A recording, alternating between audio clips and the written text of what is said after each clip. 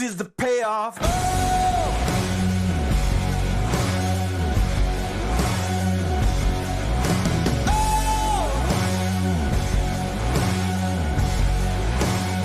This is the payoff.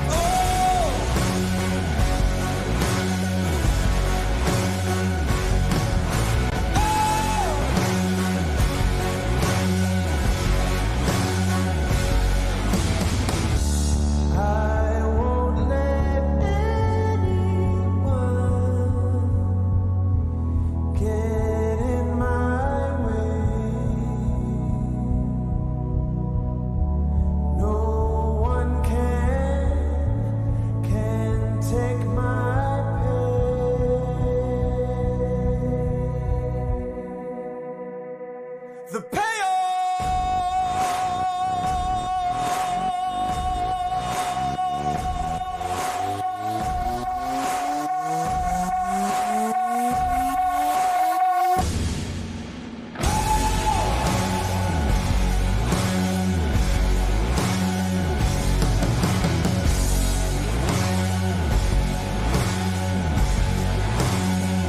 This is the payoff.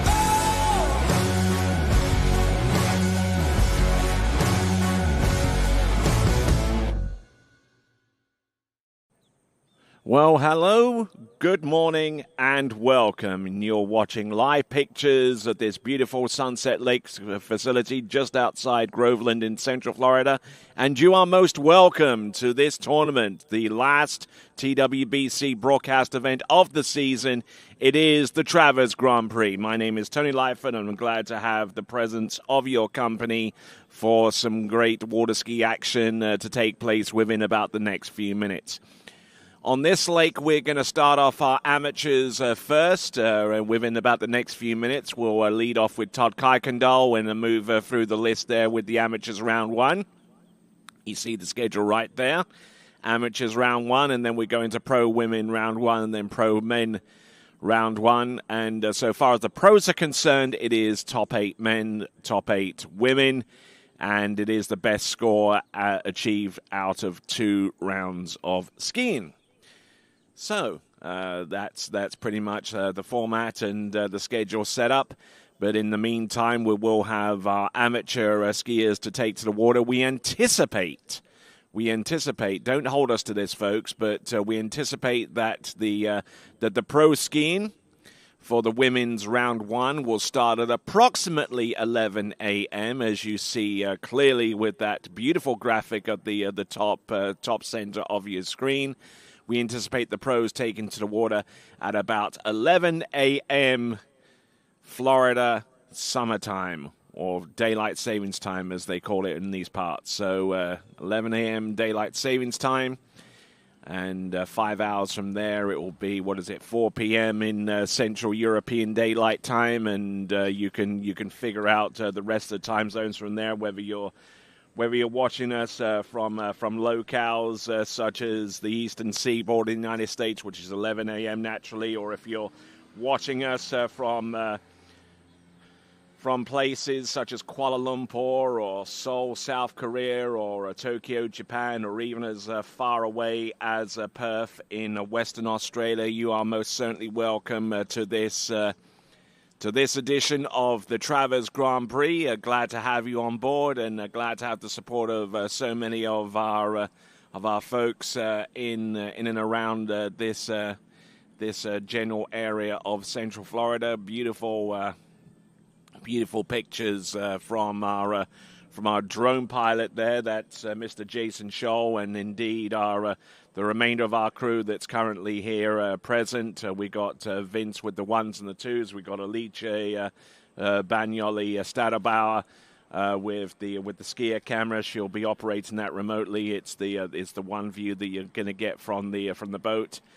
And we've got Jeremy Scholl on the shoreside camera as well, and we have a couple of other cameras operated with our good friends that are able to volunteer for that task. And there you see our bow camera with always a very, very dramatic shot whenever that comes into play. So that takes care of the introduction. So grab your favorite drink. Yep, I've got mine here.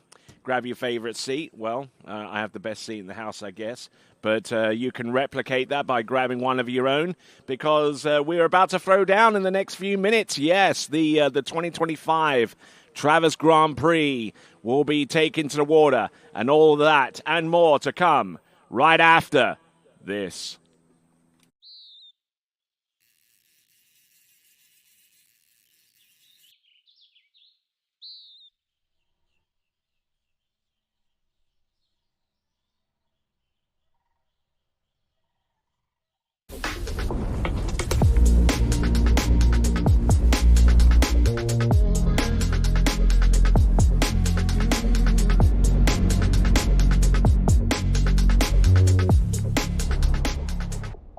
You know us for the sunsets, the buoy skied, the feet flown, and the flip spun. But when you visit, you'll also know us for the memories by the lake. Points won and lost, cheers shared, and the dinners together. Skiing is a lifestyle, and at Sunset Lakes, we make sure you enjoy every part of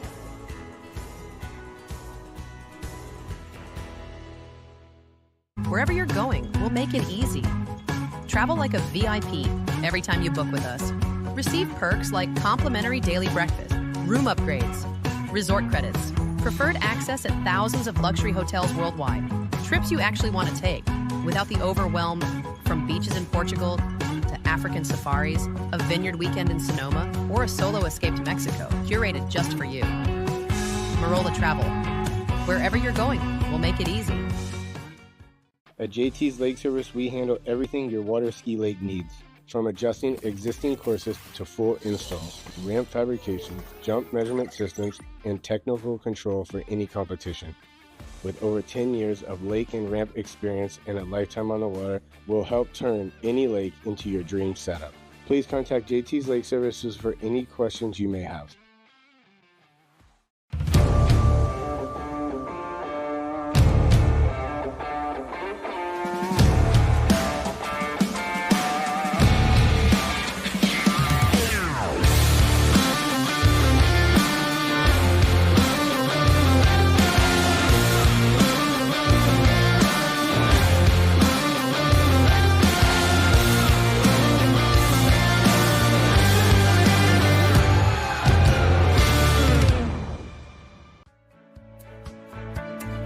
Welcome to Sunset Lakes, home of Jack Travers and the Show Ski School.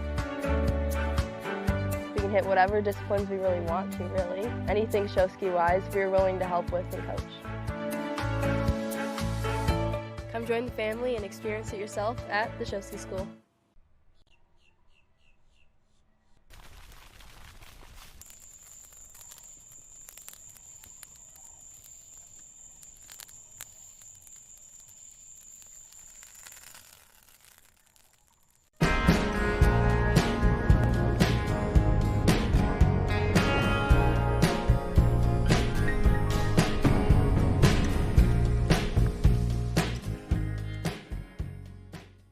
At Jack Travers Water Ski School, we're here to make every moment on the water unforgettable.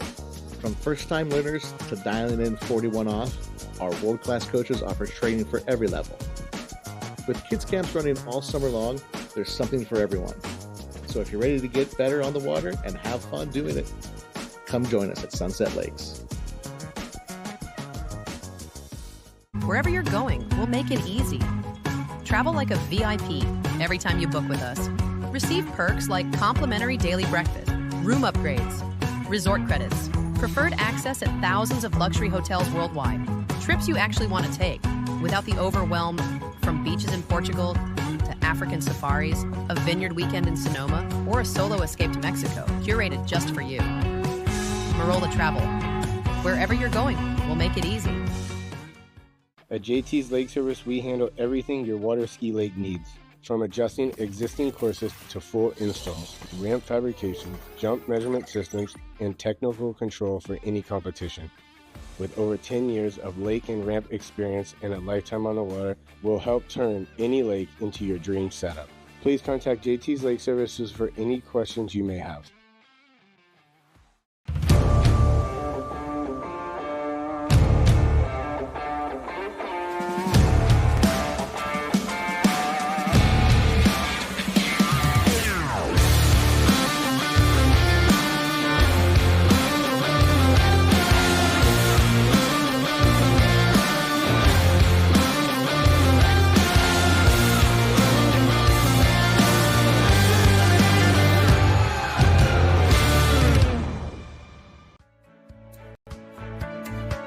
Welcome to Sunset Lakes, home of Jack Travers and the Show Ski School. We can hit whatever disciplines we really want to, really. Anything show ski wise, we're willing to help with and coach. Come join the family and experience it yourself at the Show Ski School.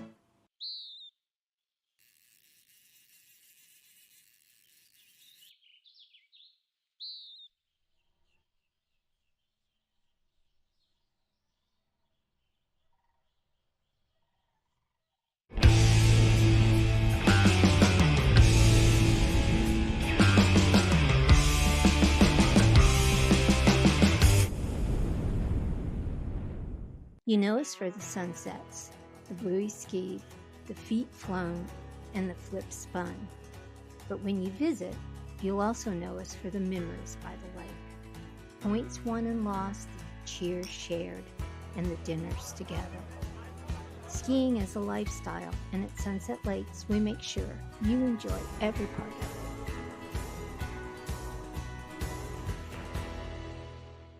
it. Wherever you're going, we'll make it easy. Travel like a VIP every time you book with us.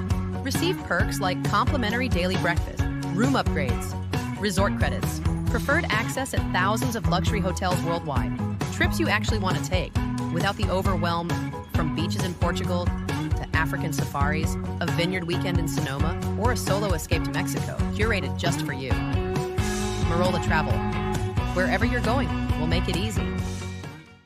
At JT's Lake Service, we handle everything your water ski lake needs, from adjusting existing courses to full installs, ramp fabrication, jump measurement systems, and technical control for any competition. With over 10 years of lake and ramp experience and a lifetime on the water, we'll help turn any lake into your dream setup. Please contact JT's Lake Services for any questions you may have.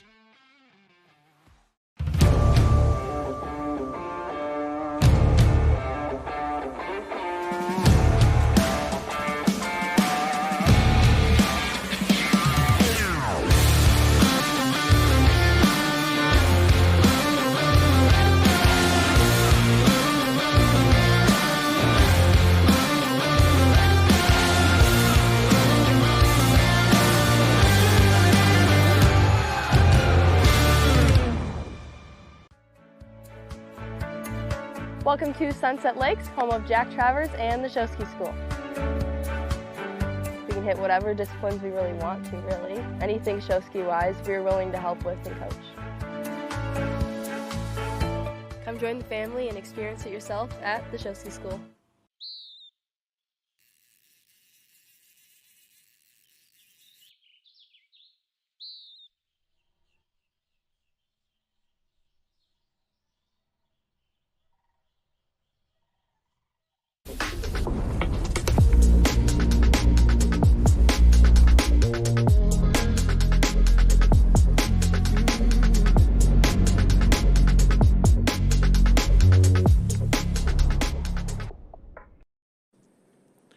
Right there, welcome back, and we're just moments away from starting the 2025 edition of the Travers Grand Prix. There is your schedule on the left-hand side of your screen. Amateur round one, and then we'll go into women's pro round one, and then pro men's round one. And I believe our first skier is ready to take to the water on this lake. It should be Todd Kuykendall, at least according to my list.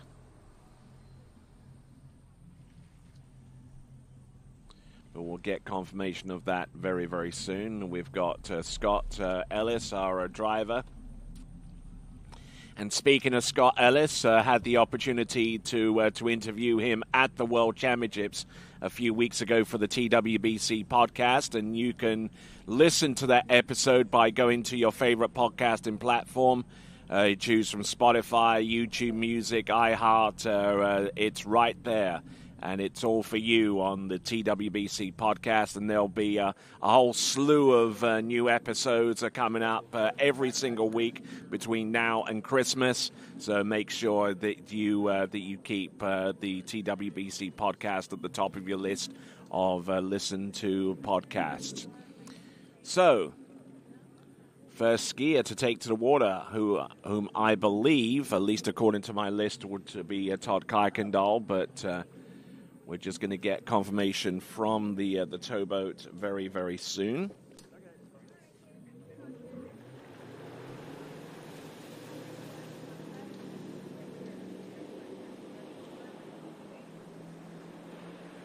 So our first skier to lead off this competition. It looks like it is going to be Todd Kuykendall. Todd Kuykendall, a former skier from the South Central region.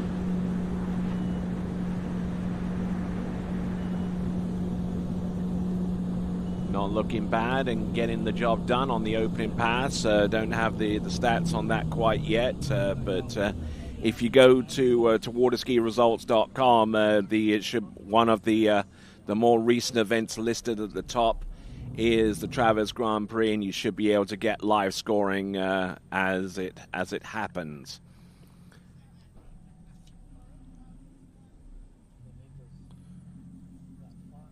So just waiting on the particulars there for Todd Kuykendall. I would imagine that would be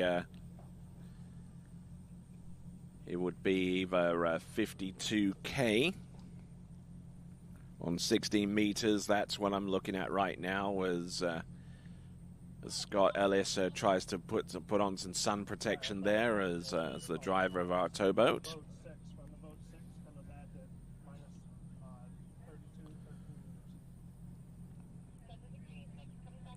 So Todd Kuykendall is men's 6.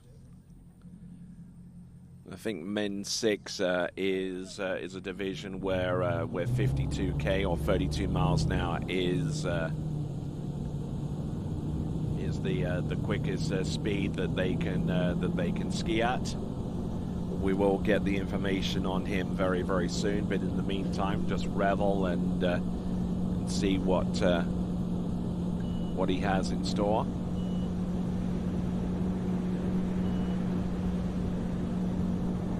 Okay, so Chris Richer actually is our skier on the water. We've just gotten confirmation from our radio communication. Chris Richer is on. Yeah, there you go. 2 passes down and continuing on. This is men's 6.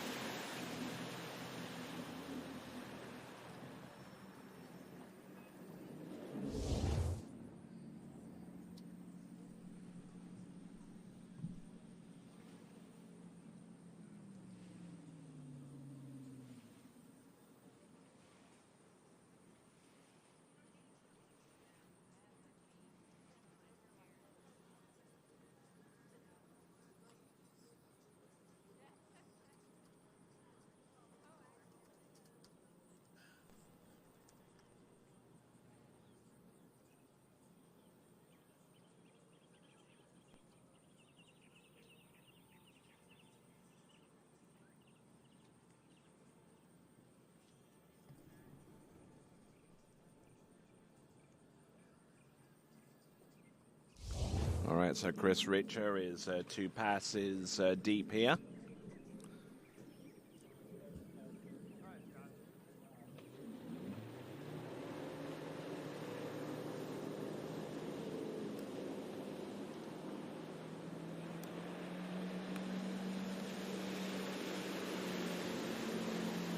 All right there. So speed, I would assume remaining the same. The line length is shorter. I would believe this to be 30 meters, and getting round number 2, and not much more beyond that. So we'll get you the full score for our skier out in the water. That's Chris Richer.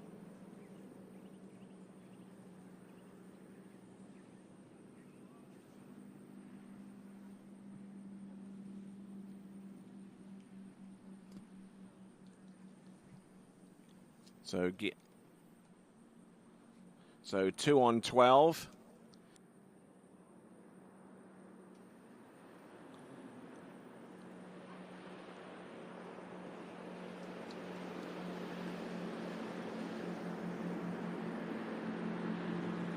Okay, so we're getting the score. It's going to be 2 on 12 meters, 2 on 12 meters.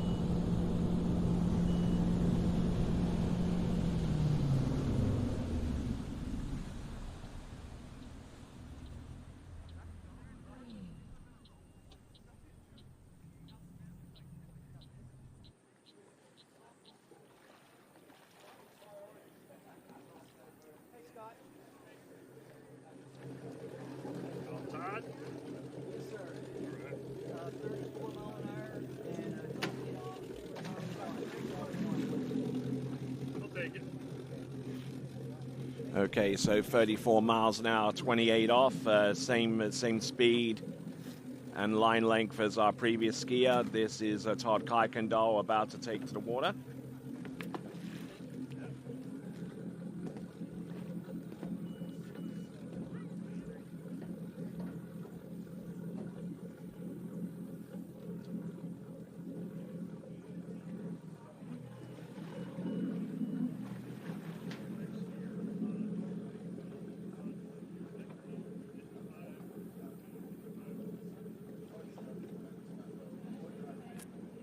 Okay, 55K, 14.25 meters. Just to let you know that men's 7 is the first division where the boat speed is, the max boat speed is lower than 55K, the first instance of. So up to and including men's 6, the max speed for those senior divisions from men's 3.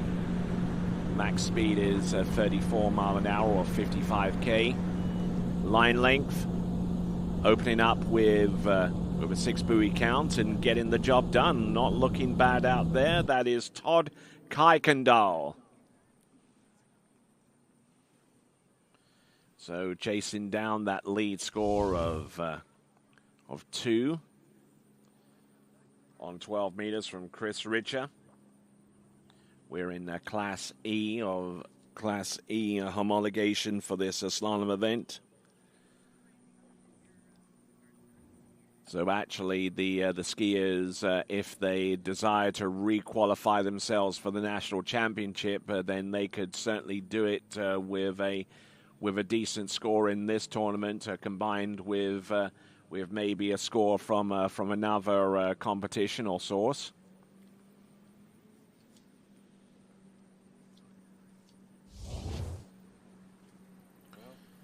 So looking at our dock here, some fine specimens I see. Yeah, actually the glare is totally good. Well, but I'm going back to 15 on it. Yeah. It's easy to screw up. All right then, now looking in from our boat, heading towards the eastern end of Sunset Lake.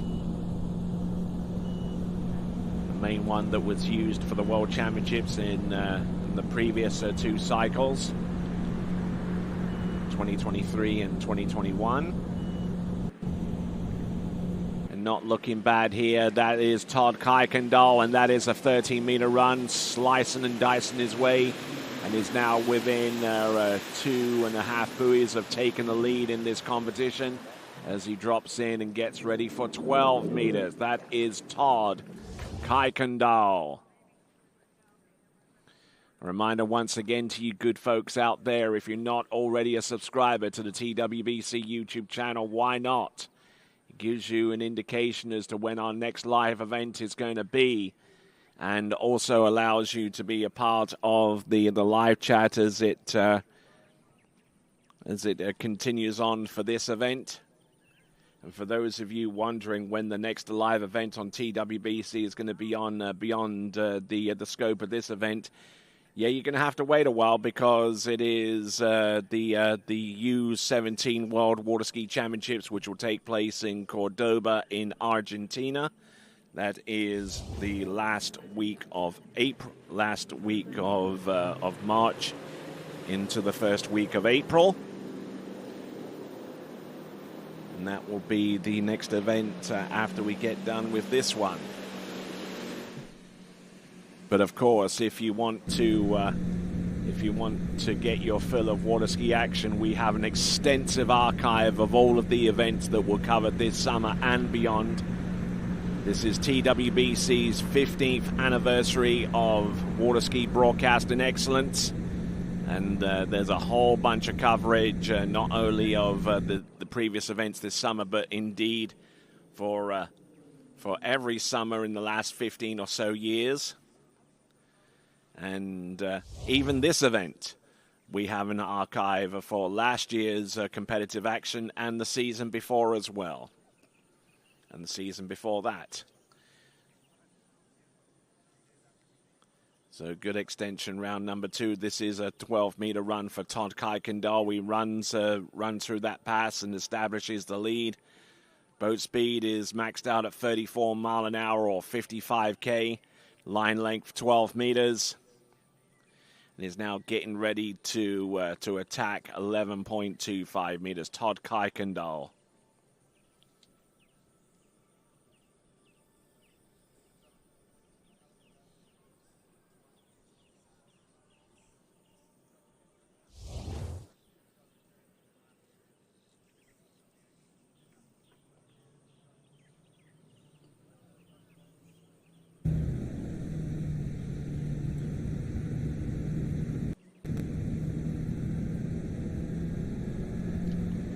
All right then, folks, here we go. Coming on in. Todd Kuykendall, 11.25 meters, trying to keep the line tight into his gate shot. Entrance, number 1, taking a good hit there. There's number 2. He's still on pace here. Look at him go round on 11.25 meters. He is struggling here off number 4, but he's good to go round number 5. Can he make it outside buoy number 6? Just about. Does he take the hit? Oh, my word. That could go to a review, folks. We'll double check to see if he made it through the exit gates to score more than 5.5 for starters. So it looks like the ski, and we'll see this in the instant replay review, didn't make it outside buoy number 6. So Todd Kuykendall is going to have to make do with 5. But what a great scorer this early on in the competition, and skiing into the Eastern Sun, which certainly didn't make life any easier for him going forwards. But at least he takes a good snap at this one inside buoy number 6. He tried to sell us on it, though. But nice try. But 5 is all he gets on 11.25 meters. So decent effort there for him, Todd Kuykendall. All right, Doug Rooker is going to be our next competitor, and his boat speed is going to max out at 52K. Our first division where that happens. And we're looking at the instant replay from Todd Kuykendall. And he gets 5. Yeah, well inside that upon reflection. Certainly gave it his best shot, though. No two ways about. Doug Rooker. 52K, 14.25 meters.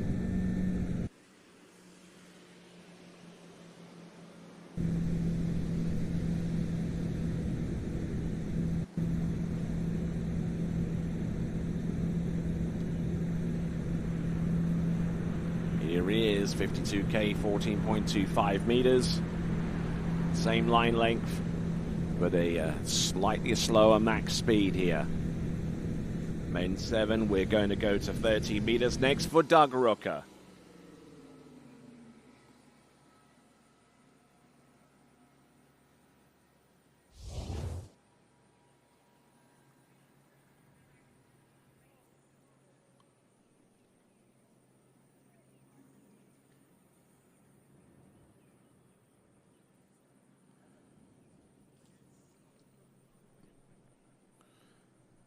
All right, not looking too bad there for Doug Rooker. Skiing away from the rising sun.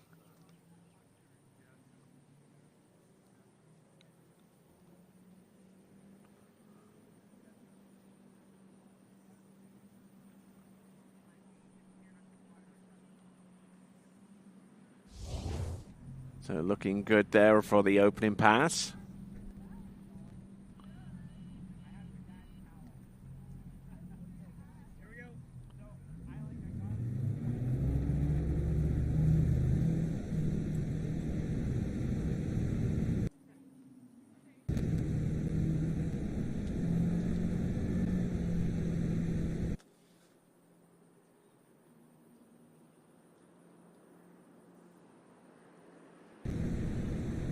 All right, here we go, folks. Doug Rooker.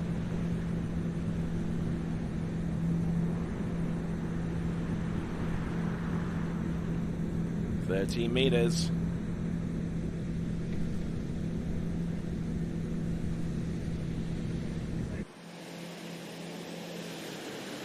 And doing pretty good so far. 2 passes under his belt, 14 and 13.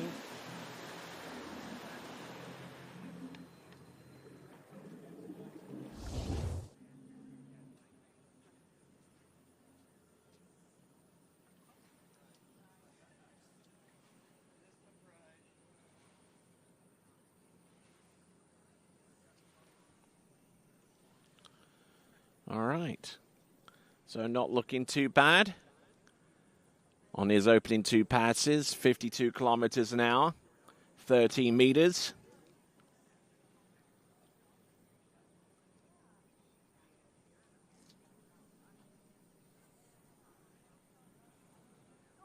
Looking good.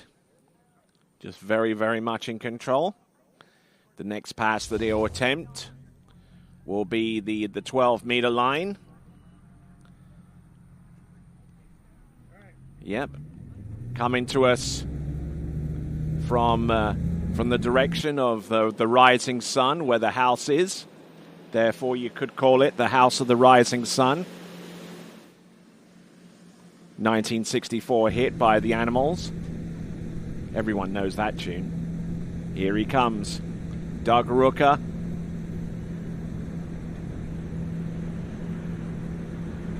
Round number 1, 2, 3. He's still working this on 12 meters. He gets round number 5 and unfortunately unable to take the full grasp of the situation around buoy number 5. Maybe a stronger pair of gloves might have worked for him.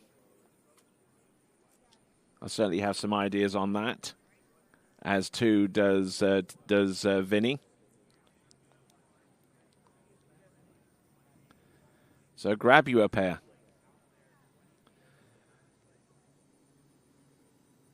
Yep, taking a big old hit there off number 3. Was at full extension to get round buoy number 4.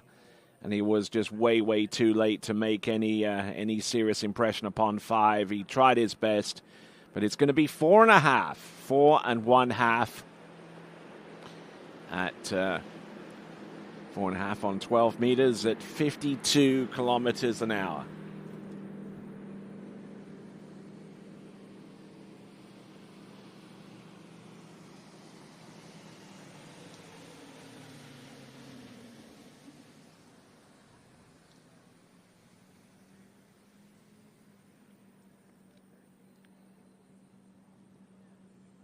So, looking good, looking pretty good up until about number 3, but I think then anxiety kind of got the best of him at that point, so 4.5 buoys there for him. All right there, so Stephen Gilmore.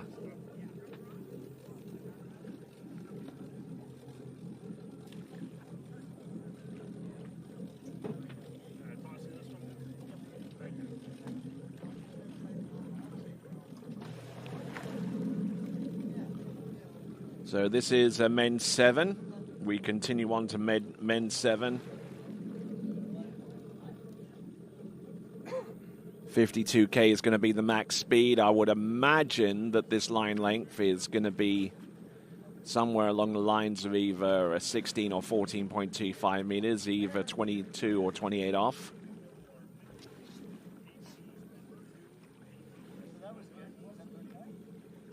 Okay, it's going to be 52K, but the line length is going to be 18.25 meters or 15 off.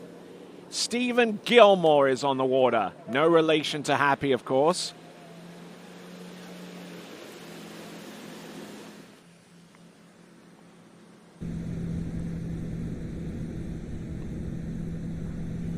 Although, could you ever imagine a Happy Gilmore rendering of this sport? 18.25 meters. Oh, he's going to have to work this one. Oh, and he's inside number 6 on the opening pass. What a shame. He gets around number 5 at 52K on the opening pass of 18.25 meters. That is Stephen Gilmore. That is 32 miles an hour at 15 off. Getting into a little bit of difficulty right from the get-go. And 15 off, it's supposedly supposed to be an easier line length to deal with, but it's not always the case, especially when you're trying to mitigate the amount of speed that you need to get round the buoys, and and it's. You still have to work, mind you, but I mean it's just not an optimal line length, and certainly one that I would never choose if I had the opportunity to slalom in a tournament such as this. There's a lot to be said for starting in on the line length of 14 or even 13 meters, because because if you've warmed up enough, you're up to speed so far as your metabolism and everything else is concerned. But it is what it is.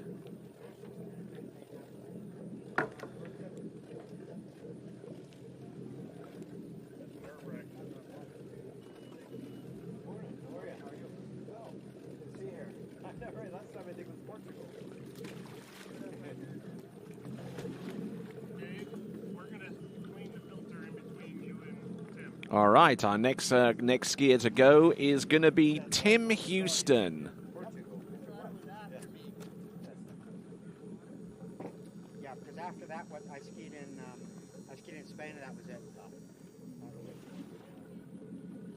The European, I can drive there. All right, 30-meter start. And it's going to be at 52 kilometers an hour, max speed for men 7, Tim Houston. And if you've been watching us on TWBC over the last few weeks during this season and the season before, and why haven't you? He is one of our grateful sponsors, and Tim Houston owns a Cadillac dealership not too far away from here. And I'm sure that he is as giddy with excitement at the prospect of a new team in Formula One, the 11th team on the grid, with Team Cadillac, with their drivers Sergio Perez and Valtteri Bottas. They'll take to the Formula One field with the Australian Grand Prix and in March of next season, around about the same time that Moomba will take place, and that's going to be rather intriguing, especially when it comes time to booking flights and hotel rooms and what have you. I mean, it's already challenging enough to do that without another major event taking place the same weekend. But it's that's the situation that's going to present itself for our international skiers that will be in Melbourne come March. But it's strange how it got to this conversation, just simple, easy steps. And it starts with Tim Houston. And he's going to come back in on 12 meters at 52 kilometers an hour. There is Scott, the Rocket Man Ellis, at the helm of that 2026 edition of Correct Crafts Ski Nautique. The first time it's used at a pro event east of the Mississippi River.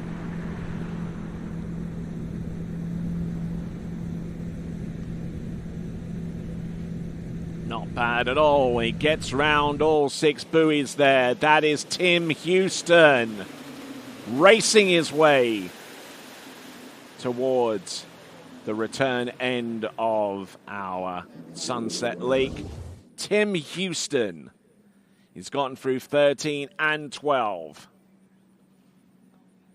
It's looking pretty good there.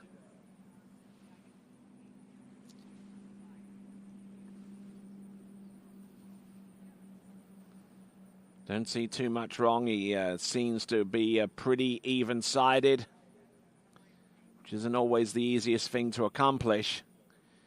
But he's very patient. He allows the ski to get up underneath the line, not trying to pile on the gas too much, but making sure he gets the job done. Men's 7 competitors continuing on right now. We have got Tim Houston.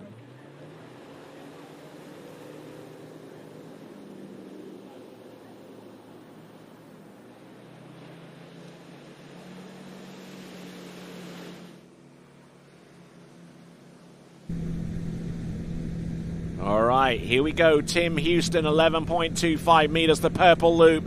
Gets it to go around buoy number 1, a little flat-footed into number 2, but he's there. He's still there on number 3. Look at him go. He's good to go for number 4. A little loose off number 4 into 5. Look at him go from 5 into number 6, and our first attempt at 10.75 meters is going to belong to Tim Houston in men's 7.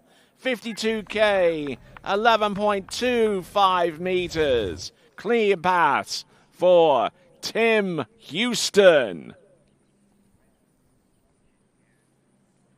And it all started with a brilliant gate shot and excellent turn into buoy number 1.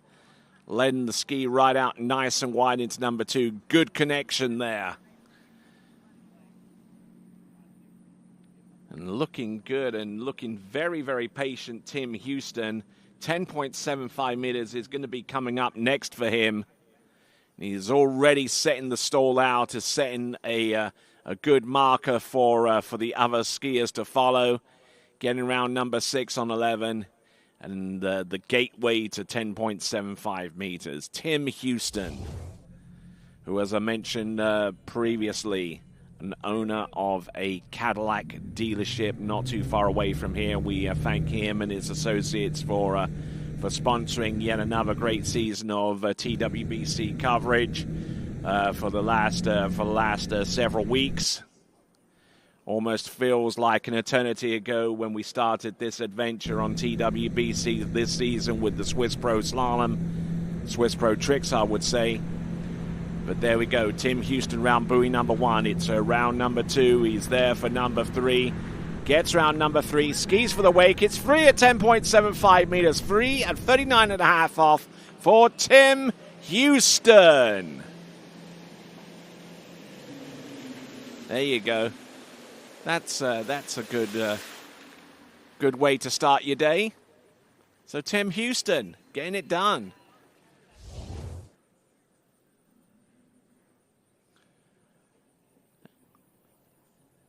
Be nice if I could get to talk to him afterwards.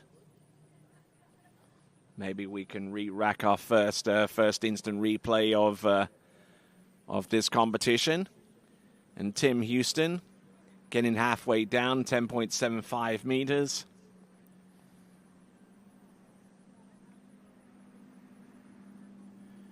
So there you go.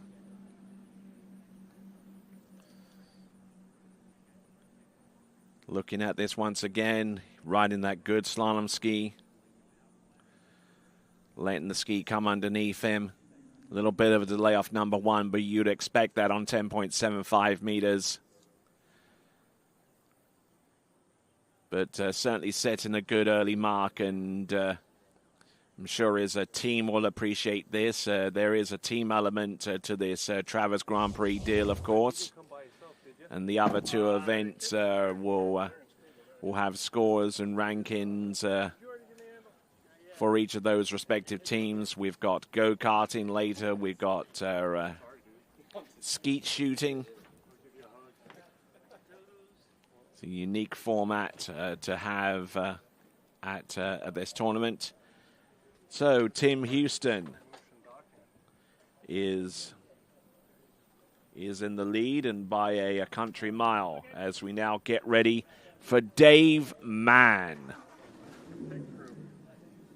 Dave, what would you like? There you go, Brad. 32-22. Okay, 52K, 16 meters, or 32 miles an hour, 22 off. 52.16 is the metric expression for that boat speed and line length. Yep, and he's our boat judge having to pull in quite a bit of rope there from where it was to where it should be.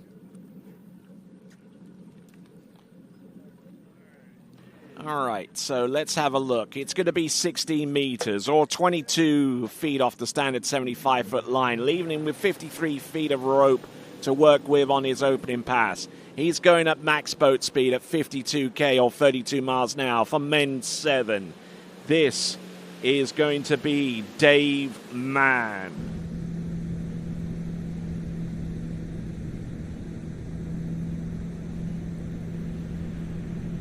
There's number 1, a little bit launched off number 1 into number 2, and it's not making his task of staying early ahead of the buoys all that easy to obtain. But he just manages to sneak that ski outside buoy number 6, and that is Dave Mann.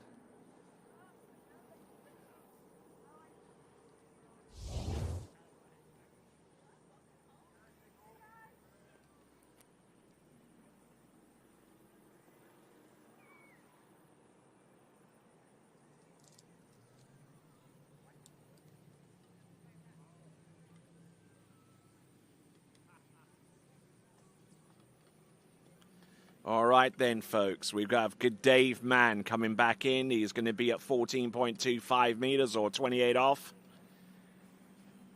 I will do my utmost and very best to make sure that that all of you, no matter where you happen to be viewing anywhere around the world, gets an accurate indication as to what boat speed and line length they'll be skiing at, whether it's in metric or feet and inches.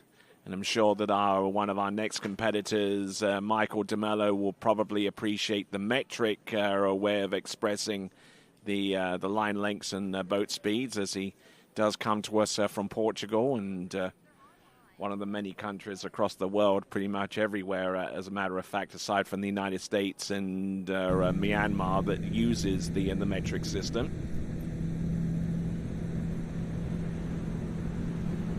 Dave Mann, 14.25 meters. Now he's starting to hustle here. He's getting round number 4, a little bit broken over into number 5. Can he make it round buoy number 6? Yes! Dave Mann.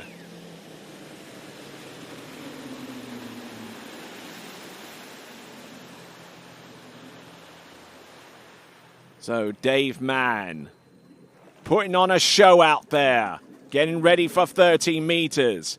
Dare I say, the Man Show. Wasn't that a TV series with Adam Carolla and Jimmy Kimmel? Do you remember that? Neither do I.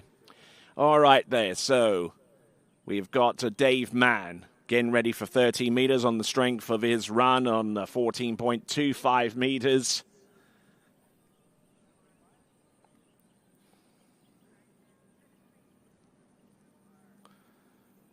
So not looking bad.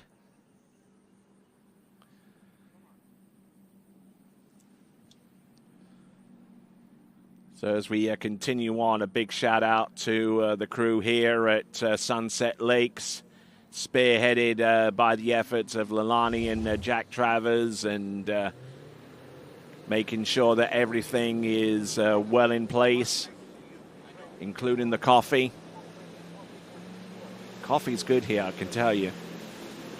All right there, here we go. We've got Dave Mann. It is 13 meters. rolls in, not especially wide into buoy number 1, but he manages to get the skier through underneath the line quickly enough to stay on pace with this run. He gets round number 4. Can he make it round number 5? More to the point, can he make it round number 6? Yes, he can! It is a 6-buoy count on 13 meters! 32 off for Dave Mann.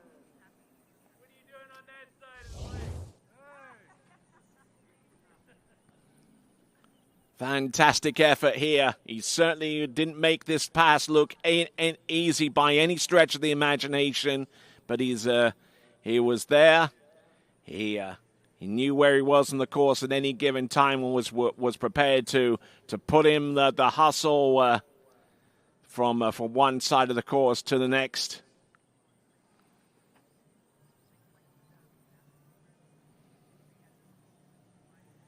Bringing the handle up a little high off number 5, but he needed to take as much slack out of the line as possible to expedite his approach from 5 into number 6, and he just squeaked that ski on the outside.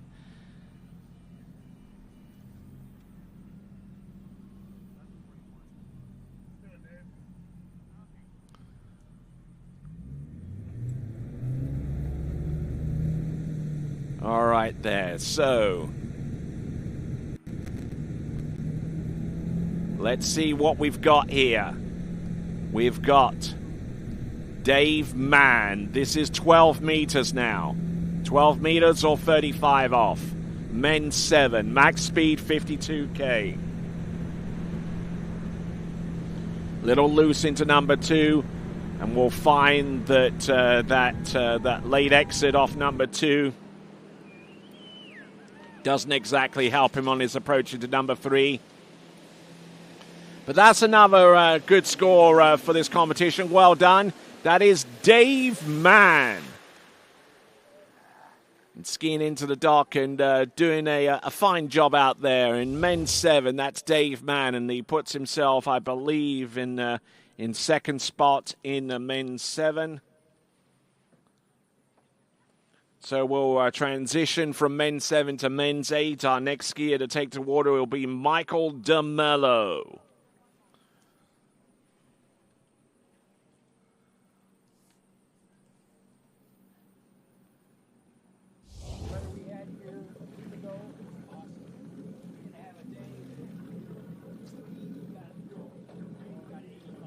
Oh, wow. Oh, right.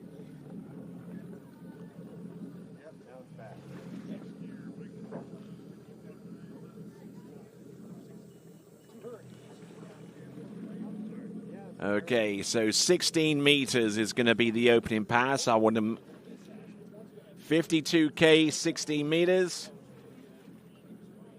I don't know if Tim Houston is around, but I wouldn't mind having a little chat with him if he's available. I'm sure he's around dockside, probably getting towed off after his effort. But if he's around, come on down, sir. All right there. So we've got Michael DeMello.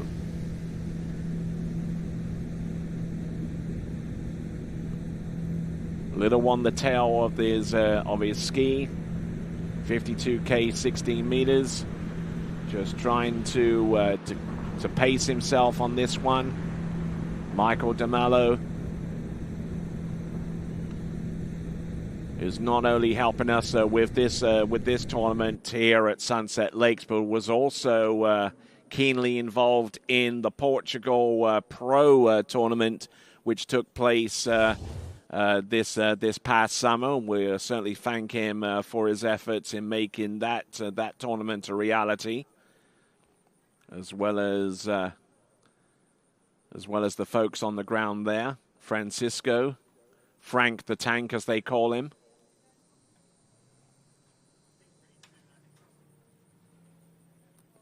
And Michael DeMello getting through a pass number 1. That is 16 meters, and that is 52k.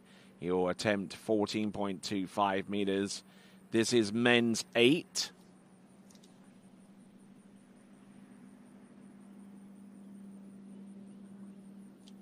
And for those of you wondering at what point the boat speed actually reduces so far as a maximum speed of 30 mile an hour. That occurs in men's 9.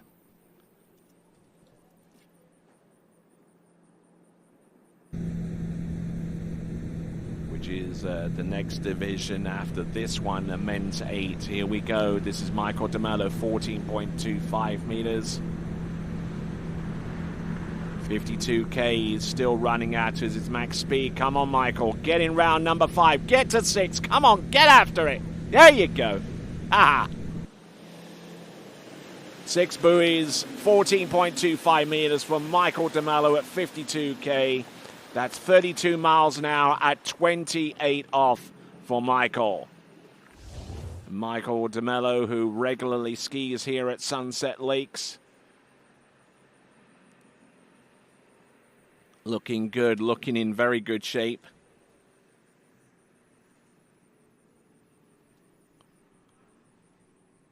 Just really skiing well out there. Skiing into the rising sun, towards the rising sun, I should say.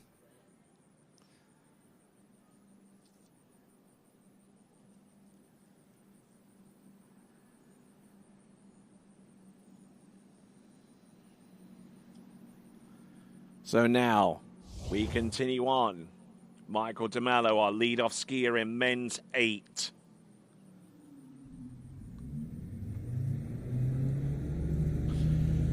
All right, so here we go. We've got Michael DeMello now. This is 52K, and this now is 13 meters. The green loop, a little bit of a longish pull into number 1. That will delay his exit into buoy number 2 and ultimately delaying his exit even more from 2 to 3. So it is going to be a 2 buoy count. So tied for his season's best, riding that Syndicate Omega slalom ski. That is Michael DeMello.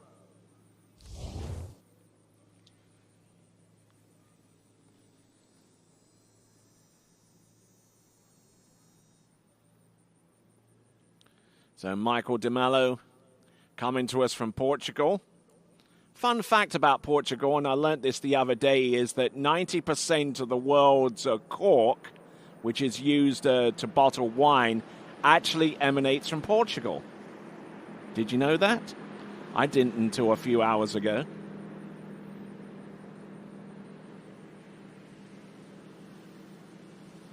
I wonder what would happen if they imposed tariffs on corks. That would certainly make wine a little bit more expensive, a whole lot more expensive, I would imagine. But there you go, Michael DeMello in the water, and after his attempt at 13 meters, not bad effort there with 2. There we see Scott Ellis. Once again, a reminder that there was a podcast episode on the TWBC podcast that was recorded over at the World Championships, and Scott Ellis's love affair with the sport of tournament water skiing started off with tacos, believe it or not. And you can find out more by listening to the TWBC podcast, which is available wherever you choose to listen to your favorite podcast, whether it be Spotify, iHeartMusic, YouTube Music. It's all there for you to listen. And over the next few weeks, there'll be one episode a week between now and Christmas. So check out the TWBC podcast wherever you choose to listen to your favorite podcast.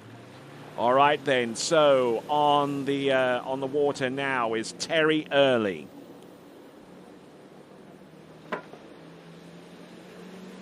Okay, 52K, 16 meters. Exactly the same line length and speed from our previous skier, Michael DeMello. Terry Early. Let's see if he can run this pass. Early.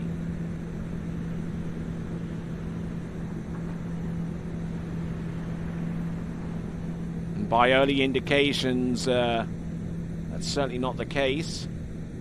But so far so good. It's just trying to stay on upright with his opening pass of 16 meters, and now we can start to kind of like let loose a little bit with the passes to come, starting with 14.25 meters or 28 off on pass number 2.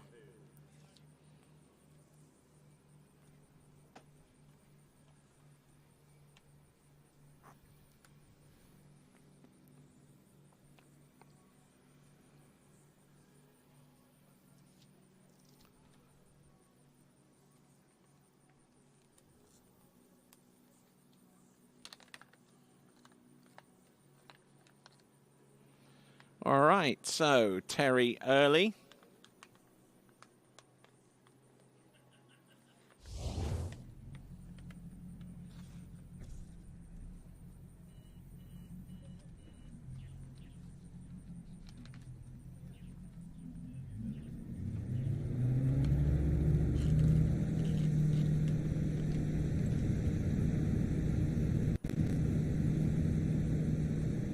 All right, here we go. Terry Early, 14.25 meters as that 2026 Correct Craft Nautique straightens up and brings him into the course for his return pass towards the dock. 14.25 meters, getting it done. There's 1, 2, 3, and unfortunately unable to get outside number 4. So it's going to be a 3-buoy score on 14.25 meters. That is Terry Early.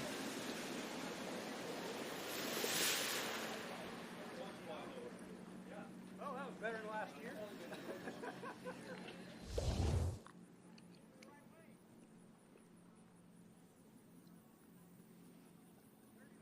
Said that score was better than last year.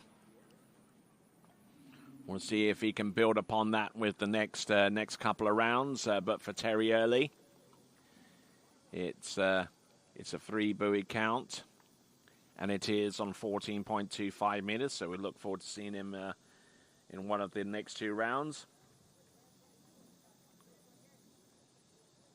So next skier up, according to this list, is going to be Randy Torley. He's going to be our last skier in men's 8.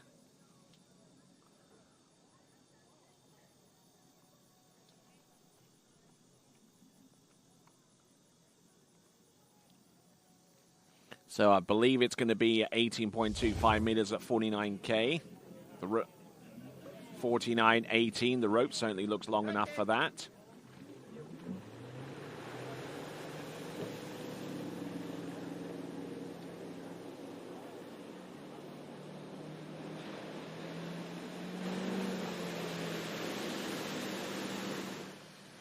Here comes Randy Torley, 49K.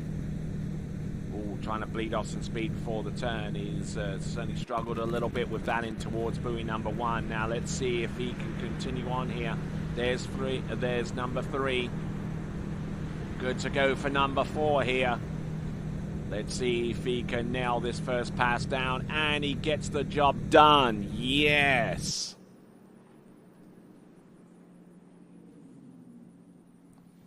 Not bad at all.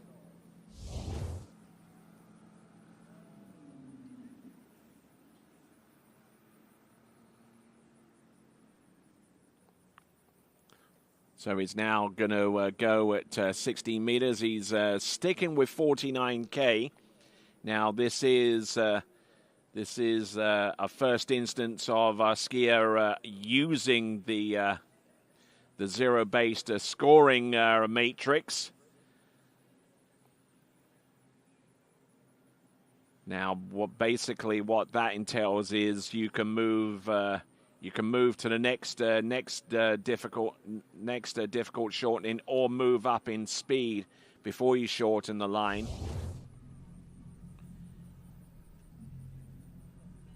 You still score in more or less the same direction in terms of buoy count, but how you get there is a little different. So boat speed still remaining at 49K.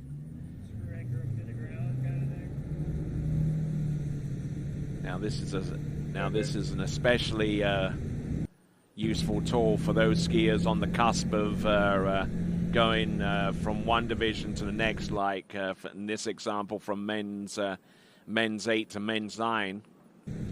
Or it could actually be that that our skier on the water may already be in men's 9. But he didn't turn men's 9 until the end of the nationals, the previous nationals, and Randy Torley getting into a little bit of difficulty there with the boat speed of 49k and the line length of 16 meters. 16 meters, the orange loop, of course. Kind of skied almost at buoy number 1 and was forced to carry a little bit more speed than he anticipated for in towards the wakes. And that speed just continued on all the way up until his attempt on buoy number 4. Yeah, just left the ski behind him. And when you do that, the falls can be quite dramatic. It's 3.5. And that is on 16 meters at 49k for Randy Torley. Next competitor up is going to be Ed Hummel.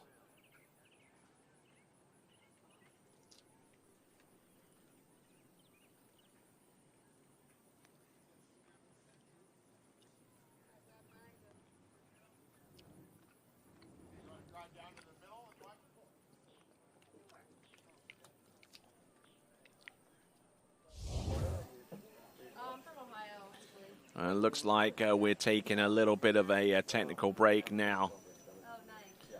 I don't live there now. Yeah, I graduated from Miami.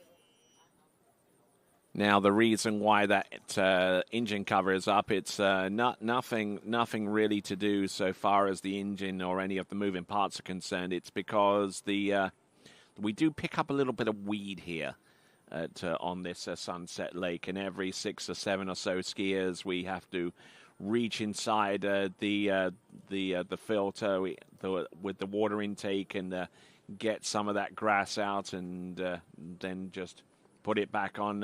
Only takes a few seconds, so nothing where we should be terribly concerned about, but we want to try and keep that engine as cool as possible, and the best way to do that is to empty the water intake filter every so often. And there you go. A few seconds, and Ed Hummel. Now we're going to go into Masters Men's Division. Now this division was created over a decade ago to accommodate those skiers within this age bracket who didn't want to go to a division where the speed, the max speed, actually got any lower. They wanted to stay at 34 miles an hour, but they wanted to stay competitive with similarly talented athletes. So Ed Hummel getting ready for his opening pass. 52.18 for Ed Hummel.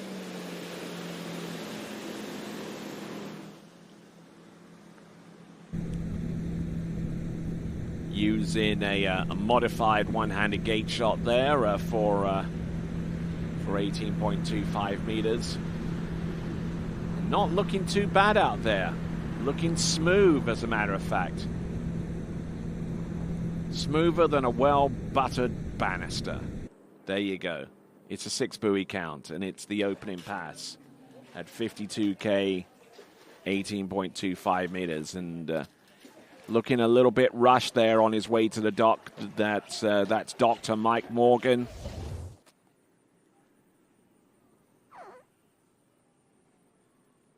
Looking good, and just trying to stay balanced on top of his ski and allowing that ski to run wide. It's a bit like setting up for a rainy day out in your car. You know, you want to try and give yourself enough room and enough space to slow that ski down.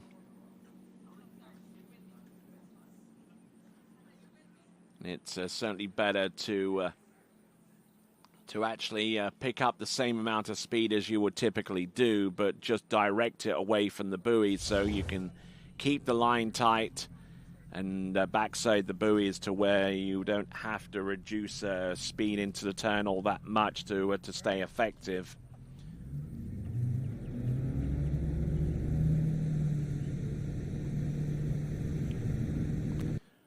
Okay, so they actually called the line length wrong, and I thought that was a little short. 14.25 meters was the opening pass. Now, this is 13 meters at 52K. 13 meters, oh, not bad there on buoy number 1. And round number 2 as well, getting a little bit twisted here off number 3 into number 4. But Ed Hummel getting okay. He's a right foot forward slalomer, which means his 135 side are going to be a little bit awkward, but is able to compensate for that by getting some better and early approaches into his 246 side, as well as the gate shot itself. Ed Hummel, good extension around buoy number 1. On 13 meters. He started off on 14.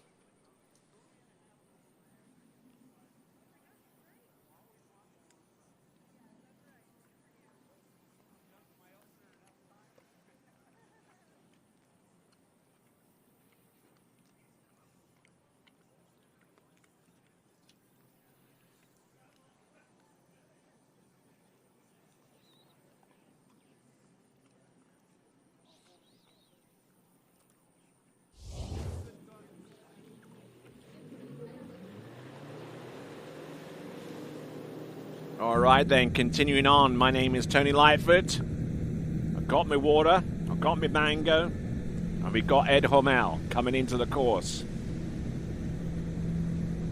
This is 12 meters.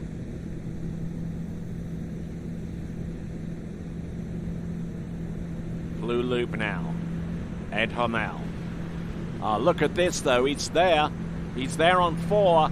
He's keeping the ski out sufficiently ahead of him. He's staying patient. And he gets the pass. Oh, yeah. Ed Hummel. Yeah, looking good. That was at 52K. And he, too, utilizing the zero-based scoring system. 11.25 meters is coming up next. And the way that the zero-based scoring system goes is after completing each pass, you can decide, at least in this level of competition, whether the next most difficult pass is going to come by way of a shortened line or an upward shift in the boat speed, obviously up until the designated maximum speed for your division, of course. Now, in terms of Masters Men, that max speed is 55K, but he's decided not to go that route. He's decided to go via the route of shortening the line with each pass. And because he's maxing out at 52K, he receives a 6 buoy less of a score compared to the same line length shortening at max speed, which is 55. So here we go. This now is Ed Hummel. Looking good. There's number 1. Oh, handle up high, a little high-sided off buoy number 1. He gets round buoy number 2. He's still there on number 3, but he brings the handle in a little bit too soon, and it stops the ski cold. It's going to be 2.5, 2 1/2 buoys there for Ed Hummel on 11.25 meters, so well done to him.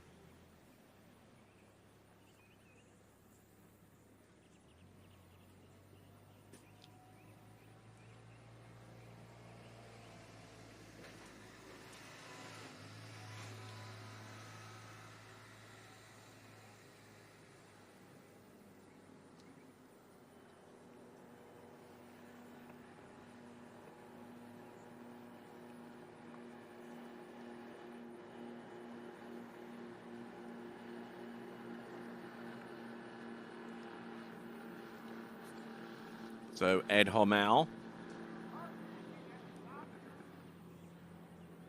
Yeah, just reaching for the handle just a little bit too much. And now we move on to our next competitor, one of the true legends of the sport.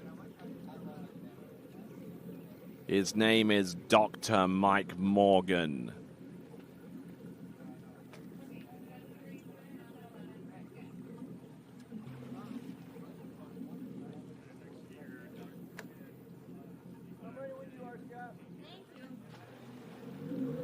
Okay, 55K, 13 meters. Still a lot left in the tank for this guy. Approaching the course, 55 kilometers an hour, 13 meters. This is Dr. Mike Morgan.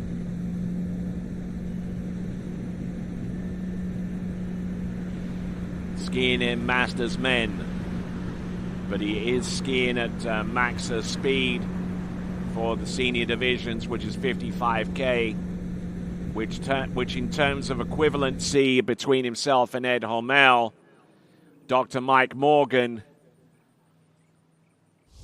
would need to ski more than 2.5 on 12 meters because his boat speed is 1 click higher compared to Ed Hormel, who scored 2.5 on 11. Mike Morgan, for his part, because he's chosen 55K as his maximum boat speed, can overhaul anyone that has decided to go at a slower boat speed, but with a shorter line. At 2.5 for Ed Hormel, and Ed Hormel's 2.5 on 11.25 meters now being attacked by Mike Morgan, who will be coming in on 12. It wasn't because of me, though, because, right, I didn't throw you under the bus. I sent a video of Tim fixing my ski, and I said, quick, fix. All right, here we go. This is Dr. Mike Morgan.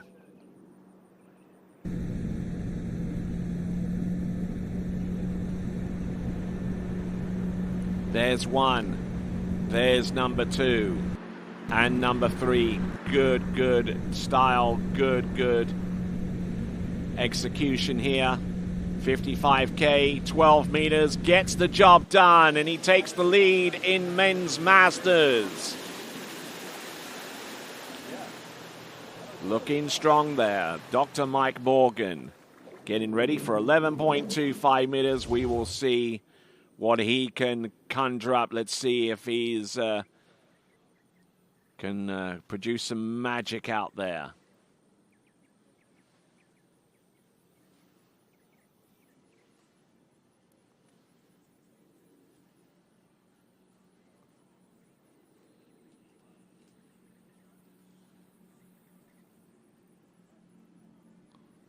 So Mike Morgan at 55K, 12 meters, taking the lead in the men's masters competition. Putting about a 3.5 buoy gap between himself and Ed Hormel within that same division. And now, as we continue on the amateurs in round 1, skier on the water right here, right now, is Ed Hormel. Is Dr. Mike Morgan, I beg your pardon. Ed Hormel scored 2.5 at 52K on this line length. Now Mike Morgan is here at 55K on the same line length and looking to put a whole pass ahead of him. There's 1, there's 2, there's number 4. There's number 5. He's down course here. Can he make it? Oh, and he tries to throw the ski around buoy number 6 and almost producing a heck of a fall, but he manages to stabilize himself enough to where the after effects may not be that dramatic. But there you go. That is Dr. Mike Morgan. It is going to be either 5 or 5.5. I would imagine it'll be closer to 5 because the handle came out of his hand before he got to the buoy line with the ski around number 6.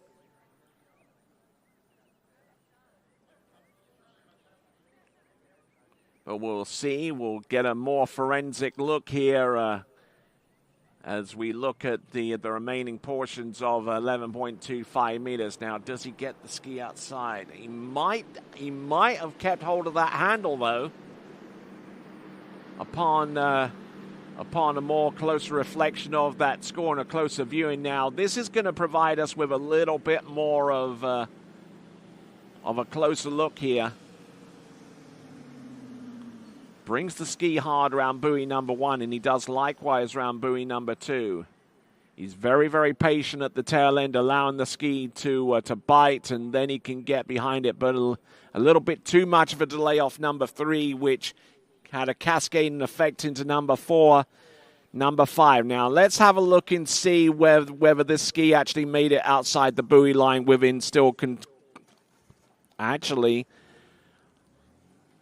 If it were me, that would probably be 5 1/4. It's just like old school gas. You go up to where the handle fits in, flip that little silver lever up, you'll hear it. Fresh gas, Mary. Good for you. Okay, so the judges have adjudicated, and they have said that it is 5. Looks like the towboat, I think, is about to be refilling, and a good time. So for those of you that have expended their iced tea or coffee in the morning, or whether that sofa or that lazy boy has kind of gotten a little bit lumpy, make sure you take this time to refuel right now, as we are doing with the towboat, and get yourself a comfier, a sofa or a settee, as we continue on into the amateur competition for the women's divisions. It's all right here at the Travers Grand Prix when we return right after this. You know us for the sunsets, the buoy skied, the feet flown, and the flip spun. But when you visit, you'll also know us for the memories by the lake. Points won and lost, cheers shared, and the dinners together. Skiing is a lifestyle, and at Sunset Lakes, we make sure you enjoy every part of it.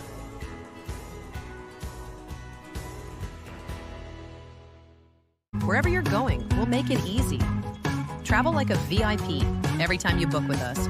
Receive perks like complimentary daily breakfast, room upgrades, resort credits, preferred access at thousands of luxury hotels worldwide, trips you actually want to take without the overwhelm from beaches in Portugal to African safaris, a vineyard weekend in Sonoma, or a solo escape to Mexico, curated just for you. Marola Travel. Wherever you're going, we'll make it easy. At JT's Lake Service, we handle everything your water ski lake needs, from adjusting existing courses to full installs, ramp fabrication, jump measurement systems, and technical control for any competition. With over 10 years of lake and ramp experience and a lifetime on the water, we'll help turn any lake into your dream setup. Please contact JT's Lake Services for any questions you may have.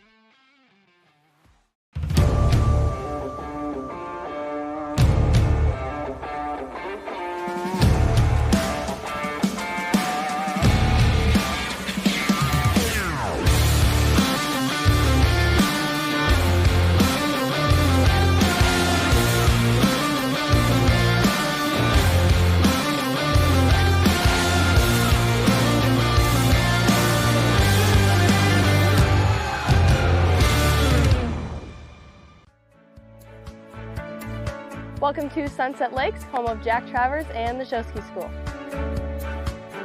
We can hit whatever disciplines we really want to, really. Anything show ski wise, we're willing to help with and coach. Come join the family and experience it yourself at the Show Ski School.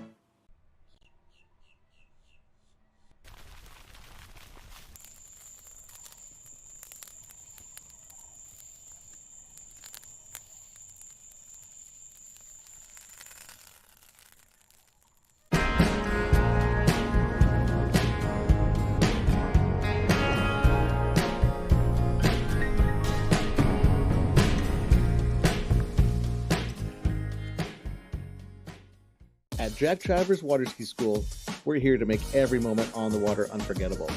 From first-time learners to dialing in 41 off, our world-class coaches offer training for every level. With kids camps running all summer long, there's something for everyone. So if you're ready to get better on the water and have fun doing it, come join us at Sunset Lakes. Wherever you're going, we'll make it easy. Travel like a VIP every time you book with us. Receive perks like complimentary daily breakfast, room upgrades, resort credits, preferred access at thousands of luxury hotels worldwide, trips you actually want to take without the overwhelm from beaches in Portugal to African safaris, a vineyard weekend in Sonoma, or a solo escape to Mexico, curated just for you. Marola Travel. Wherever you're going, we'll make it easy. At JT's Lake Service, we handle everything your water ski lake needs. From adjusting existing courses to full installs, ramp fabrication, jump measurement systems, and technical control for any competition. With over 10 years of lake and ramp experience and a lifetime on the water, we'll help turn any lake into your dream setup. Please contact JT's Lake Services for any questions you may have.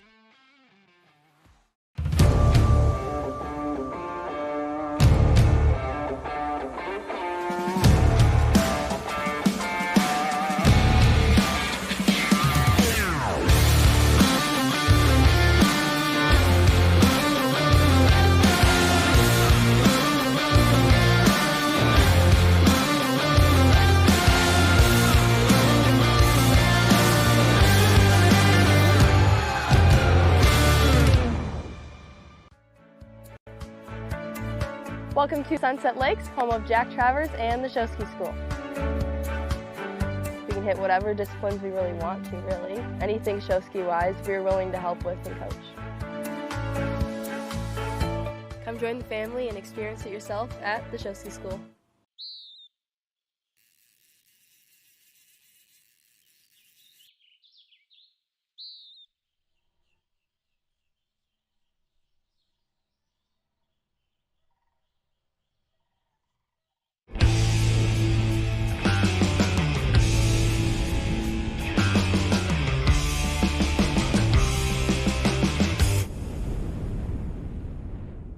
You know us for the sunsets, the buoy skied, the feet flown, and the flip spun. But when you visit, you'll also know us for the memories by the lake. Points won and lost, cheers shared, and the dinners together. Skiing is a lifestyle, and at Sunset Lakes, we make sure you enjoy every part of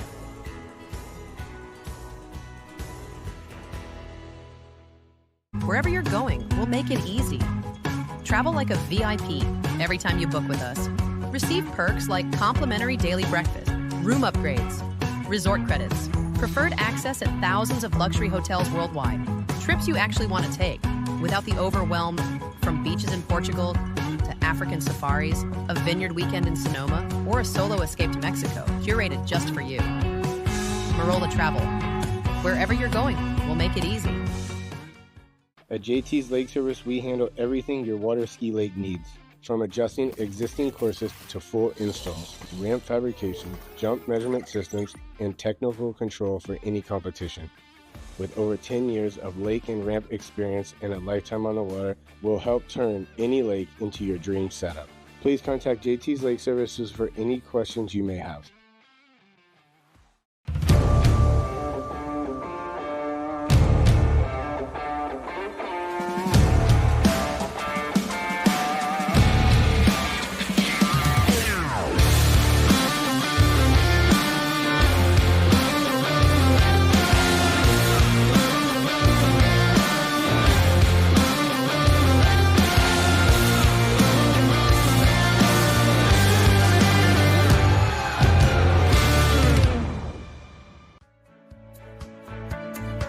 Welcome to Sunset Lakes, home of Jack Travers and the Show Ski School.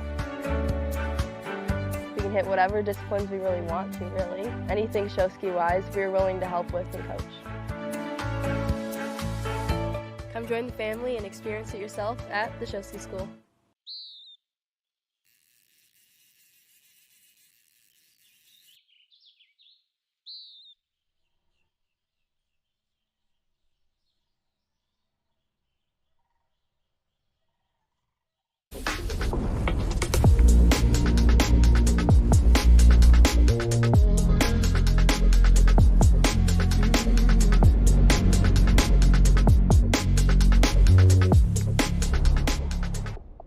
You know us for the sunsets, the buoy skied, the feet flown, and the flip spun.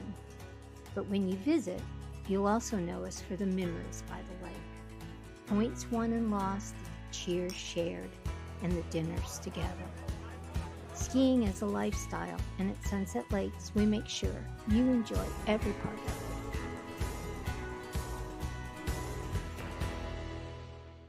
it. Wherever you're going, we'll make it easy. Travel like a VIP every time you book with us. Receive perks like complimentary daily breakfast, room upgrades, resort credits, preferred access at thousands of luxury hotels worldwide, trips you actually want to take without the overwhelm from beaches in Portugal to African safaris, a vineyard weekend in Sonoma, or a solo escape to Mexico, curated just for you. Marola Travel. Wherever you're going, we'll make it easy. All right, there. Continuing on, we've got our amateurs in the women's competition about to take to the water. Yes, indeed. Sophie Suman is our first competitor. Skip Hommel is going to be our driver. Our boat judge is Terry Early. A couple of our skiers from the previous section of the competition, the amateur men.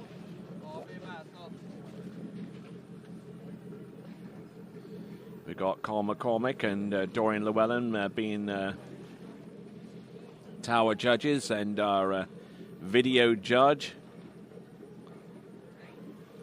Not too sure who that is, but we'll find out, no doubt. Okay, so Sophia Suman, or Sophia Suman. Well, there might actually be another person to ski before her. That would be Mary Nelson. We'll get the confirmation of that in just a moment. Just a reminder that we anticipate the pros to hit the water at around about 11 a.m. 55.16 for Mary Nelson.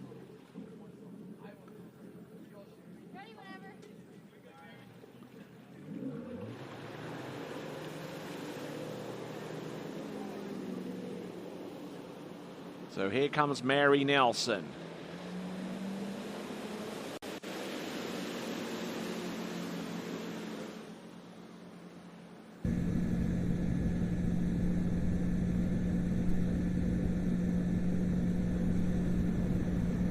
Oh, 16 meters. Some tight turns here.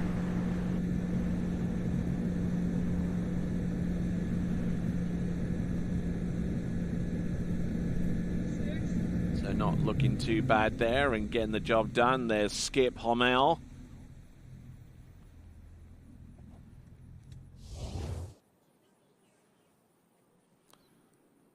All right, so continuing on, Mary Nelson on the opening pass of 16 meters, getting the job done, and we'll continue on to 14.25 meters.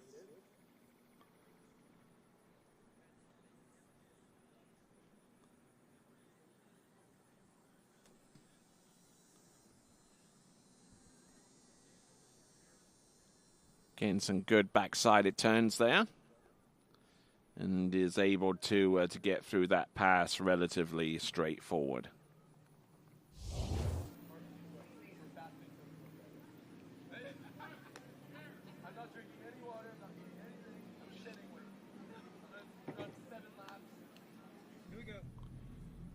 Here we go. Skip Hommel from around here, as a matter of fact. I think he's one of the guys that's organizing the skeet shooting portion of this event. His house is over there in the background. And in the foreground is Mary Nelson on the 14.25 meters.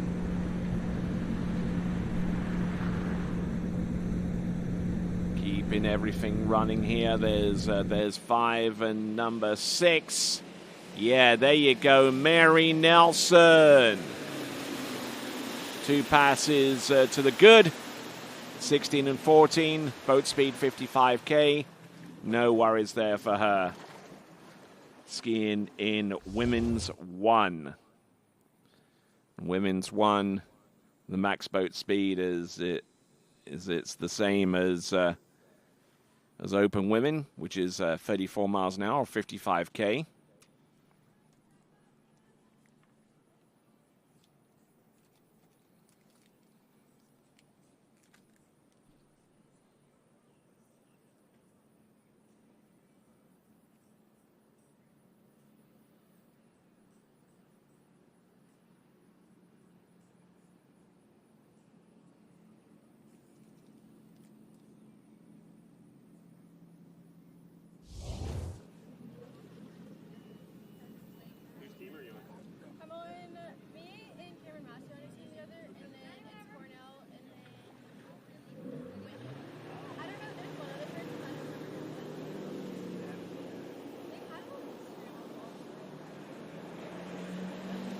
All right, let's continue on, shall we?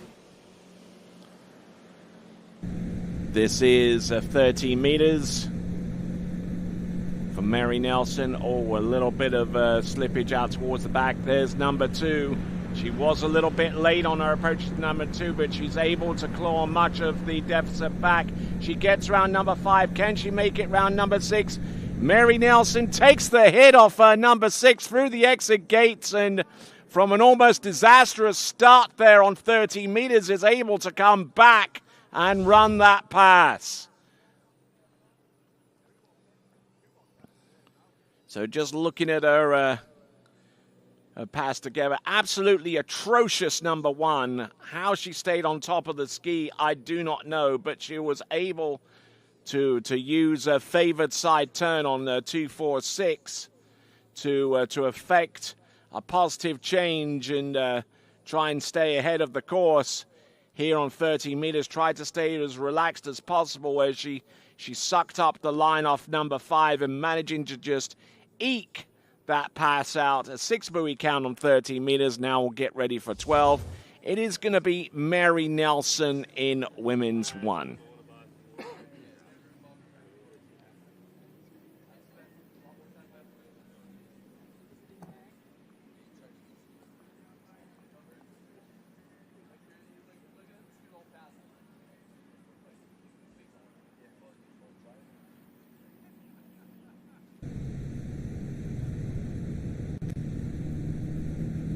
All right, here we go. Skip at the wheel, and Mary with a line length 12 meters from the pylon out to the handle. The blue loop, there's number 1. A better start here on this line length. Now there's number 2, handle up high, unable to affect a positive motion there off number 2 to get outside number 3. But it's 2 on 12 meters. That's 2 at 35 off at 34 miles an hour. That is Mary Nelson. 2 buoys on 12. So 2 on 12, and that's going to be a final score here in the first round of amateurs in this Travers Grand Prix in women's 1. Here on Sunset Lake, the main Sunset Lake.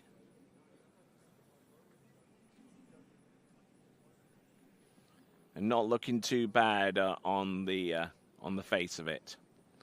So that is Mary Nelson. 2 on 12 meters. So moving on from Mary, we've got our next competitor. It's going to be Sophia Suman. We'll get the particulars from her very, very soon. But in the meantime, if you feel like chatting it up on the live chat, you can do so by hitting the subscribe button on the top of the TWBC YouTube channel. You'll get instant notifications as to the next time we will go live, and also be a part of the live chat going forwards as well. The next time we will go live will be next year, And that event will be the IWWF U17 World Water Ski Championships, which will take place in Argentina in late March into early April. 46, 18.25 meters for our next competitor, Sophia Suman. So as I was saying, the next event that TWBC will be live broadcasting will be in late March, early April, just before the start of the pro season here in the Northern Hemisphere. Our first event will be in Argentina, and more details of that event will be made public as soon as the time. Continuing on, 43K, that's 26 miles an hour. 26.43, 18.25 meters, 15 off. So now she will come back at 46K, which is 28 mile an hour.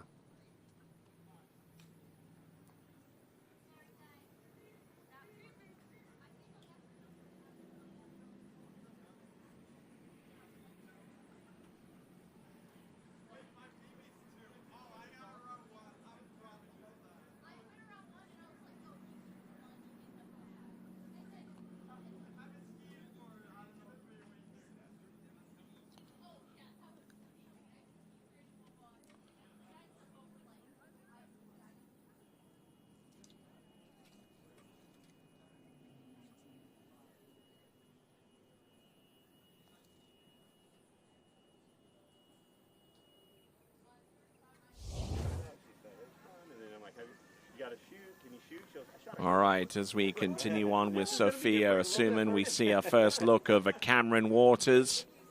Cameron, part of the Louisiana's Lafayette Raging Cajun water ski team, which absolutely pummeled their opposition at Woody's Warhawk Classic just this past weekend in Monroe.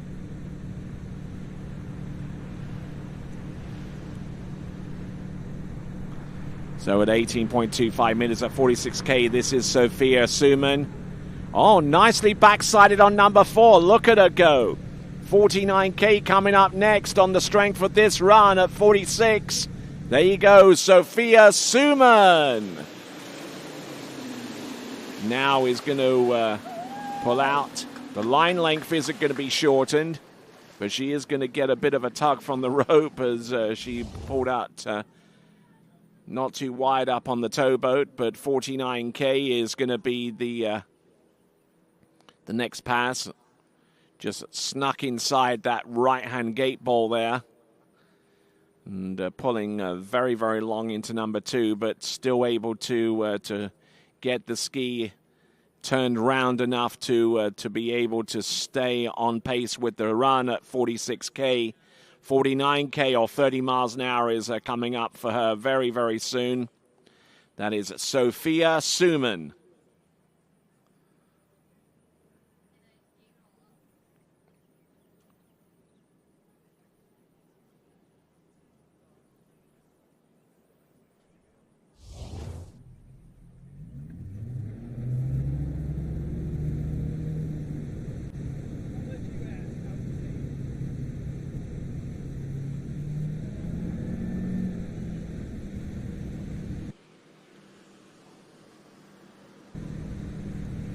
All right there, Sophia Suman coming in.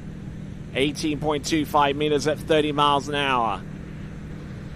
Will not be shortening the line until she gets through 34 miles an hour, which is 2 passes from this point.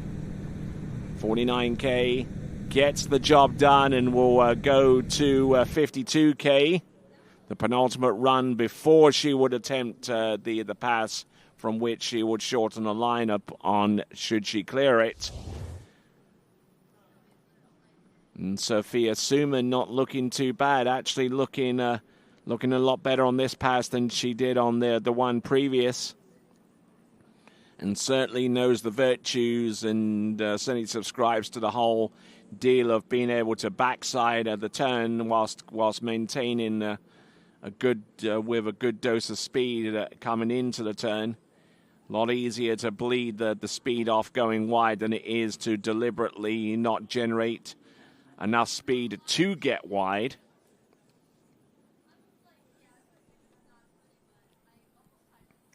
But looking in very, very good shape, it does have to be said. That is Sophia Suman.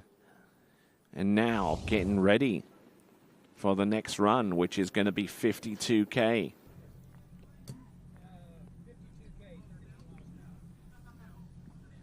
Here we go.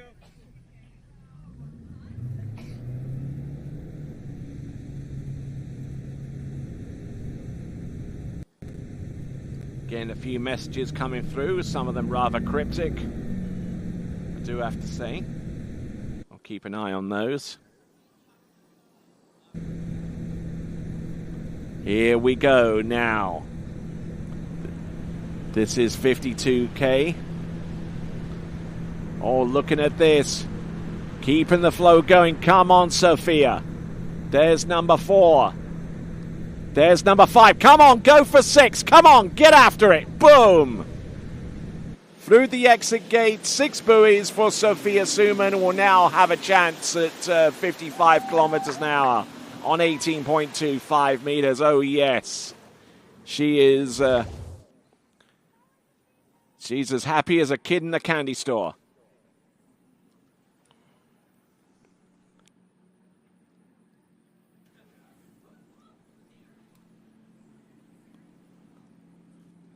So getting a little bit bogged down on one or two of those turns, but as long as she kept the water speed up, everything would turn out to be just pretty good right now. The Sophia Suman was a little bit late off number 5 into number 6 and just managed to just get that ski outside. So now let's see what her what she can do at 55K or 34 miles an hour. If she runs this, she'll have an attempt on 16 meters or 22 off. But it's ABCs. You got to get there first. Let's see what Sophia can do with the women's max speed of 34 mile an hour, 55K. Now, this is where speed control comes into your subconscious. She gets round number 1 and number 2. She's good to go for number 3. Can she get round number 4? Yes, she can. Oh, my word, she gets round number 4, but unfortunately unable to do so early enough. So it looks like Sophia Suman will get 3.5 on 18.25 meters. 3.5 on 18.25 meters at 34 mile an hour or 55K. Not quite making it to the point where she could start to shorten the line, but certainly setting herself up well for an attempt at the same line length in one of the next 2 rounds. So Sophia Suman getting the job done there with 3.5. All right there. Cameron Waters is our next competitor, also skiing in women's 1.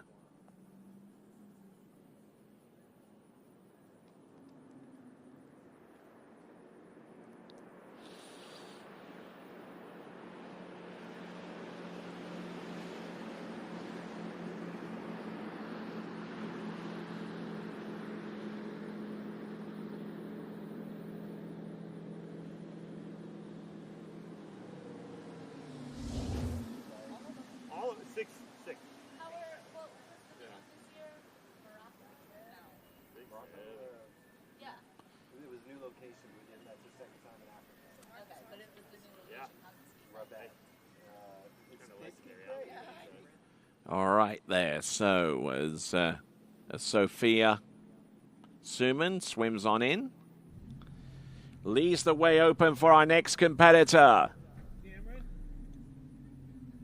Next competitor is going to be Cameron Waters.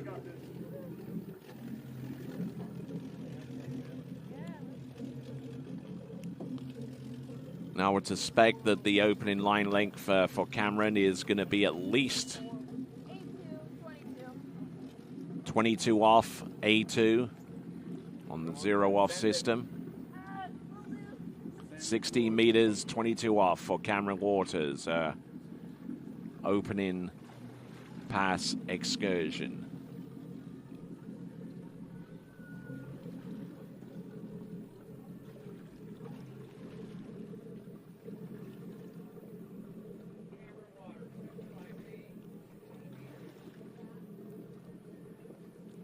$55K. We know that already. 16 meters. Or 22 off for Cameron Waters, who's skiing here this weekend. Would ordinarily be in the hub city of Lafayette, Louisiana, where she's a member of the Raging Cajun water ski team.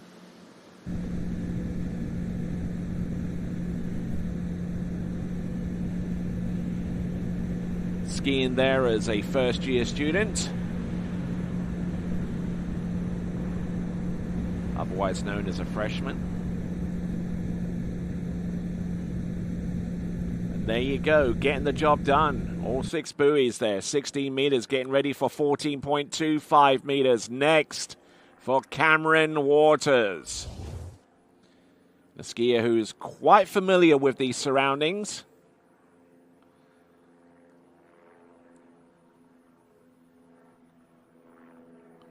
Cameron Waters, who's more adept at the jump event than the other two disciplines in which she competes, but that's not to say that that she's a slouch in the slalom event. She's looking quite in control there with the opening pass of 16 meters, and we'll see what she can do with 14. Wind is about 4 kilometers an hour from the southeast, which is about 3 miles an hour, give or take.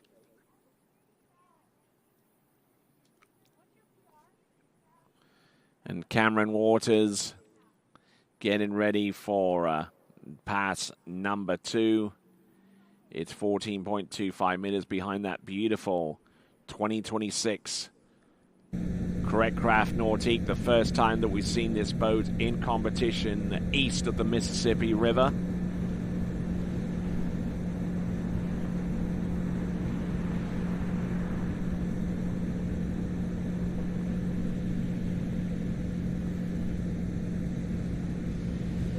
So looking good and looking very, very composed there, getting the job done, and that is Cameron Waters. 2 passes to the good right now. Looking in very, very good shape off the first two runs. Giving her the seal of approval there as she gets ready for 13 meters, the green loop. This is where things start to get very fast, very quickly.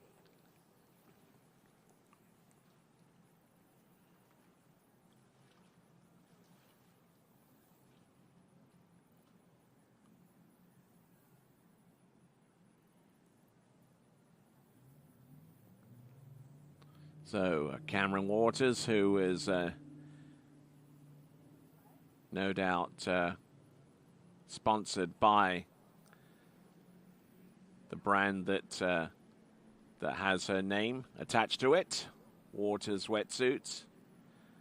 And they've extended that branding to not only include protective vests, but they've also gone into the production of jump binding wraps as well.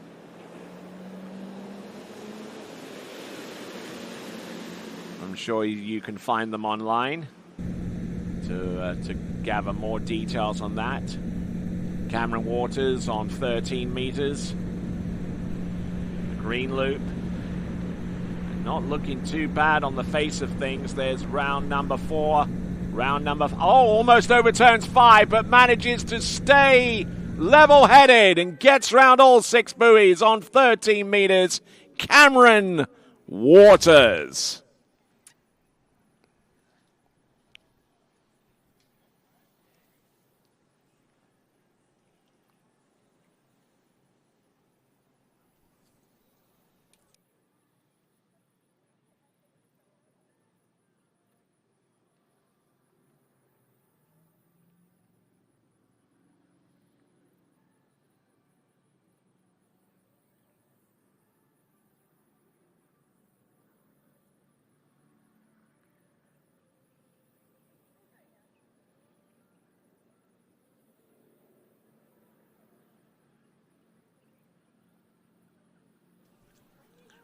All right there, so Cameron Waters.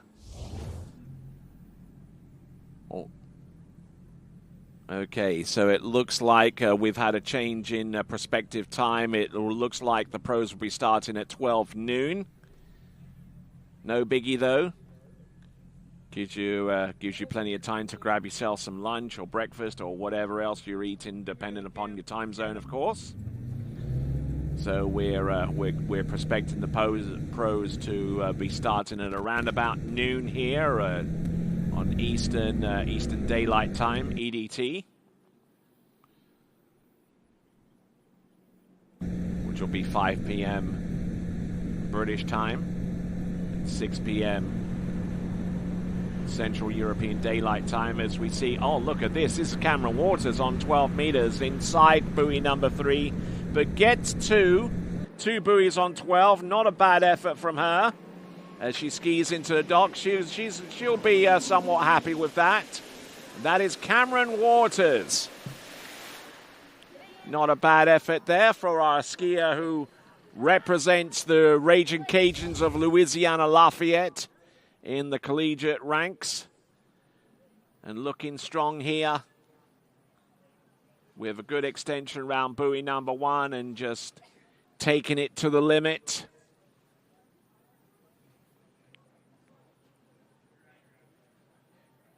Yeah, just unable to get the ski outside number 3, but managing to get around number 2 at least to get a 2 buoy count on 12. That is Cameron Waters.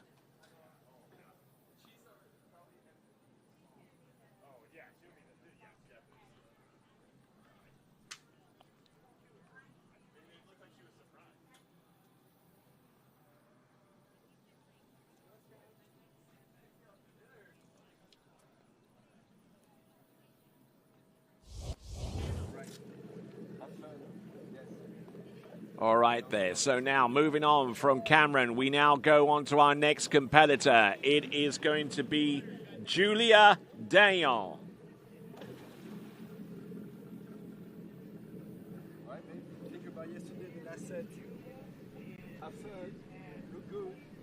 Not too sure what boat speed she'll be heading into the course in. I suspect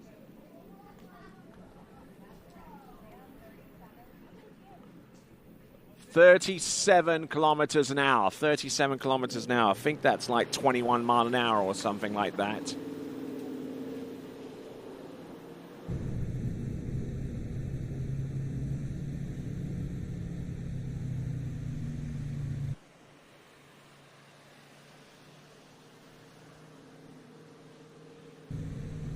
Okay, so coming into the course at 37 kilometers an hour. 18.25 meters.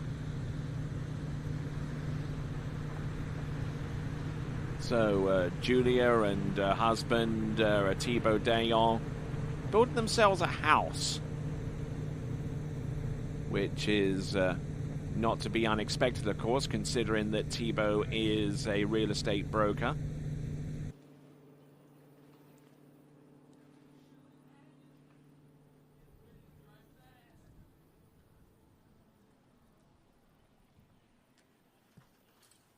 So 37 miles an hour, which is 22 miles an hour on the opening pass. That is Julia Dayon, one of our valued sponsors on the TWBC broadcasting series for this season. So we thank him very, very much for that. And I'm sure that Julia Dayon was involved in that decision process too. So not looking too bad out there. Running the opening pass of 37 and looking very good with that turn. Surprised a lot of people this season. Last season, actually, in the Travers Grand Prix. Looking very composed and very well settled. That was at 37K. We now go up to 41K, which is 24 mile an hour.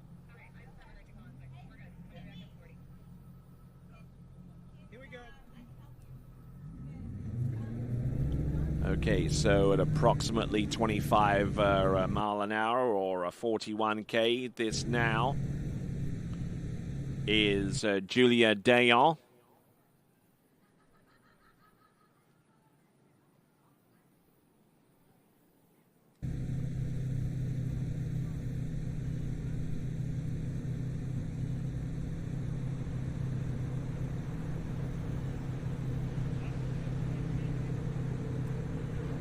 So, boat barely out of idle right now,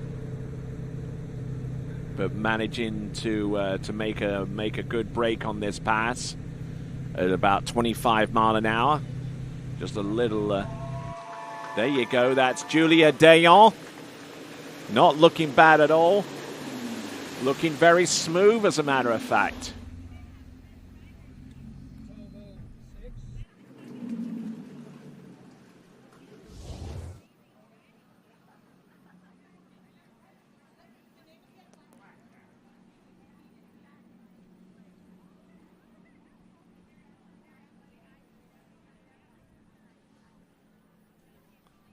So looking very, very smooth, about as smooth as a curling rink.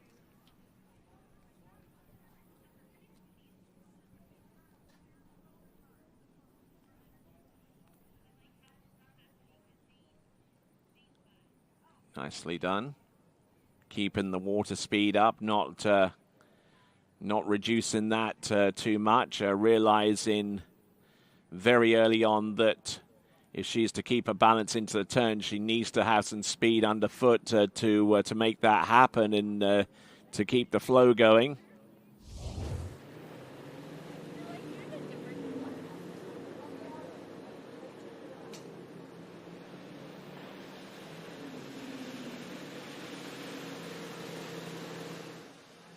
All right, here we go, folks. This is Julia Dayon.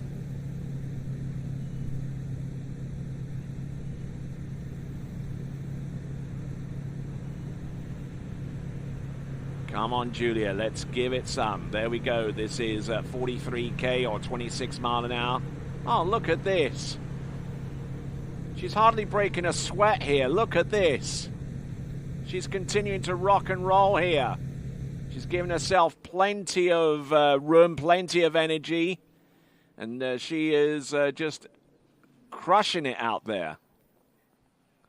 Get a few of our folks there watching on the large screen TV adjacent to the starting dock. Thanks a lot for those folks that over there. And Julia Dayon.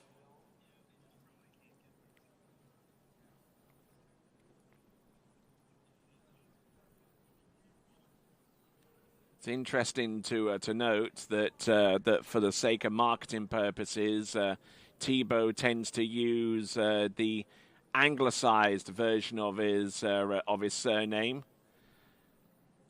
Obviously, it's a little bit easier for folks in these parts to actually to pronounce his last name like that. But he certainly realizes the value of being able to be easily identified in that fashion. But for my part, I'll stick with the French version, to which Julia Dayon will come into the course at 49K. 49K or 30 miles an hour now. Now that boat is it's got a bit of clip to it now. Now she's got to be on her P's and Q's here. Entrance number 1.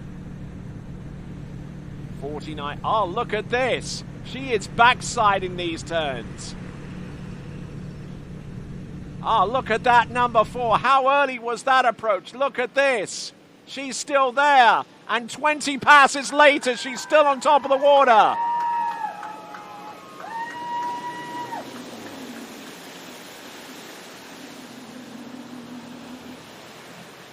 Now she's going to attempt 52K or 32 miles an hour.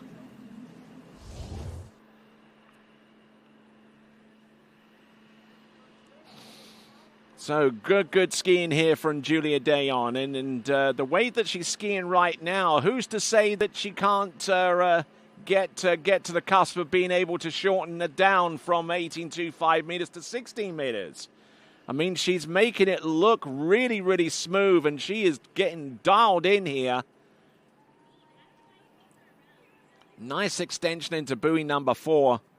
A right-footed skier, and able to use some good counter rotation to allow that ski to stay carving on the outside of the buoy line.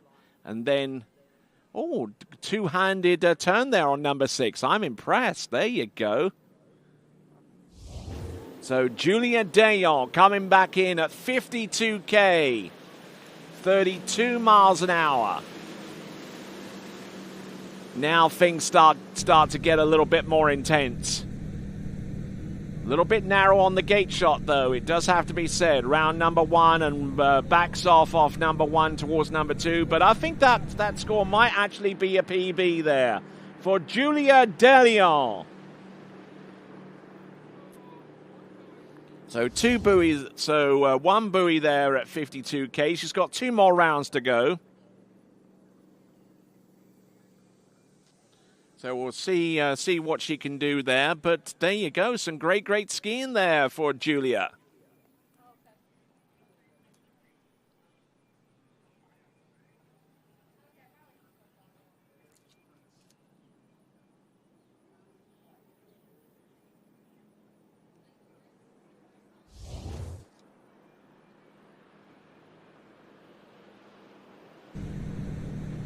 Along the shoreline and being transported back to the starting dock with a score of 1 at 52K or 1 at 32 miles an hour at 18.25 meters. Julia Dayon.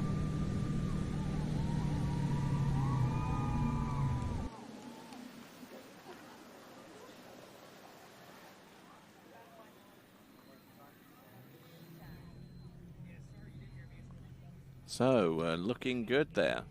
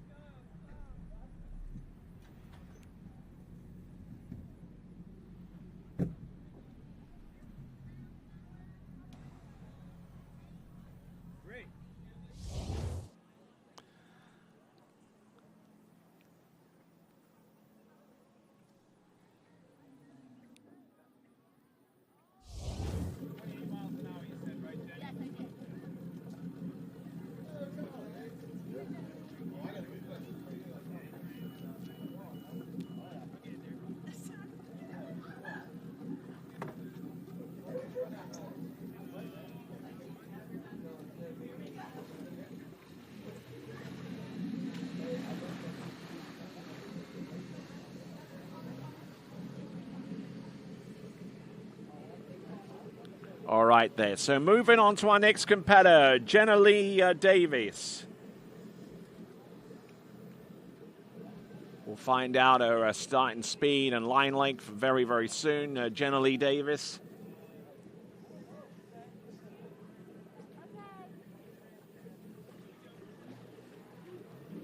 Okay, at 60 meters at 46K. So we're using that version of zero base scoring. So she's going in at sub-max speed. Yep. The line length is 60 meters, which I think is actually a pretty good strategy from this vantage point here. 46K, 16 meters. Because sometimes 18.25 meters is just way too long. 46K, 16 meters. Will now go up to 49K on that same line length, and won't see a shorter line length until she gets through 55K, which is going to be in about 2 to 3 passes from this point. 49K is coming up next for Jenna Lee Davis, and little bit of a shoulder charge there into number 1, but still managing to keep enough of the line out of the water to maintain a good angle and cross course angle off a number 2 into number 3.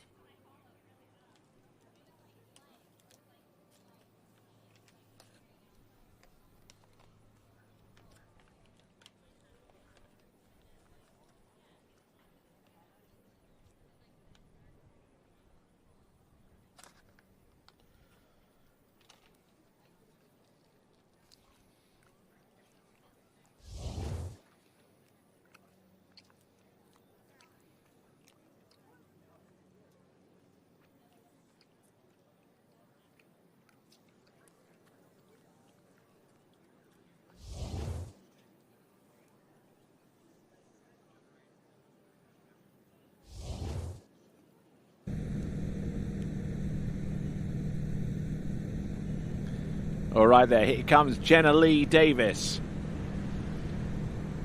Still, the line length is 16 meters. Not looking too bad here at 49K. Nice backside turn into number 5, which gives her enough space and room to allow her to get round number 6 and through that pass. So, decent skiing there for Jenna Lee Davis. 46 completed, so too is 49, and now she's going to have a crack at 52, which is going to be her next pass to come.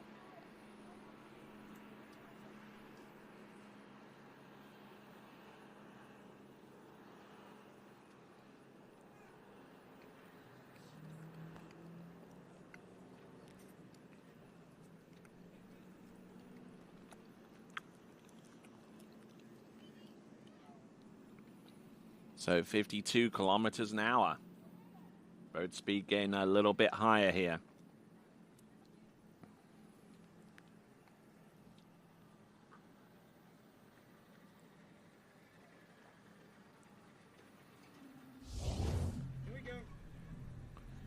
All right, Skip Rommel at the helm of that Nautique towboat for 2026.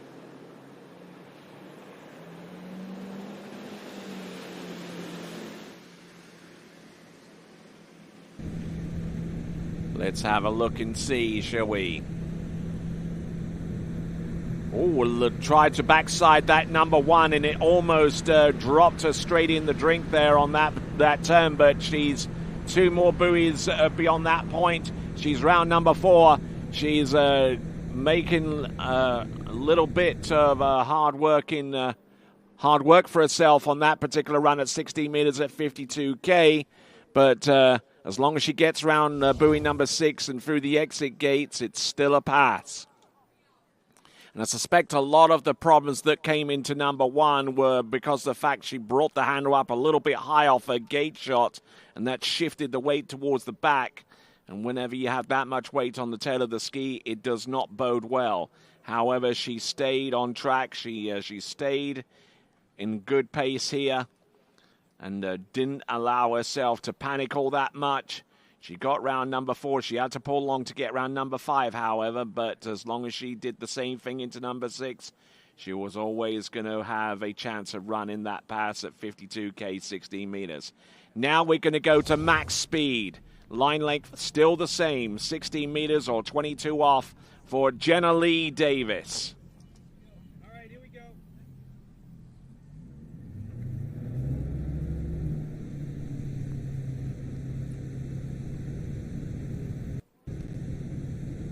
So, Jenna Lee Davis.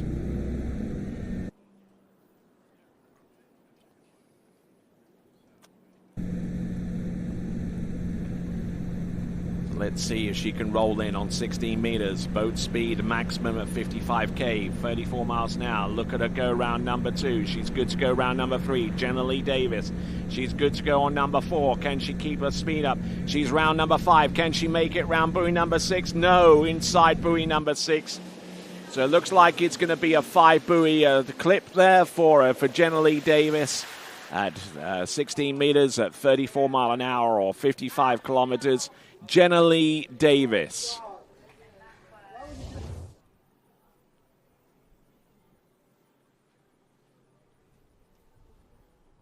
So a little flat into buoy number 1, which resulted in the ski coming off flat on the tail end of that turn. She was able to claw back a lot of that deficit round number 2 as she is right foot forward.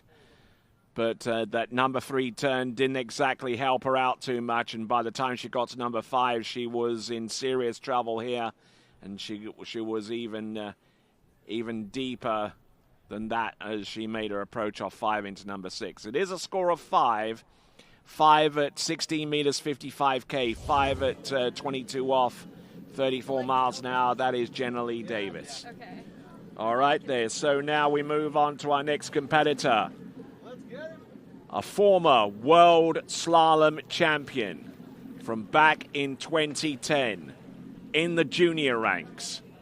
This is Lauren Morgan. 55K, 16 meters, her opening pass.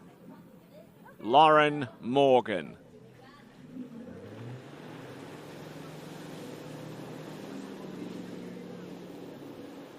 So, Lauren Morgan, who apparently is competing for the first time in the slalom events for the first time in a decade.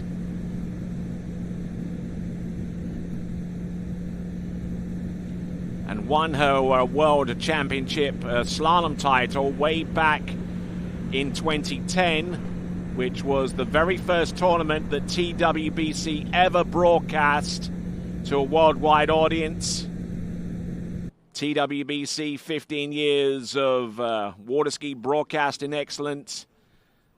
The genesis was the 2010 World Junior Water Ski Championships that took place in San Gervasio in Italy all those years ago, and the young junior female skier that prevailed among everyone there at that tournament was a one Lauren Morgan, who we see out there on the water, slicing and dicing away here on 16 meters at 55K or 34 miles an hour.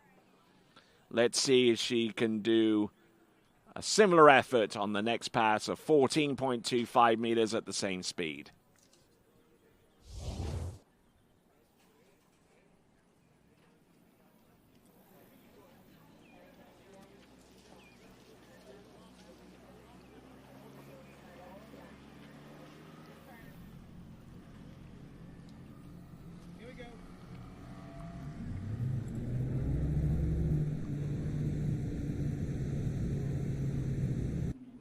So, coming into the course, 14.25 meters, Dr. Lauren Morgan, PhD.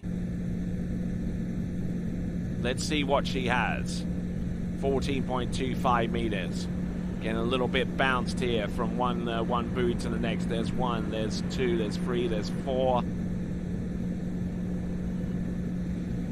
Keeping things on an even keel here in the nice extension round, buoy number 6. It's 14.25 meters, and that is the second pass for Lauren Morgan.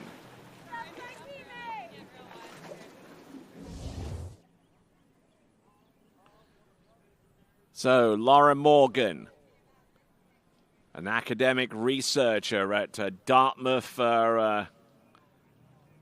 College.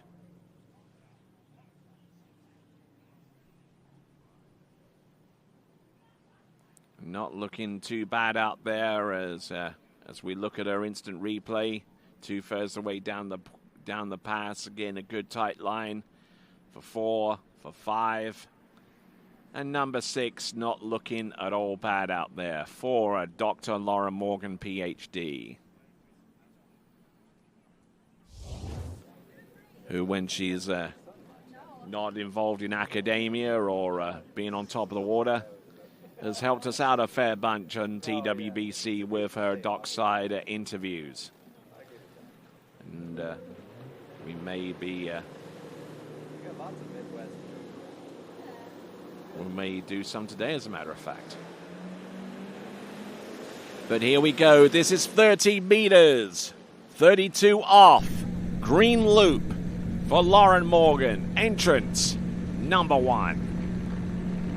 good strike there on number 1 and number 2. A little loose off number 3, however, but still managing to stay on top of the water.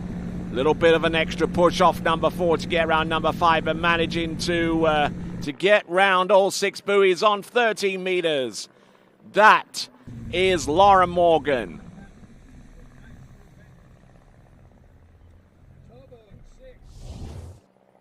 So a 6 buoy count, a bit of a hard snatch there on the entrance gate shot in towards buoy number 1, but still managing to swing that ski out and get into full attack mode.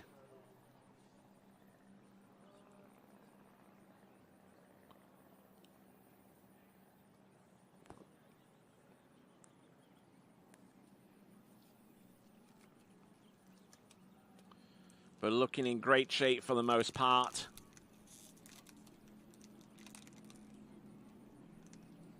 But there you go, some great skiing there from Lauren Morgan. Now it's going to be the blue loop. It's going to be 12 meters coming up. On the starting dock, getting ready for her go is Amy Rooker. At the helm of that towboat is Skip Hommel, with Terry Early in the passenger seat. He is our boat judge. Let's bring on Laura Morgan. This is 12 meters. There's 1. Gets a good handle on that. There's number 2.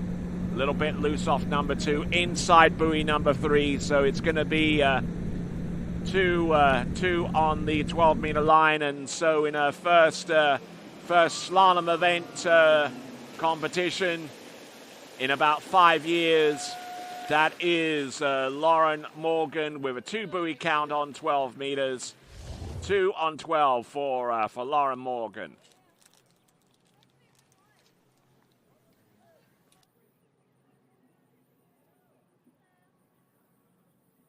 Just looking at her once again, and yeah, bringing the handle high and on the inside on buoy number 2. Not the best of recipes for her continuing her run on 12 meters, but it is 2.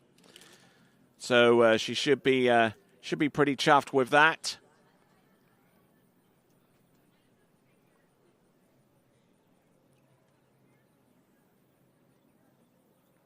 So not a bad number 1, but as I say, high and on the inside and unable to get into a good stack position off a number 2 to fully embrace the notion of getting around number 3, but it's going to be a 2 buoy count on 12 meters for Lauren Morgan. Amy Rooker is next in women's 2 amateur slalom. Reminder once again that we anticipate starting the pro slalom event at noon Eastern Daylight Time, which is going to be approximately 6 p.m. Central European Daylight Time. 52K 16 meters. 52K 16 meters for Amy Rooker.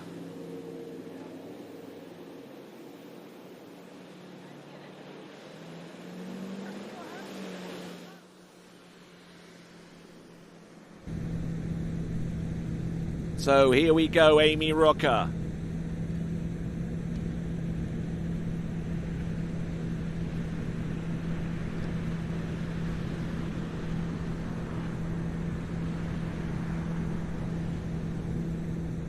Yep, a little bit narrow into number 5, but every other buoy on the slalom course seems to be money there for her.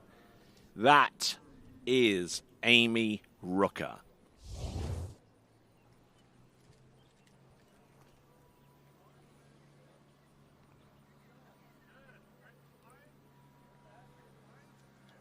Just getting into a good, safe, controllable position here. And she works her way off number 2 into number 3.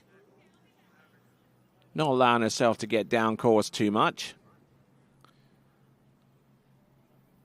It's just being able to get settled in nice and early, and 16 meters is a perfect pass for that.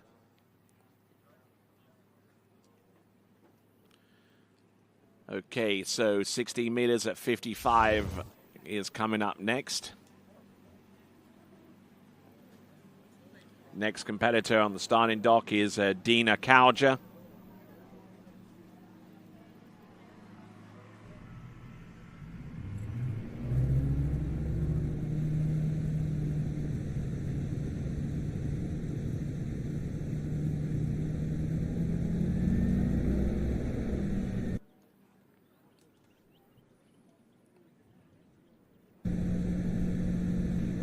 All right, here we go, folks. This is Amy Rooker. This is 60 meters at max speed of 55k or 34 miles an hour. Oh, she's in all kinds of trouble off buoy number 2 and just cannot make the break on number 3 that she wanted to. So it looks like it's going to be a 2 buoy count for Amy Rooker. It's going to be 2 buoys on 60 meters at 55k. A little on the tail of the ski, which didn't exactly help her approach into number 1. And because she didn't have a wide enough setup into that turn, she didn't have the angle that she needed to stay on pace with that run. And I'm not too sure actually whether she got round that number 3. It looked like she did upon closer scrutiny. So instead of being 2, it might actually end up being number 3. We'll take a look at this from the boat side view with the instant replay. The benefits of having TWBC is you can always look back at these this performance and then make a positive finalized decision. And yeah, clearly she went around buoy number 3 on the 16-meter line on 55k, so that is a score of 3 at 22 off. 3 at 22 off at 34 miles an hour. 3 at 55k, 16 meters. Dina Kauja coming to us out of the South Central region, specifically from Dean's Place in the Dallas area. I'm sure that Dean Drozd and the crew over there in that part of the world are probably watching.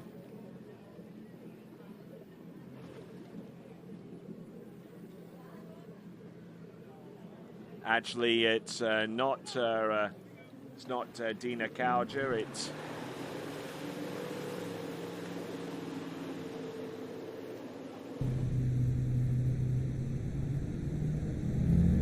Michelle Rawdon, as a matter of fact, is on the water right now. 55k, 18.25 meters for Michelle Rawdon. Going just a little bit too early there with our next skier. But Michelle Rawdon, 55k, 18.25 meters. Just getting a little bit buffeted down course. The wind is starting to pick up dramatically here, which might be of a little bit of concern for some of our pro skiers who will be competing in the next event starting at around noon.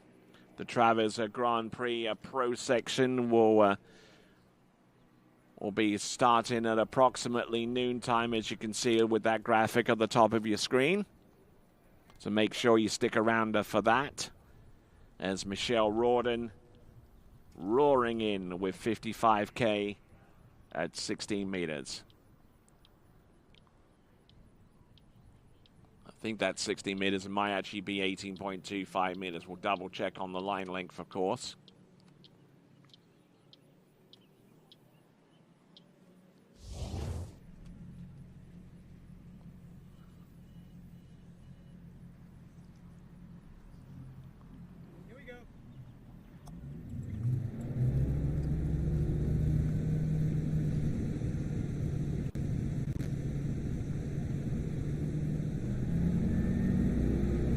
So 16 meters, 55 now. Boat speed the same, line length just a tad shorter.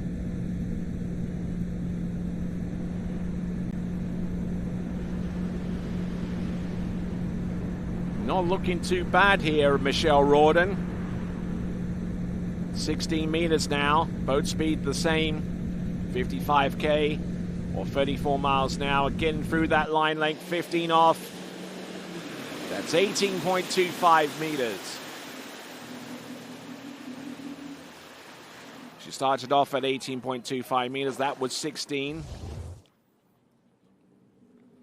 And she made some pretty decent turns and gotten some good leverage behind the boat to stay with the run.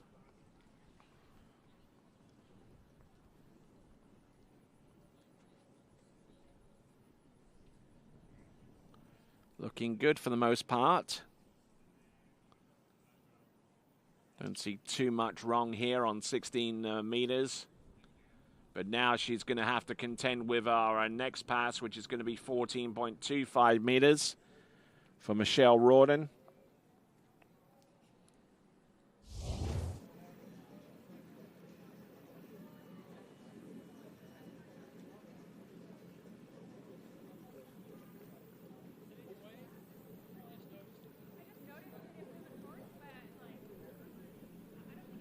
So in the foreground there, Dina Calger getting ready to go, and in the background there, Michelle Rawdon.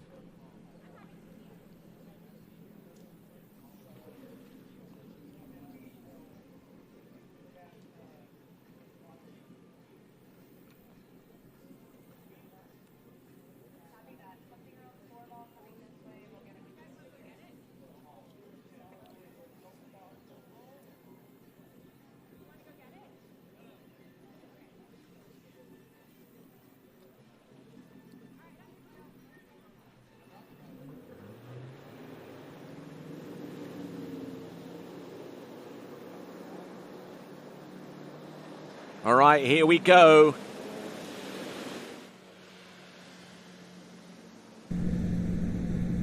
This is Michelle Rawdon, and this is 14.25 meters, the yellow loop. Little tail heavy with a couple of those early turns on this line length, but now she's starting to hustle a little bit here. A little bit of an extended pull and lean to get round number 5, but just managing to get round number 6. And it is the green loop that will be the next line length for her. That is Michelle Rawdon. And that is a 6 buoy count on 14.25 meters. Bringing in a lot of speed in towards number 1, and barely had enough width to bleed off enough of it to make the turn a reality. She definitely got some help with her onside turn, being number 1 and number 3 at this stage, and now into number 5. She got the turn and the line tightness that she needed to stay on course and be early enough to get round number 6. That is Michelle Rawdon. That is 14.25 meters or 28 off. And as we see Dina Calger getting ready to go, I'm sure that she's got some fans in the Lone Star State of Texas who will be cheering her on. But we still continue to monitor the situation that has Michelle Rawdon on top of the water. Another reminder once again to click and subscribe to the TWBC YouTube channel. You can be a part of the live chat, be a part of the conversation that's taking place right now. Or use that as a method of being reminded as to when the next TWBC event will take place, which will be next season with the IWWF U17 World Water Ski Championships coming to you live from Argentina.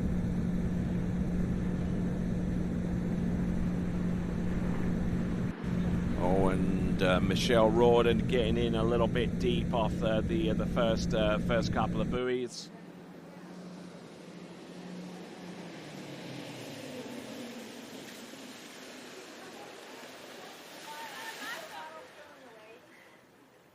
So she appears to be happy with what she's done right now. We'll have a look and a little bit of a longish pull into number 1, getting the ski round number 1. Just eking that turn off number 2 and just wasn't in a position to make a decent play into number 3.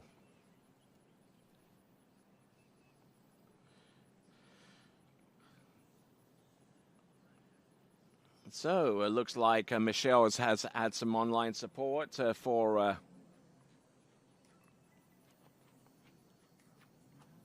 her effort out there as we now move on from Michelle to Dina Kauja. Hello. How's it going? Couldn't be better.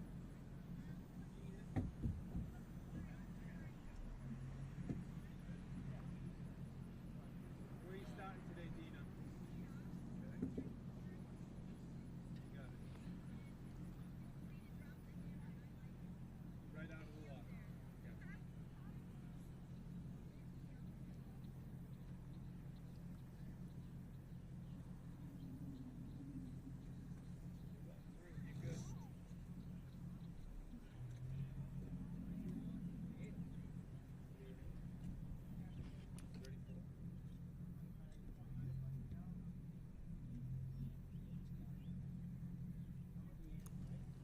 You're good.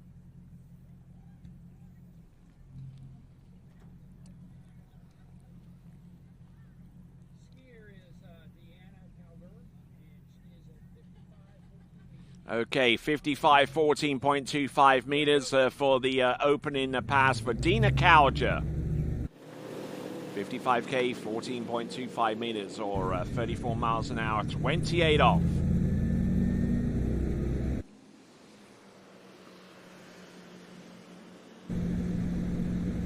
Let's see what she has. Dina Kauja, 14-meter start. Good attacking posture there into number 2. Little reared up into number 3, but for the most part, she has this opening pass very much under her control. Able to make 1 or 2 errors and still be able to continue skiing. That is Dina Kauja.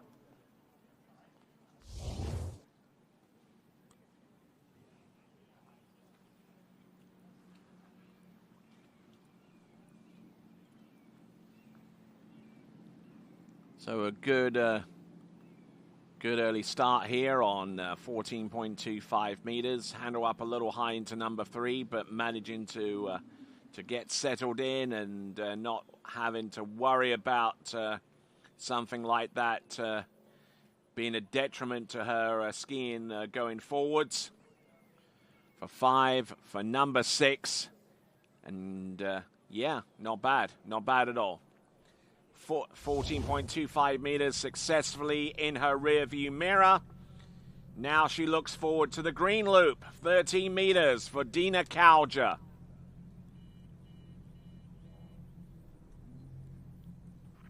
All set. Here we go. So Dina Kauja now making her way in towards the course right here and now.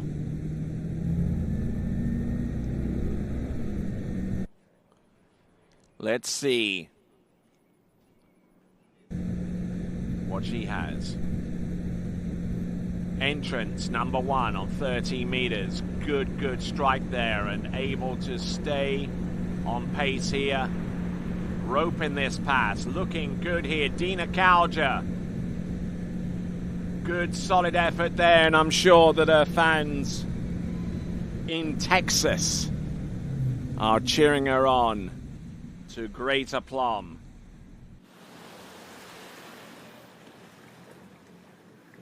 So great effort there, and if you are indeed cheering her on all the way from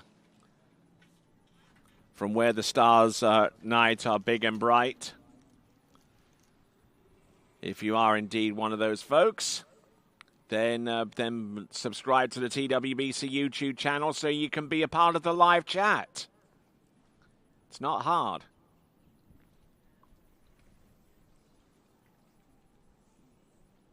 There you go. It's up on your screen. Just another reminder for you to subscribe to the TWBC YouTube channel.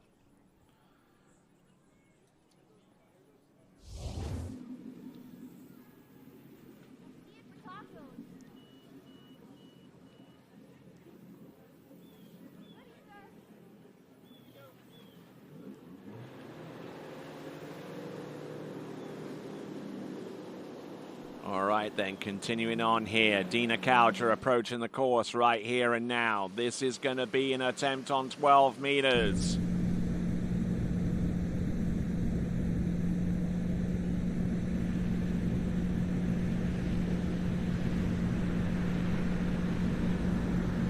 Ooh, getting in a little bit deep off the first couple of turns, and that attempt into number 3 only made the situation worse, so it looks like it's going to be 2.5 there for Dina Cowger. 2 1/2 for Dina Cowger. Slaloming in women's 4 in this amateur round of slaloming. And not bad for the most part. Dina Cowger. She gets round 1 and number 2, a little bit of a delay there, and she brought the handle in, and that stopped the ski cold. So she gets 2.5 for that effort. 2 1/2 buoys on 12 meters, 2.5 at 35 off for Dina Cowger.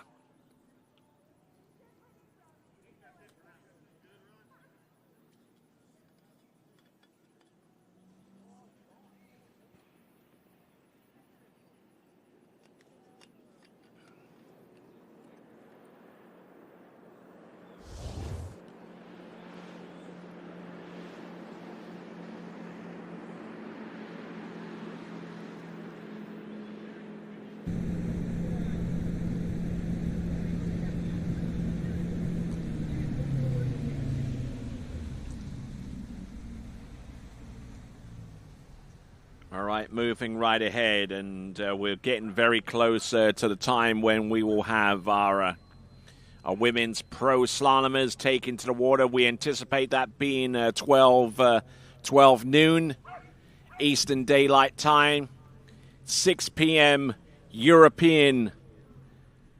Central European Daylight Time. And obviously, you can work that out for whatever time zone you happen to be in. If you're watching us from Australia on the eastern seaboard, it will be 2 a.m. on Saturday that you'll be watching this live. So if you don't feel the need to watch us live, you can always watch us via our archive. You're more than welcome to do that. Of course, there are other countries across the world that are in the similar situation, much like Kuala Lumpur in Malaysia, where if they were to watch us live, it would be at midnight their time. But for those of you that are watching us from somewhere like Ukraine, it'll be 7 o'clock in the evening when the pros hit the water in the women's slalom, and it'll be 6 o'clock in the evening for those of you who are watching us in Europe, as I mentioned previously. And we are within about 2 skiers of having the pros as the next event, as 30 miles an hour, 16 meters for our next competitor, our penultimate competitor in the amateur round competition. 52K, 16 meters for Dana Garcia. It's actually Lisa Harrison, as a matter of fact. So 16 meters, 49K. Skier who is in women's 8.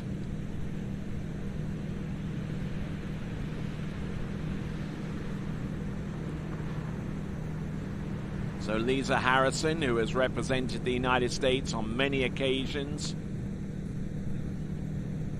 continues to do so to this day in the senior competition, such as the 035 World Water Ski Championships. And that is going to be the latest version of the World Championships, will take place at the Lakes of Cast in Stone. More details on that competition can be found at iwwf.sport.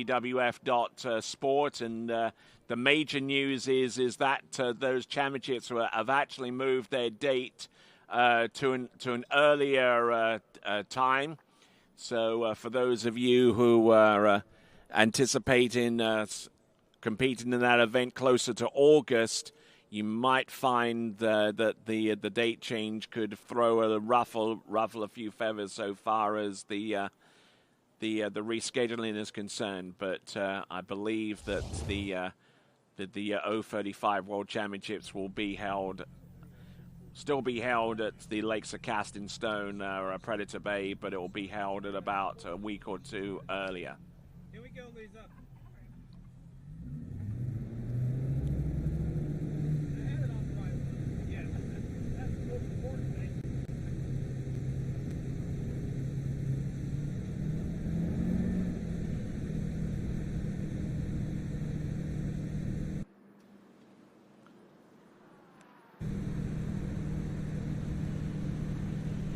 Okay, so Lisa Harrison now, 14.25 meters. This is women's 8.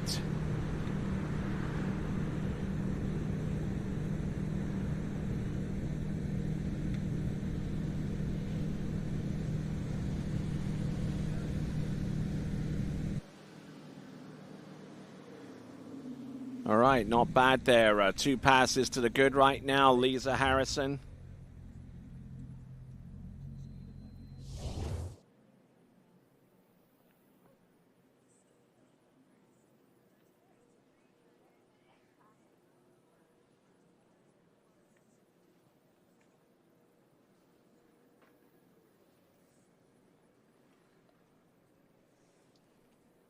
So Lisa Harrison still at 49K, 14.25 meters. And women's 8, 49K is max speed. And when she gets into women's 9, the max speed will be reduced further to 46 kilometers an hour, or 28.6 mile an hour. But for the moment, she is maxed out at 49K. Or 30.4 mile an hour, according to the chart that I have in front of me. Here we go. That chart is on page 46 of the AWSA rulebook for 2025. For those of you wondering. Here we go. Coming on in. 49K.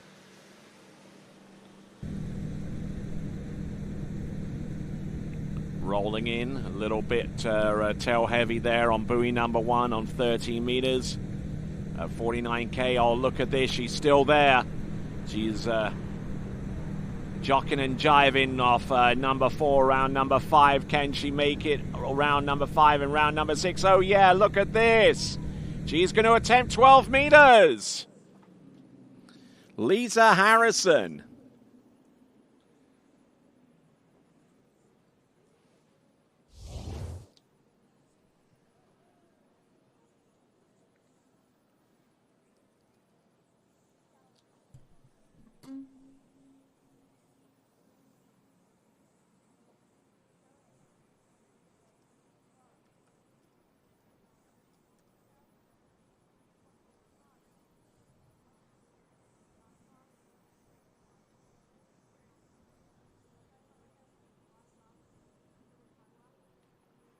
So in women's 8, this is Lisa Harrison.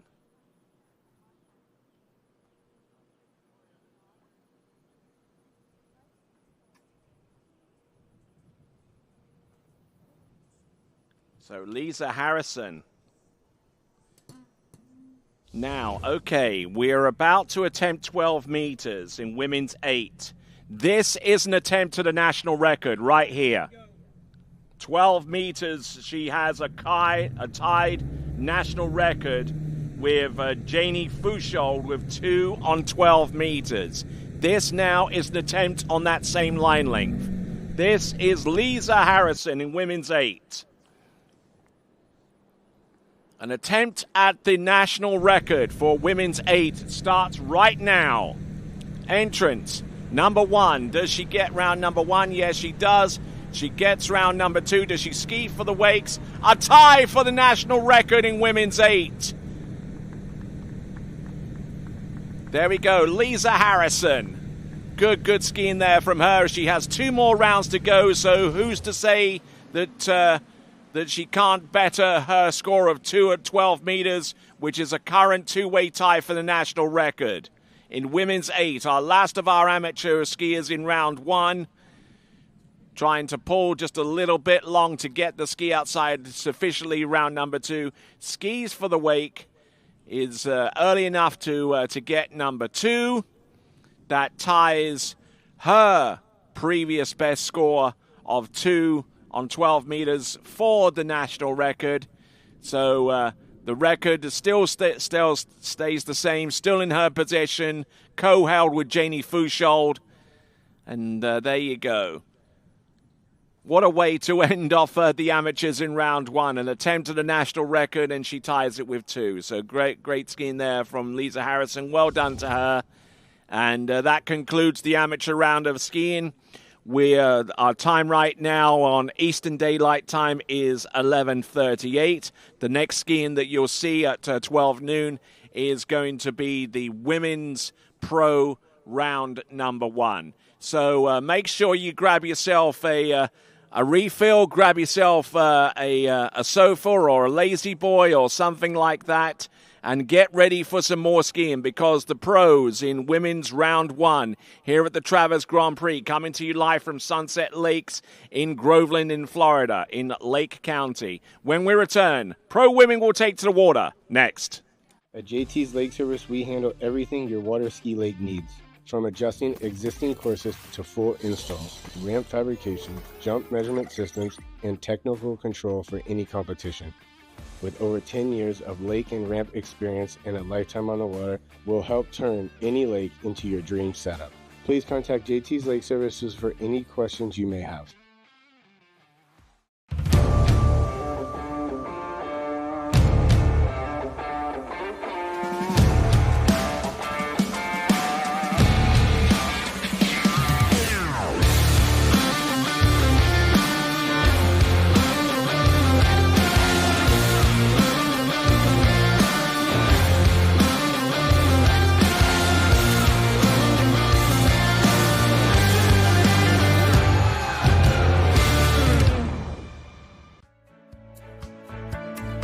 Welcome to Sunset Lakes, home of Jack Travers and the Show Ski School.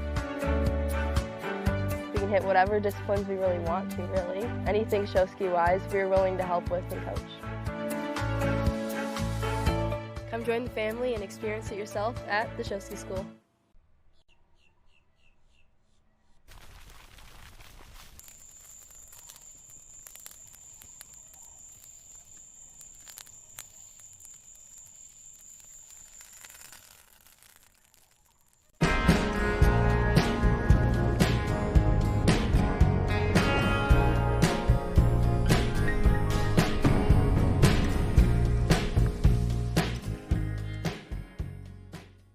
At Jack Travers Water Ski School, we're here to make every moment on the water unforgettable. From first-time learners to dialing in 41 off, our world-class coaches offer training for every level. With kids camps running all summer long, there's something for everyone. So if you're ready to get better on the water and have fun doing it, come join us at Sunset Lakes. Wherever you're going, we'll make it easy. Travel like a VIP every time you book with us. Receive perks like complimentary daily breakfast, room upgrades, resort credits, preferred access at thousands of luxury hotels worldwide, trips you actually want to take without the overwhelm from beaches in Portugal to African safaris, a vineyard weekend in Sonoma, or a solo escape to Mexico, curated just for you. Marola Travel. Wherever you're going, we'll make it easy. At JT's Lake Service, we handle everything your water ski lake needs. From adjusting existing courses to full installs, ramp fabrication, jump measurement systems, and technical control for any competition. With over 10 years of lake and ramp experience and a lifetime on the water, we'll help turn any lake into your dream setup. Please contact JT's Lake Services for any questions you may have.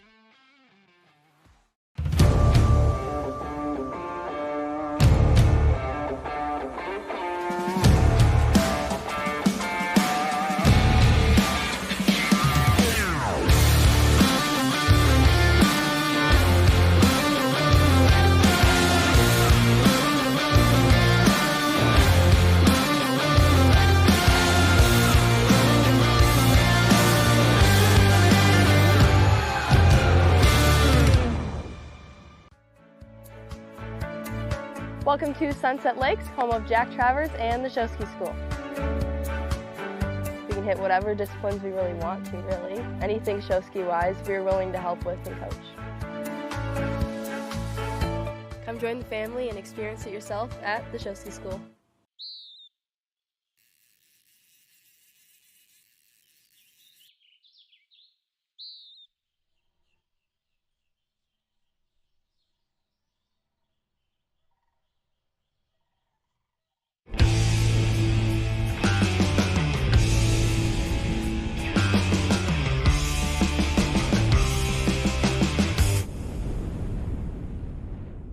You know us for the sunsets, the buoy skied, the feet flown, and the flip spun. But when you visit, you'll also know us for the memories by the lake. Points won and lost, cheers shared, and the dinners together. Skiing is a lifestyle, and at Sunset Lakes, we make sure you enjoy every part of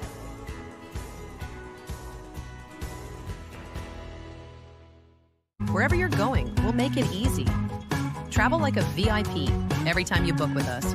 Receive perks like complimentary daily breakfast, room upgrades, resort credits, preferred access at thousands of luxury hotels worldwide, trips you actually want to take without the overwhelm from beaches in Portugal to African safaris, a vineyard weekend in Sonoma, or a solo escape to Mexico, curated just for you. Marola Travel. Wherever you're going, we'll make it easy. At JT's Lake Service, we handle everything your water ski lake needs, from adjusting existing courses to full installs, ramp fabrication, jump measurement systems, and technical control for any competition. With over 10 years of lake and ramp experience and a lifetime on the water, we'll help turn any lake into your dream setup. Please contact JT's Lake Services for any questions you may have.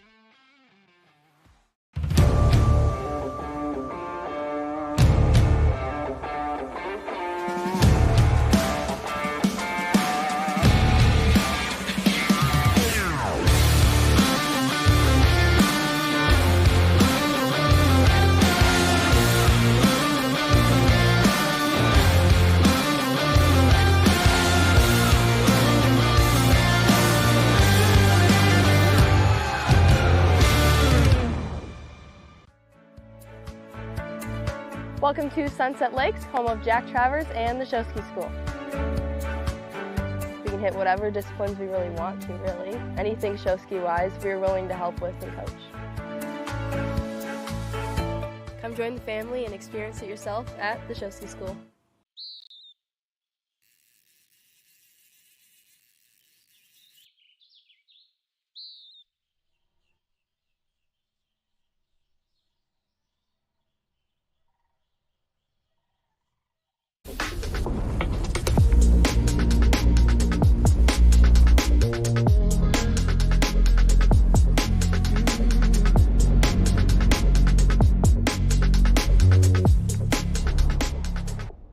You know us for the sunsets, the buoy skied, the feet flown, and the flip spun. But when you visit, you'll also know us for the memories by the lake. Points won and lost, cheers shared, and the dinners together. Skiing is a lifestyle, and at Sunset Lakes, we make sure you enjoy every part of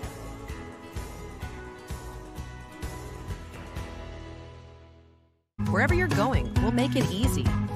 Travel like a VIP every time you book with us.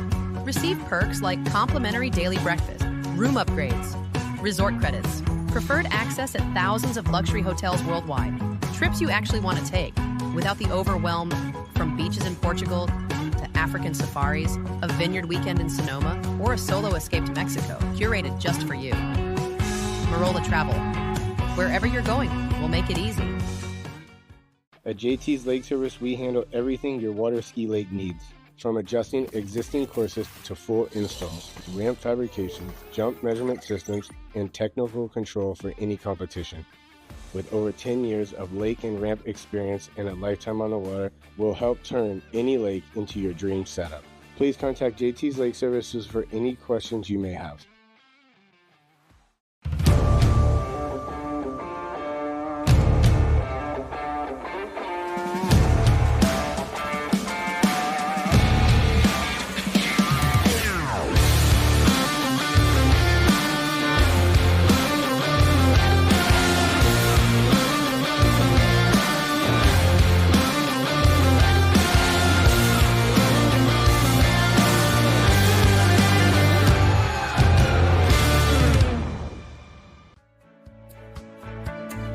Welcome to Sunset Lakes, home of Jack Travers and the Show Ski School. We can hit whatever disciplines we really want to, really. Anything show ski wise, we're willing to help with and coach. Come join the family and experience it yourself at the Show Ski School.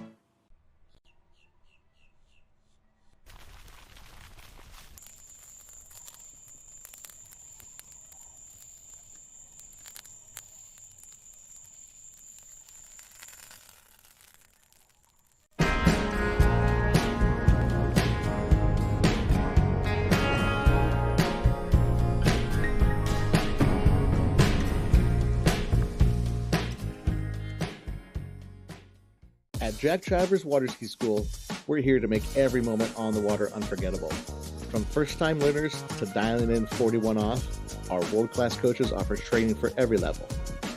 With kids camps running all summer long, there's something for everyone. So if you're ready to get better on the water and have fun doing it, come join us at Sunset Lakes. Wherever you're going, we'll make it easy. Travel like a VIP every time you book with us. Receive perks like complimentary daily breakfast, room upgrades, resort credits, preferred access at thousands of luxury hotels worldwide, trips you actually want to take without the overwhelm from beaches in Portugal to African safaris, a vineyard weekend in Sonoma, or a solo escape to Mexico, curated just for you. Marola Travel. Wherever you're going, we'll make it easy. At JT's Lake Service, we handle everything your water ski lake needs. From adjusting existing courses to full installs, ramp fabrication, jump measurement systems, and technical control for any competition. With over 10 years of lake and ramp experience and a lifetime on the water, we'll help turn any lake into your dream setup. Please contact JT's Lake Services for any questions you may have.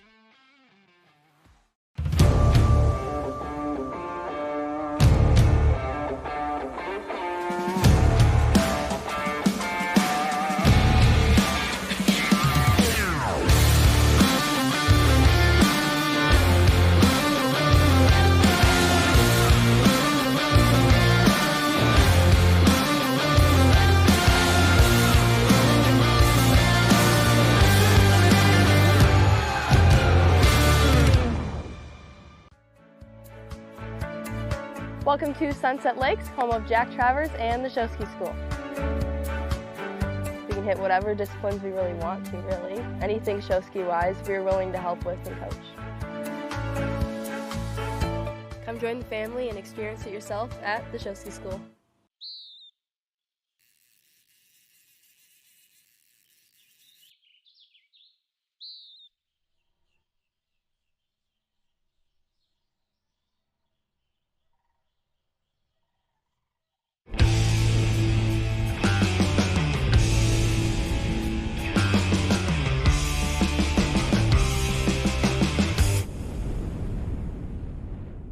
You know us for the sunsets, the buoy skied, the feet flown, and the flip spun. But when you visit, you'll also know us for the memories by the lake. Points won and lost, cheers shared, and the dinners together. Skiing is a lifestyle, and at Sunset Lakes, we make sure you enjoy every part of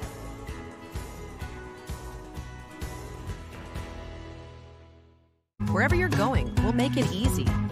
Travel like a VIP every time you book with us. Receive perks like complimentary daily breakfast, room upgrades, resort credits, preferred access at thousands of luxury hotels worldwide, trips you actually want to take without the overwhelm from beaches in Portugal to African safaris, a vineyard weekend in Sonoma, or a solo escape to Mexico, curated just for you. Marola Travel. Wherever you're going, we'll make it easy. At JT's Lake Service, we handle everything your water ski lake needs. From adjusting existing courses to full installs, ramp fabrication, jump measurement systems, and technical control for any competition. With over 10 years of lake and ramp experience and a lifetime on the water, we'll help turn any lake into your dream setup. Please contact JT's Lake Services for any questions you may have.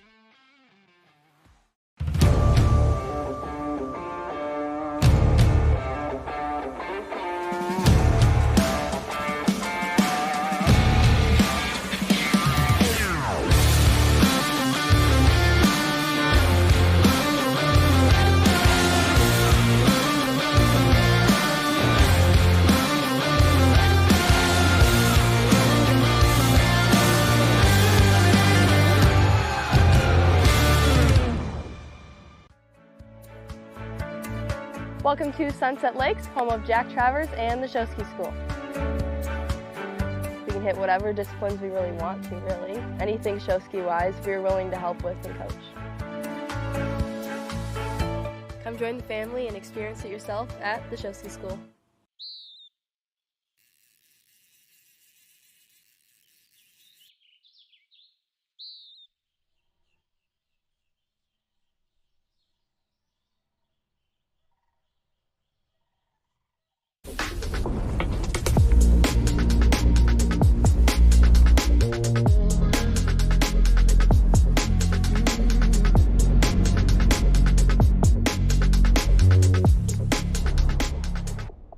You know us for the sunsets, the buoy skied, the feet flown, and the flip spun. But when you visit, you'll also know us for the memories by the lake. Points won and lost, cheers shared, and the dinners together. Skiing is a lifestyle, and at Sunset Lakes, we make sure you enjoy every part of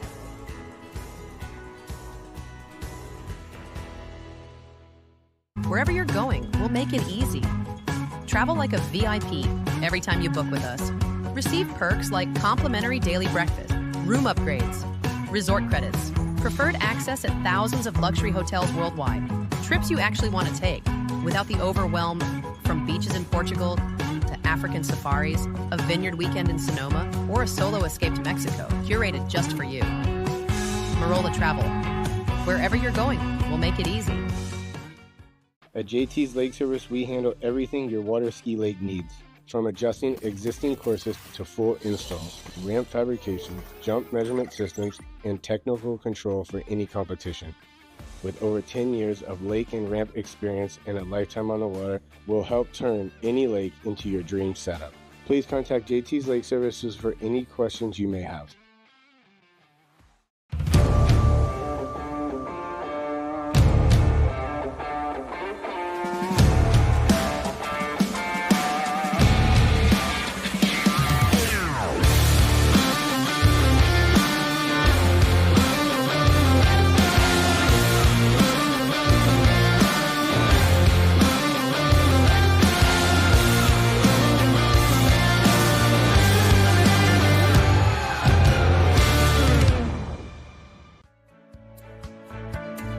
Welcome to Sunset Lakes, home of Jack Travers and the Show Ski School.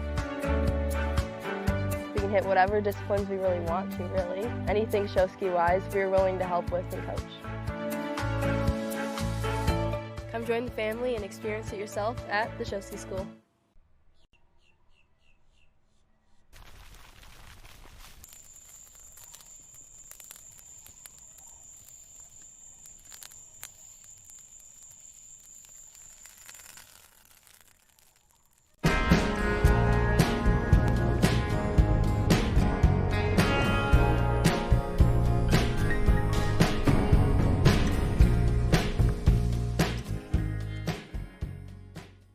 At Jack Travers Water Ski School, we're here to make every moment on the water unforgettable. From first-time learners to dialing in 41 off, our world-class coaches offer training for every level. With kids camps running all summer long, there's something for everyone. So if you're ready to get better on the water and have fun doing it, come join us at Sunset Lakes. Wherever you're going, we'll make it easy. Travel like a VIP every time you book with us. Receive perks like complimentary daily breakfast, room upgrades, resort credits, preferred access at thousands of luxury hotels worldwide, trips you actually want to take without the overwhelm from beaches in Portugal to African safaris, a vineyard weekend in Sonoma, or a solo escape to Mexico, curated just for you. Marola Travel. Wherever you're going, we'll make it easy. At JT's Lake Service, we handle everything your water ski lake needs. From adjusting existing courses to full installs, ramp fabrication, jump measurement systems, and technical control for any competition. With over 10 years of lake and ramp experience and a lifetime on the water, we'll help turn any lake into your dream setup. Please contact JT's Lake Services for any questions you may have.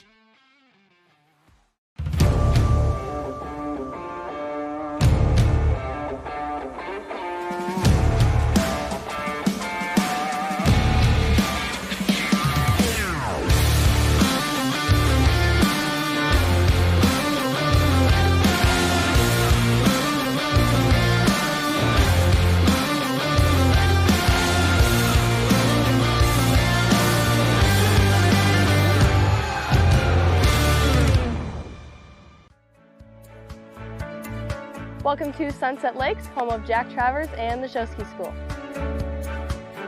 We can hit whatever disciplines we really want to, really. Anything show ski wise, we're willing to help with and coach.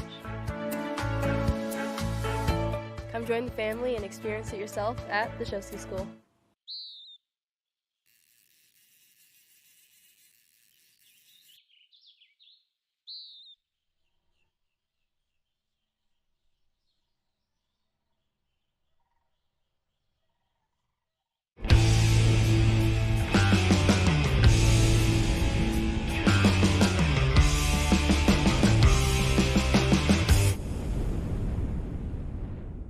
You know us for the sunsets, the buoy skied, the feet flown, and the flip spun. But when you visit, you'll also know us for the memories by the lake. Points won and lost, cheers shared, and the dinners together. Skiing is a lifestyle, and at Sunset Lakes, we make sure you enjoy every part of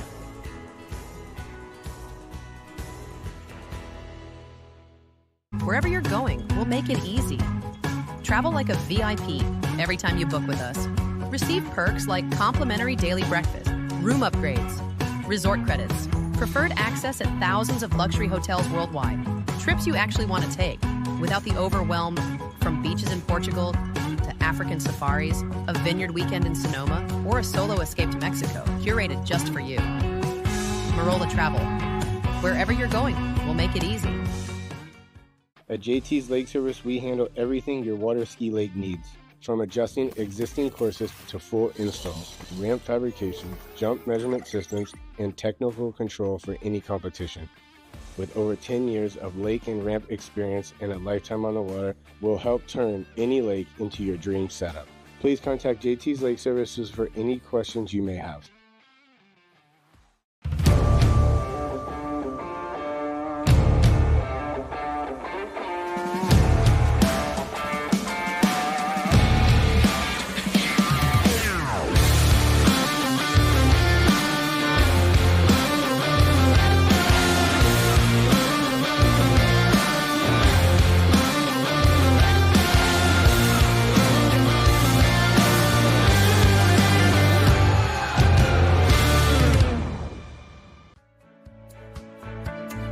Welcome to Sunset Lakes, home of Jack Travers and the Show Ski School.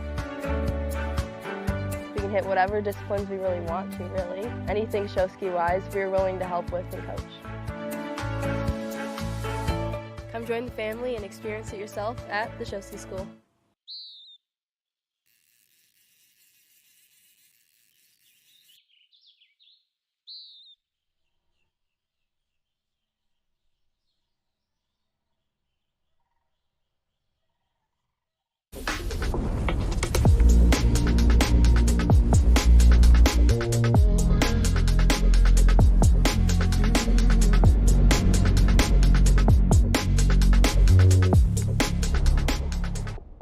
You know us for the sunsets, the buoy skied, the feet flown, and the flip spun.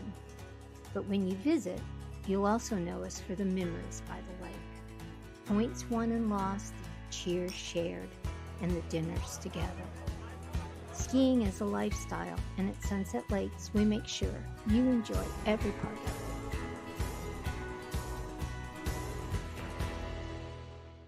it. Wherever you're going, we'll make it easy. Travel like a VIP every time you book with us.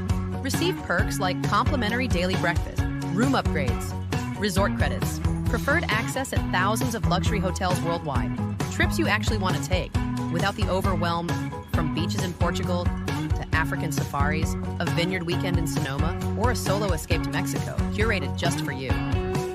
Marola Travel. Wherever you're going, we'll make it easy. At JT's Lake Service, we handle everything your water ski lake needs. From adjusting existing courses to full installs, ramp fabrication, jump measurement systems, and technical control for any competition. With over 10 years of lake and ramp experience and a lifetime on the water, we'll help turn any lake into your dream setup. Please contact JT's Lake Services for any questions you may have.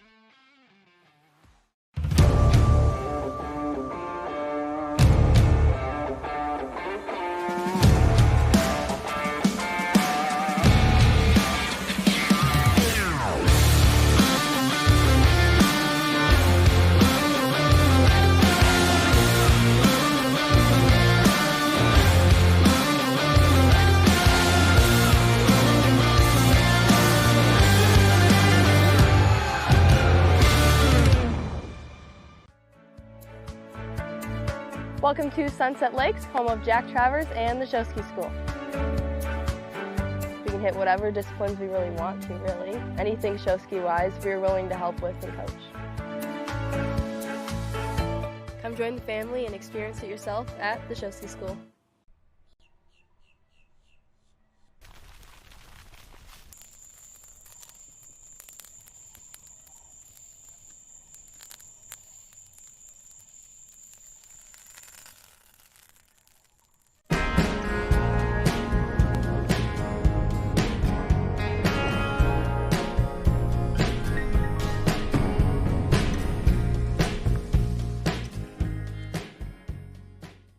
At Jack Travers Water Ski School, we're here to make every moment on the water unforgettable.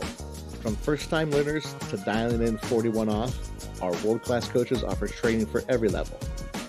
With kids camps running all summer long, there's something for everyone. So if you're ready to get better on the water and have fun doing it, come join us at Sunset Lakes. Wherever you're going, we'll make it easy. Travel like a VIP every time you book with us. Receive perks like complimentary daily breakfast, room upgrades, resort credits, preferred access at thousands of luxury hotels worldwide, trips you actually want to take without the overwhelm from beaches in Portugal to African safaris, a vineyard weekend in Sonoma, or a solo escape to Mexico, curated just for you. Marola Travel. Wherever you're going, we'll make it easy. All right there. So welcome back to live and continuing coverage of the 2025 Travers Grand Prix, coming to you live from Groveland in Lake County, Florida. And looks like I picked up someone who can work with me on the announcing point. Say hello to Kyle. G'day, guys. Looking forward to a great event. Tony, enjoyed sitting with you last weekend, and another big weekend ahead of us. So with some great slalom action and one of the athletes' favourite events of the year. This format, enjoyable, a relaxing weekend, a lot of fun for the pros and the AMs. Indeed, and here is our pro women's starting order. Kaylee Burmaster will be our lead-off skier. Then Jessie Barroso will be second off the dock. Then it's Jenna Morgan, Elena Jones, Licia Bagnoli, Anne-Marie Robleski, Whitney Rini. Then Brooke Baldwin, Regina Jaquez, Ali Garcia, Ali Nicholson, and finally, Jamie Bull. So, good list of skiers. This should be real competitive. No, for sure. 12 of the top open women competing today, and then I think it's something like 23 men's. It just shows how much of a favourite event this is for the athletes. The top 8 women and top 8 men will make it through the final. There's 2 rounds of competition. There's your format. The best score of the 2 rounds will make it through into the final. So we're kicking things off here in just a second.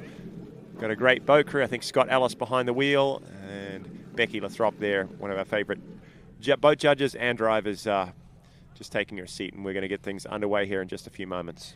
And there is Scott Ellis, and once again, it's a good reminder to check in the TWBC podcast. Had the opportunity to talk with him at the World Championships and went through a number of topics. Some of them are a little irreverent at times, but it's the name of the game sometimes. So check out the TWBC podcast for my latest interview with Scott Ellis, now recently inducted into the Water Ski Hall of Fame. So coming in on the opening pass, this should be 14.25 meters.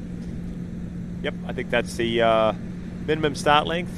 You see how these first few girls choose 28 off up, 28 off pass, 14.25. And Kaylee Burmaster doing it on a good slalom ski around number 5. Beautiful conditions here at Sunset Lakes. No hesitation with that pass, getting around all 6 buoys and getting that one to go. So Carly Burmaster, not too sure where she's from though. First time I've seen her ski. I don't know a whole lot about her, but I know she's a handy slalom skier. She wouldn't be qualified for this event if she wasn't able to run into 38 off at least. So let's see what she's got. Mm-hmm. There we go. Becky Lathrop in the towboat there, and there's a breakdown of points: 50 for the win, 40 for runner-up, and the points breakdown goes from that point onwards. There we see our view from the big screen camera, and I believe that's Jamie Ball getting situated, or it might even be Alicia Bagnoli, but Alicia, yeah. Yeah, the fisheye effect from that camera makes it a little hard to positively identify sometimes. And there's the view out of the brand new Ski Nautique. We're using at this event. First time it's been used in a pro event east of the Mississippi. That's right. It was used in the Cali Pro-Am earlier on this year in July. And this is Carly Burmaster coming back in. This is 32 off, 13 meter. Let's see her form. She looked really, really clean on the 14. Although we don't know a lot about her skiing, she obviously has done her homework, keeps her position nice and strong, tight through the wakes, not moving too much there. Running down course probably a little bit from where she'd want, but a big 4 gets her back on time. Yeah, 6 buoys. This morning, Tony, you've been here a while. You've seen some of the amateurs skiing. How did you see any standout performances?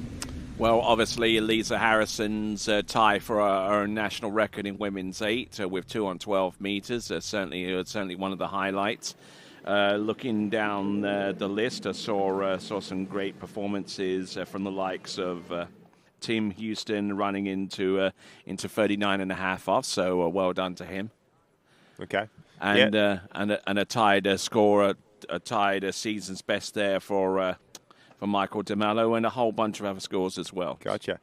Tim Houston, you said 2 at 39, was it? Yeah, 2 at 39. Okay, I've worked a little bit with Tim, and I know he's looking for a little bit more than that. He's close on running that 39. He's got to 3 or 4, so we'll look for bigger things from him maybe in the next round. I do want to give it a little shout out. I did some snooping through some of the results, and Sophia Suman skied a PB by almost a course this morning, so she's going to be putting some valuable points for her team. No wonder she's happy. That's what it's all about. The amateurs coming here and picking up, and especially some of the kids, they pick up quite a few buoys over their season's best, and add valuable points for the team. All right, then here we go, racing towards the course from the east end of the lake. Coming in, this is Carly Burmaster. Entrance 12 meters.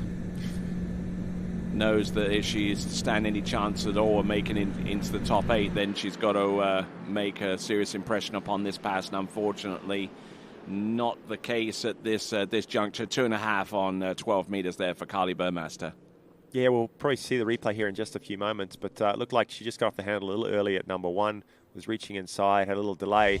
I do like her onside. Came back around pretty good. I thought she had sort of made up ground. It's that edge change there was a little fast. She had a little pause here. Made things up with that way crossing, strong position, nice onside turn. And I thought she was off and going down the course, but yeah. Wasn't to be. 2.5 will be the official score for Carly Burmaster, our first skier off the dock. Setting the pace, the next skier, Jessie Baruso, formerly Dobberton. And been absent from a few of the pro events earlier on this year, but always loves to have a shot at it. And she's a very, very successful slalom skier. She's been working on her career. She recently got married last year, started her own business. So a lot of things going on for Jessie, but it's good to see her back in the ranks of these pro events. All right, so look forward to seeing her out on the water. I think her first pro event of the season. She should ordinarily be at the Swiss Pro, but a little busy. Oh, for sure. She's got a lot of stuff going on, and had a bit of a slower start to the season. Kind of so took a little time off. Had a bit of an injury. I think a little car crash. Not major, but sort of hurt her neck and her back earlier on, maybe February. So yeah, took her time getting started. Got a lot of other things going on, career things going on, and now she's been training hard for the last few months, and keen to make a little dent in some of these. This pro event at the end of the year and a few record tournaments too.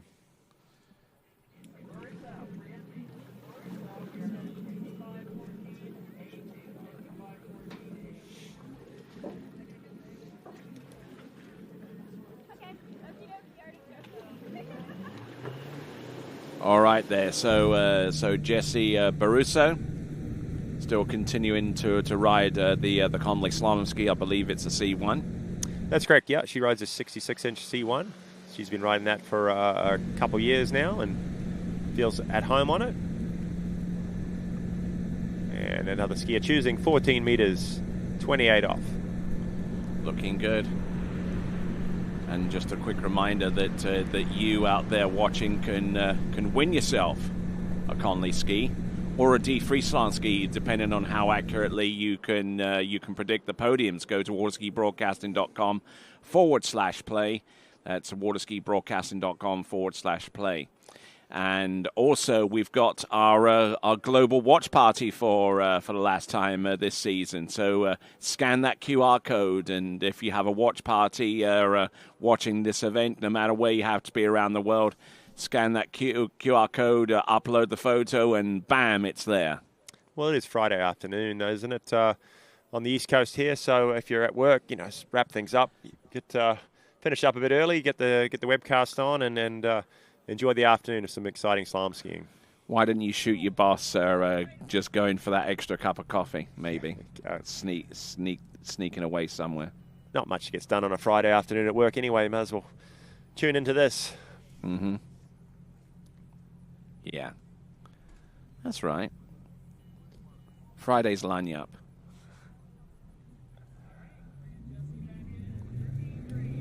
Right, yeah, so a lot of slalom skiing this morning was done this tournament. Very busy this year, running 2 lakes.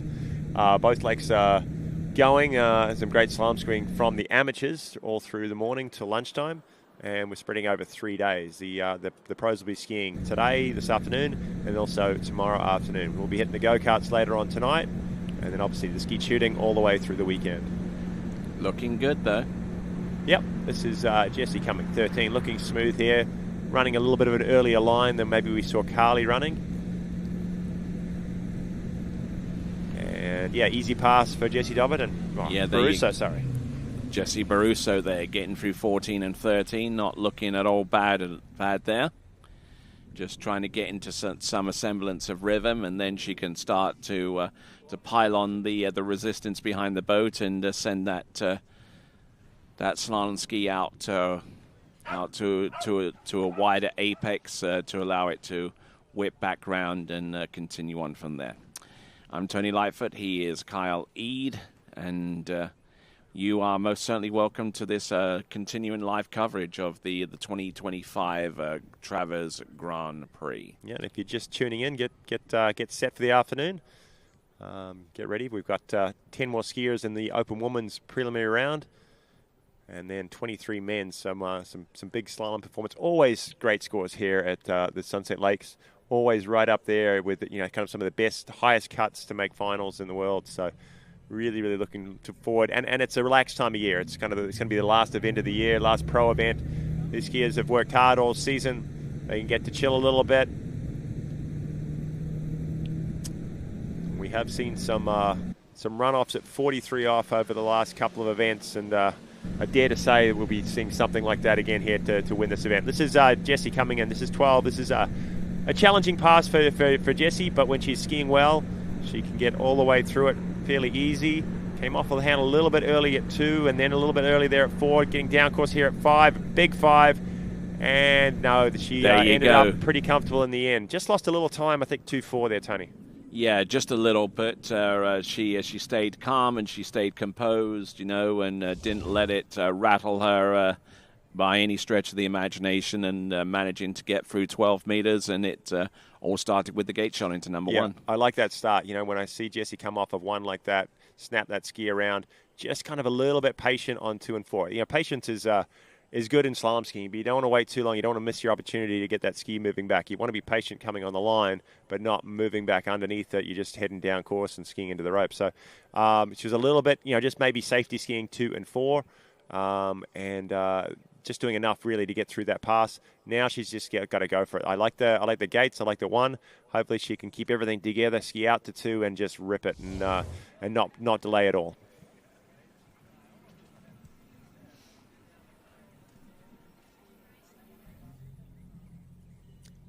Tony, you probably noticed a few names we haven't seen at some of the pro events on the list. We've got Jenna Morgan coming out next. Alana Jones, a great up-and-coming slalom skier, you'd say. Yes, indeed. Under 21 competitor. But it's good, to see some new names on the list. All right, here we go. This is Jessie Baruso. Big pass here. Hopefully get some angle through the gates, number 1. Oh, she's come up short and dived it in at number 1. She knew she had a chance there, but I don't think she had the angle through the gates, Tony. No, she just didn't have enough resistance against the boat to allow that ski to continue its track out wide and allow that tip of the ski to drive on through and put her into a good stack position as a result. Let's have a look here. It was a little bit deep on the gate shot into number 1. Getting a good extension, but unfortunately it was about a split second too late. Yeah, just I think the angle there, the hold to number 1. Watching on this is a good view from high on the boat there. You can sort of see the line that the ski is taking, and she's ended up a little bit narrow. Had to overlean a touch, overextend at number 1. But promising stuff there for Jessie. That's a decent first round. She looked good at 35. She'll go back to the drawing board, try and figure things out, and try and get the score way down 38 in the next round. Her season's best is 3 at 38. So yeah, she'll be looking for more than that here. Another skier with a season's best 3 at 38 is Jenna Morgan. She slips into the water. Another skier choosing 28 off, I believe, too, Tony. Yeah, I think her 28 off is actually going to be the minimum starting line length at this juncture. Yeah, next few skiers, I'd say, would stick to that same standard plan. But we've got Whitney Reaney up really early in the order, and that they would be the ones that maybe start changing things up. Looking at a 32 start. As with last weekend, there's a few random sort of order, isn't there? Like there's a few skiers that haven't gone to all the events, so we get some of our top skiers. I can see it in the men's too, coming out kind of earlier in this draw, which makes things interesting. All right, there, here she comes. This is Jenna Morgan, flight attendant by trade, I believe, according to previous information. She works for American Airlines. So, flying from one side of the course to the next, doing a good job there. You see what I did there? I see what you did there, yeah. Well done. Okay, Jenna Morgan pulling out. She'll be sitting down the end there for about a minute is what the wait time is set on. Maybe it's 45 seconds, give or take.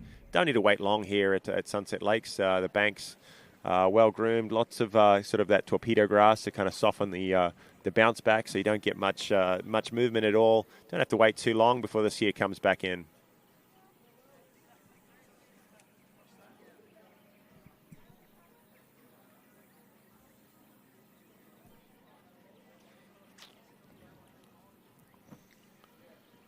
So as we continue on, you see the current leaderboard with the Water Ski Pro Tour points. And we said it last weekend, but Jamie Bull seems to have a bit of a grip on that title yet again, right? It's 3 World Championships, 4 Pro Tour wins. Just going for a 5th, I believe. Yeah, I mean, she almost basically uncatchable. I know Regina had a great weekend last week and picked up some valuable points, but she missed a lot of the European events. So yeah, a little bit insurmountable there to catch Jamie Bull. Yep, she was on a pretty decent streak of wins on the European portion of the circuit, so that certainly helps. On the water right here and now, this is Jenna Morgan on 13 meters, getting a good strike off a number 3 into 4, and she should have this pass on lock. No, she did. She looks good there, doesn't she? Very, very familiar with this lake, as with a lot of these skiers. A lot of these skiers have been here and skied on this central lake numerous times. But yeah, Jenna does a lot of training here at Sunset Lakes, as with the whole Morgan family. And we saw Lauren Morgan out there, one we usually see in the pro jump ranks. Recently retired, taking up slalom skiing. I guess she's back on the slalom ski. Good to see her. Mm-hmm. Yeah. She didn't do too badly. Yeah, the Lauren Morgan. And I think little sister might get her though. I don't know. What she run 2 at 35? Yeah, she ran 2 at 35, and apparently it's been the subject to a bit of conversation here on the live chat. The former junior world slalom champion from 2010, Lauren Morgan. Is she really? I didn't know that. Yeah, she Good won to see her coming back to the slalom ski after hanging up the jump skis. I'm sure she'll she'll probably pull the jump skis out here and there, just at little events, but not in the pro level. Or if she can find a decent pair of jumpers. Yeah, true. But yeah, good to see her get back on the slalom ski, staying involved in the sport. And Jenna comes back, her little sister, but very consistent slalom skier. I've seen her on her first 2 passes, looking very tidy. Handle up a little high off number 1, but this is 12 meters, getting the good start here, halfway down the course, 2/3 the way now.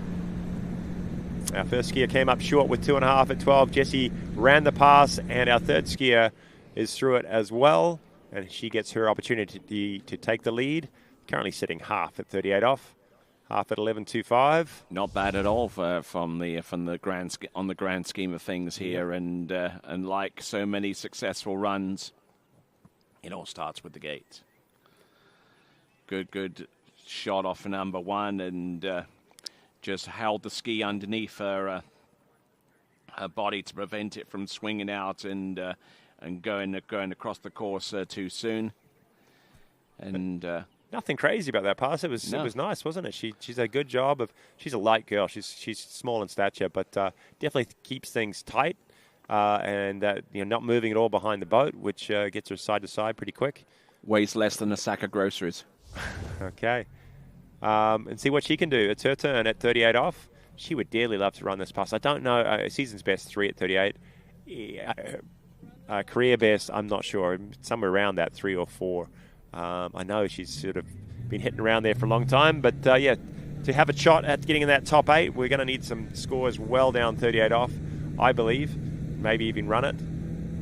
We're missing a couple of our top competitors. I think I just saw Neely. Ross is not on the list. She's currently sitting in 3rd on the tour standings. Elizabeth Montavan, another one that we usually see at these last few pro events, deciding to stay home this weekend. And this is 11.25. She's got round 1. She's got to play at number 3. She's got it and jumps out the front. Yeah, that's nice. A pretty vicious fall though, but it's going to be 2.5, 2 1/2. I think she'll be happy with that performance. A little bit of an average 1, but still did enough to make it turn on 2 and still get that extra half point at number 3. So you see her just taking a little bit of a better line than we saw Jessie. More room to make that turn at number 1. A lot of rope there at 2, but she knows she can hold on to it and skittle around number 3. She was hoping to stand up and get the full point, but unfortunately, 2.5, right up there with her season's best. Good skiing there. 2.5, 11.25 meters, and not a bad effort there on the whole there for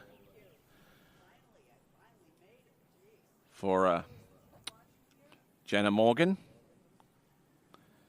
So a good little performance there, but is that going to be enough to maybe put her into the final? Well, we won't really know that too much until we're deep into the second round because it is the top 8 on the basis of the best score out of 2 rounds. So there we go. So now we move right along. It is Elena Jones, 14.25 meters, 55K. A skier coming to us out of Church Point in Louisiana. You got to think that score is going to be close, but maybe not quite enough. 12 skiers are in these preliminary rounds. 4 are going to miss out from our finals. And looking at the level of skiers, these next 8, 9 skiers have all run. I don't know if Alana Jones has run 38. She's probably been very close.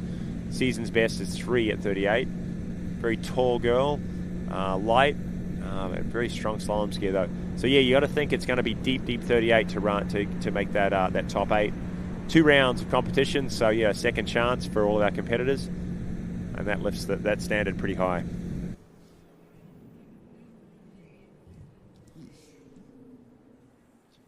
Alana Jones actually competing collegiately as well.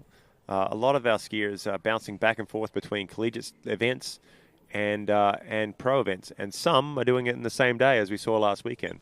We saw it was Charlie Ross and Camille Belmra and maybe it was Jaime Palomino.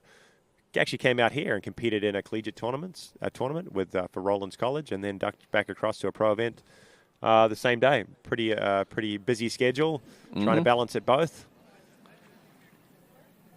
All right, so we're looking at the starting dock and seeing our next competitor, Alicia Bagnoli. She, too, much like Elena Jones, skiing for Louisiana's Raging Cajuns. Alicia Bagnoli graduated from that fine educational institution about 2.5 years biased ago. at all, are you? No, Never. not at all. Not at all. Elena waiting Jones, for you to- a member of the current team. Yeah.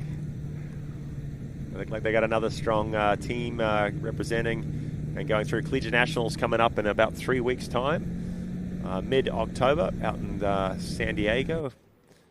And, huge event, fun event. All these competitors are heading off to that one here pretty soon. Elena Jones at 32 off 13 meters.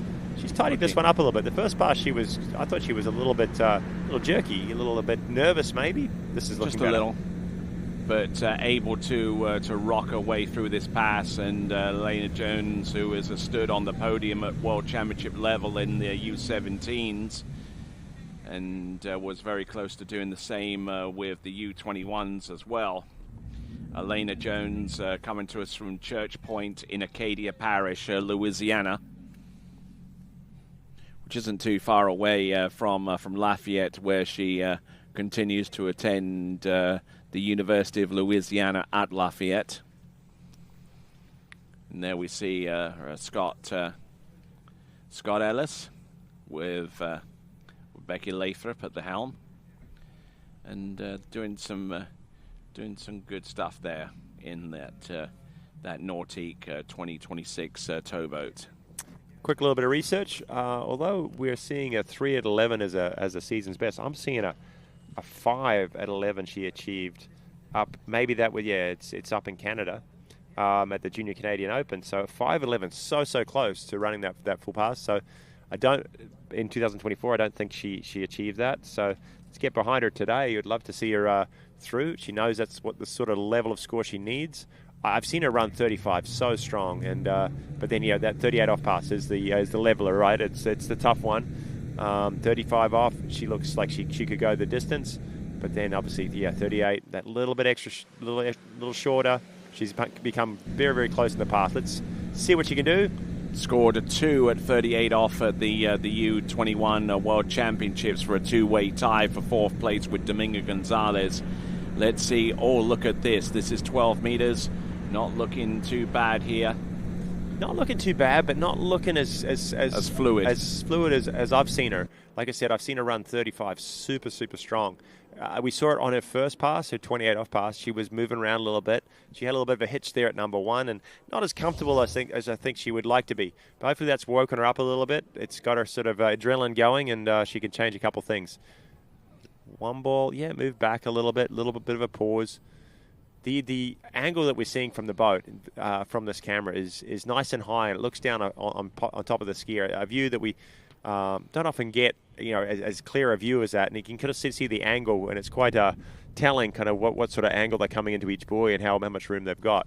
And that one looked like she was down course a touch, and not playing with the angles that she needs to run 38. Few adjustments to be made, and hopefully we can see her back and through this next one.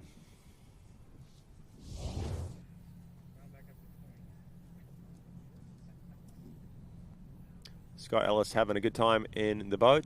No place he'd rather be.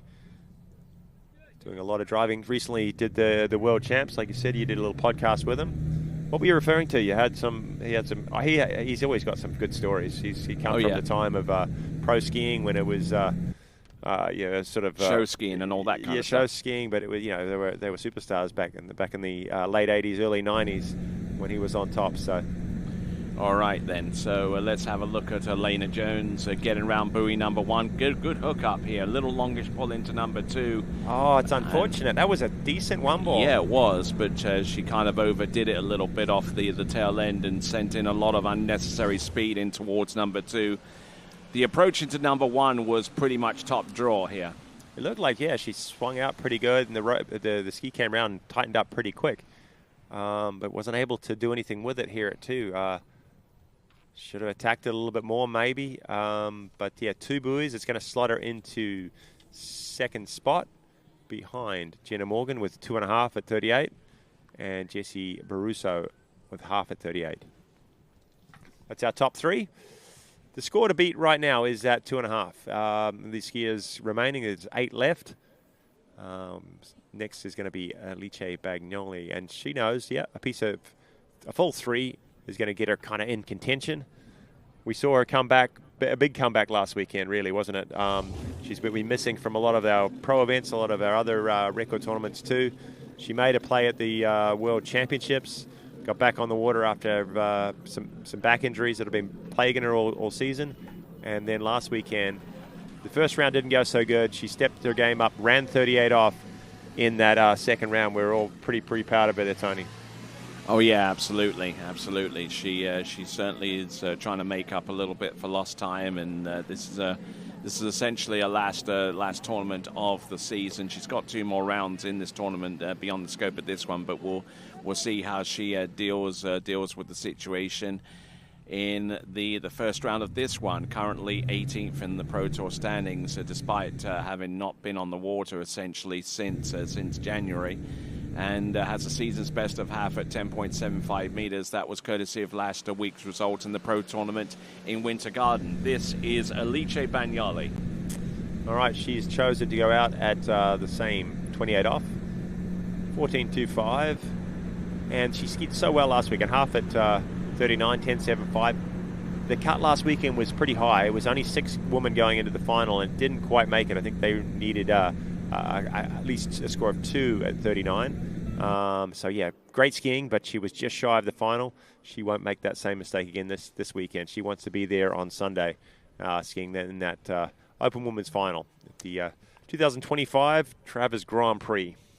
All right then. So looking down the chat messages, apparently Mitchell Miller is enjoying the webcast. Well, you could help us out by proving it.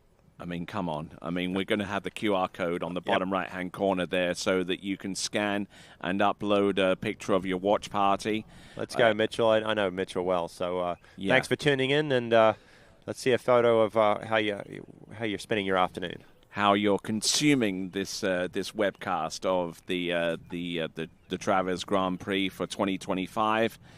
As we continue right along, go to waterskibroadcasting.com/watch party, waterskibroadcasting.com/watch party as we continue to monitor the progress of Alice Bagnoli. And while watching these warm-up passes, the pick your podium, I'm going to get it straight. I missed it last weekend. When's it got to be done today, or is it tomorrow? When is it got to be done? It's got to be done before the second round. Before the second round, okay.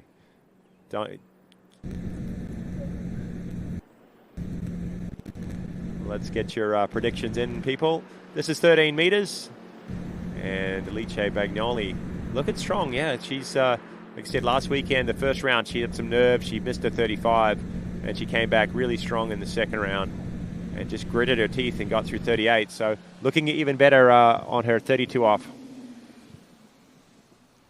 All right, then. So as we continue right along, let's send it over to the first time with Chris Travers. Hey, what's up, guys? Coming to you live from the Travers Grand Prix. I'm here with Ragin' Cajun, Alana Jones. How you doing? Doing well. Excellent. So I understand this is your first kind of real pro event. What's the vibe? How you feeling? Really excited about it. I felt pretty prepared coming in. I've been going through a little bit of a rough patch in my skiing, but overall just excited to be competing here around a bunch of athletes. So it's really cool. That's awesome. Yeah, a great spot. Bunch of all the top pros are here. You're in some good company. I know you're holding your own out there. You didn't quite do what you wanted to this round, but I think you got a feel for the water, and next round you'll come out full swing. Absolutely. I plan on locking in and getting really excited for tomorrow. Excellent. Good luck to you. Thank you. Good stuff. And very positive for her next round of competition. And always interesting to hear from Chris Travers. He did some great interviews last year, so I'm glad he's got the mic again. Although he might need to stand on a box next time. Alana Jones, she's a tall girl, isn't it? Yeah, some of the others that might not be the case, but so it just needs to work on that. Here we go. This is Alice Bagnoli, and this is a 12-meter attempt. Our intensity ratcheting up a notch here at 35 off. This is the pass this year. Start to get a bit of a feel for what's going on. The 28, the 32, fairly easy. 35, they've got to pick things up. and really start to find their spot on the ski. And she's done that well. Another 6 buoys. Yep, and another excursion on to 11.25 meters beckons for Alicia Bagnoli. And while she skied so well last weekend, I think her teammates are going to be a bit annoyed she didn't save that performance from last weekend for this tournament. So she gets that big handicap score and a lot of points for her team. But maybe she's got more. Her personal best, 3 at 39. She's got the Italian record, tied it with, I forget the other names. Irene Reinstaller. Irene, I know that name. She's she's held that for a long time, isn't she? Indeed. Yep. Anyone else co-tied, or is that? I think it's a tie between Alicia Bagnoli and Irene Reinstaller, although I think Bayer has been pretty close. She's got to be close, yeah. Marina Mosti back in the day, maybe. She would have been a couple at 39. So, yeah, a lot of good top Italian skiers, but the best one ever is on the water right now. Indeed, indeed. We're going to see what she can do on 11.25 meters. It's ABCs. You got to get the earlier pass situated first before you start eyeing up records and potential scores to tie the record or break it. So here we go, 11.25 meters. Not too sure where the wind is blowing specifically, but let's have a look and see on Alpha 2. You saw shades of Jesse Abruzzo there. Maybe a little shallow on the gate setup, not the angle, and a little narrow at number 1. Tries for the big play and ends up in the water. So not quite the same level of performance we saw last weekend, but she's still in the hunt. Unofficially, of course, after round 1, that means Jenna Morgan is in the driver's seat for the spot in the final. A lot of skiing to come that can change that. But where she can be is 8th after this round 1 here. Yeah, just setting up the scores that the skiers have to ski through at the least at this juncture. Of course, there's a lot of room for movement with the second round, of course.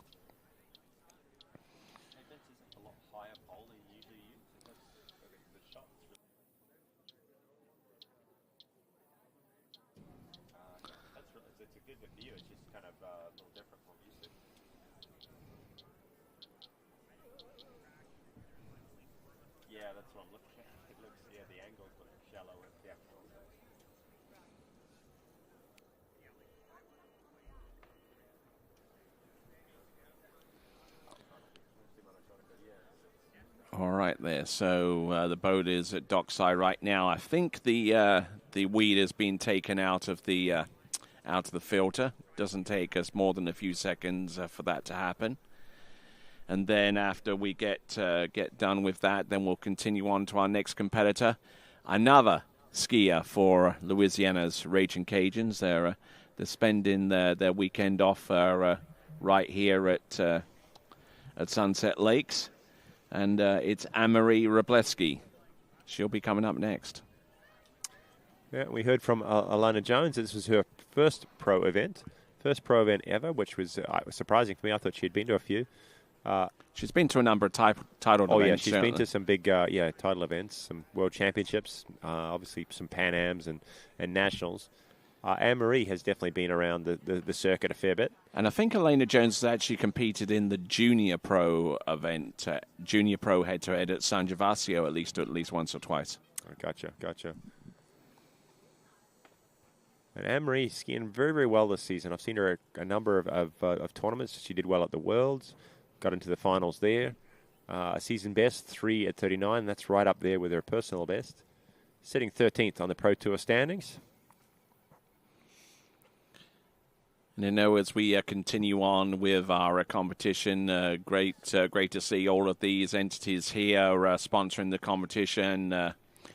Girls Love a Sunset, Lake County, Waters Wetsuit, Syndicate, Skis, Sunset Lakes, Michael DeMello, JT Lake Services, all involved with supporting the Travers Grand Prix for 2025.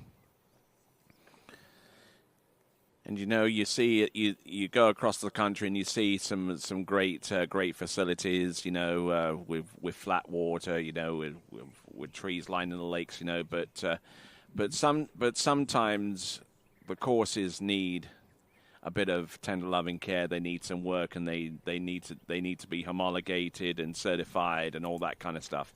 And that's where JT's Lake Services comes into play. Yeah, we'll speak about that for sure. JT doing a lot of work on a lot of courses all over the country. All over the world. Yeah, all over the world. Flying in or driving. He's got a lot of equipment here at his home base. But, takes in his pontoon, sets up courses in and out pretty quick and absolutely spot on. And he's done that here for a number of years. There's 3 jumps out on here, 3 slalom courses. Everything's set up beautifully here at Sunset Lakes. And if you need some work done at your lake, give him a quick call. Yes, indeed. He might be busy here shortly, so just don't bother him too much here. No. This weekend, maybe? Not right now. Running a tournament and skiing. And all right. Nautique running back up and down, doing a little simulation pass, we call it. Yeah, a little bit of pass right there. Hardly needed here. Not a breath of wind around, and the roller's just getting sucked away on the banks here. But yeah, thanks to our sponsors, and a big thanks, I think, to there's a couple of names there, the Morgan family and Michael DeMillo that really get behind. Some families here, some club members that love what John has created, what the Travers family has created with this event, and really keep supporting it and keep it going, making it bigger. All right, then, and with that in mind, let's send it over to Chris. Hey, what's up, guys? Back here on the side of the dock here with Jay Dobbs. No stranger to the pro scene, but I hear this is your first Grand Prix. Yeah, this is my first Travers Grand Prix. Awesome. How's the experience so far? Are you excited? And what are you most excited for? Ooh, that's really tough. I have not done skeet shooting before, so I am really excited about that part. But, of course, slalom is definitely the primary goal here. Oh, that's awesome. Yeah, you didn't look too bad out there. Look pretty solid. Are you hoping to do a little bit more, obviously? What do you think you need to do to achieve that? I think I need to get much deeper down the pass that I fell at 38, and maybe we'll have a chance at going to the finals. Well, excellent. I'm sure you'll do that, and I'm sure you're going to kick butt in the skeet shooting. Thank you. All right then. Now, Carl, you were a little bit perplexed last weekend at the Pro Tour stop in the Winter Garden with the interviews along dockside when Drew Ross saying like ski like a whale and some of the others. Now, what had actually happened is that a few of the folks there on dockside just came up with some random words that they could just fit into some of the answers, you know. And okay. Okay. That's we just need to keep an eye out for what those. words are we looking for this weekend? Are we? I don't know. I don't know. The whale was out there as well, and elephant. I thought that was a new thing that I wasn't aware of with slalom skiing. Getting the taco one. Yeah, that was it as well. That was a new one. Okay. Yeah. What about the watermelon? That was one as well. All right. These inside jokes, we don't even need to know about them. No. Give us the info up here. Indeed. All right, the skier on the water, and a choice of going out a little shorter. 13 meters. 13 meters. Yeah, she's got some experience behind her. She's been in this sort of situation before. The pressure, the pro events, and deciding to come out that little bit shorter, get things started straight away. Former NCWSA National Collegiate Women's Slalom Champion and former U21 World Slalom Champion from about a couple of cycles ago. Mexico, I believe. Yeah, it was in Chapala. Yeah, that's right. Skied exceptionally well down there. I think she scored a couple at 39 to win that title. The Under-21 World Championships. And still making some inroads into the professional ranks. She was over at the Kelly Pro-Am, I believe. Skied quite well there. Mm-hmm. That's right. World Championships. So there we see on the dockside Whitney Reaney, a former world champion herself, not only in slalom but in overall from back in the day, and still continuing to rock the slaloming world. Yep. So 32 off, 6 buoys in the back pocket for Anne-Marie Rablowski. Yep, that's right. That's how she looks here at 35 off. We've seen several competitors already through it, running it fairly tight, but I think you'll see a little different level of intensity and skiing up course here. She's going to need to do that if she wants a chance of getting through the next pass. Look at her go. Figuring things out a little bit. Handles a little high, don't you think there, Tony, at number 135? Yeah, just a little bit loose, and even worse into number 5. But she has enough space to do that and still get away with it. But on 38 off, it needs to be corrected. Yeah. So we saw last weekend a huge chops and changes in skier zero off settings. As our skiers were kind of getting used to the boat and the conditions. I wonder if we're going to see a little bit more of that this weekend. One of the reasons possibly is this is the first time we've seen the new ski nautique being used at a pro event, and some of these skiers maybe not getting as much time behind it yet. I'm sure we'll see it a lot in future. But just as they figure out their rhythm, figure out kind of where it picks them up and how things are playing out through the course.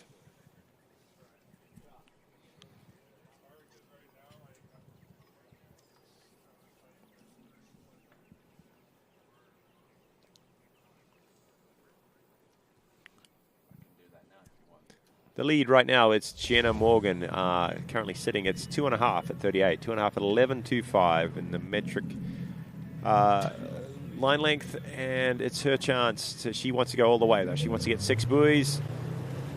She's done it many times this season in big events, pro events, record tournaments, collegiate tournaments. She needs to figure out that start, though. The 135 was a little off. Let's see if she can make some changes here. Oh, sits back a little bit of a delay. She's got a strong onside. She's still down course a touch. She picks things back up at 3. That was better. She's on time at 4. Pulls all the way there to number 5. This is going to be a complete run if she can get a ski round number 6. Well done. Our first skier, ladies and gentlemen. We've got 7 left after her. And our first skier is through 38 off. Breathes a sigh of relief as she sits down the bottom end. Yeah, definitely found some form on that third pass there. We saw her struggling a little bit on 135 on the 35 off pass. This one wasn't her best, but she really figured things out after she got her rhythm out of 2 and roped number 3. And then after that, it was there was no question she was going all the way through this pass. Yeah, that's the turn right there. Hooks up tight, no loose line.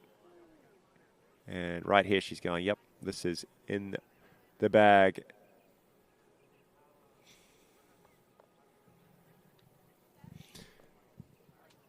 And one of our mini skiers riding for Team Syndicate.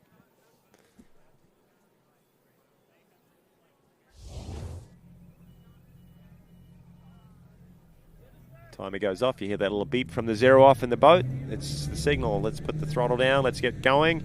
Spin around the bottom turn island and into the course. It's 10.75. 39 off, our first skier to have a shot at it. She's got the lead by a substantial margin already. But see how far she can push it down. Cement her place into our final on Sunday. And that's a nice tidy number 1 for Anne-Marie. She gets to 2. She's on time here. Gets her ski around number 3. Says, yeah, that's enough. That's tied my best this season. I think she's going to be over the moon with that performance. Our spectators giving her a little round of applause because they know that's a really strong performance in round 1. The preliminaries here at the Travers Grand Prix. Really kind of found some tempo, and the line was right there for out of number 1. Maybe a little safety at 2, pulled a little long to 3 just to make sure she got the full point. And she has got a big margin on number 2 spot and serious scoreboard pressure on the remaining 7 skiers.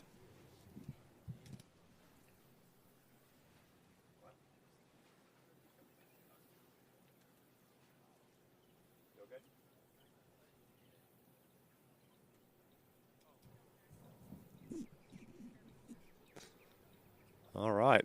She is really getting things underway here. We've had, 6 competitors so far? 5 competitors so far? Our first one missed out her 35 off. I know she was going to step things up in round number 2. The rest of the competitors all kind of coming into some issues at 38 off, 11.25. A couple of skiers going down round number 1. Alana Jones had a good start, couldn't do it at number 2. Jenna Morgan looked good, 2.5. but dominating so far. Our leader, Anne-Marie Wroblewski, at 3 at 39 off, 10.75, and that lead could change again here right now. It's Whitney Reaney out a little bit earlier than she'd probably rather, but thinks it'll her opportunity to get her campaign started for this weekend. All right, here she comes. This is Whitney Reaney. 13 meters. Shouldn't have too many worries in executing the 4-6 buoy count on this opening pass. And Whitney Reaney, to say the least, has had a rather complicated relationship with this side in particular. Are we referring to 2021? 2021 was World Championships. Was a tough one. Yeah, that was a big incident. In that was it round one? Yeah, that was. And with that, let's check in with Chris. Hey, what's up, guys? Back here on the dock with Anne-Marie Wroblewski. Am I pronouncing it right? Yep, that's correct. Excellent. How'd you feel out there? Pretty good, considering I just jumped off a plane, got in the car, drove an hour here, and rocked up 10 minutes before my set. Hey, nothing wrong with that. Also heard you had quite a great little Italian summer to your season up in Italy. Tell us a little bit about that. Yeah, it was really good. Lots of fun tournaments and events and all that stuff happening. Classic European Aperol spritz and stuff like that. Oh, yeah, those are lovely. Definitely lovely. So what are you most excited for your next round? The skiing, the go-karting, or the shooting? I'm most excited for go-karting next. I'm not too great at shooting guns, so we're going to just see how that goes. Excellent. Well, we'll see you out on the track, and remember, Rubbin's racing. Thank you. Thank you, guys. Indeed it is. Although probably not so much with the actual go-karts. But here we go. We've got Whitney Reaney on that radar vapor. Okay, looking good here. Another skier choosing to go out at 13 meters. Comes straight back. It's 12 and 35 off. And looking, I'd say, a lot stronger than last weekend. We saw her struggling a little bit with setups or figuring out her ski, or something was happening last weekend. She got better each round. I think she finished up third equal or fourth equal or something like that. But definitely not the level of performance we're used to seeing from Whitney. But she is tight on 135 right now, so really kind of dialed in. Behind a boat, she's a little more accustomed to skiing behind.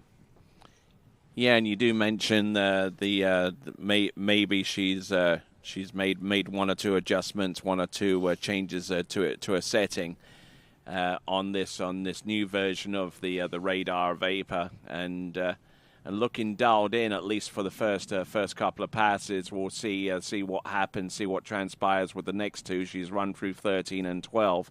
11.25 meters comes into play now. She's seen one skier go through this pass already. We have a top score of 3 at 39. So, yeah, some uncharacteristic sort of movements on her ski last weekend, I thought, but that's looking a little more normal.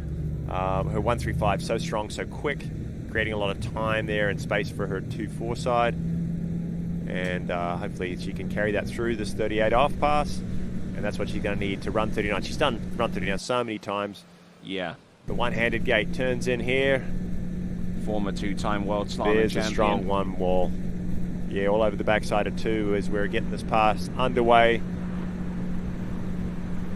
She's still there. She's still rocking this. There seems to be a little bit more at ease this time around this weekend compared to last. Yeah, no question at all. I think she's going to be one to watch this weekend in contention. Last weekend it was a bit of a Regina Jacquez show, wasn't it? She sort of stepped out in front, set the pace in the first round, 3 at 41. Had some redemption after the Worlds, after missing that one.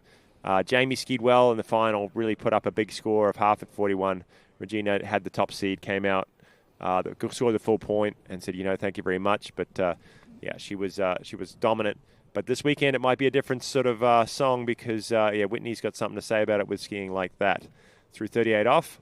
She had a little bit of a headwind, though the wind's picked up a touch, maybe a slight breath of a tailwind, nothing to phase her here, coming back at 39. Looking like she wants to make a statement out there. Absolutely. She's gotten through 13, 12, 11.25 meters, 10.75 meters coming up. So not looking at all bad out there on the water as we see one of our next competitors walk on down the dock. I believe that is Regina Jaquist. Yep, and obviously she's going to be out fairly early too. Whitney definitely is as she rounds the turn island. Let's get back to the water though. We'll talk more about kind of the seating positions. But let's watch her chair on through 39 off. All right, let's have a look and see. There's number 1. Oh, takes a huge hit there, but she's balanced into number 2. She's on her way here. Number 3. Number 4. Look at it. Let's have a look at this. 10.75 meters. And for the first time in a while, Whitney Reaney makes her way through 10.75 meters. And the sense of relief on the end of that pass was definitely palpable. Now, she was going for on that one. She had a big one ball. I thought almost a little too big, but she held on to it. She is very, very strong on her onside. And sort of swung her or whipped her across the 2, maybe a little more than she'd like. She had to settle there. There was a huge one ball. Then it's difficult when you get a big start like that. You have to calm things down. She sort of slowed at safety a little bit, turned at number 2. And there's the big 3. And after that, she's like, okay, yeah, I've got this going. Nice 4, and she's going to be really happy with the way she's skiing through so far in this round, and sort of done her work already to get her into the finals. We've got obviously 2 rounds. The top 8 scores are going to go through, but a score into 41 off is a pretty handy way to start.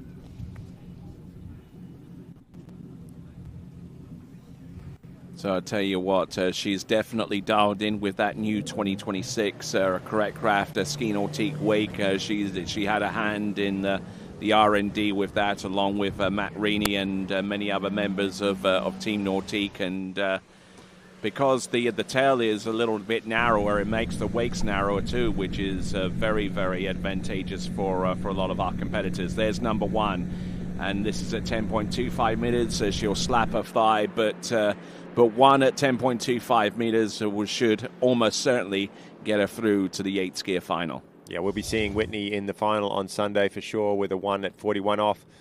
Slapping her thigh a little bit because anytime she gets to 41 off, especially here at Sunset Lakes in great conditions, she had a little headwind. She knows it's an opportunity for a big score. She's run 2 so many times, a 2 1/4 once in her lifetime. She's got seen a piece of 3, and that's the Canadian record. And she wants to put that up a little bit more. But she needs the one ball, and it was good at the start of the set. You could see it getting a little heavier as we got through 38, and the 39 one ball was a little much, and there, yeah, just kind of stopped her. So improvements on last weekend, some great skiing, and I know she's going to keep things moving forward. Hopefully, hooking to hook up well out of 1 next round at 41 off. Who knows? So some good action there from Whitney Reaney. Yeah, almost certainly booking a spot through to the Sunday finals, and now it's a case for the other competitors to chase down that score to see if they can't seat themselves higher than Whitney going forwards. We have 5 skiers remaining. We'll see Regina Jaquist and Ali Garcia and Ali Nicholson and Jamie Ball, but before those competitors, we will have Brooke Baldwin. All right, great to see Brooke at some pro events. She shows up here and there, and she made a good appearance at the World Champs, running into 39 both rounds in the finals. I think she was in the trick final as well. Always in contention when she's on her slalom ski. She's one of those few skiers that did run 39 off, very young in her career. Been putting skiing a little bit on the back burner while she's figuring out her education, but she's been it's good to see her kind of at a few events of late and skiing very, very well. Yes, indeed, and traveled quite a bit across Europe and decided to go in on 13 meters to open up her account here in round number 1 of the Travers Grand Prix. So yeah, we're seeing a few names that we haven't seen, this season, but we're missing some names, and we've talked about Neely not showing up. She skied very well last weekend. And also Paige Reaney, another Canadian that is a very, very strong slalom skier. So yeah, hopefully we'll there's no big reason why they're not here, but good to see Brooke and the likes of Alana Jones and Anne-Marie Rablowski and skiers like that kind of having a shot here at the Grand Prix. And that ski is sitting down really well in the water as we check in once again on dockside with Chris. What's up, guys? Back on the dock here with Whitney McClintock-Rini. How you doing? I'm good. That's finally a little bit better skiing out there, so I'm showing what I can do behind this new boat where I'm comfortable. We got this. Excellent, excellent. No stranger to the Grand Prix here. Walk us through this pass. Yeah, so this was my start at 39. So I felt like I had a really great start. Feels amazing out there. Scott is dialed behind the boat. And this is the only issue I had, just a little bit heavy coming out of 3-ball, but just right back in the right spot. I got a super strong lean to 4-ball as well that I felt I had to get out of, so got me right back in the game, even though I was a little behind. And I kind of safetied at 5-ball a little bit, but pretty good pass. Oh, yeah, a little bit in the trenches there taking grenades, but you came out of it clean, unscathed. Yeah. You be ready for tomorrow? Yes, it's kind of fun that we get to do one round each day when we're here, and we get to do all the other fun events while we're here. So hopefully I'm not spinning out on the racetrack tonight, and hopefully I am safe to go shoot some guns tomorrow and run some more buoys as the weekend goes on, because it was a great start running 39 the first round. I'm really happy with that. Love this lake. So happy that we get to ski behind this boat, the new Nautique, and Scott feels great out there. So. Excellent. The vibes are good. Yeah. Fun times. Excited to see you get on the track tonight. Yeah, I'm excited to be there. Gonna eat some snickerdoodles to get myself ready. Lovely. Back to you guys. Yeah, gotta love that sugar rush. Was that a word she's trying to get in? Snickerdoodle? Snickerdoodle. Yeah, is that...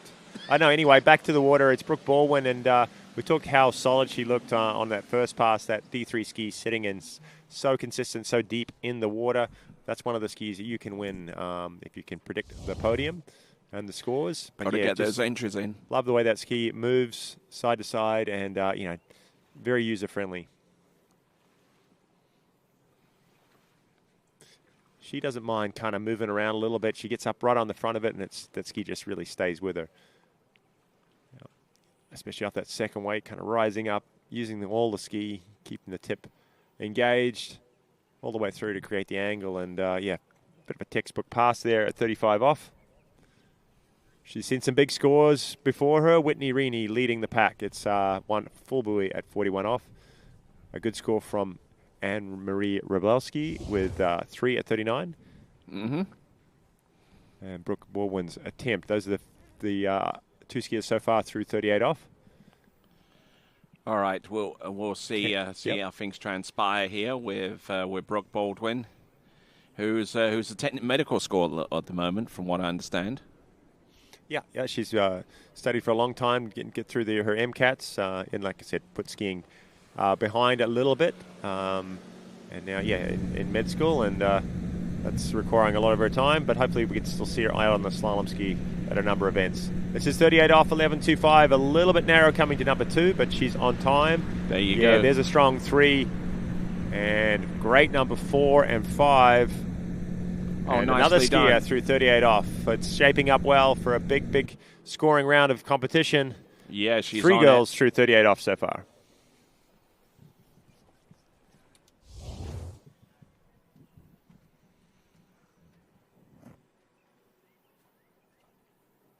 Season's best of 3 at 39. Quite a few girls are getting to that point over the season. And as we've mentioned, this is the last. This is the last pro event of the year. They want to finish on a high and set things up for some confidence going into 2026. Been a long season of skiing. Starts down in Melbourne, Australia. The Moomba Masters is kind of the first pro event of the year. Skiers sort of coming out after a winter, making that big trip down to Australia, and then going through a handful of events here in the States. The Swiss Pro Slalom. Obviously the Masters, and then a few other Lake 38 across to the California Pro-Am, maybe that's a little bit later after some of the European events, and then returning back here to finish off the season.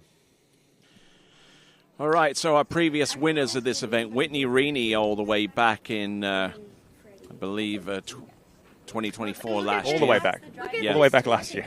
Yeah, all the way back to last year. It feels like an eternity ago. Yeah, so what other names we saw there? So Regina Jake was picking up a couple of times. Well, let's get back. It's a 39 off. It's her chance. It's a bit slower at number 1. That's it's a tough 2-ball. She's going to slot into 3rd spot. Yeah, just not the one that she was looking for, but still a handy score and a good first round attempt to break into that final, I think, straight away. Yeah, I think so, and something that she can build upon, I would imagine. 2 buoys at 10.75 meters, 2 at 39.5 off the final score for Brooke Baldwin.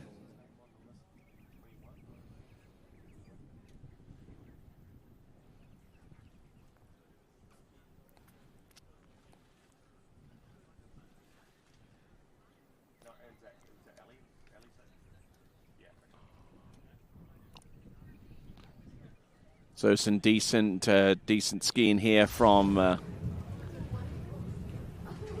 for our previous skier, Brooke Baldwin. Currently slots her into 3rd with 2 at 39.5 off, 2 at 10.75 meters. Currently in runner-up spot right now, with 4 skiers remaining, is Anne-Marie Robleski with 3 at 10.75, and of course you've got that score of 1 at 10.25 meters, courtesy of Whitney Reaney. All right, skier next to take to the water is the multiple-time world champion, multiple-time world record holder. Basically, if there's a title worth winning, she's won it at least once, and this is Regina Jaquist. Okay, beautiful shot as the boat rounds the turn island, comes in for her first pass. She's chosen 13 meters as well, 32 off.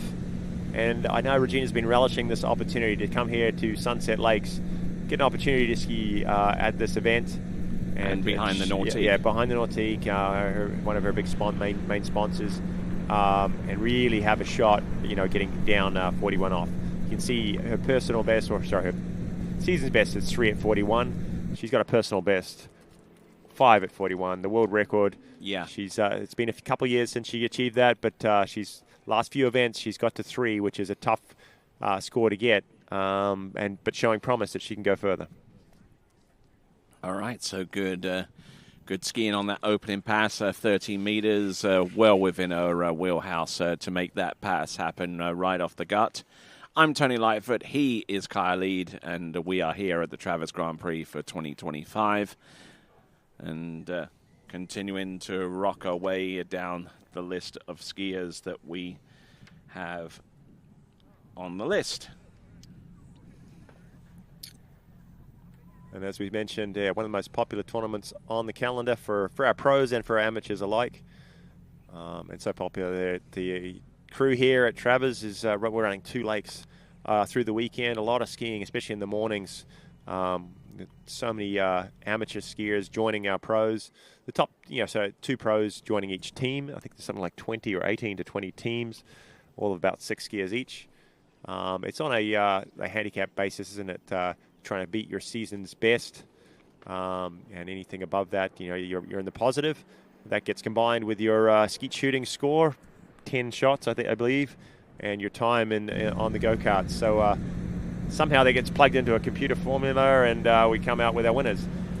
All right, here we go. This is Regina Jaquist on that good slalom ski.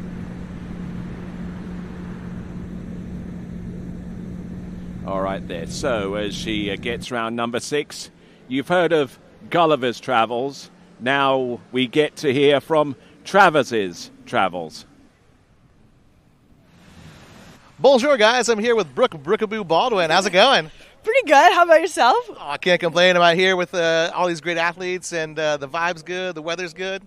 Yeah, can't complain. It's pretty good. It's nice out there. Good, even better people. Excellent. So I heard that you almost missed your set because you were taking a little snooze, but your boyfriend got you up and running. And why don't you tell us about this pass? Are we going to watch it? Okay. So gate was a little bit weird. I honestly had a pretty good one, I thought. Was not mentally prepared for the slack. But 2 was okay. Obviously not okay, but just pansied out pretty much. I just chickened out. But Hey, that will happen. Perhaps you could have had a little snack or something before. Maybe get a little sugar rush, help you out. Yeah, my favorite is a little pain chocolat. Bah oui. I mean, everyone loves those. Yeah, they're not here, but we can ship them. Excellent. So definitely excited to have you back here on the lake. Are you ready for some karting tonight? Yes, that is probably my favorite event because I actually beat Edo and some of the boys in Austria, so I'm not going to let them live that down. Oh boy, she's coming for you. Be prepared. Back to you guys. Smack talk starting already, isn't it, Tony? Hand or chocolat. Yeah. As we watch Regina Jaquist on the water, this is 38 off. And a brilliant view as we watch one of the best ever, a technician on the water, run through 38 as she has done so many times. All right, not bad at all. Yeah, gets that one, makes it look relatively straightforward. 11.25 meters. Almost has a seemingly easy knack of making that rope just feel just a heck of a lot longer than it in reality it should be. Here, 11.25 meters, making this look like 14.25 meters. Just whipping the ski around, getting some good stack off each turn. And probably the longest standing good athlete. She's on the team for 2025 in the Constructors Championships alongside Dane Meckler and Thomas de Gasperi. Mm-hmm. She's been rocking a good for a number of years. There's your result so far. They're sitting in second. That HO Syndicate team, so strong. So many skiers just keep pumping out some big performances, especially thanks to the girl on your screen right there. Kind of helps when so consistent. Kind of helps when you have a 3-time world champion on there. Yes, it does. Well, and then you got all the guys. Then you got Will Asher, John Travers. Yeah, exactly. Sasha, the list goes on. Yeah, Rob Hazelwood. All right. It is a tough pass, but one that has already been gone down today. Whitney showing how it's done. And this is looking good here for Regina Jaquist, taking her time through 3 and 4, her strong side. And wow, that was an easy pass for Regina Jaquist, guys. All right, not onside, bad at all. Get your eyes to the water. Stand on the banks and, get on your feet and give this girl a round of applause after a strong 39 and get behind her for 41. It's been a few years since we saw her go almost through this full pass. She's got some 3s so far this season, and things are shaping up well here through this run so far. And we're at 41 off currently for Regina Jaquist. She's gotten through 39.5 off, and she just has that ability, doesn't she? She just brings the ski around, and she just gets herself into a good position and is just unwavering in her determination to get from one side of the course to the next. Now, what's the world record again? 5? It's 5. It's huge. It's a long way. It's a long way down this pass. This is the next pass, but it requires a good start, a good gate, and she's been getting them lately. She's been getting out of 1 if she can keep her speed up. And then, just lately she's made some changes with her skis. She's been dialing in her 2. If she can get out of 2 strong, which, that's been happening, who knows?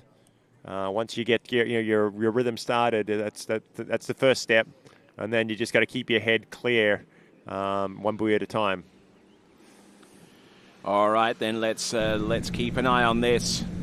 Good stout pull out, good line tension into her entrance gates. There's number 1. Oh, look at this. This is good, though. This is number 2 coming on up.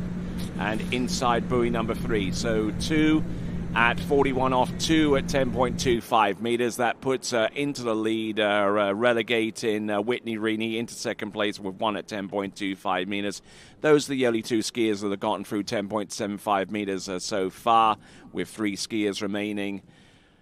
Whitney Reaney in second spot. Regina Jaquist now has the lead with 2. 2 at 41, an unbelievable score from Regina. But whenever we see her on the water, we're always expecting some magic, something big to happen. or you're hoping it's going to happen. And the one just was big, but she got stuck a little bit. Not as much as she did at the Worlds, which put her inside number 2. She still was able to get out there, but not the turn. Had to sort of pull a little bit longer.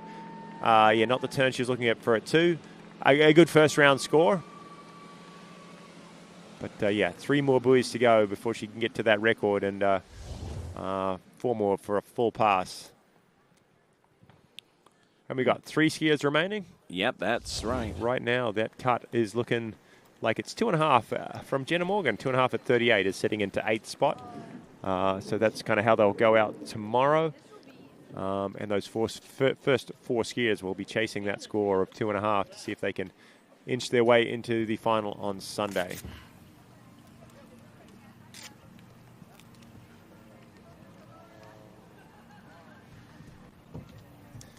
Quick break. I think we're getting the filter out. Yep. Weed out the filter. So Ellie Garcia sits and waits for her turn. And what great season she's had so far. We're maybe looking for a little pick your pass here, Tony. Your thoughts? Pick your pass. Okay, let me think on this one. Quickly, I'm going to pick one. Otherwise, yeah, you pick one. Whitney's 39. Let's go it. If we line that one up, Whitney's 39. That one was just to see kind of how much she's figured things out this weekend, and really starting to show the form that can put her into contention for winning the event. She's won it once. We saw on the last year in 2024 she's picked up this title. Regina Jaquist got it the 2 years before that, and way back I think it was Ellie Nicholson. But the 135, she's happy with it. You saw her in their interview.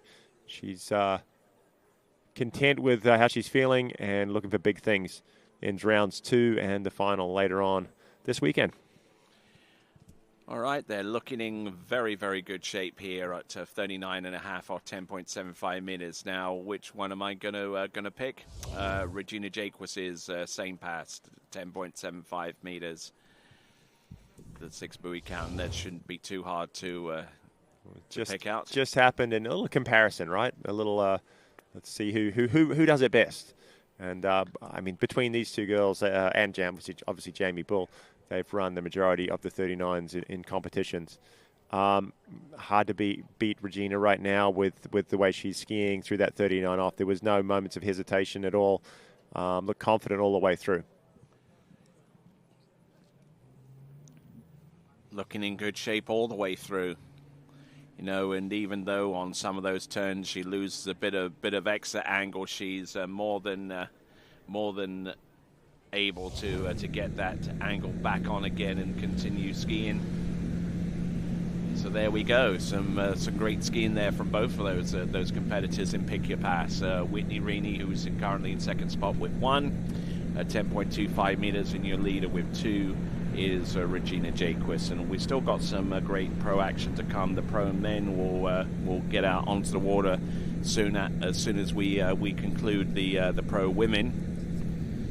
But so far so good.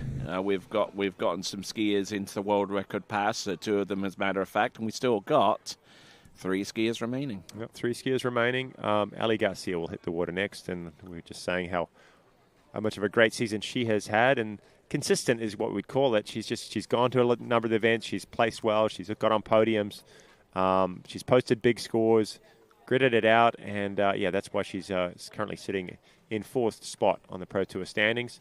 She is one of those skiers out of our last sort of 4 or 5, though, that has not run 39 off, and she is shaping up to be that next competitor. Nicholson and Bull, obviously, they're through it. Regina and Whitney many, many times. We'd love to see Ellie Garcia have her shot today. She's probably thinking about it because that cuts, she's got to get that job done first. Right now it's 3 at 38. Not much of a problem there for Ellie Garcia. But yeah, she's would dearly love to join the girls. It's a select group of girls, select crew that have been through a full pass at 39 off, 10.75.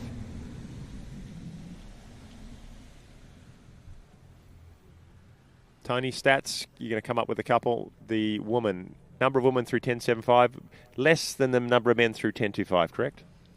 I would imagine so. I'm not looking for that particular stat. What are you looking up? You got your phone out. There's smoke coming out your ears. You're looking up something. Actually, the podcast episode that I conducted with Ali Garcia, it should be available on the 10th of October, as we try and cover every Friday between now and the Christmas season with podcast episodes from the TWBC podcast. So you should be able to listen to Awesome. her assessment of this season's events on October the 10th. Because obviously we said this is the last pro event of the season, but if you're getting skiing withdrawals, you can tune in and check out those podcasts, hear from the skiers themselves, from the athletes' mouths, what their season was like. Ali Garcia, what was she saying? What was the difference this year? Basically, she decided to get a little tougher. She said, "You know what? This is my career. I want to do it. I want to do it as best I can." And she has just certainly lifted her game. All right, here we go. This is 13 meters.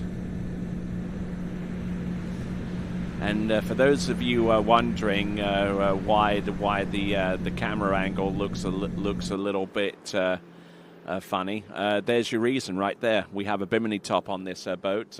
We wanted to make sure that our drivers and passengers in that towboat were as comfy and out of the shade as much as we can make it. So we extended the camera up a little bit higher to clear the bimini top out of the view on the bottom edge of the screen. And That's being a bit nice to our crew, isn't it? Scott's used to sitting in the boat for a number of hours in the sun. He wouldn't mind. All right, then. Let's get back with Travis's travels. What's up, guys? Back on the Doc Talk here with the one and only Cheese, a.k.a. Regina. How's it going? Good, thank you. It's awesome to be back here at the Sunset Lakes for another Grand Prix. So we're all excited, and I think we got the go-karts tonight and shooting as well. So hopefully I've gotten a little better over the last couple of years. But I didn't practice, so we'll see. I'm not really that wizard of a person on those two events. Well, we'll see. You know, I've heard you got some good go-kart skills. You're taking out some kids every now and again, but Well, you know, I think you should move out of my way if I'm driving. all right, guys, be careful. She's coming for you. Talk us through this pass here. I think this is 41. Trying to see here. Okay. No, I really liked my approach in one. Came out of one so clean. I think I must have just gotten on it a little too hard because I thought I was going to be further down, and I think I just got a little hard out of one, so I got sucked into two. So that was kind of frustrating because I really liked my setup. I thought I was going to be going down it and try to get another course record here. Yeah, we'd all love to see that. You're no stranger to course records, and we'd love to have you do it here. Great skiing, and we're excited to see you on the track tonight. Yes, me too. Thank you. Move out of my way. Back to you guys. All right, then. So with Ali Garcia slipping into the water after clearing her latest pass, not looking too bad. Yeah, very strong skiing from Ali. Talking course records, talking world records. What is the course record here? Is it 3 or has Sia got to 4 at 41? We know that the guys' course record here is 2 at 43 off. That's Will Asher. It's a European record as well. So, yeah, big course record. Huge scores possible here on Sunset Lakes. The women's, I believe it'll be a full 3. I'm not sure if Regina has got to 4, but she was obviously referring to it and knows she's capable. It's if that is the case, it certainly wouldn't have been held by a Canadian because the Canadian national record is 2 1/4, isn't it? Yes, that's correct. That is a lot of top Canadian skiers all pushing that envelope, though. And now we're at the hard pass. It's 38 off. It's not a must run. She's got to get at least 3 right now to secure her spot after round 1. But she's not looking at that. She's going to ski confidently here. She won't be sort of laying up. She won't be skiing defensive. She want to set the tone for her 39 off. It's a good strong number 1. There we go. Looking good. Looking strong here. Yeah, still on time here, Ali Garcia. And we mentioned that camera angle being a little bit high gives a beautiful view down on top of the skier, but it does kind of mislead you into kind of the time in the course. Up course, down course. It looks a little further down course, and the angle that the skier is running in. It's definitely an adjustment, compared to our normal angle, which is a little lower, sitting on the windshield of the boat. Mm-hmm. Certainly, let's have a look here at Ali Garcia and rearing up a little bit on number 1. Now that would have resulted in a rather early bath there for Ali Garcia. I mean as close as 2 or even 3 seasons ago. But you know, it's just taking what you have and just being able to adapt to what you're able to do out there. You know, I mean, it's if you are a little bit late, no problem. Just full trust, confidence in her ability and her experience so far this year. And that's what's got her through. 30 out off a number of times already this season, and a season's best 3.5 at 10.75. She's got her opportunity coming up right now. Chasing the lead, obviously 2 at 41. She's got quite a bit of work to do to catch that. There's a couple in the middle of this pass. So Brooke Baldwin 2 at 39. Rablowski 3 at 39. Let's see. It's Ali Garcia, the tough pass. Can she get a big start? Looking good, Ali Garcia on the 10.75 meters. Her season's best is 3.5 here. Oh, this is going well. She's going to get round number 4. She makes a play for it. Good Can turn. she get her ski round number 5? Oh, it's yes, inside. No? Inside number 5, but that is a season's best there for Ali Garcia. Fantastic skiing there. Wow, she goes from strength to strength. Ali Garcia not giving up. She threw her ski at number 5. I have a feeling she was just inside or just kind of hit it. Obviously, the skier is allowed to displace the buoy a little bit, but only to the inside. Let's watch that start. What a strong gate. From this angle, you can see her creating some space here at number 1. Ropes it, and she's off to the races. And just not waiting at all. That's the mark we're looking for here. Not waiting at all on her offside. Trust, full confidence. Gets a little down course here at number 3. Going to number 4, she says, you know, I already got 3.5. I don't care. I'm going to 5. She grabs it. And, oh, yeah, just inside, it looks like there at number 5. A full 4 buoys, unofficially. And, yeah, going into 3rd spot, Ali Garcia. So fantastic effort here. Got a good start on buoy number 1. Now the main difference here is take a look at her approach off number 3 here. She went round number 3. Now ordinarily she would pull and stay on that edge all the way out to the buoy, but she flipped onto the inside and just trusted that ski was actually wide enough to make a killing on number 4.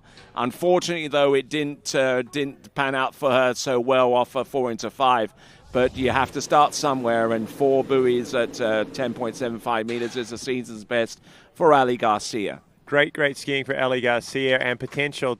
She can run that pass. She knows it. She's starting to believe, and she's believing that she can be on the top of the podium, or with these other girls that have been around for so long. So great stuff. Ali Nicholson on the water next.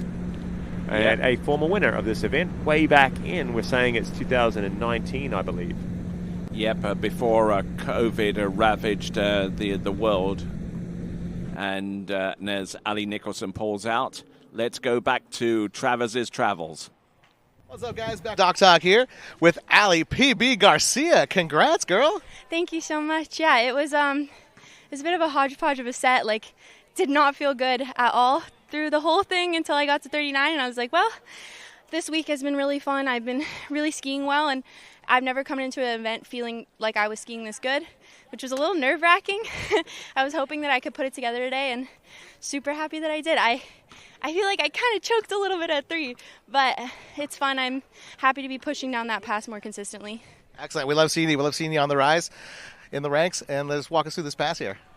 Oh gosh, it's a blur, honestly. I felt like my 1 was okay. I was really trying to just not like slam dunk it, because that's kind of what I've been doing. And then I knew I could survive off kind of a slow 2. 3, I was definitely a little bit more down course than I wanted, but just wanted to keep moving and see how far I could get if I tried to stay patient and just rush 4-ball a little bit. So I think the key will be patience and trust at this pass for a little bit. Those are always good attributes. Maybe some we don't want to take to the go-kart track tonight. Maybe a little bit more aggression. I don't think I'm allowed to. My shoulders hurt. My physio scratched the idea of me shooting and go-karting. But I am going to be there because I have a girls team and they're pretty sweet. So I'm going to go cheer them on. Awesome. Well, we're bummed we're not going to see you on the track, but excited to have you there rooting for the team and everyone else out there. Yeah, absolutely. Thank you, Chris. Back to you guys. Ali Garcia now working her way through the tail end of 12 metres, 35 off. And what happens in that situation, Tony? I don't know, the rules, regulations in your team. If Ali can't, she's saving her body for the slalom event. Is she got a sub that's going to jump in for her in the driver's seat for the karts? Oh, I have no clue. You're asking the wrong person here for that. We need a clarification on the skiing rules and the rest of the rules for this weekend.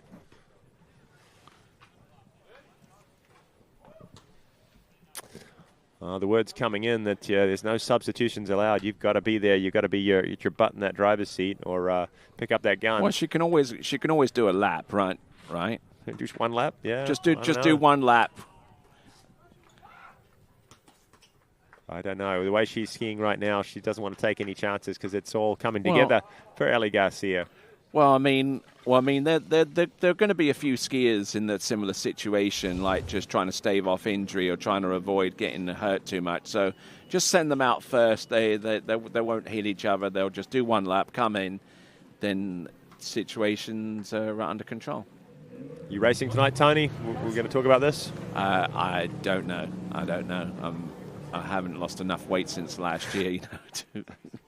That's always a plan coming into August, September, knowing this event's coming up. Hey, let's drop some weight. Got to go fast in the karts. That's always the first excuse too. Yeah, exactly. All right, here we go. We got Ali Nicholson at 11.25 meters. She's a skier whose stock has risen over the last 3-4 years, especially a first time running 10.75 meters over at Kaiafa in Greece. I think about 3 seasons ago now. And just quietly, that was probably one of the nicest 38s we've seen all day. She stayed tight all the way through that pass. No mistakes. Again, a skier that is very familiar with the conditions here. Sunset Lake's done a lot of her skiing right here on this central lake. But I thought she looked really, really nice. Just calm, but not pausing. Coming on the backside of every single turn. Just confidence. And that, when you have conditions like this, that's what you see from the skiers. They can trust that the ski's going to hold for them. There's no ripples on the water or no rollers, so they can rip every turn and know the ski's going to be there for them. And there we go. That's a 5-ball. That's a full pass. She's coming back. It's 39. A slight, ever so slight tailwind. And I'm just, as we're going through these passes and kind of a little bit distracted by the bricks that Dorian Llewellyn and Charlie Ross and Thomas Daigle are throwing right now at the basketball hoops. They haven't made a hoop in like what seems to be an eternity. But yeah, you're supposed to put it in the hole. There it goes. Charlie found it. Yep, well done. Yeah, exactly. I hope they can shoot better out there on the slalom course. All right, this is the tough pass. She's run it a number of times, though. She's a former winner here at the Grand Prix. All relies. That's a good-looking gate turn in. Makes a big reach. She's off to the races around number 1. Strong number 2. Things are going well so far. Big 3. She's getting close to that score of Ali Garcia around number 4. Can we see our third skier through 39? It's so close. Oh, man alive. And she was... agonizingly close. Agonizing. Not so agonizing as the world champs, but which saw her through 5.5 at 39 and a bronze medal. But things looking very, very nice for Ali Nicholson. Maybe just a little impatient at number 5. She was getting down course, but it's 39 off. I mean, to run that up course is a tough feat. And tried to get on it a little bit early out of 5, I would think, as we watch the replay. Right here, Tony, she pulls a little bit long into number 5 and says, I just got one more go now, and got ahead of it. Yeah, just got a little bit sideways off number 5 and just couldn't hold on to that position, so she had to jettison on her way in towards number 6. So it's going to be, 4.5? 4.5, yes, and into third spot. Regina Jaquist, 2 at 41. Whitney Reaney, 1 at 41. And there it is, Ali Nicholson, with a huge 4.5 at 39, followed so closely by Ali Garcia with 4 at 39, Anne-Marie Rabowski with 3 at 39, and then Brooke Baldwin, 2 at 39. So that's all our scores. 6 competitors so far into 39, and we have 1 left. If you're just joining us, this is the tail end of the Open Women's preliminary round number 1. best top 8 scores from round 1 or 2 make it through to the final. Mm-hmm. Hopefully you guys are, 2 o'clock on a Friday afternoon. You're signing off for the day, settling into a fun afternoon of slalom skiing. We're going into open men's as soon as we watch the 3-time world champion hit the water. And it's prime time in the evening for those of you watching us from the United Kingdom and the rest of Europe. A little early in the morning maybe for some Southern Hemisphere people, but... yeah, indeed. I know there's some crew down there. Some Aussies will be getting up, watching some of their competitors. I think it's Lucas Cornell is going to be our Aussie on the water here shortly. After Jamie Bull finishes her turn and her first chance. She was talking last weekend. She had a huge Worlds, won the title, 3rd time. She's won the Tour title already. She's clinched it. But she struggled a little bit after coming back from the Worlds, finding motivation, finding kind of form again. It's such a high and then a bit of a low afterwards. She worked her way through the rounds last weekend, got better and better, and scored a half at 41 in the final. Picked up a 2nd spot. So for a subpar weekend for Jamie, that's still pretty good. And another thing to consider is the fact that that maybe at this time of year, having achieved everything that you wanted to achieve so far as titles are concerned and scores and what have you, maybe stepping back a little bit and actually trying out some new stuff with some new skis and new setups and what have you. And sometimes they hit, sometimes they don't. Yeah. And it's. Under the crucible and under the spotlight of competition, that's when the trueness and the ability of your slalom ski to cope under that kind of strain and pressure, comes to the fore. Yeah, it's a possibility, Tony, isn't it, that she was playing with something? But I have a feeling she probably kept things pretty much the same and waiting for completion of these 2 events. And then, a lot of skiers will do that in the fall. While they're still skiing well, they're in touch with their equipment. They make some changes. It's hard to do that in the spring when you're struggling on your form and you can't really make an assessment whether it's your ski or you. So yeah, they want to do it while everything is kind of gelling and everything's working. Which obviously it has been there for Jamie Bull at 12 meters, and that's round 5 and 6. Not looking bad there on the first couple of runs, 13 and 12, coming to us originally from North Bay in Ontario. But has spent the off season in Canada, and with that, let's return to Travers' travels. What's up, guys? Lakeside here with the one and only Allie Nicholson. What's going on, girl? Yeah, I thought I had that one going. Unfortunately, I put myself in the water there out on the backside of 5. I swam through the worst part of the weeds, scared of the snakes and the spiders and everything hiding in there. I had to kind of army crawl over the weeds for a bit. But I thought I had that one going. Definitely a little bit bummed I feel like I left a little bit there. And then I just got a little excited at 5 ball and tried to kind of rush it and a little too much on the backside. So, overall, not a bad start to the tournament. Hopefully more tomorrow. So. Yeah, definitely. You were looking pretty solid out there, and to me, like you turned 4 great, and it just dropped the handle, or it just slipped out of your hand. That was crazy. Yeah, I think I was already thinking about 6 ball, and I think I got there just a little too early, kind of rushed the thought. So, unfortunate, but I think that definitely feels achievable for the weekend. So hopefully we see one go down. Definitely. I think you'll do it for sure. Actually, I know it. It's going to happen. So are you excited for the go-karting tonight? Oh, yeah. I'm excited for the go-karting. I enjoy the skeet shooting. I'm just really bad at it, but I'm excited for the go-karting for sure. Oh, excellent. So I'm sure your team's excited. You're excited. We're all excited here at the Travers Grand Prix. Thank you. All right there. So Jamie Bull, 11.25 meters, and trying to put a button on this one. And seems to be getting a lot more angle across course off a 135 side already at 11.25 meters than she was able to last weekend. Yeah, she's looking more comfortable already, isn't she? More familiar with maybe the setup here. Has maybe done a little bit more training. Got through the event last weekend. Picked up a 2nd. Hey, it's you got nothing to sneeze at. But after you've won so many events all summer, it's hard to keep the motivation going. It might have dropped a little bit a couple weeks after the Worlds. She's found some, and she definitely wants to showcase what she can do. I didn't see her name on the previous winners list here at the Travers Grand Prix. I know she has a lot to do with the organization of this event. And she helps John kind of set up a few of the administration things. And so she'd dearly love to pick this title up and finish her year off with a win. Indeed. And this is our last of our female skiers in the pro ranks in round number one. We've seen the first of our competitors in the men's competition. But before we go straight onto that, we're going to take a refueling break and a filter break as well. So let's have a look and see, shall we? We've got Jamie Ball. This is 10.75 meters. 2 skiers through this pass already. It's Regina Jaquist, Whitney Reaney. Nicholson was so close. Can Jamie Ball join them? That's a big one ball, tight, lots of angle. One. There's the angle you're talking about out of 1 and 2, Tony. Still going, stands up a little bit at 3. She's going to be late here at number 4. She's strong, she's tough. Picks up number 5, but she ties it up. Yeah, not quite there. It was a good start.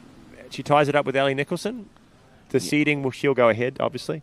Yeah, I would say the seeding will put her ahead, but then when we get into round 2, that's when we'll determine who has the higher seed going into the last round, so to speak. What went wrong, Tony? The 1 and 2, brilliant. A lot of angle out of 1. I think she just never really got comfortable towards the end of that pass. You know, with getting that much angle that early on. You know, and I don't know. It still just thought it was doable going to 5, but 3 looked like the problem buoy. She did her best at 4 and had a chance, kind of like Ellie Nicholson was a little down course, had a chance, but it didn't pan out. But watch the 1 and 2. Can't fault that. Boom. That's the sort of angle we see the likes of Regina Jaquist get out of her offside turn. Maybe a little back at 2. I'm getting picky, but this is the problem buoy. Tony didn't commit. Ski facing the boat at the end of the turn. Definitely not the angle that we saw off of number 1. Down course, does her best at number 4. Still bleeds. A little bit crushed. Yeah, still was narrow down course, but still had a play at it. Yep, certainly tried her best out there, but she's going to be reliant upon her future rounds to determine a higher place seeding as we see the women's slalom leaderboard. 2 at 10.25 meters is our lead score, courtesy of Regina Jaquist, followed by Whitney Reaney in second spot with 1 at 10.25. The only 2 skiers to get through 10.75. The closest to achieving that without doing so is Ali Nicholson and Jamie Ball, both on 4.5. Then Ali Garcia currently in 5th spot with 4 at 10.75. Anne-Marie Robluski in 6. With 3 at 10.75, then it'll be Brooke Baldwin, Jenna Morgan, Elena Jones, Jessie Baruso, Alicia Bagnoli, and Carly Brewster. So some big scores in that first round. And there's congrats to Jenna Morgan, who's went out fairly early and has a score so far that's putting her in the top 8. But a number of girls behind that, they'll be looking to improve and go deep 38 next round, make it in. Okay, so for the final time in the first round of women's slalom competition, let's return to... All right, then. So that concludes the first round of skiing for the pro women's. So stick around. In the next few minutes, we will have the pro men's as we continue on live and an uninterrupted coverage of the 2025 Travers Grand Prix coming to you live from Groveland in Central Florida, the home of Sunset Lakes. And when we return, it'll be the men to take to the water next. At JT's Lake Service, we handle everything your water ski lake needs. From adjusting existing courses to full installs, ramp fabrication, jump measurement systems, and technical control for any competition. With over 10 years of lake and ramp experience and a lifetime on the water, we'll help turn any lake into your dream setup. Please contact JT's Lake Services for any questions you may have.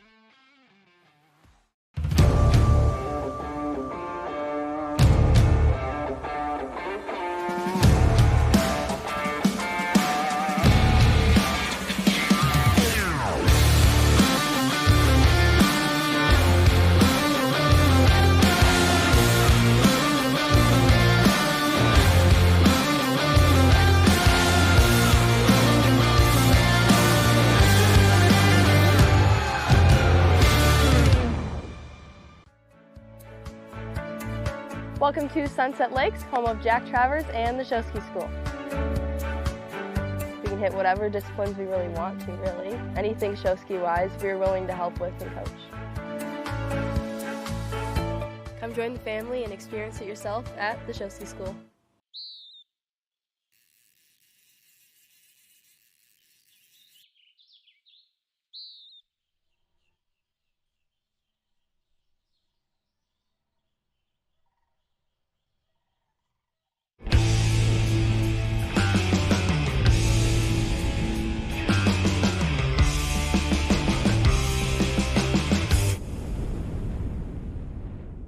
You know us for the sunsets, the buoy skied, the feet flown, and the flip spun. But when you visit, you'll also know us for the memories by the lake. Points won and lost, cheers shared, and the dinners together. Skiing is a lifestyle, and at Sunset Lakes, we make sure you enjoy every part of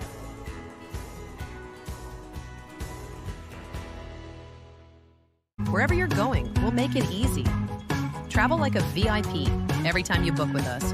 Receive perks like complimentary daily breakfast, room upgrades, resort credits, preferred access at thousands of luxury hotels worldwide, trips you actually want to take without the overwhelm from beaches in Portugal to African safaris, a vineyard weekend in Sonoma, or a solo escape to Mexico, curated just for you. Marola Travel. Wherever you're going, we'll make it easy. At JT's Lake Service, we handle everything your water ski lake needs, from adjusting existing courses to full installs, ramp fabrication, jump measurement systems, and technical control for any competition. With over 10 years of lake and ramp experience and a lifetime on the water, we'll help turn any lake into your dream setup. Please contact JT's Lake Services for any questions you may have.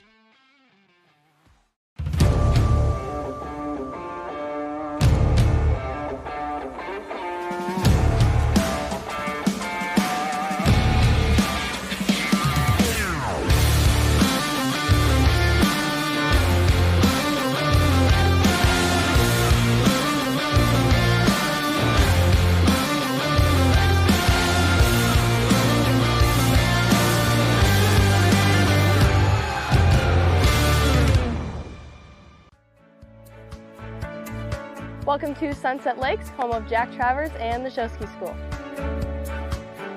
We can hit whatever disciplines we really want to, really. Anything show ski-wise, we're willing to help with and coach. Come join the family and experience it yourself at the Show Ski School.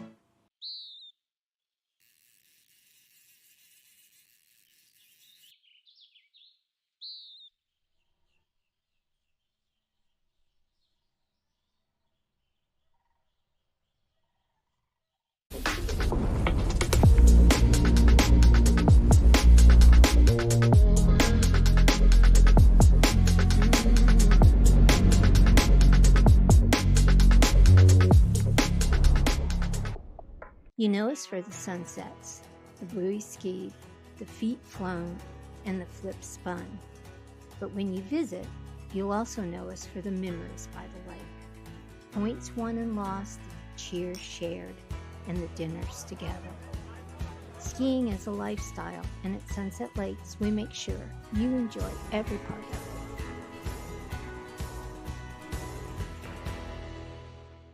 it. Wherever you're going, we'll make it easy. Travel like a VIP every time you book with us. Receive perks like complimentary daily breakfast, room upgrades, resort credits, preferred access at thousands of luxury hotels worldwide, trips you actually want to take without the overwhelm from beaches in Portugal to African safaris, a vineyard weekend in Sonoma, or a solo escape to Mexico, curated just for you. Marola Travel. Wherever you're going, we'll make it easy. At JT's Lake Service, we handle everything your water ski lake needs, from adjusting existing courses to full installs, ramp fabrication, jump measurement systems, and technical control for any competition. With over 10 years of lake and ramp experience and a lifetime on the water, we'll help turn any lake into your dream setup. Please contact JT's Lake Services for any questions you may have.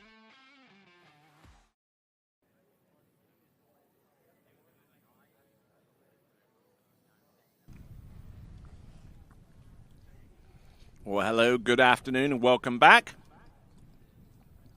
2025 Travers Grand Prix continues on with the pro men's competition. But before we do that, let's have a quick look at the leaderboard for women. Currently, your leader is Regina Jaquist with 2 at 10.25 meters. In runner-up spot with 1 at 10.25 meters is Whitney Reaney. And Ali Nicholson, currently in a two-way tie with Jamie Ball in third spot right now with 4.5 at 10.75 meters. So those are your top three.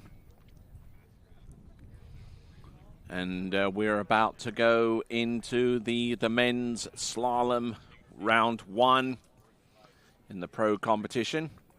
And here are your skiers. Edo Morenzi will be your lead-off skier, followed by World Championship overall medalist Louis Duplan-Fribourg and Charlie Emmett from Great Britain. Dorian Llewellyn, your world overall champion. Jaden Eade, former junior world champion, current junior world champion from last season. Camille Bamra from the Kingdom of Morocco, 6 out. Jamie Calhoun, Martin Bartowski, Lucas Cornell, who won this event this time last year. Carter Eaton, who comes to us from Alaska. Thibaut Dayon from France. Joel Poland from Great Britain. And it goes into a second page, folks. We have that many skiers. Tim Tornquist of Sweden. Cole McCormick of Canada, the Masters slalom champion from last season. Jonathan Travers, who won a Pro Tour event title last season. The San Gervasio Pro in 2024. Will Asher, bronze medalist in the World Slalom Championship this season. Dane Meckler, who medaled also in the World Slalom Championship in the previous cycle. Rob Hazelwood, a World Warski Pro Tour winner. Charlie Ross, silver medalist in the World Championship. Nate Smith, your world champion. Adam Saddlemeyer from Czechia. Thomas de Gasperi, 12-time European slalom champion. And Freddie Winter, 2-time World Slalom champion. And we go into our first competitor. It is from Italy. His name is Edo Morenzi. So Greeny's at the wheel. Let's see what he's got. Should be relatively straightforward for him to run 30 meters right off the dock.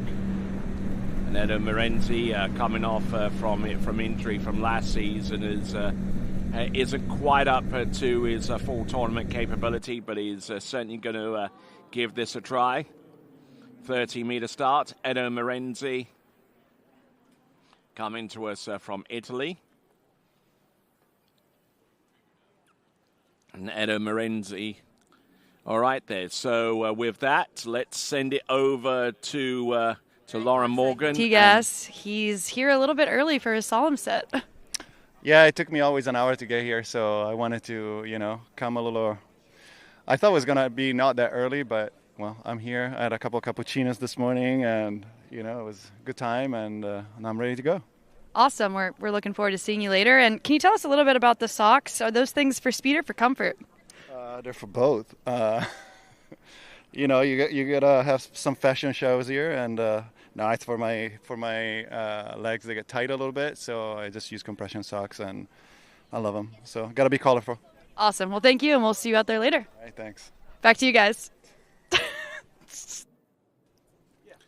All right there. So we see Lauren there with T-Gas assessing what goes forward on from here. Scott Greenwood at the helm. And joining me here at the announcing point is Corey Vaughan, who unfortunately picked up an ankle injury about a day or so ago and is unable to slalom in this event. But hopefully you'll get well soon as we see Edo Morenzi take to the water. Yeah, thanks, Tony. Let me get myself settled in here and focused. We can talk more about injuries and stuff as we go, but let's pay full attention to Edo. Oh, yeah, there we go. Nice boot in the frame there. we'll get to all that. We'll cover it over with a nice tablecloth and a flower. That's right. We got to keep it professional around here. But happy to be with you. Wish the circumstances were a little bit different. But here we go. We got a watch party coming in. Nino, am I reading that right? Fenaros, I think, anyway. Is it okay if I sit here? All right, there. So that's Nino, and behind us here on the announcing desk, we just saw Kyle Eade. And here's something that we can do. What would any of you out there do if you had the power to conceal that foot? Would you put a tablecloth over it, or a towel, or maybe a pot plant, or something like that? Something that didn't make it stand out like a sore thumb. You mean a potted plant? Yes. A pot plant might help with my medical recovery, but I think you meant a potted plant. Yeah, potted plant. Yes. Yeah. Well, we do call them pot plants in the United Kingdom. But that means something different here. Yeah, indeed. But, all right, we got Edo, 38.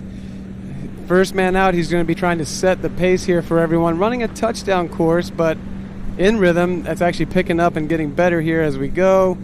And making his way over around 6.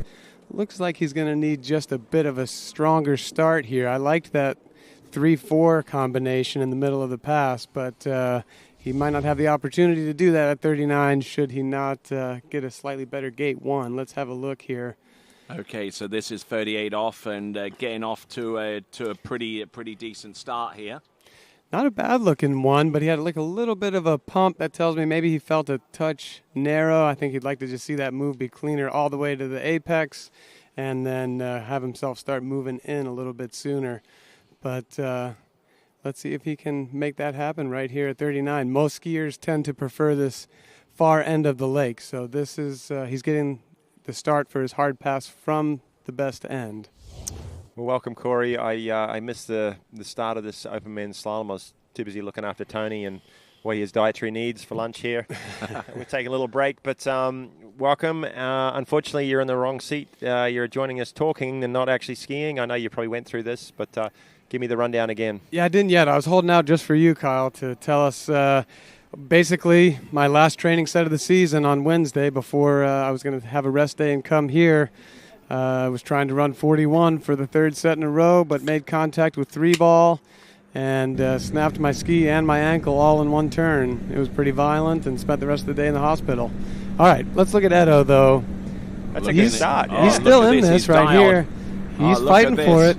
Keep going. Come on, Edo. This would be huge if our first skier... he gets round number 5, and that's his best score of the season. He knew he was in that. I think that's a little happy and a little disappointed, but I know he's run that pass maybe once before, not this year, but he started this event off huge, 5 at 39. That's some huge points for his team. Yep, definitely. Well, we were all believers off a 4-ball there, too. It seemed like maybe he just came up a little narrow because he's a lefty, and he can turn that 1-3-5 hard, as we saw right there. He did have a better start than the 38. Maybe lost a little space at this 3. Didn't quite commit early, but he was still on a runnable line.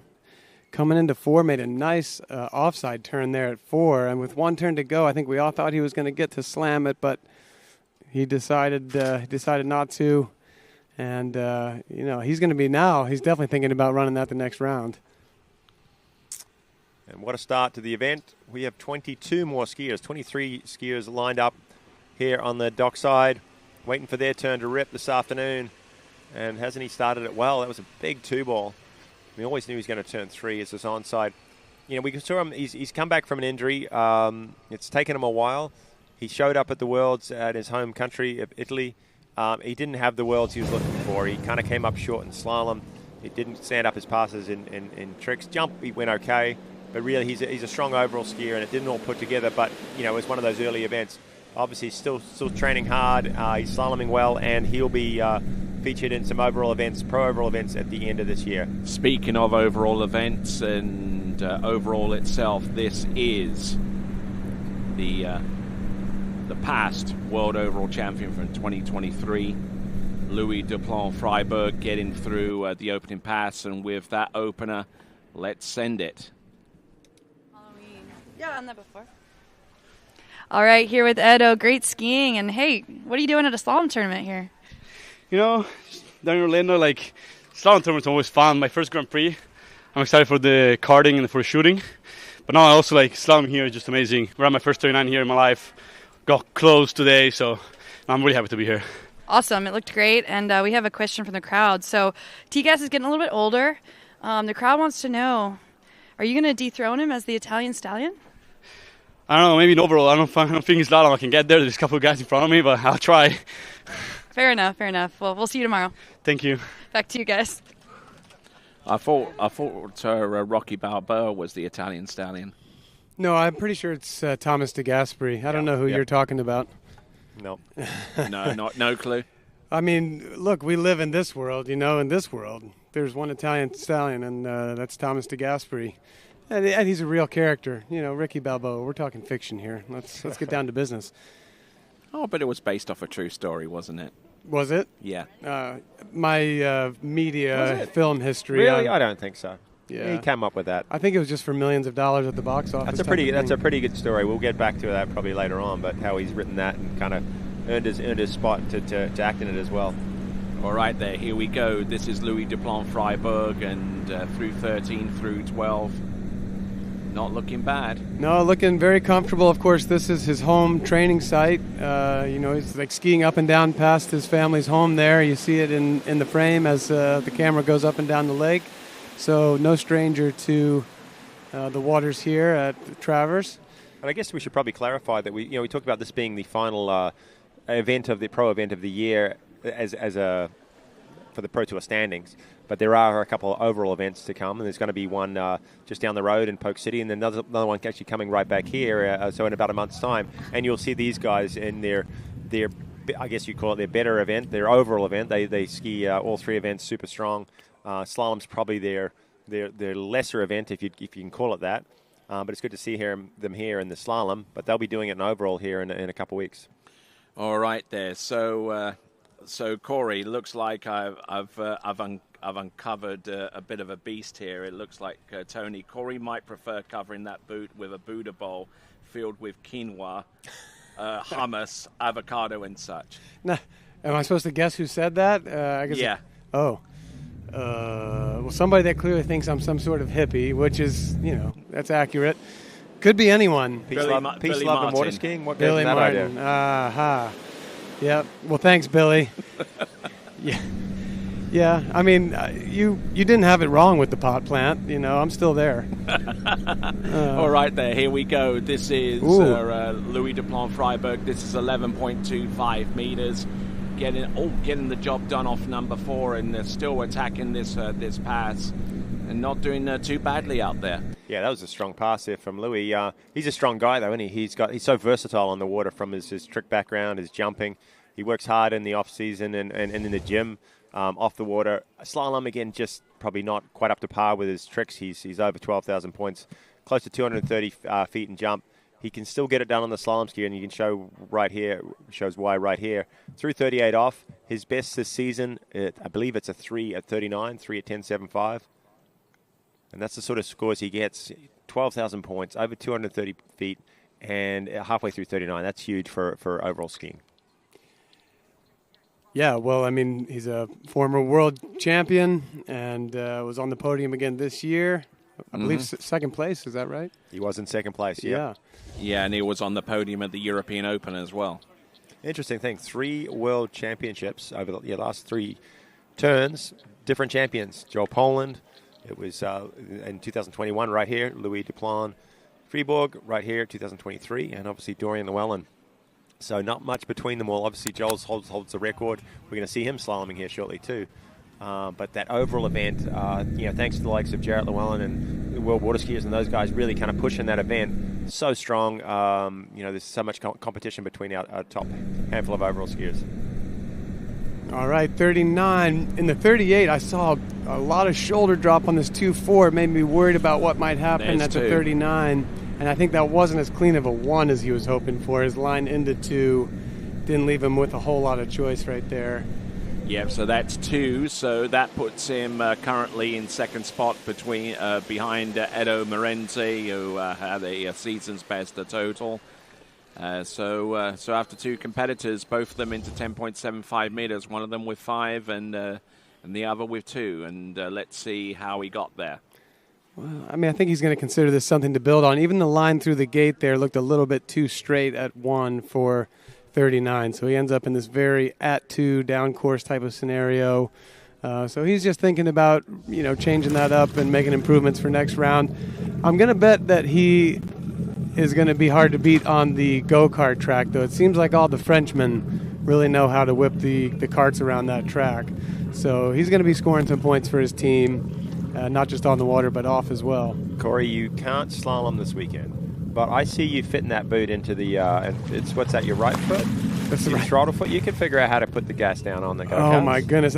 I think I'd rather ski, Kyle. I feel safer about maybe like clipping this into a reflex or something than getting in one of those go-karts. That sounds like the next injury just waiting to happen. Yeah, very competitive lot, this slalom crew on the water and definitely on the track.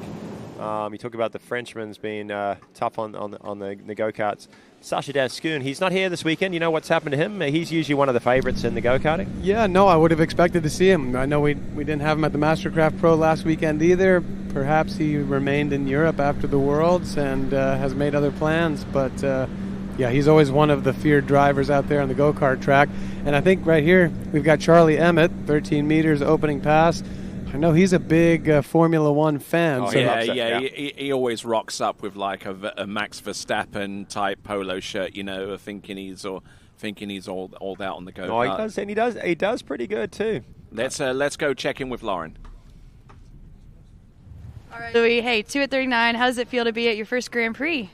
Feels amazing. Yeah, so much fun. I'm so excited for the karting and the shooting. Are you really excited for the shooting? I heard you've never shot a gun. That's why I'm excited. Could be dangerous. Oh, no. Okay, well, your house is like right next door, so watch out for that. Yeah. Yeah. I can hide there, but I don't know if it's going to be smart. No. All right, well, have fun, and we'll see you tomorrow. Sounds good. All right, back to you guys. I like that attitude. He said, I've never shot a gun before. It could be exciting. It could be dangerous. That's a man who's not afraid of trying new things right there. Including that little two-trick sequence towards the end of his handle pass where he does an inverted Waco and an inverted ski lino. Yeah, no, he does that extremely well. Throws some bonus points right at the end of his run and gets him up over 12,500 points. He did so well in the first round. Was top seed going into the finals at the World Championships. Didn't quite end up that way. We had Bobby and Sophie Kerr there with a watch party. It looked like somebody was sneaking in some TWBC during work hours. Appreciate that. Tight number 2 for Charlie Emmett. Rates a little down course at number 3, but making this pass look pretty easy. Coming to you during prime time in the United Kingdom and Central Europe. This is the Travers Grand Prix for 2025 on TWBC, being broadcast to you in glorious 4K. And Charlie Emmett getting the job done with his opening 2 passes, 13 and 12. We'll see what he can do on 11.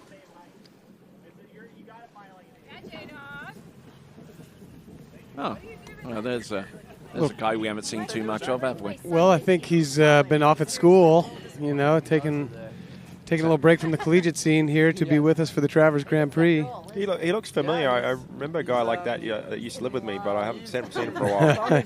Used to be a roommate. It's hard to keep track of those sometimes. Well, I don't know. We'll see.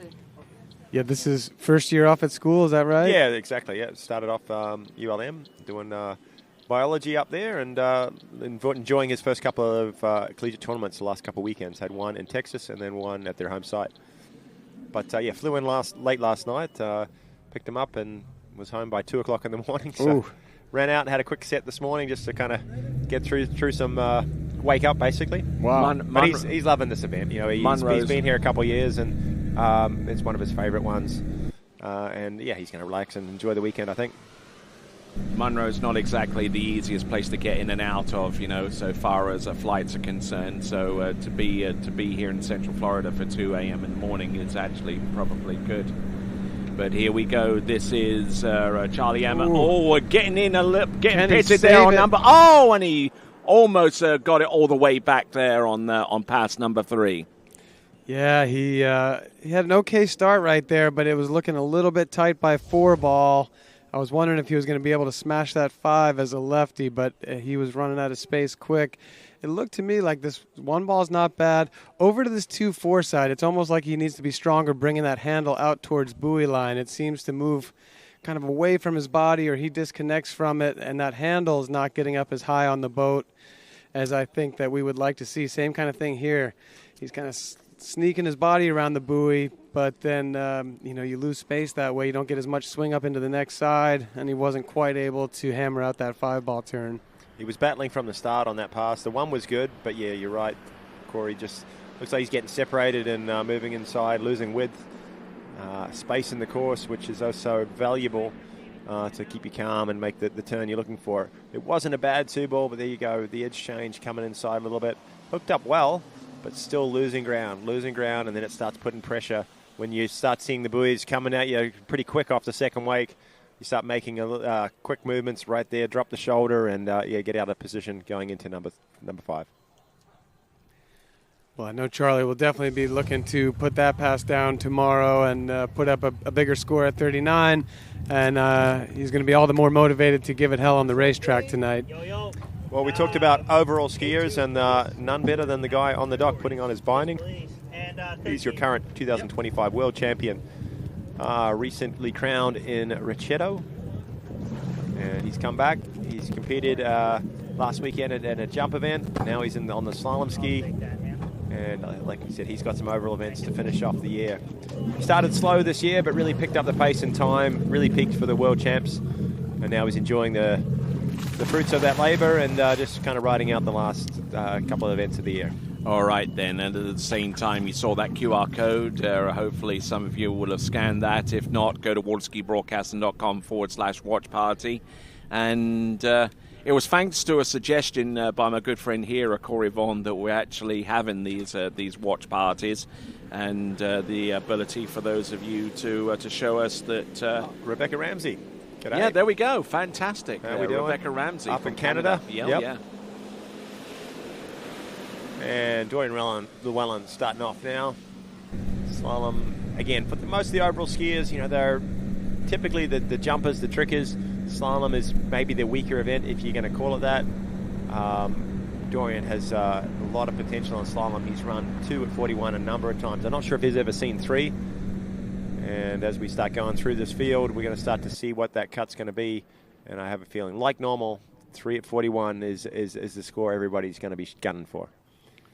Well, the way it's looking out here and the way everyone's been skiing lately, I think people are going to be gunning for something beyond 3. 3 is maybe not super duper secure. If you don't have a good backup, it's like, man, you're not breathing deeply until you have something north of 3 these days. Those that get 4 in the first round usually sleep well, don't they, that night in between?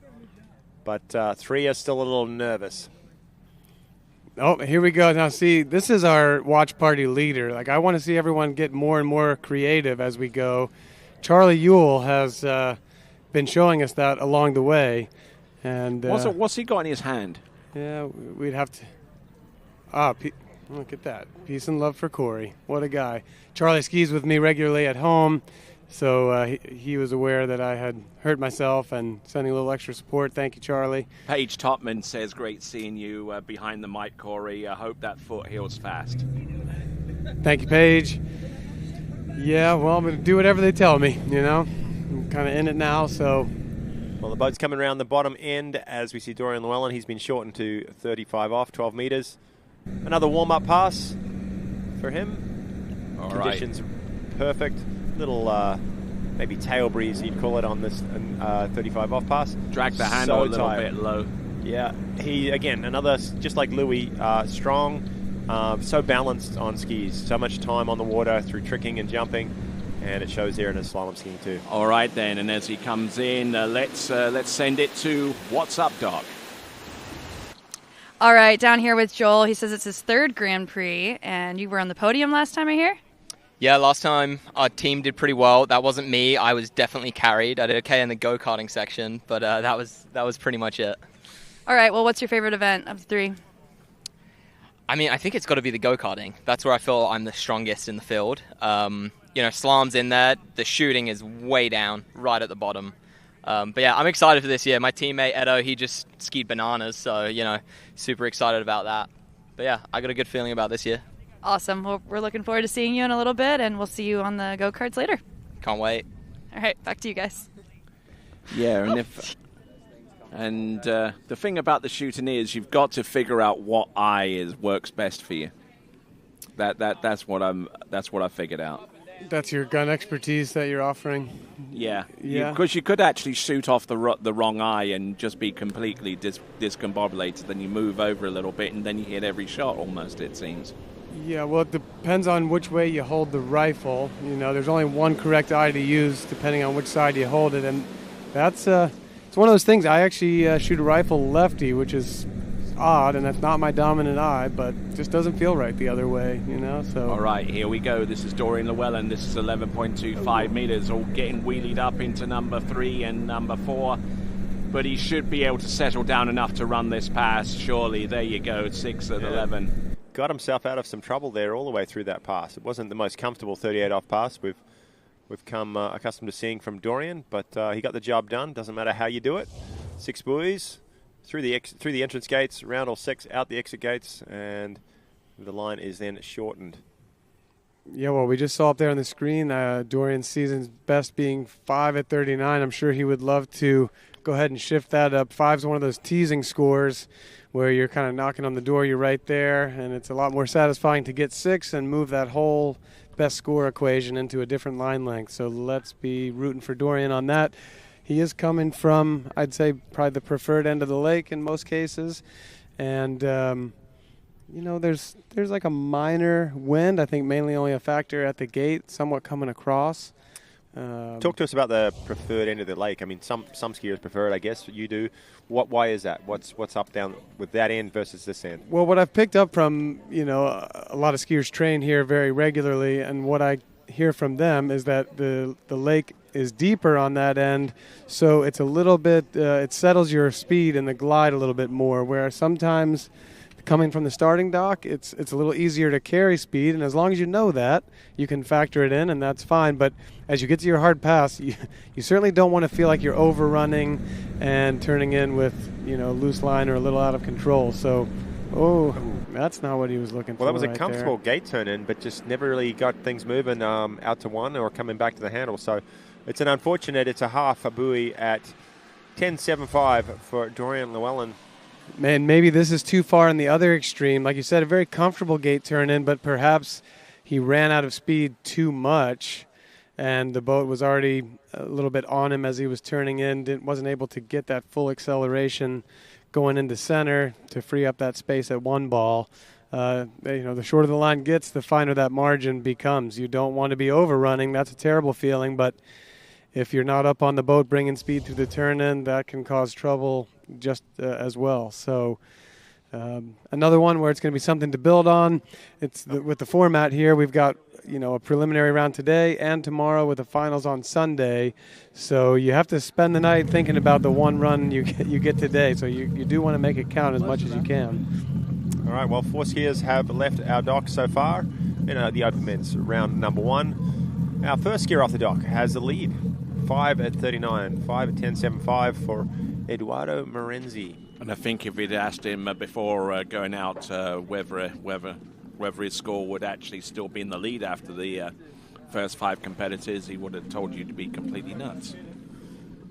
Well, you never know. No, I don't know. I mean, the skiers, he probably thought Dorian might go a little bit further. I think he thought he could roll with the other 3 skiers. But, as we go through the seeding, it definitely gets tougher and tougher. We're going into our higher seeded skiers with higher season's best scores, higher personal bests, and, some of the best in the world later. So a score of 5 at 10.75 is good. It's probably not going to hold for our top 8, but a good start for his weekend. All right, skier on the water. The current IWWF U17 World Slalom Champion. It's Jaden Need. Won that title last season at the Lakes of Casting Stone and Predator Bay. Yeah, so Jaden starting off the regular 32 off, 13 meters starts. Season's best, 2 at 41. He actually got to that score several times this year. One of them was up at Predator Bay, Caston Stone, at the under 21 World Champs. All right, let's send it over to Lauren. All right, Charlie. Hey, you took a little spill there. Are you okay? What happened? I'm fine. I mean, I just the ski released and I just the fin just hit my leg. Yeah, we got it on here, right here. You want to watch? Yeah, one was nice. Yeah. Two, connection was perfect. But I'm trying to get used to the new boat. It feels nice, but it just the timing is a little bit off for me. So I just have to get used to the timing because it just it picks up very quickly. But I'll get used to it. Yeah, there we go. Ski release, so now I can see it. All right, well, rest up and knock that pass down tomorrow. That's the plan. Let's enjoy it. All right, back to you guys. Charlie looking like a movie star right there with the sunglasses on. He really got ready for that interview. What kind of movie? Oh, I don't know, Tony. What are we talking about? All right, there. Here comes Jaden Need. Does Jaden have a spray leg on there, Kyle? Does he got an injury back there? No, he's just got the standard sort of sock with a shin guard. He's had a few, kind of maybe the same as what Charlie just had. The binding, the ski's released and the clip's gone into his shin, and he's got a couple of holes that peeled up. But you know what it's like when that water's just hitting it all the time. Never really seems to heal, especially over the summer. And geez, with the amount of incidences of there's infections and stuff like that this year, they've got to kind of be a little bit careful and try and let it heal. So that's what he skis with. All right there. So a watch party from France, Gregoire Desfond. Looking all right there. And well, you know that Greg will not be missing this. Skiing on the screen, golf on the pad. Come on. Let's get it together, shall we? Send in another photo. Correct that, please. Yeah, well, clearly Jaden is a wiser person than I am, because when I was about his age, I would have been a little bit older. I was having a lot of the ski coming off, digging a hole in the leg, and then the spray blasts in there with any bacteria that's in the water. And I did create a very wicked infection for myself. Did you really? Yep. Yep, and I thought, I don't know what I thought. I thought it was a spider bite. I couldn't walk to the bathroom at night when I woke up, and I just kept skiing and doing the same thing. So something to be careful with for all of you skiers who are out, especially in the warm water. Let's watch Jaden come back. Is 38 off, 11.25, riding that Conley ski as he rounds number one. Oh, looking at this, good start here, and just trying to stay focused here on 11.25 meters, barrels in onto number 5, but still has enough room to make it round number 6. The skier, freshman athlete for the Warhawks of Louisiana Monroe. It is Jaden Need. So yeah, he's started his schooling career, and he started well. He's working hard, and that's he's wanting to get out on top of his studies. He's got a difficult major, and he's trying to figure out the schedule of training and balancing it all. What's his major, by the way? He's doing biology, pre-med kind of degree. He wants to go on to med school here. He's got some aspirations, that's for sure, which is great to see, and we'll be backing him. But he looks good here. He's got a strong 135 side. Maybe releasing a little bit quick. He's skiing up on the bayou. It's a little bit of a rollier, tougher side. He's been really working on learning how to ski through some bouncier water, but that means he's more time at 38 and 39. He hasn't had as many shots at 41 as he'd probably like recently. He skied well at the first tournament. He had the highest score there. I think he was third in the one at Monroe this past weekend. But he's skiing with a whole different level of competition this weekend. And we were talking about his leg and his spray leg. Now, one person who's having some difficulties with his leg is our good friend Martin Coleman, who's currently stuck in Czechia right now, unable to make it back to be a coach for Louisiana Monroe's Warhawks. But more about that in a moment. Here we go. This is Jay Need off of buoy number 1. He's round and blows the tail on buoy number 2, and he'll be a little disappointed with that. Yeah, you see it right there. Not what he wanted.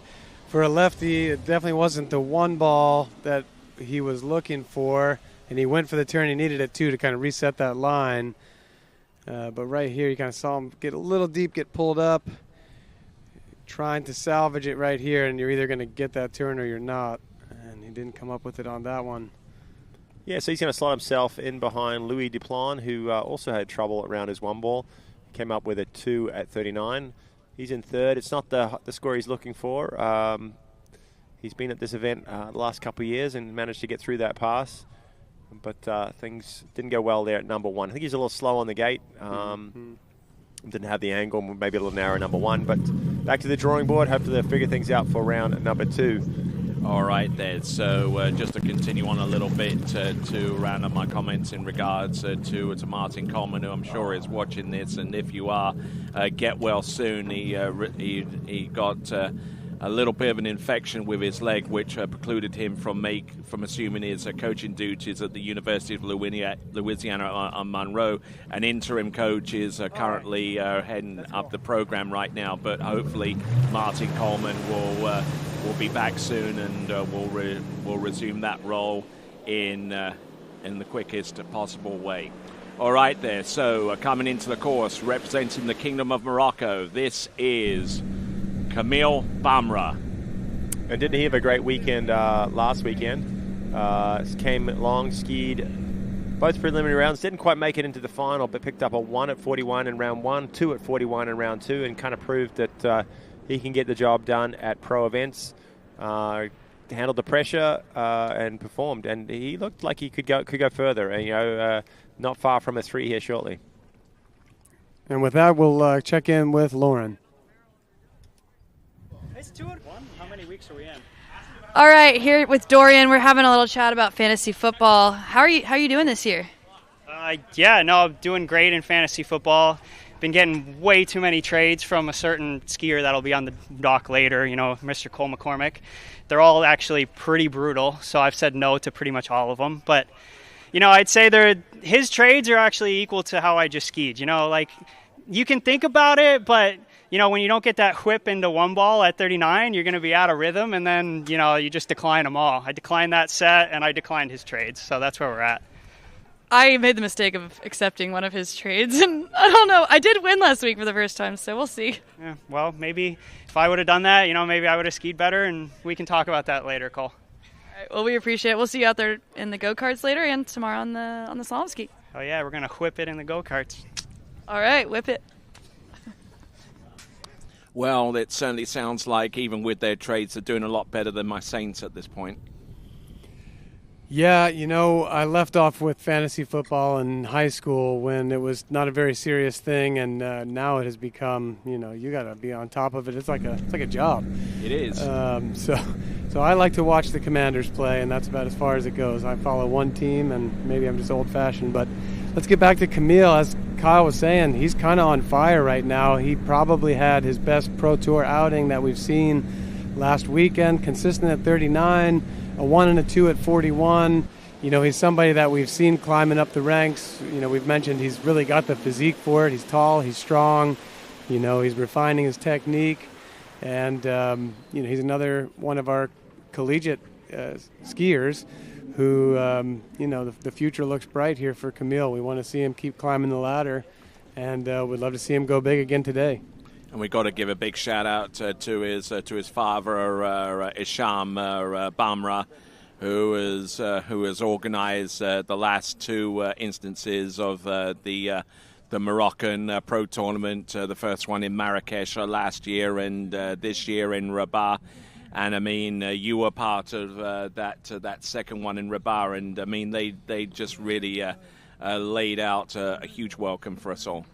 Yeah, it was a unique tournament. That was not your average Pro Tour stop. That was something very special. I'm grateful that I got to be there and be a part of it and make those memories. I'll hold on to those forever, and I hope the event is able to continue and thrive for many years to come. We see Greeny right there. He was the driver over there in Morocco. It was great having him out there, and that's one of my biggest regrets about not being able to be on the water this tournament. I was looking for one more dance with Greeny this year. It's always a treat and a privilege. Back to Camille, a little bit funky off a 1. Let's see if he can just settle it back in. He's in trouble here. Hopefully he can keep things going. Good 4. Yeah, he's picked it up, but shows that little extra reach to keep things going. And he looked like he was a bit shaky. Even 35, there was a few sort of chinks in his armour, and then definitely there done that pass, not quite finishing that 135 side, which I think that's what he did well last weekend.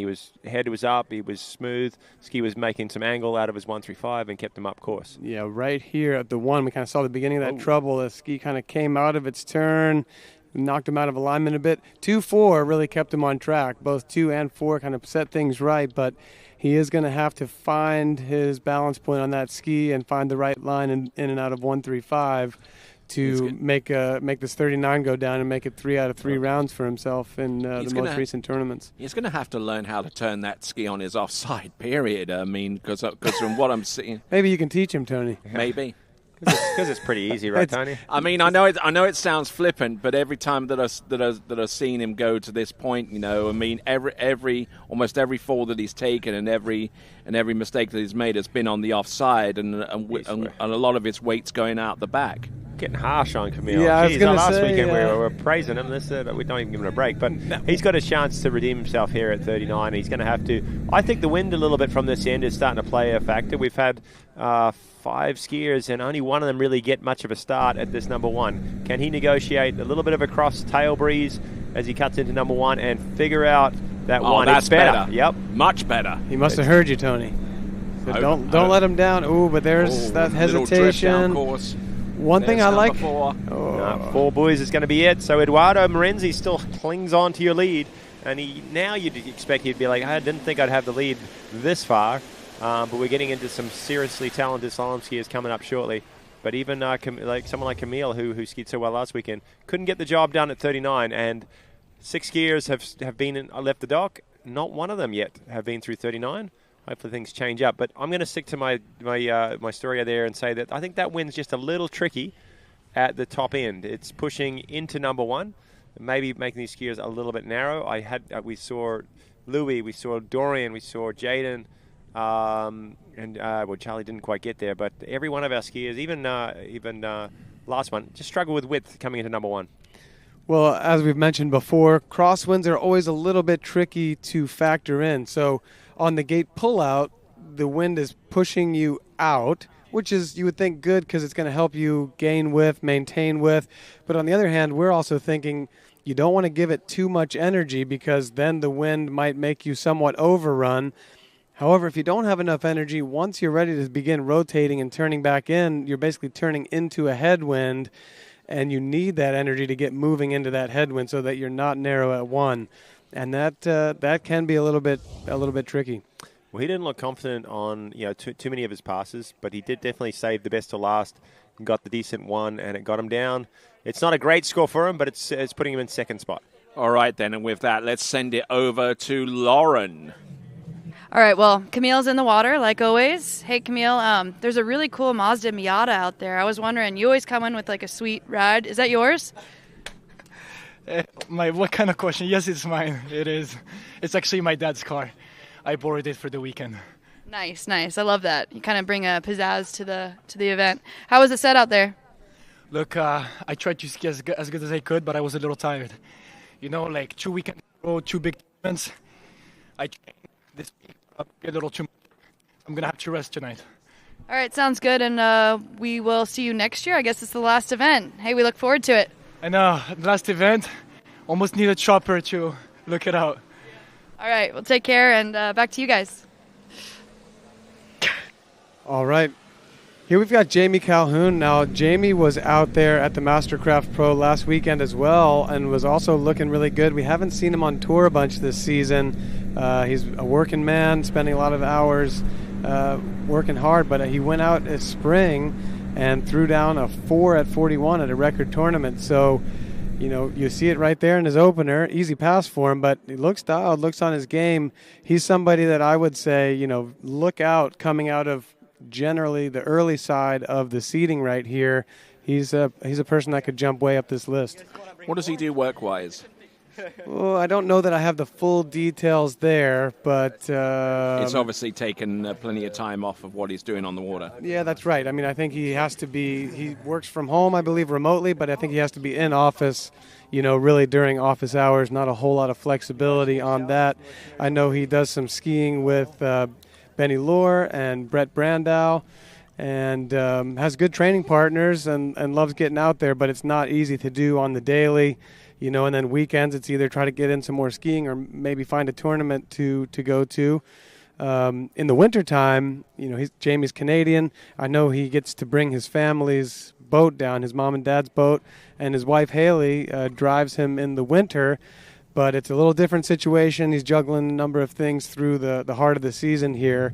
And, you know, he's someone that I hope in the coming years is able to find a balance that we are able to see him at more events, because he's a super talented skier. And, you know, with his level now and his current age, he's got a lot of potential ahead of him. And he entered the audience prize competition a few weeks ago with the Pody Pro, and he actually won himself a ski.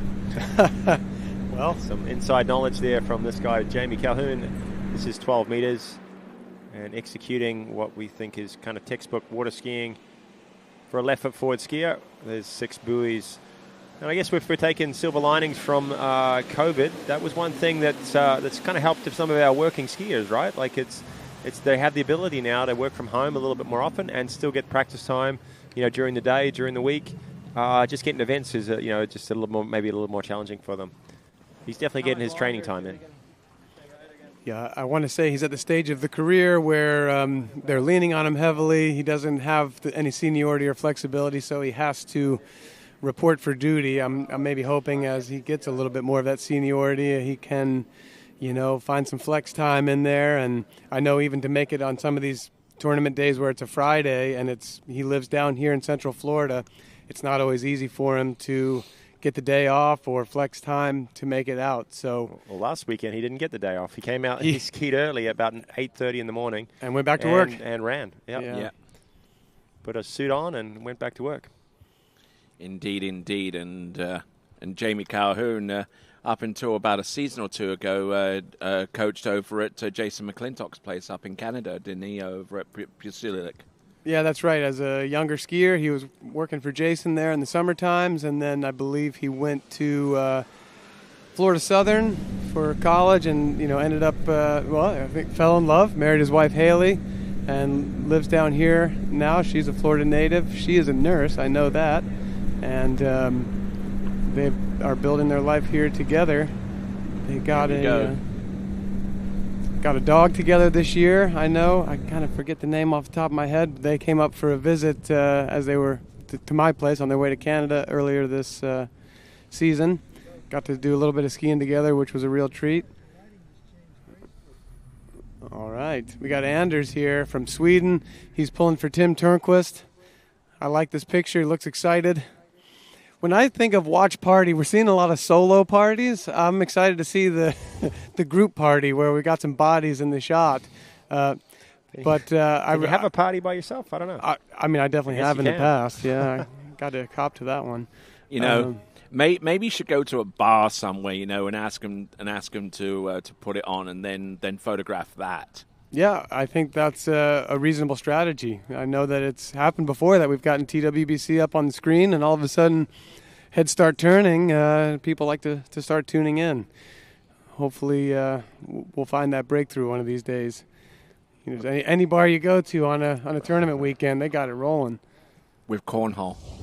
Yeah, they can just turn off the cornhole. That's easy to replace. Let's get the TWBC up there. Mm-hmm. Guys, there's been 6 skiers have left the dock, and not one of them yet have got through 39 off.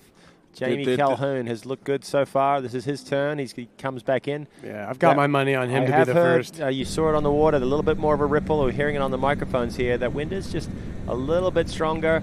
Can he get out of 1? He's done it pretty well. A little bit of loose line. He's not dealt with 2, and this is a trouble. What happened there? I don't know. I mean, it wasn't exactly the one he wanted. There wasn't like a big hiccup or lost time, but it was kind of a little slow, and then it was kind of under-angled. Like he didn't really recover direction very well into 2, and I think that's really the issue here. Like the turn was clean enough, but as he connects and gets going here, that ski's just pointed very much at 2, and that speed's running. And I think that's why he can't find line where he wants it on the backside of 2. And once we saw that hook up at a 2, we kind of knew not many places you can go from there. My thoughts a little similar to we saw Jaden, a little slow on the gate, didn't get a ton of angle for left foot forward. didn't have the best number one, had to wait on it, had a little bit of excess speed maybe to 2, and he got through it, but not in the position to make a turn, and Jaden was in the water. So, yeah, a few guys struggling with that far end. Hopefully our next skiers are going to figure things out. Morenzi, now he's starting to go, hey, you know what? Did pretty good. 5 at 39, is still in the lead. Martin Bartelski, though, leaving the dock next.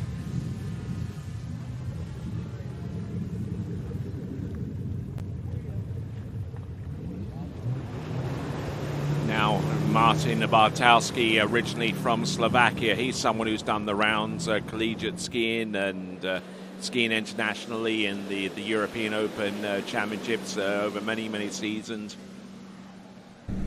He's still a highly capable athlete. They're choosing to make his home here stateside nowadays.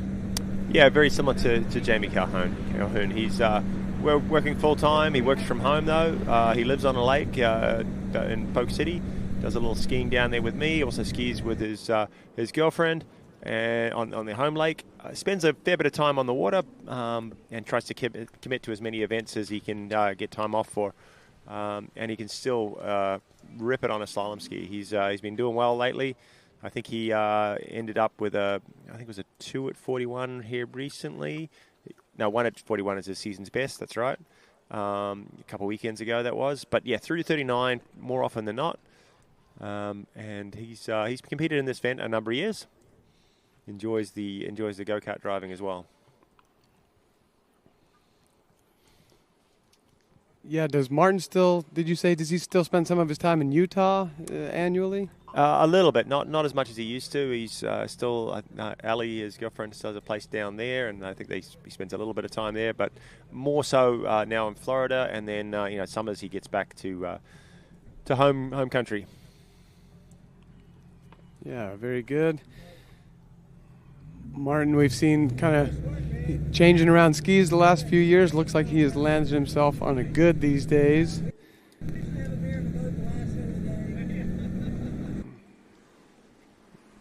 All right, here we go, folks. Straightening up the boat path. Greeny at the helm. A modified one-handed gate shot on 12 meters for pass number 2. Able to get that ski fed up underneath the line. Looking good. And, yeah, not bad. Tidy skiing from Martin Bartelski. Not the biggest skier on the water. Not super tall and fairly light, but gets across course very quickly, has great balance. He was a former 3-event skier as well. Something like over 200 feet and jumping in excess of 9,000 points tricking. So he spent a lot of time on the water and seems to be able to get himself in and out of problem areas and good awareness of what he's doing on the water.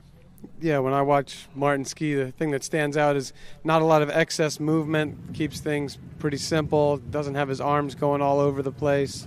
I think just going for efficiency there, as you said, not one of the tallest, so not going to get a whole lot out of letting his body sway too much, and does a good job of that. By contrast, the skier about to take to the water is almost the shadow opposite.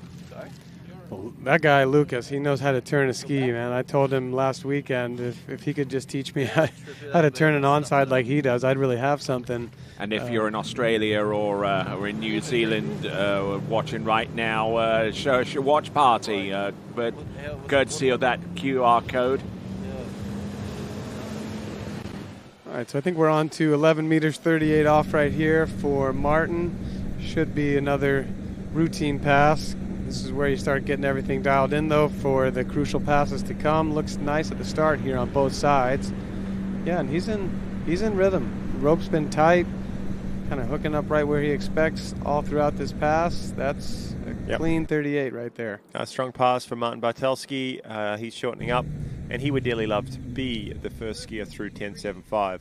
He knows he's going to need, even though some of our skiers before have come up short, he knows he's going to need a lot of, all of 39 and something at 41 to proceed in this event. He wants to ski on Sunday. I don't believe he's made a final here at the Grand Prix. There was a family picture there. What Bill Calhoun. Oh, Bill. Okay. Yep. Yeah, tuning in to support Jamie. At least that's party of 2 there. Mom and Dad. It's getting we like bigger. that. Yep. Yep. Now we just need a big old party from Australia, specifically Queensland. Yeah, I don't know what time it is over there, but you know. It's early. Early or late? Early, I think. Yeah. Okay. Yep. We're 8 hours usually back to New Zealand time. So Okay. what are we at? 3 something? Yeah, almost 3 o'clock. Back to 7 in the morning. Well, 7 in the morning there. Go back a couple more hours. So it's a coffee party. Yeah. Yeah. They're just waking up. I thought if we were maybe in like the 4 a.m. sort of timeline, you know, it could be the party still continuing. Oh. All right, this is Martin Bartelski. Can he be our first skier? As soon as one gets through it, I'm sure there's going to be a rampage through that pass. Martin Bartelski. And a bit of a slower one, but he picks up things here at 2. He's on time at number 3. Come on, keep it going. Keep it going, keep going. Oh, no. And is inside 4. Man. A little slower than maybe we're thinking. I thought it was tidy skiing, but just losing a little ground.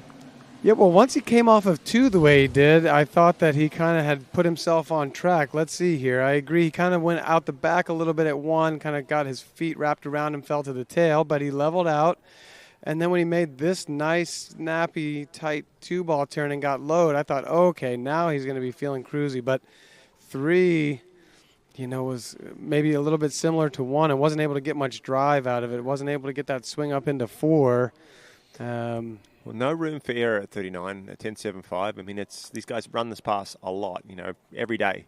Martin's through 39 and challenging 41. But any sort of error, any sort of delay or slightly out of tempo, and, you know, things can happen pretty quick. He was a little narrow there at number 2, just watching that replay. So his turn was a bit abrupt. It was good, but it maybe at the touch down the lake. And then it puts pressure on that offside. So another skier falls prey to their 4th pass. All right. Oh, well, there you go. Look at this. Looks like Kelvin. Yeah, Kelvin Kelm. He's got one of those things, hasn't he, that you plug into the USB port that can stream YouTube, right? Maybe that's right. I'm sure that's a self-driving car. There's no illegality about this picture right here. No, absolutely not. That we wouldn't want that to happen. Please watch responsibly.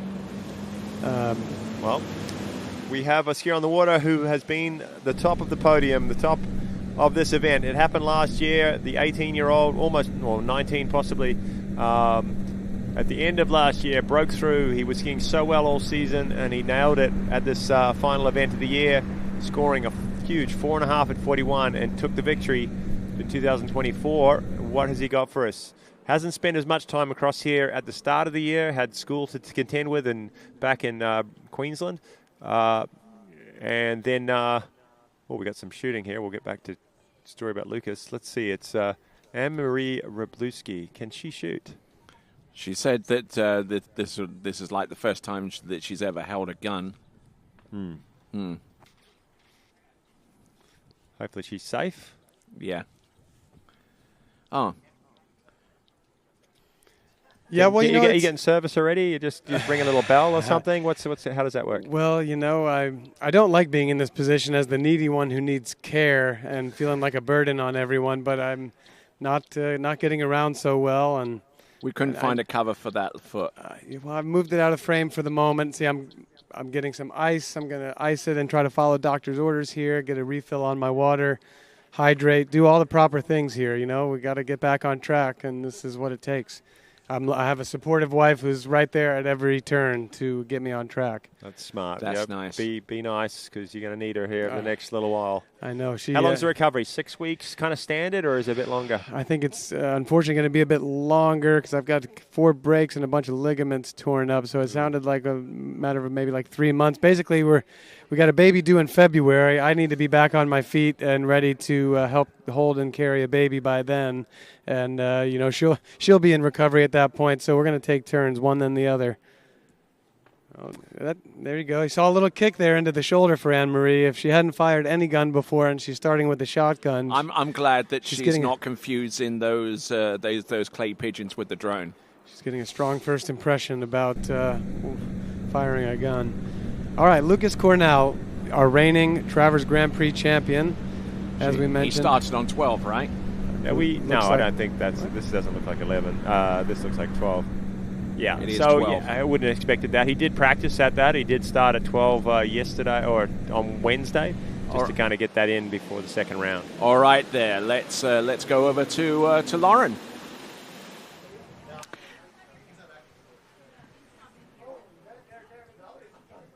All right, Dockside here with Cole McCormick. Hey, I wanted to give you just a chance to defend yourself on this trade talk. Yeah, I mean, I feel like there's been some pretty slanderous things said about my fantasy football trades, but it's coming from a guy whose football team has turned into a pumpkin in the last, 3 days. Half his team's on the IR, so he's just a little jealous that I've got a fully healthy team and I'm crushing. But, you're going to have haters when you're this successful. Hey, I love the trash talk. So what's going on through your head? I know this is first set. You got 2 sets.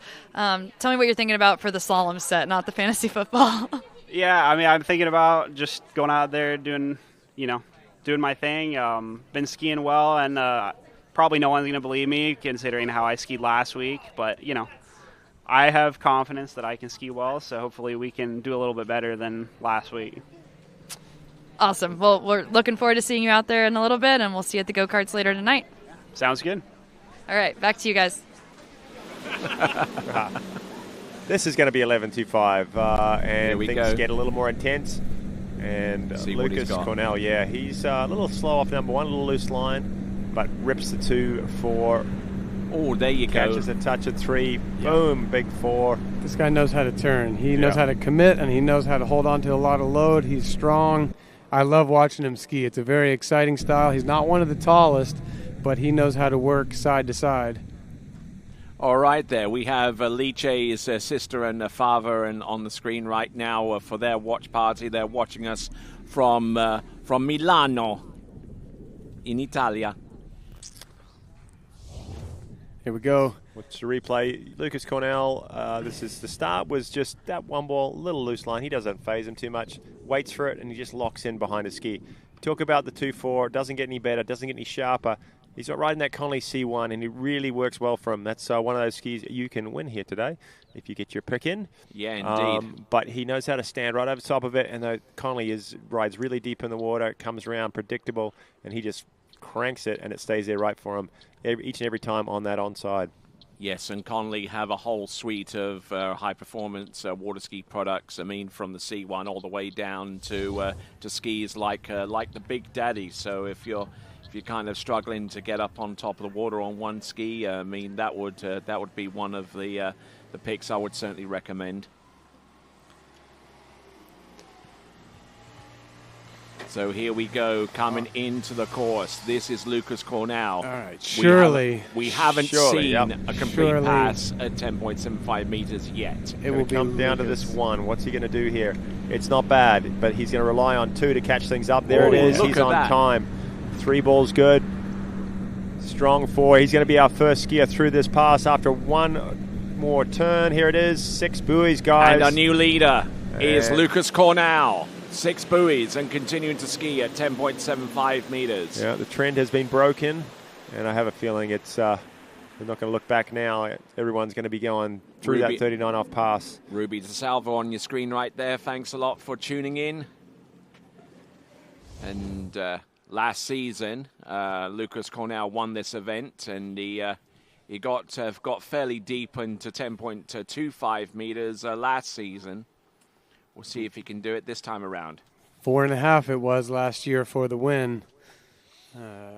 Lucas was on fire, and he's got the moves. Yep. I think it's going to come down here to, what kind of start can he get? When you see somebody that can turn the ski that well and that can hold their alignment and load that strong, it's really just a matter of getting on the right path and the right rhythm from the outset. And I think if he can do that, there's really nothing that can stop him from going all the way down this pass. Yeah. So we talked about Lucas's schedule last year. He sort of went all out, went to a lot of the events, came over here, and really kind of trained hard. This year he had to do a bit of school, so it was a bit of a weaker start, and he's tried to kind of make up ground here at the end of the year. He skied a few of the professional events. Did well down at Moomba earlier on in the year, and let's hope he can finish strong. This is the first guy at 41 off. All comes down to the gate and one ball. If he can get out of it smooth, Oh, he's narrow. Takes a little bit of time. Rip 2-ball. Can he do it? It's there, but not enough. He's going to get a piece of round 3. 3. He gets the full 3. We're not going to see the same score from last year, but pretty strong skiing. What happened there? What's happening here? Doing something funky with his foot there. Find out what that's about when he gets back for an interview, I suppose. But good job making a full 3 out of that because, as you said, Kyle, it wasn't a clean one. He lost some space and time. It wasn't even to be honest, it wasn't even a great 2 compared to what he can normally do. So shows the potential there. There was the delay. He reached out at number 1. The ski stuck in there for him. Got off the 2. Little narrow coming in and went for it and kind of got pulled up. Still, somehow, threw that ski around number 3 and scored the full point. Congrats, Lucas Cornell. He's our leader by quite a ways. And Eduardo, it's been a fun ride with you at the top. But you're in second spot now. Look. What's he doing? Still not exactly sure what's going on with that back foot. Maybe we can find out. He's almost lost his little spray leg or shin protector or whatever it's called. So luckily he pulled it back. Yeah, it'll be interesting to find out. Looks like, is the boat docking or? No, I think we're just carrying on here. It looks like Carter Eaton is going to be next off here.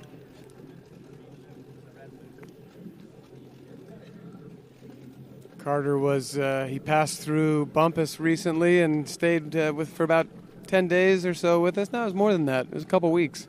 And really enjoyed having him there. Was helping out, coaching the skiers that were coming through. And, part of his van travels. He's living out of a Sprinter van. And that fit right in Bumpus. We had a great time with him and kind of came in with his skiing going a little bit sideways, and by the time he left, it seemed like it was straightening out. So we hope to see him go out there and smash it today. Well, good to hear because he's really given it his all this year. He's put it on the line. He's gone to all the events. So it's a long season though to keep your level up all the way through. Started down in Moomba in March, and now we're here in October. We're almost October, trying to keep things going. Hopefully whatever difficulties he had last week with his ski has been resolved by the time this tournament rolls around. And so far as the early indication goes, it's not looking too bad for him. A 13-meter start, and he gets it to go, and even has enough room to drag his handle. And with that, let's send it over to Lauren. All right, Lucas, another 3 at 41, was it out there? Yeah. Okay. Yep, cool. Last week it was a little shaky. I remember you had a pretty interesting interview, but hey, let's run through this one again, and maybe you're bringing in some of those farm skills out here. Farm skills? What? Nah, it felt good out there. It was a bit nervy out there. I don't know why, but I think I just need to strap on my big boy pants and turn this 3-ball next time, but I figured try and play it safe this round and maybe go for it tomorrow. Awesome. That looked great, and we'll see you at the go-karts later. Are you a go-karter, a shooter, or are you just here for the skiing? Yeah, mainly skiing, but I'll give it a crack tonight. Last year wasn't very good, so we got plenty of room for improvement, that's for sure. Awesome. Well, good luck, and we'll see you tonight and then tomorrow. Yeah, sounds good. See you there. Back to you guys. Thank you very much. Farm skills. Well, I guess he comes from Queensland anyway, so there you go. All right, then, here we go. Carter Eaton, who's travelled far, skied much. Looks like he's a lefty, and he's getting, good turns on both sides. I'm watching this edge change into the 246. It just looks a little harsh and sudden that he's coming to the inside and maybe losing some space as a factor of kind of jumping to the inside of the ski and the ski, slamming that outside edge and shedding off some of his outward speed and momentum. We'll keep an eye on that as the rope gets shorter. Not a big problem at 32 and 35, but I think he may need to clean that up as we go to 38, 39. And as we see at every event, De Gasperi there just getting his handle in the right measurement, pushing it as much as he can, but keeping it in tolerance. all these skiers responsible for their own handle, responsible for the length of that handle, and it has to be within tolerance of 1.5 meters plus or minus 5-6 centimeters. And they measure it not once but twice when the skier comes back to the dock and make sure it hasn't stretched out or nothing's happened to it while the skier's on the water. So closely monitored, every sort of inch. You can't give away any sort of advantage on that length. Corey, I'm going to say you've been there, you've pushed it, and it got caught. Well, it did not get caught, but it got your score taken away once before, didn't it? With the handle, yeah, you know what? I had an issue a couple of years ago. I was always switching to a new handle, and I would check it beforehand, and it would be okay, but then in the course of skiing the set, it would stretch a surprising amount and then come back in. Ooh. Big one. Oh, boy. This is in trouble here. Okay. Dig Pull it back deep. together. Come on now, Carter. He's a all over strong the place, kid. but he is strong, yeah. Come on, get through it. It's not a great fight. Pulls all the way. Woo, baby. That's a lot of slack, and he holds on to it. Strong guy, you know. Oh, that hurt me. He's caught a few large salmon in his day up in Alaska and reeled them in. He reels that in, too.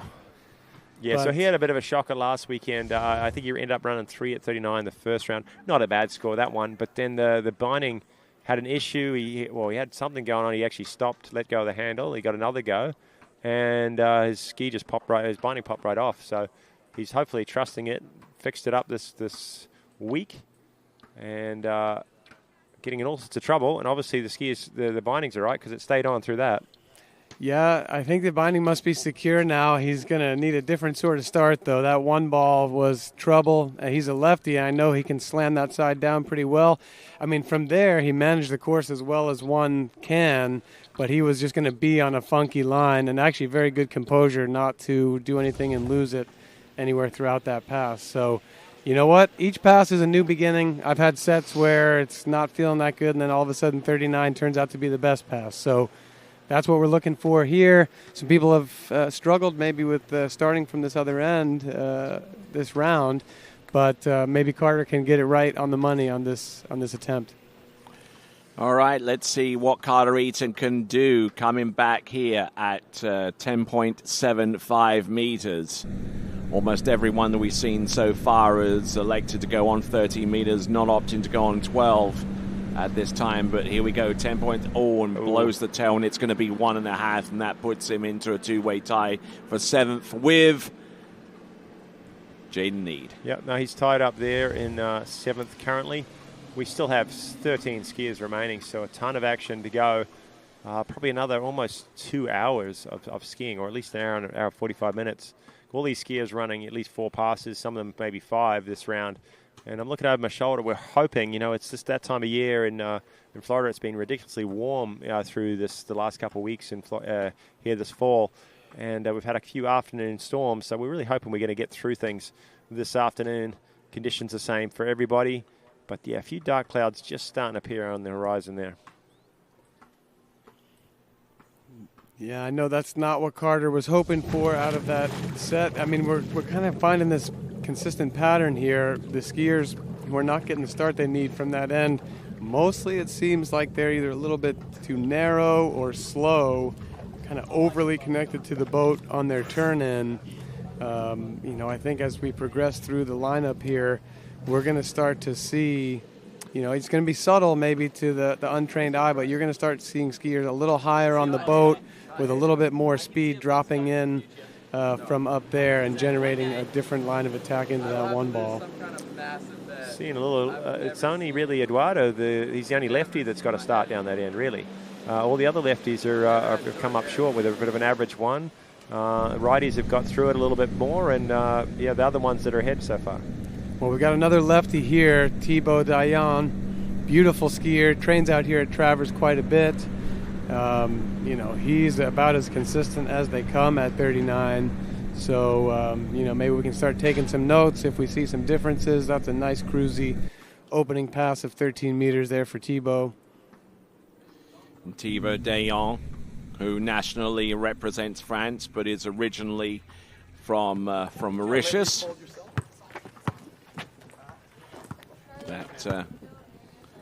That island nation in the Indian Ocean, just off the coast of Africa. And let's send it over to to Lauren. Rob, 1v1. All right, we're down here with Charlie Ross. He was just playing a game of basketball. Is that something you typically do before you go out and ski? I did at Mastercraft Pro, actually, because, you know, being right there. But play a lot at Rollins, so, I don't know, kind of having fun. Rob's talking trash. I might try to play him after. Awesome. Well, we're looking forward to seeing you out there. You ran 41 here a week ago, so, hey, maybe it'll go down again. Yeah, let's go for it. Awesome. Well, good luck, and we'll see you later. Back to you guys. A few warm-up activities here for the skiers as they get ready for their round of competition, whether they're here for a tournament or for training. Some ping pong going on. There's all sorts of things. Basketball. Little basketball keeps it light, and I'm There's even the cornhole there as well. I'm going to go ahead and go on the record right here now. I don't know if you can really warm up playing cornhole, can you? That doesn't really get the heart rate going, does Is that maybe a cool down?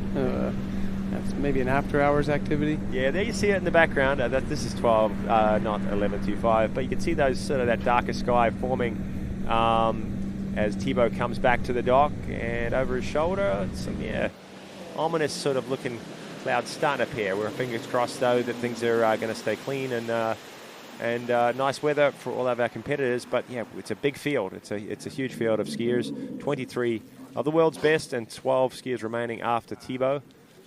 All these skiers, you know, you got to think around a competition, they're at least doing 4 passes, maybe 5, some of them. It'll be at least 8 minutes a skier. And so, yeah, we've got another hour and a half to 2 hours, so hopefully things can hold off. It's here at Florida time, 3 o'clock in the afternoon. It's been a good day. A lot of competition this morning from our amateurs. Now all those guys are sitting back and supporting their team pros as they have their opportunity on the water, doing a little shooting, and then gearing up for the go-karts this afternoon. Fun day here on a Friday.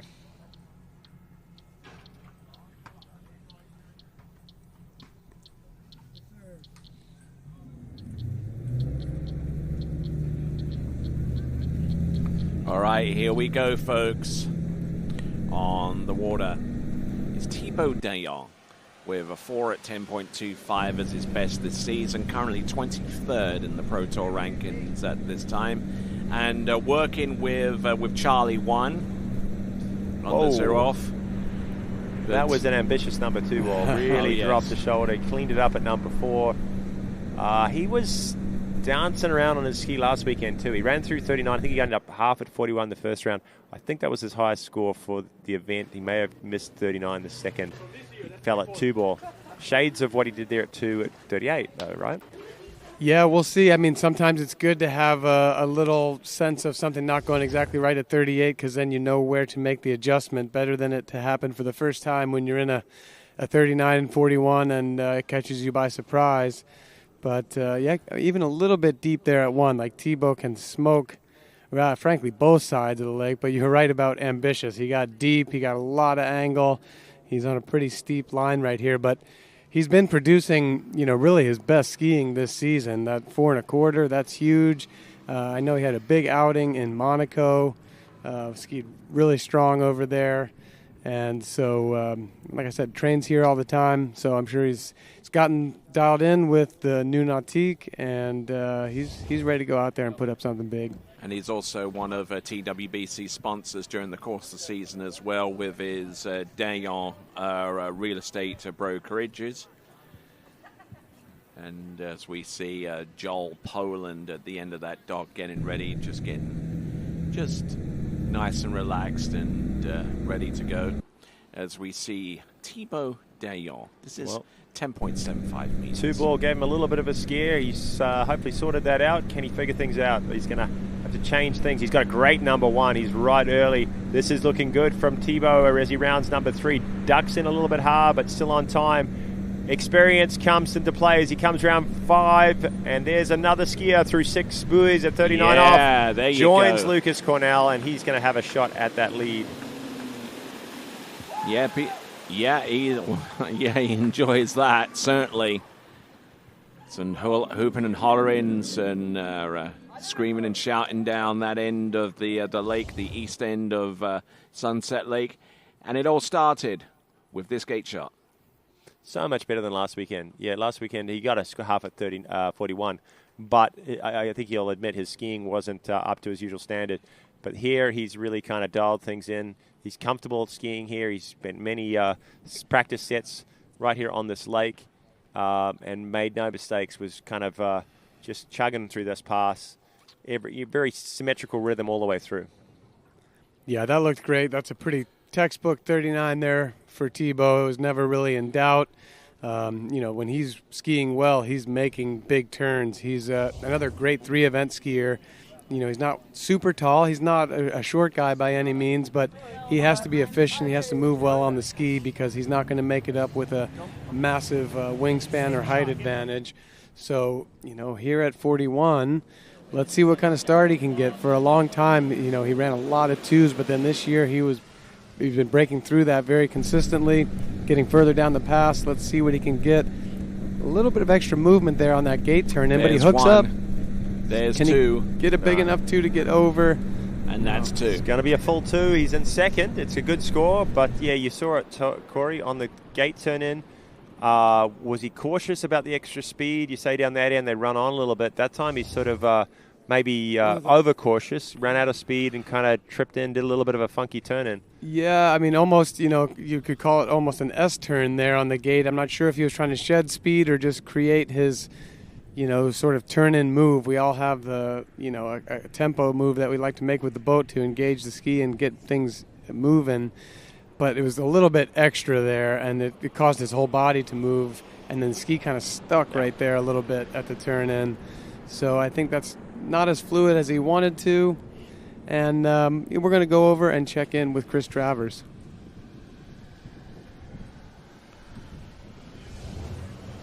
What's up, guys? Back on the dock here with our favorite skier from Alaska, Mr. Carter Eaton. How's it going there, guy?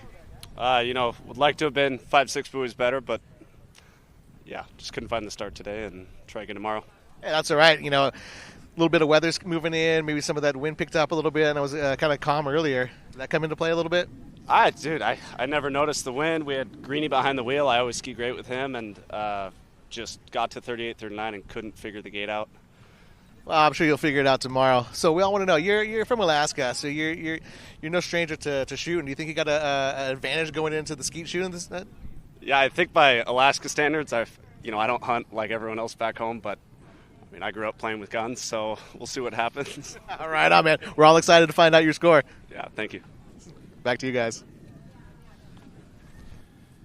Sounds like he's got a good chance there. I mean, Lauren Morgan was cautioning Louis Duplan-Freiburg not to shoot his own house, so this sounds a little more promising than that. Carter, I know, is a big fisherman. He said he's not a hunter, but he was telling me about his exploits in the bay, catching lots of fish, and I'd imagine he's handled a gun once or twice there in Alaska. So I know a bunch of these guys are trying to knock out the shooting while they can today, although we're just noticing a little bit of breeze picking up. A little extra just rolled through. I'm not sure if it's those dark clouds trying to assert themselves, but that could be a factor here pretty soon for the skiers and also for those trying to do their shooting. The graphic that came up on the screen before said 18 kilometers per hour. That one said 14. Probably no one watching this in America knows what that means, but that's probably about 10 mile an hour. And it's a bit of a crosswind, but it is picking just up a little steadily as that kind of that darker weather sort of sits over in the behind us, and hopefully it doesn't get too much closer. Still great conditions for a slalom event. And next year on the water, none other than the world overall record holder, Joel Poland.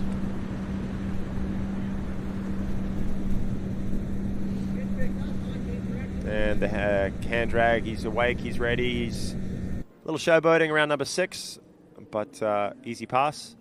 The lead right now, Lucas Cornell from Australia. I'm pretty sure his family are up watching this event, got up early, got their coffee.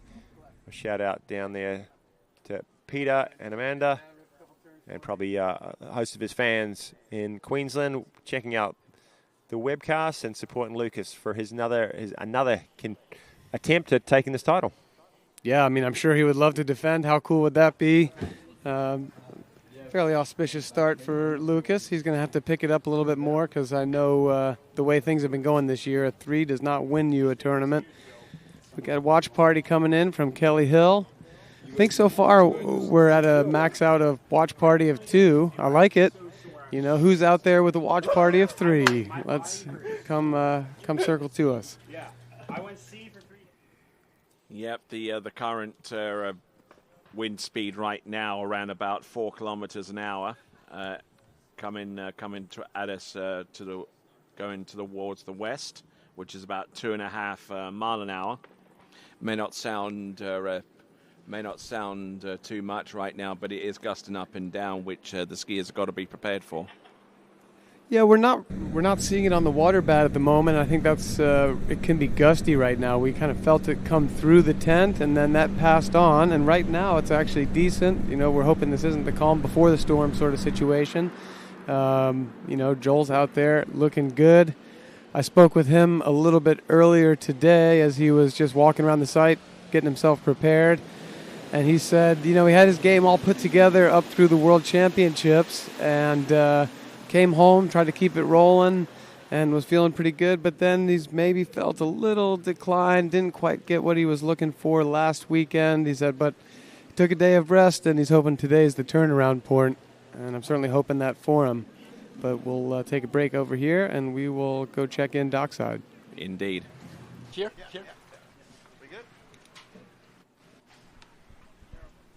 What's up, guys? On the dock here with T-Bone. What's up going on, guy? All good. I just kid. Yeah, heard you. So you had a little. You're flirting with disaster a little bit, huh? You were just right on the borderline of being intolerant there. Tell us about that. Yeah, well, it's funny because the handle. We had a tournament last weekend. I made it shorter for Hancock, the Mastercraft Pro.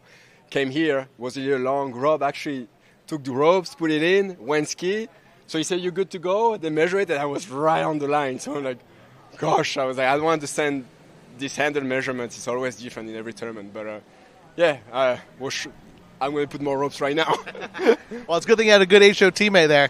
Also, I want to know about your fan base. I haven't heard anybody else cheer as loud for any other pro skiers except for you. I was like, what the heck is going on there?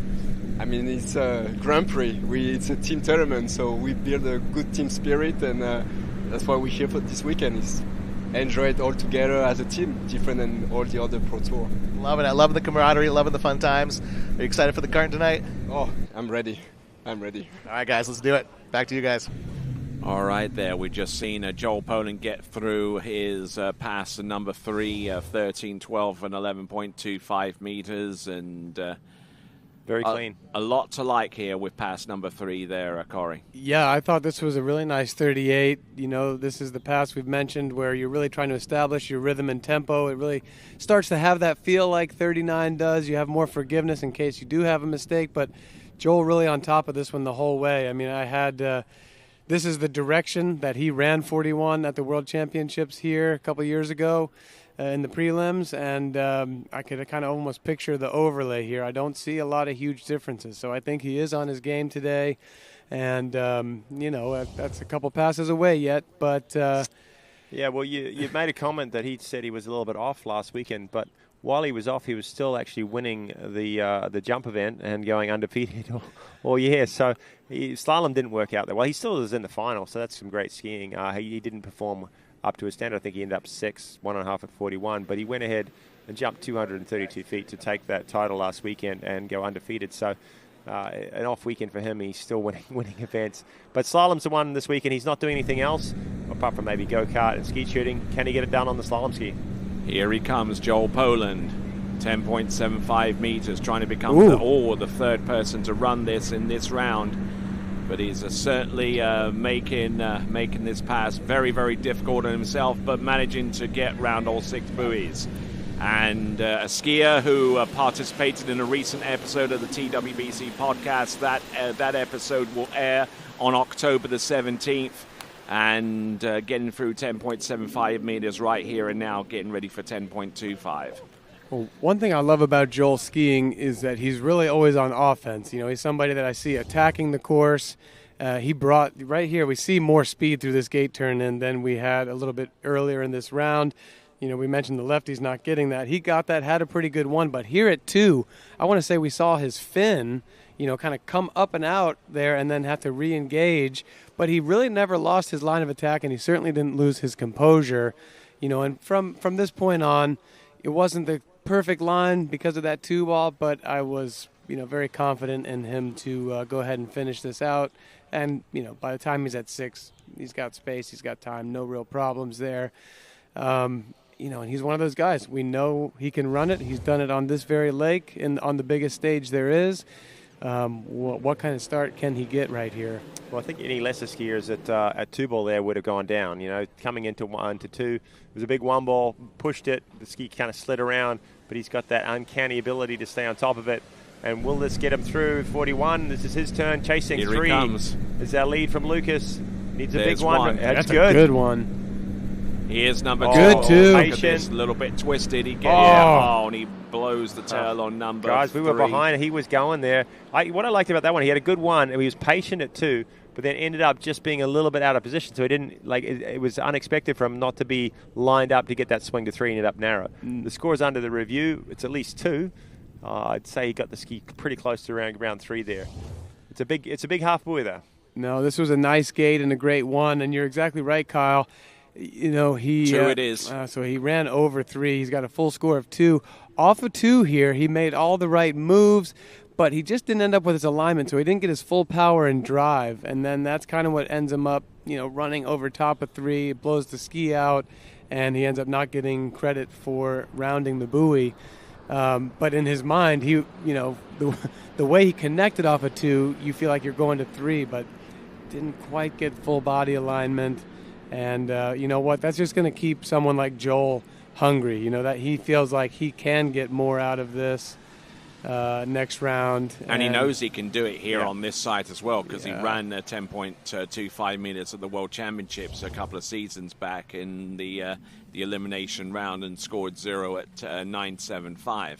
Well, I mean, although the score is not huge for him, 2 at 41 is kind of just a regular day at the office for Joel. I think he's going to be pretty happy with how he's feeling on the ski and that approach to 2, the way it was close to being a really big score, to be honest. If he'd just hooked up a little bit stronger, kept his hips locked into the handle, he would have had some room at 3, and that's his onside. He's away. There's 4, and who knows.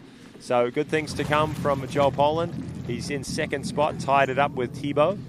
And now Tim Tornquist from Sweden.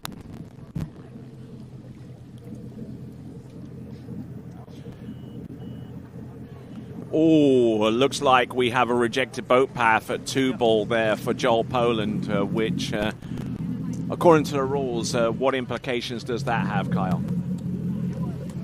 Well, it's approved now. Okay, so everything good. Sorry to scare you. Yeah, it's all good. There was on the way back, the boat path was came out of tolerance, but during Joel's it doesn't 41, count for anything. Yeah, Greeny was having a break. He was having a rest on the way back. No problems at all with that. Charlie the driver's too. obviously monitored so closely. Greeny's under the microscope, but he keeps it straight down the middle for all of our skiers. 23 skiers in total for about 3 hours of driving. That's a tough job. Tim Tornquist out on the water right now, 13 meters. Yeah, and we're taking note that Tim is out there. He's running C2 on the 0 off. And all of a sudden, we're seeing a lot more variety in the letters, especially with this Nautique's new boat out there. Previously, almost everybody used A2. Here's a bit of a breakdown of some of the most common. We got a lot of B2, still got A2, but even not as many as the B2, and we got some C1. And then Tim is on the C2. It just shows there's a little different feel to things with the new boat. People that have gotten some more time with it have made their adjustments. Those who haven't had as much time with it are, still experimenting and trying some new things. And that's one of those things that slalom skiers get to play with, that letter-number combination on the 0 off.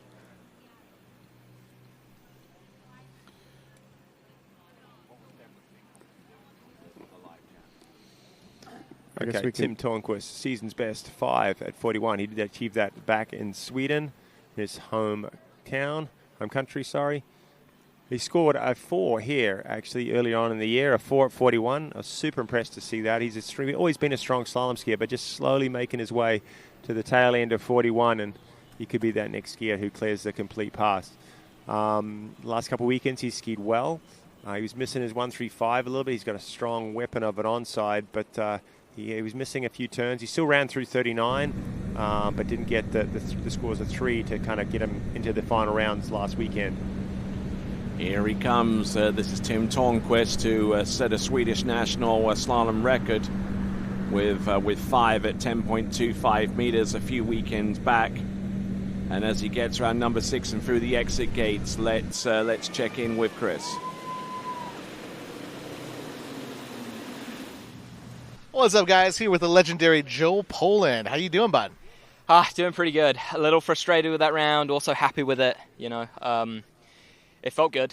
The start was really nice. The gate was good. The 1 was good. The 2 was good enough. And then, just not quite powerful enough into 3. But for how I've been skiing this week, I'll take it. I took a little dip after Mastercraft Pro. And yeah, the 1 looks solid out there. Oh, man. Such a good one. Really wide and good into 2 here. Great turn, really. Yeah, just wasn't powerful enough into 3. That's how it goes. But that's how it goes. You have to work in your selling techniques, man. You sold me, but you didn't sell the judges on that 3 ball. That's how it goes. I'm a short guy. I got to get a little taller. But next round we'll get further. Excellent. So, what's your strategy tonight on the kart scene? Take out anyone who's fast and then be quicker than them. That's right. Put them in the wall. Rubbin's racing. Yeah, exactly. Put them in the dirt. Love it, man. Excited. Can't wait to see you out there. Wicked. Looking forward to it. Thanks, guys. Back to you. And Joel Poland was interviewed for a TWBC podcast episode, which will air on October the 17th. A lot of ground covered with that one, so make sure you stay tuned for that one when it's released. Here we go, Tim Tornquist. 11.25 meters, getting a good hard snap off number 1 and round number 2. Just trying to ease his way through this run to give himself plenty of energy to work with for 10.75 meters, which is the next pass he will attempt. That is Tim Tornquist. I think with Tim, we're just witnessing like a nice, steady march upwards. He's this is clearly his best season ever, breaking the Swedish record twice, the 4 and then the 5. Last year at the tail end of the year, he made the finals in the Miami Pro and, was having a very good season and has stepped it up from there. And, Tim's still on the younger side of things, so he's got room to improve. And, it's just great to feel that progression year after year. Last weekend we talked about watching skiers evolve, and I think Tim's somebody who, as we look forward to the next 10 years of the sport, is a name we're going to be hearing a lot more of the time in the finals and, putting pressure on everyone going to 3 at 41 and more. Not only that, the Tim Tornquist is also a pretty decent jumping competitor as well, so having to juggle between 2 events at any given moment, and he's certainly a capable athlete there as well. So here we go, Tim Tornquist, 10.75 meters, getting ready to rock the roost here. Entrance, round buoy number 1, down course here. Now he's going to have to battle his way out on this one. There's number 3. He's getting some of that deficit back, but not in time for number 4. 3.5, that's going to slot him into, we're looking at just ahead of Martin Bartelski. Putting him in 6th Camille place. Baumrau, 6th spot, so not a great score for Tim. It was the 1 ball, and another lefty succumbs to a little bit of an average start at that far end. The reason, I'm not sure. Everything looks pretty good, but losing the rope and putting a lot of pressure on the offside. We've seen a couple of skiers fall right there with that extra speed. He didn't, but he had to wait on it. He was down course here at 3, still hoping, still praying something was going to happen at 4. Didn't quite pan out from, couldn't hold on to that one. 3.5. It's a score he's going to forget. He's going to be out reasonably early. Hopefully he can change things up in round 2. So Tim Tornquist. Our lead is still held by Lucas Cornell, the Aussie. He's gone out fairly early, throwing down a big score. and said, you know what, I'm here to defend that title. Yeah, I think you're exactly right, Kyle. This is basically a throwaway score for Tim. He's not going to ride many hopes on this as a backup score even. He's going to be thinking, okay, tomorrow I probably need to get a piece of 4-ball at 41 if I want to move into the finals here based on what we're likely to see over these next skiers. I mean, we'll see, but a lot of big names coming up here, and I think we're going to get a lot of big scores attached.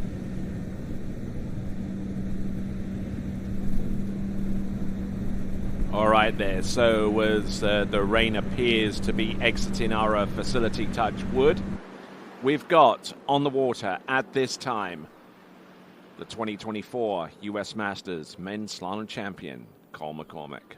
Yep, sitting in 12th on the Pro Tour standings, the season's best for 41. If you think he's out a little earlier than someone that you might expect, obviously he hasn't traveled, had a baby earlier this year, well, not that long ago actually, and skipped a lot of the events in Europe. He's a working class man, but tries to get to as many events as possible, but didn't hit a number of them over the summer. So down a little bit on the standings, but still extremely capable. And as with Tim, as with a number of, Joel's already done it, as with a number of skiers, knocking on that door of 41, completing the full pass. He's got 4s, he's got 4.5s. He's been on podiums. He's been at the top of the US Masters podium. This is it'd be his favorite site. He trains here all the time. Yeah, I think this is basically home site for Cole. And as you mentioned, he's got that dad strength now. He's been a father for 3 months, and that does not make it easier to train and be a pro skier, but it also builds some resiliency, and he does love skiing here. Exactly. He wasn't able to make it all the way around. I think his daughter Olivia is about 3 months old now, so kind of came in the middle of the season while everyone else was skiing in Europe and things like that. But he was able to make it to the World Championships, skied in the finals over there. He was one of the 3 skiers to get 4 at 41 in the prelims. And, here he is back on his home turf. This is 12 meters. This is going to be a very everyday pass, just getting himself fully warmed up. And Cole, another lefty, and man, can he turn that 135 side. We're going to see it more and more as the line gets shorter. Looking good. He's dialed in on that LaPointe ski. And he can turn 135 with the best of them. Well, there's no question about his onside. But as you heard in his interview earlier, he wasn't real happy with his offside in last weekend. So hopefully he can make the adjustments. All right, let's send it over to Chris. What's up, guys? Dockside here with Timmy T. Turnquist.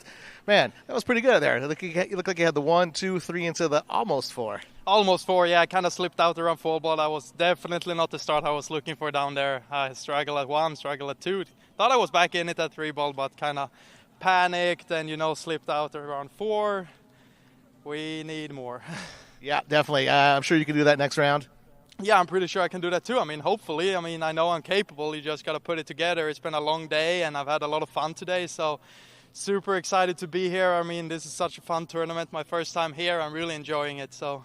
Excellent. It seems to be a new theme. Like, we've had a lot of first-timers out here doing the Grand Prix. I know you've skied here before, but not in this competition. Vibes are doing good. How's your team doing overall?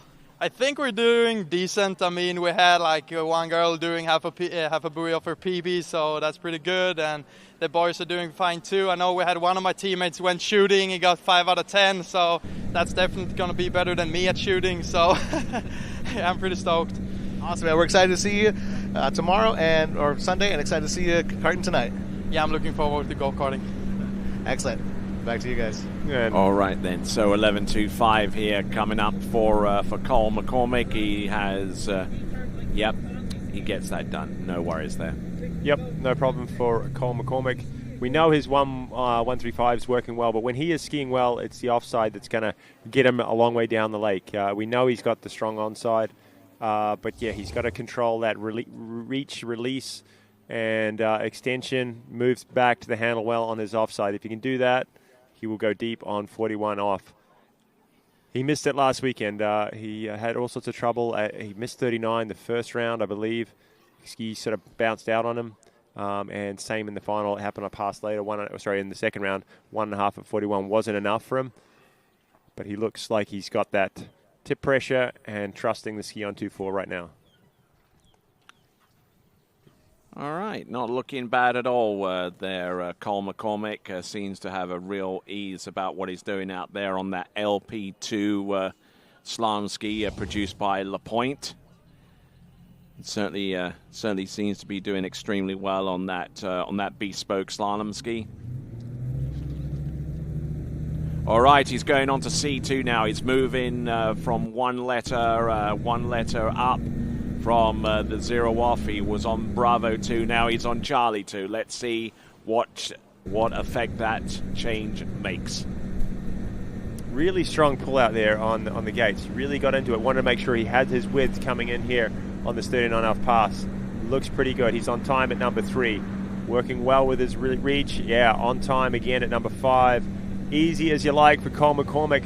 He made some changes there. Now, is that something he's like, okay, this is feeling a little bit off, I need to change the setting, or do you think he does that every single time when he hits 39?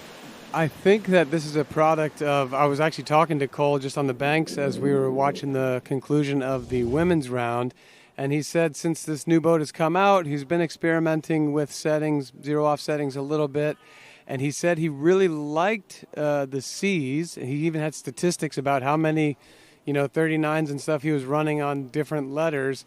He said he likes his results with the C's, but he said that, skiing on C, it almost made him sore as if it was the beginning of the season all over again. You're getting a more intense pull sooner off of the buoy.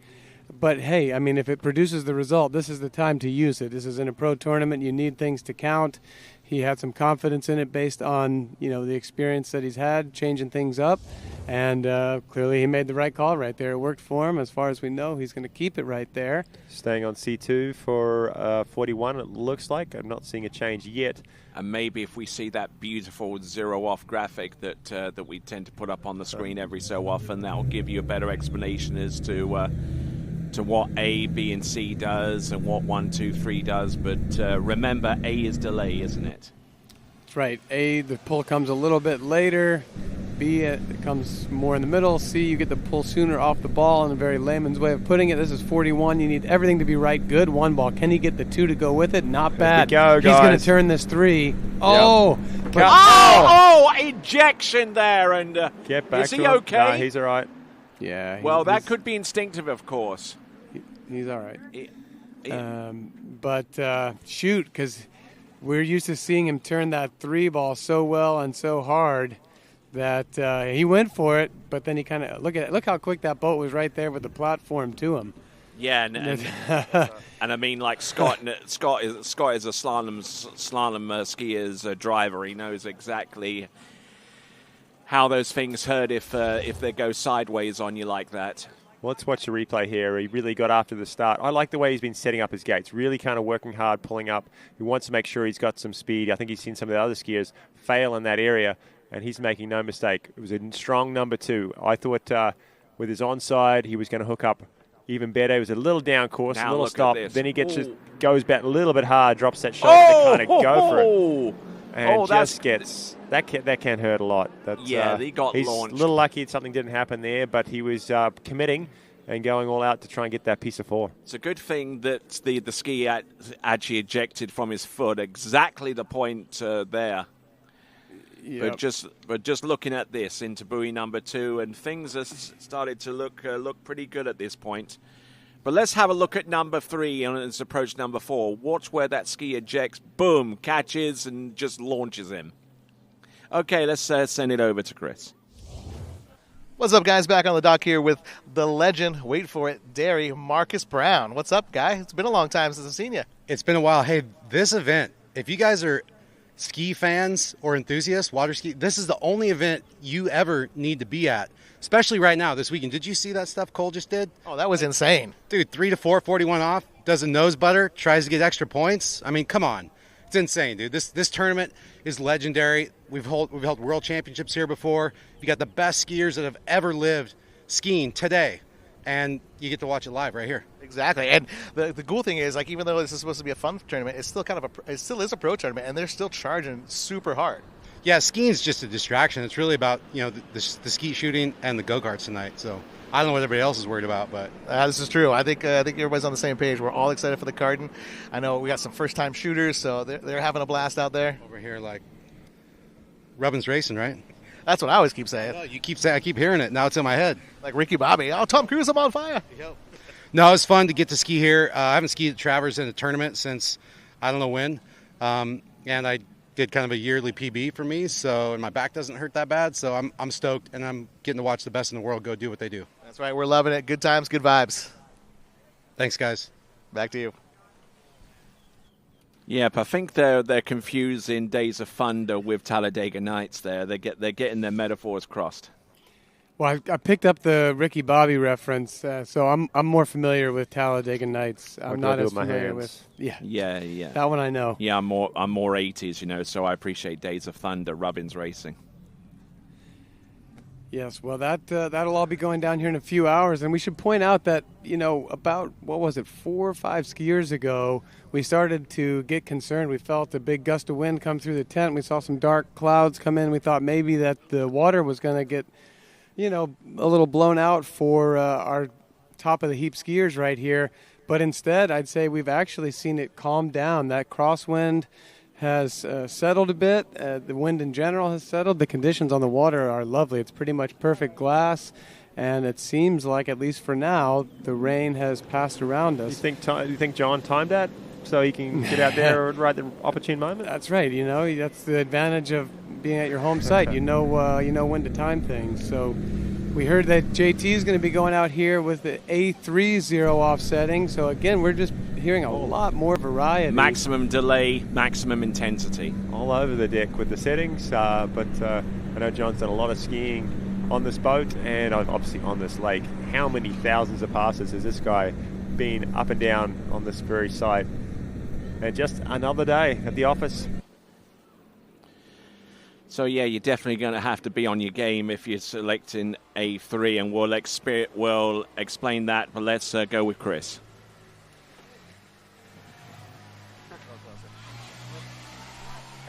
What's up, guys? I'm here with legendary Cool McCormick. Man, what an incredible crash that was. That was insane. I know you came up unscathed. Are you feeling all right? Yeah, I'm good. Actually, didn't hurt at all. I didn't hit ski. I kind of hit and went skidding on the water, so I didn't take a lot of force. Unfortunately, really good start, good gate, good one. Slow out of 2, and then I was just a bit indecisive at 3. I didn't want to do what Joel did, and then I was like, I can get 4, and then I started losing it. So good thing for those releasable bindings. Yeah.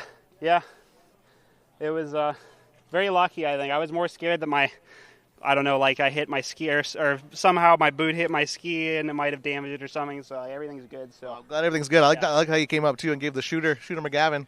Yeah. I just wanted to make sure everyone knew I was good, and because it felt like a crazy crash. I mean, it looks crazy on the video too. So it was definitely crazy, man. I'm sure we all felt it here and at home. Yeah. Hopefully we don't do that again. Hopefully that's the only one of the weekend. One and done.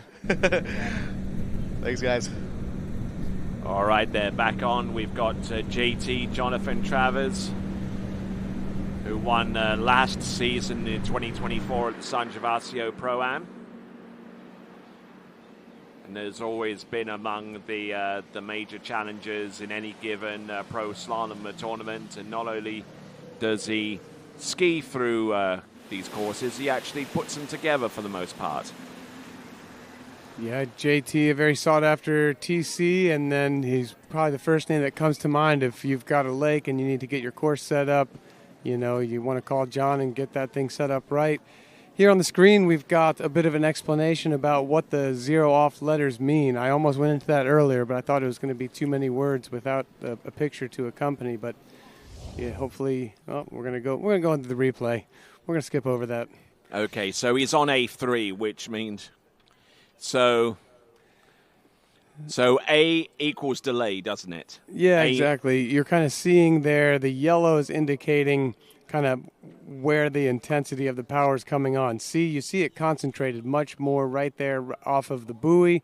B off of the buoy and to inward a little bit more, and A with more delay, more of that power being added as you're closer to the wakes. So it kind of hits you in a very, very small piece of water real estate. Well, that would be C, would be the smallest, especially if you can then do 1, 2, and 3, which is the amount of intensity. So say C3, for instance, would be the shortest, most intense pull right away off of the buoy. John's going with A3, so that pulls a little bit more delayed, but it still gives a lot of intensity, maybe gives him time to get under the line and into his alignment and then engage that power to get cross course. I would imagine, he skis here. He's had a lot of time with this boat. This is not by chance. He's been scientific about this process and found what works best for him. And so far, it's looking very good. Yeah, a lot to think about when it comes to setting up. But normally the default for a lot of people out there that are generally skiing in tournaments, normally the default is B2, and then you can start to make some adjustments. Now, we had a graphic last week in the Pro Tournament that showed the percentages of, like this, for example. There we go, Vinny on the ones and the twos. He is on his game. Bravo 2, 27%, A2, 25. So between those two, those are the more popular settings. Yeah, well, we've been at tournaments before where A2's had something like 60, 70% of the choices. And the last few events, we're just noticing that it's all over the deck. It's pretty evenly split. And obviously some skiers chopping and changing in between. So still trying to either figure it out or, just different preferences for different strokes for different folks. Is this the time of year for experimentation? Well, I think in general it is, because your skiing is very dialed in, and so it's a good time to change one variable and see what that does for you. I think also, this is the first Pro Tour stop to take place behind the new Nautique, so we're seeing some variety, especially from those skiers who have had more time to ski behind it. But let's tune in here. We got JT mid-course at 39, looking good. He's got an onside 5-ball right here, takes it a little safe. But he comes out the exit gates, never really a doubt in that pass. And he's going to have his shot at 41 to go for the lead, which currently stands at 3, a tie between Cole McCormick and Cole and Lucas Cornell. Yeah. So John Travers and Cole McCormick showing experience here on the side, I think. Both of them attacking their gates, both lefties, but working hard on the pull-out, making sure they've got speed. They don't want to end up slow. You almost saw John there. Just tap the brakes a little bit, went to his back foot, just to kind of check his speed a little bit. But he ended up having great angle through the gates and got his pass off to an awesome start down that end. So they've got the inside knowledge here. They know kind of the setup and setting things up. For his 41 off attempt here, in just a few moments, chasing Lucas Cornell, who was out fairly early, and Cole McCormick, who just skied, both tied up at 3 at 41. 8 skiers remaining after John Travers. So we're starting to get to the business end. We're starting to figure out what sort of the cut's going to be this weekend. And as always, it's going to be huge here at Sunset Lakes. All right. 3's probably not going to be good enough in and of itself. And we see one syndicate skier on the water. We see another one on the dock in the form of Will Asher. He will be taken to the water next. And we have a few more syndicate skiers to take to the water before all is done with. All right, we got 41 right here. Let's see what happens. Good one for JT. Can he make the 2 out of it? Yes, he does. Yes, he can. He is going to go to 4. Oh, but he's slow just off inside 3 of it. Into 4. Oh, man. I thought he had it again. I did too. I really thought that he was going to be sneaking around that 4 right there. Maybe preserving the body a little bit. I think if he knew a piece of 4 was going to win the event or make the final 100%, I think he would have thrown it. But just kind of said, yeah, that's enough. I've got a good 3. It's a good score. And look, maybe a little bit too close. Didn't want to hit the buoy in this first round. Nice to be turning 3, though. This is the best start that we've seen, all parts considered. Nice gate, really clean 1-ball. Hooks up well there. Doesn't get much better than that, does it? He moves through 2-ball nicely. And so he's got a big, powerful onside turn. I think I was expecting that. Looks pretty good. I thought he was going to get out on that 4 and just to the inside. But you know what? There's a huge difference between making a good turn like that on 3-ball at 41 versus, S-turning. Clearly he's feeling dialed in, and he's getting the start that can produce something big right here. He'll go back and review this, I'm sure, figure out maybe a couple small changes to make. Lost a little time on the back of 2 there, but, pretty darn on top of things through this pass. Big difference, too, when it's required to throw the ski out around your onside turn. You've seen John do that a lot, whether it's to make a final or get a place. You can throw the ski out, body slide it, and get that extra quarter buoy. it takes a different level of intensity and commitment to throw it on your offside, though. Because if you clip that buoy, that's gonna leave a mark. All right, then. So we are down to our final 8 skiers to go. No, and from here we can start making some guesstimations of what it's going to potentially going to take at this juncture to make it through to the next round of the competition. Remember, 8 skiers make it through to the third and final round in the pro competition. We have a 3-way tie for 3. Where have we heard that story before? Yeah, that's right. With 3 at 41. That's sounding familiar all season. And we should point out a little change in the conditions, perking back up. A wind is picking up again. We were a bit overzealous, kind of saying that wind did sort of, or that weather was past us, because it's sort of circling around a little bit, and the lake either side of us is starting to blow up a little bit. So with fingers crossed, things stay away. Another 8 skiers remaining. We just want fair, same conditions for everybody. Get their opportunity to get into the final. It's looking like a straighter head and tail here. It's going to be a headwind off the dock, but it's coming straight down the lake. And you see, this is where I would have been in the running order should I've been skiing. And the wind knew that it's supposed to pick up for me. So poor Will is taking it instead. Oh, and yeah, definitely the wind's the leaves are blowing. True sort of Florida afternoon comes in pretty quick here, and hopefully this is not going to affect the action on the water for our competitors. 21 Ks coming out of the west. All right, then. A few people taking cover here. All right, so we're at 21 kilometers an hour now. And for those of you who are not quite up on your kilometers, and so... Yeah. 13-mile-an-hour wind, that is something to take note of when you've got a 13-mile-an-hour head-tail. I mean, we've got great protection on this lake. It's not like it's super-duper choppy, but the water is moving now, and that wind on the body has as much effect as anything when... look at that. That's an moment right there. Look at that. It doesn't get much better than that. I'm tearing up now. He's going to help Daddy soap up the binding there. And what? Yep. He was just reaching for the soap because it was blue and it looked nice. Yep. Wash responsibly. Okay, Will Asher on the water, fresh off a bronze medal at the World Championships in Ricciotto. Came through with a big performance of 5 at 41, and really kind of turned his season around a little bit.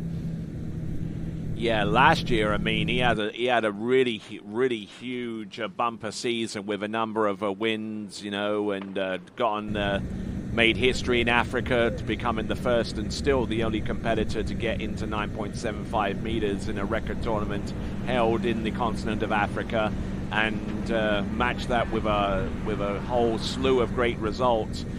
This season, a little off the boil, it had to be said, but Will Asher, you never count him out. You do so at your peril.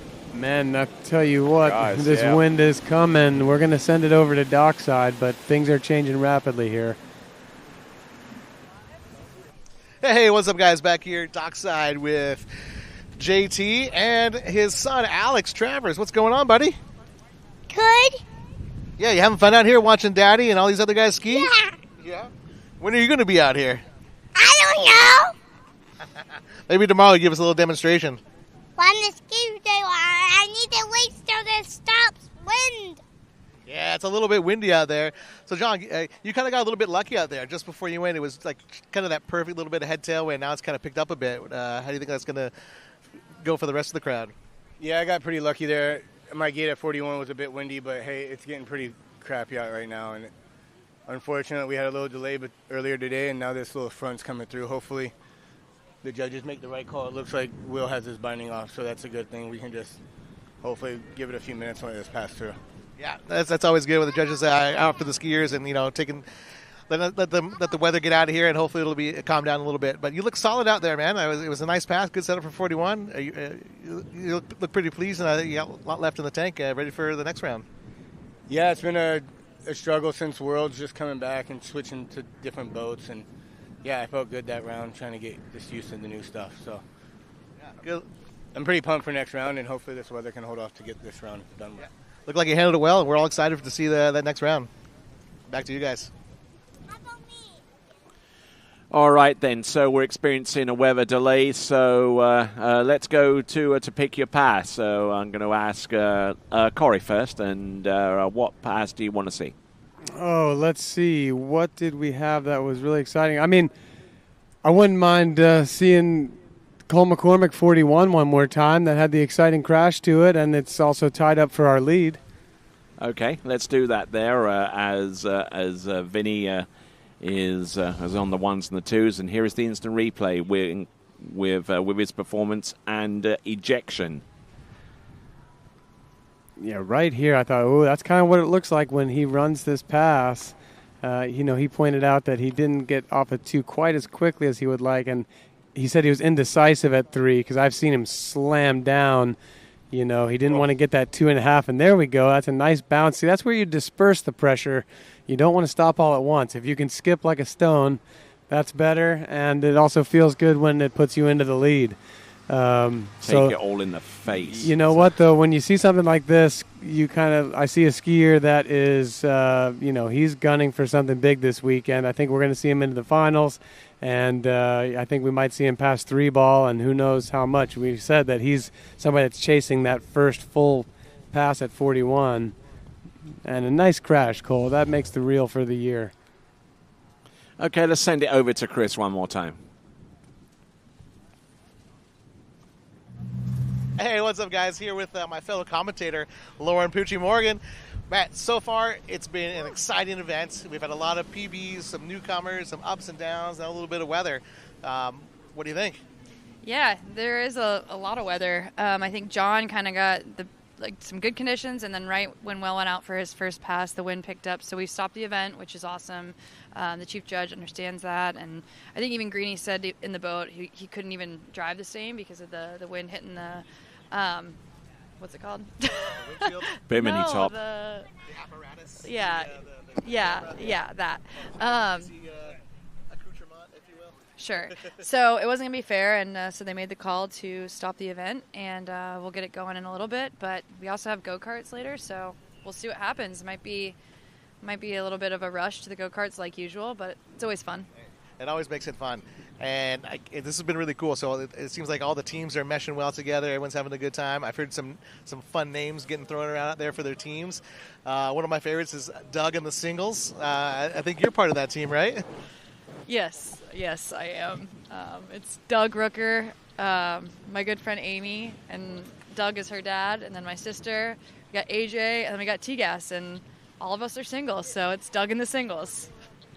Yeah. I'm loving it. It's like this 50s pop band, super cool. I wish some of the guys would share with us their other names, but that's my favorite so far. Well, thank you. We thought about it quite a bit. Yeah, I'm excited. I've done the Grand Prix. Well, I've been to the Grand Prix a bunch, but I've never actually competed in it, and it's so awesome. I'm excited. I've go-karted before for other people, like last year, I think, for my sister, and this year she's got to do it, and she's on our team, so she better throw down. I know. She was talking about it last night. She was a little apprehensive. She's like, I'm not the fastest out there, but I think she'll handle herself well. She isn't a stewardess, so she knows how to handle herself under pressure.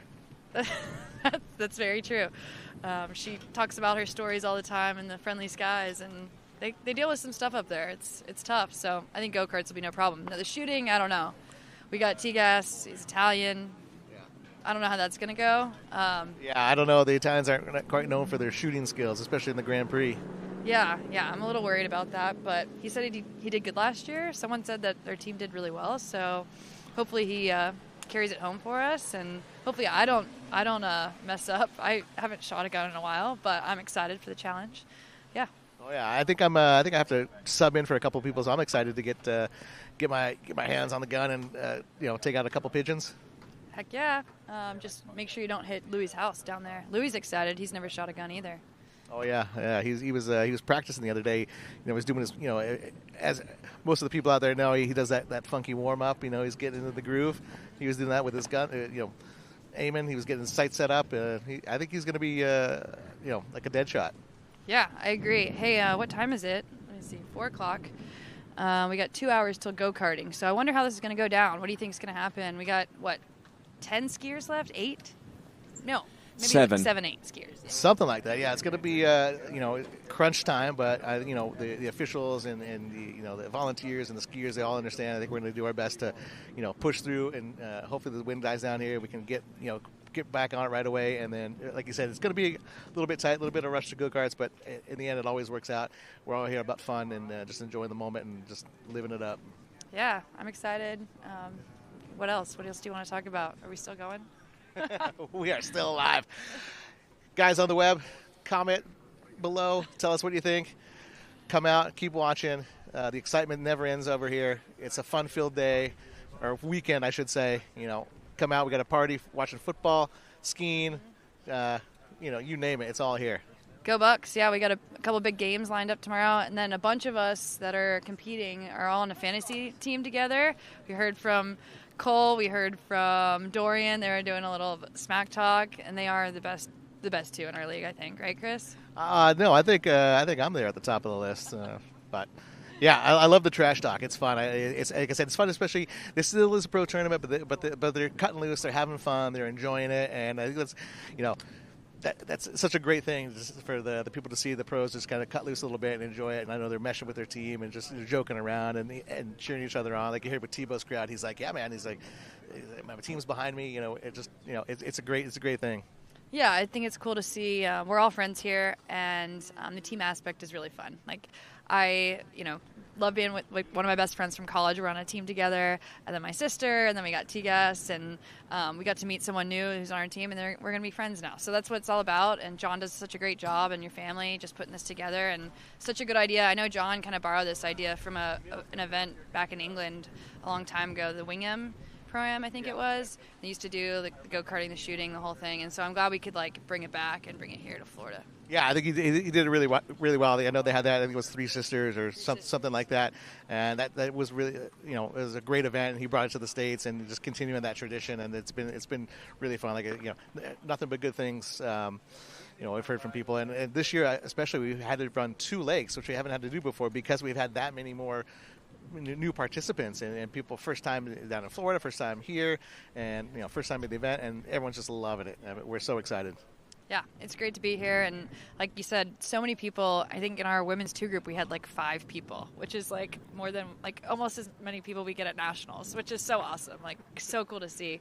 That was my first time skiing in the amateurs, and I had a great time. Definitely, I love it. Love seeing that. Need more of you. So guys out there watching on the web, watching on the TWBC, get out here, get on the water. No one cares what level you are. We love everybody, beginner to pro. Come out, enjoy it, have fun, get on the water. Yeah, thanks, Chris. And I think we'll probably wrap it up, and we'll see you guys when we start the event back up. I think so. Sounds like a plan. Back to you guys.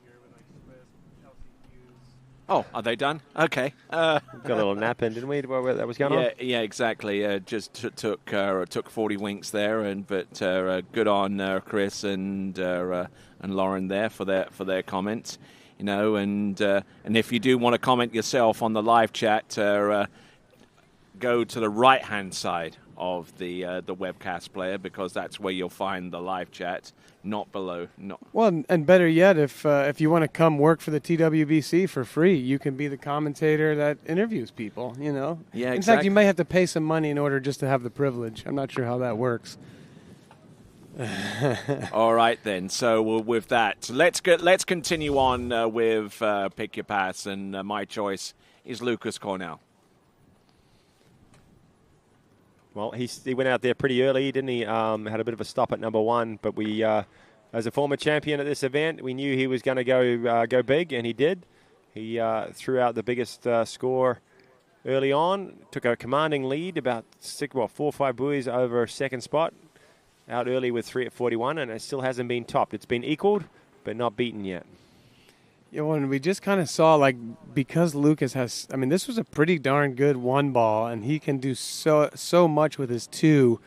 It's just a little something about the finish here. That ski kind of, it bit all at once. He wasn't able to keep his drive, but there's not a big difference between that and him getting a cleaner hookup at 2, and then going deeper into that You pass. don't see that very often with his big two ball like that. Usually he sits in behind it and really holds his position. And drives and makes he has to space into stay up. three. Or if he loses them, he gets them back really quick and gets that pull across the three and has space. So, yeah, good things to come, though, showing there from Lucas. Yeah, I mean, Okay. So with that, Kyle, you have the last choice, and yours is a rather unusual Well, one. I'm going way back. I'm going back to our first skier, Edo Morenzi, because I'm happy for the guy because he came out, his first skier, almost a personal best, and as a lefty, put some pressure on everybody, went 5 at 39, and I thought he started this event really, really well, and a lot of skiers couldn't respond until we got down to our higher seeds. Not looking bad there, just really whipping that ski round off number 3 and towards number 4, kind of stalled on that number 4. And if it wasn't for him rearing back into number 5. Yeah, I want to see him hammer down right there. Yeah, like exactly. Even right on the way to 5, I was kind of fully expecting just a big turn and go, or maybe take it down course a touch. You got to remember, this guy is an overall skier. He's not a slalom skier. If anything, slalom is probably, maybe jump. It's definitely the strongest event is tricking. And he hasn't had the biggest year because he's been coming back from an injury. But he went out and really performed as our first skier and shows the potential of running 39. And, who knows, taking a shot at our top 8 tomorrow. All right. And that is Edo Morenzi, our who was first for many skiers. All right there. So as we continue on, there is your leaderboard. Lucas Cornell, Cole McCormick, and Jonathan Travers all tying with the lead with a score halfway down 10.25 meters. And Thibaut Dayon there in 4th place in a two-way tie with another competitor on 2.5. Who's that? Joel Pollan's got another 2 as well, is that right? Yeah, I believe so. Yep. So we're in a bit of a holding pattern right now as we wait for the weather to hopefully move through. It hasn't got worse, so hopefully it is clearing. And this is the leaderboard for the women's competition with Regina Jaquist with 2 at 10.25 meters ahead of Whitney Arini with 1 at 10.25 meters. One buoy back there. Then Ali Nicholson with 4.5 at 10.75 meters in a two-way tie for 3rd with Jamie Ball with that same score. And with that, let's send it over to Chris. What's up, guys? Doc Sasher here, man. Looked like you drew the short end of the stick there a little bit. Got the weather kind of kicked up on you coming into your set. Yeah. We got one of those, there's kind of a Florida storm just hanging out at the end of the lake, and we're kind of hitting the outskirt of the bands so we get some of the wind. And it just kind of whipped up, like, kind of towards the end of my first pass, and then on my second pass was pretty breezy. So. Yeah, so like, once this is done, this blows through, you're going to get back out there. What's the mental state? Yeah, it's good. I don't know. Depends how long we wait, I think. I mean, I didn't really want to have to go back out and run 32:35 again, but we'll kind of see what the judges say and see where we're at. Yeah, sometimes that's the way the cookie crumbles, huh? Yeah. I mean, if there's not enough delay, then I think I have to start at 38, and then that's also not ideal. So anyway, you break the cookie right now. It's not ideal. Yeah, but you're a seasoned pro. You're no stranger to situations like that. You've got that, the great mental fortitude. You're strong. You're level-headed, and I know you'd be cool as a cucumber out there and take it down. Yeah, I mean, it's just what it is. We live in Florida. It's cool, but yeah, wind's a thing. Oh yeah, this happened yesterday. I came out. I was pulling practice. A little bit of this weather delay. The wind came in, kicked up, and then about 30 minutes later, glass calm. So hoping that's what you get. Yeah, it should be like that. I mean, that's typically what happens, and I can already feel it dying down. So yeah, we'll be out there soon. Well, sweet, man. Either way, if you have to start at the whole pass or you get to go a little bit later, I know you're going to crush it. Cool. Yeah, I hope so. It'll be cool. Back to you guys. All right, then. Okay, so whilst we've got a little bit of time, let's review the top 3 performances. Actually, it'll be the top 4 because there's a two-way tie for 3rd in the girls' competition.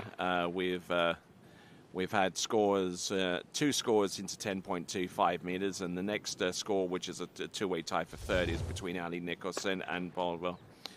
2 at 41 here for Regina Jaquist, and your thoughts on this, gentlemen? Well, we were expecting big things, and she was too. She came out of one. She was actually pretty happy with that hookup, but it just didn't make things go at number 2. The potential's there. We've seen her threes at 41s out of her the last kind of 3-4 tournaments, and she was pretty happy with the way she handled her gates. She didn't kind of overpull. Sometimes if she doesn't get the speed, she tends to pull long. She's not the tallest skier, but released nicely off the second wake and have time and got that ski around well at number 1. It's a good side. She can change her onside pretty easily here, and we'll send her down the lake, I'm sure.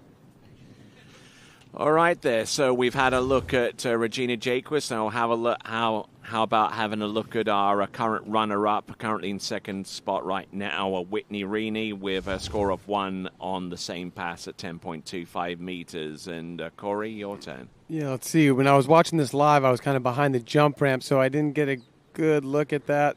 I mean, again, I'm going to echo what Kyle said. Not far away from what she needs to get off of that 2. I wouldn't mind seeing that whole thing once more. Exactly. This is not significant because it's really a 39 that looked so good. That was a lot better. She didn't quite get it done here at 41, but the 39 looked like, okay, yeah, she's on track. Back on her game. And maybe it's almost like she looked for the line a little bit too soon right there, because she had a decent amount of space coming into that one ball. She was going for the big turn. I think she felt good about it. And then when the line didn't come tight quite as soon as she wanted, it peeled her up and out of position, whereas maybe just getting in behind it a touch later, she would have gotten drive to 2. Speaking 4.5 at 39.5 off was tied 2 ways. The first of them is Ali Nicholson there, Kyle. Yeah, well, she looked really good. I thought her 38 looked some of the best skiing I've seen her do in quite a while. Was tight all the way through, and this 39, she went so close. She's been hitting around it. We've seen her through the past. We know she can do it. She's been so close to the world, so close here. Kind of waited on that one, then said, okay, I'm going to go, and couldn't quite hold on to it. I think she was thinking she was around 6 ball, just a little bit too early. But I expect her in 41 next round, joining Regina and Whitney. All right, then. Yeah, I mean, she was running that pass, and when you watch this the whole way, she kind of lost that handle there off of 5. That's an onside turn. Again, when I was watching this from the shore, the jump obscured my vision of her at 5 ball, but I had basically planned on seeing her pop out the other side of that jump ramp at 6 and run the pass, because when she hooked up right here, where she did, when she did, I thought, oh, yeah, she's got this, and maybe she thought that too. But, man, super-duper close. And I think we're going to have a look at Ali Garcia. I think we're going to line up Jamie. Oh, Jamie, that's right. She tied up the lead. She looked great start, actually, really good start. We're waiting for this one, but watch her one ball here, Corey. It doesn't get much better. As a righty from that end, came in and really had some great angle there. Tight line was away. 2 was good too. Put your coach's hat on and tell us what happened at 3, but lost some time. Let's see here. It's a little hard to tell sometimes when you're behind the spray, but like you can see the ski kind of came around. She rocked back behind her feet. She wasn't able to stay over it and get continuous drive there. I mean, that became evident as that spray cleared and she hadn't moved very far and the tail had sank.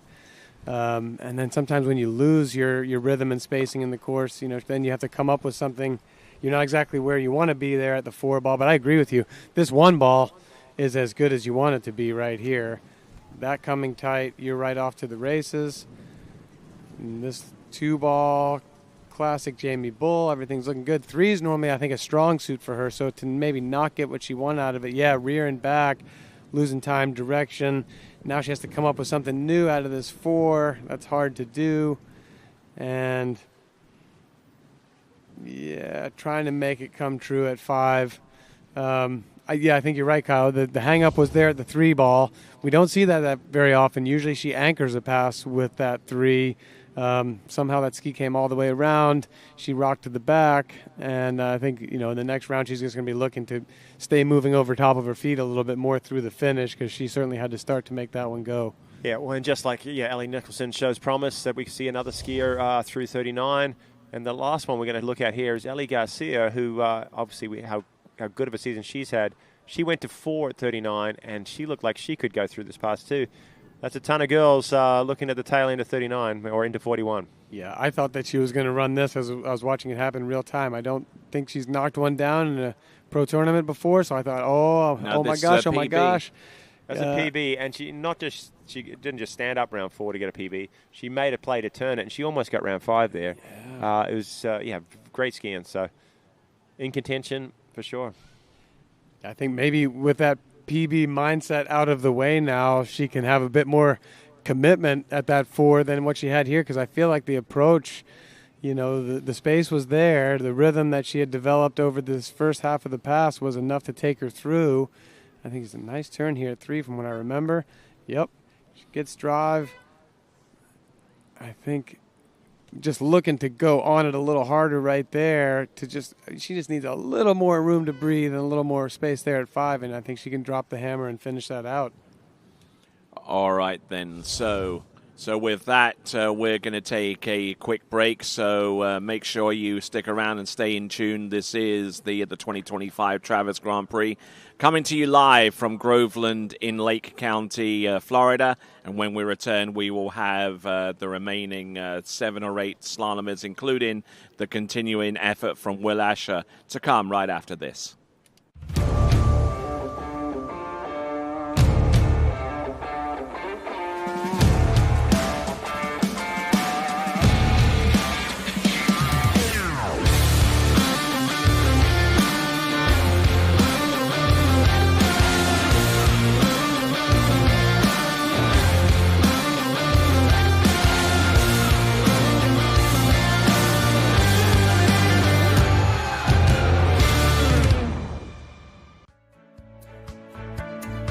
Welcome to Sunset Lakes, home of Jack Travers and the Show Ski School.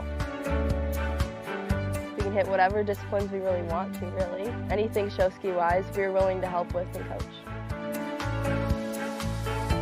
Come join the family and experience it yourself at the Show Ski School.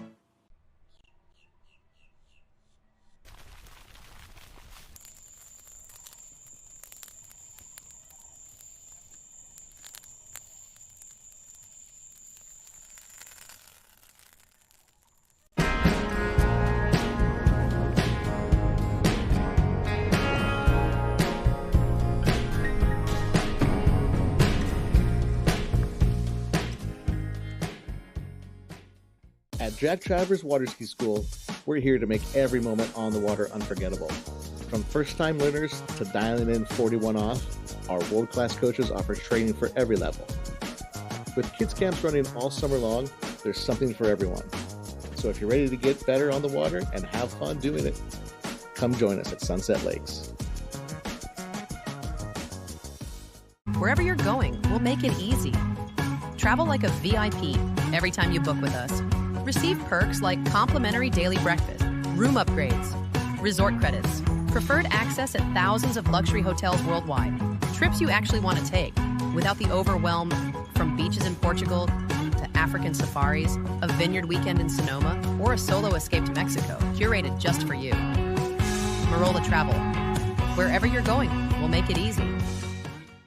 At JT's Lake Service, we handle everything your water ski lake needs. From adjusting existing courses to full installs, ramp fabrication, jump measurement systems, and technical control for any competition. With over 10 years of lake and ramp experience and a lifetime on the water, we'll help turn any lake into your dream setup. Please contact JT's Lake Services for any questions you may have.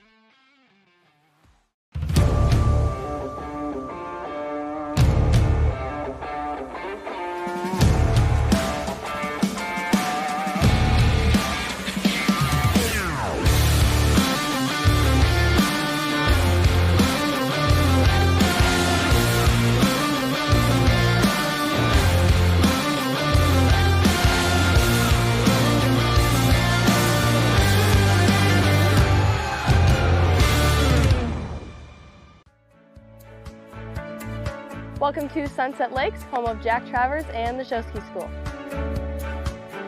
We can hit whatever disciplines we really want to, really. Anything show ski wise, we're willing to help with and coach. Come join the family and experience it yourself at the Show Ski School.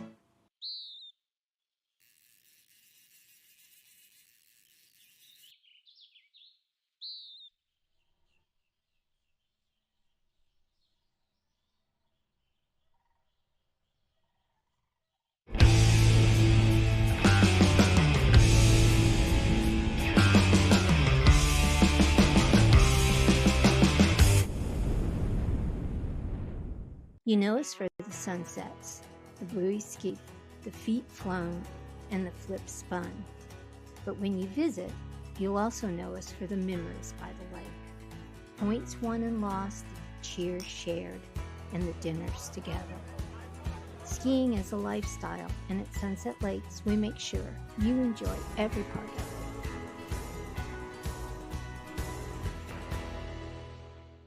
it. Wherever you're going, we'll make it easy.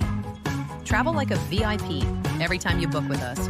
Receive perks like complimentary daily breakfast, room upgrades, resort credits, preferred access at thousands of luxury hotels worldwide, trips you actually want to take without the overwhelm from beaches in Portugal to African safaris, a vineyard weekend in Sonoma, or a solo escape to Mexico, curated just for you.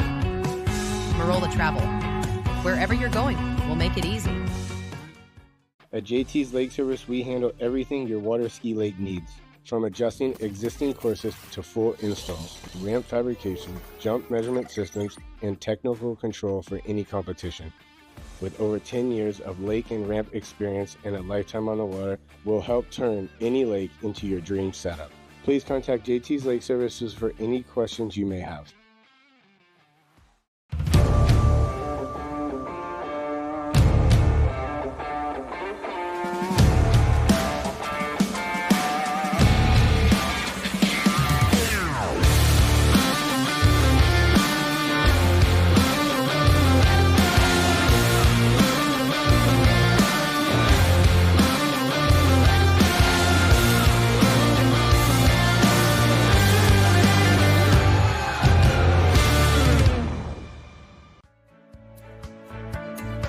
Welcome to Sunset Lakes, home of Jack Travers and the Show Ski School. We can hit whatever disciplines we really want to, really. Anything show ski wise, we're willing to help with and coach. Come join the family and experience it yourself at the Show Ski School.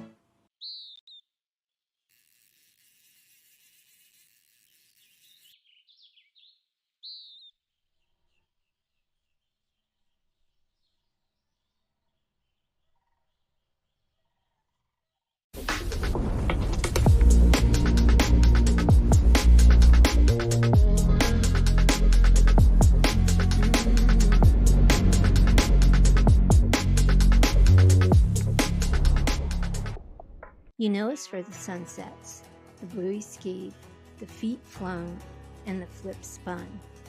But when you visit, you'll also know us for the memories by the lake. Points won and lost, cheers shared, and the dinners together. Skiing is a lifestyle, and at Sunset Lakes, we make sure you enjoy every part of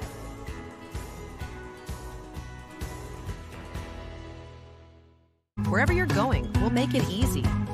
Travel like a VIP every time you book with us. Receive perks like complimentary daily breakfast, room upgrades, resort credits, preferred access at thousands of luxury hotels worldwide, trips you actually want to take without the overwhelm from beaches in Portugal to African safaris, a vineyard weekend in Sonoma, or a solo escape to Mexico, curated just for you. Marola Travel. Wherever you're going, we'll make it easy. At JT's Lake Service, we handle everything your water ski lake needs, from adjusting existing courses to full installs, ramp fabrication, jump measurement systems, and technical control for any competition. With over 10 years of lake and ramp experience and a lifetime on the water, we'll help turn any lake into your dream setup. Please contact JT's Lake Services for any questions you may have.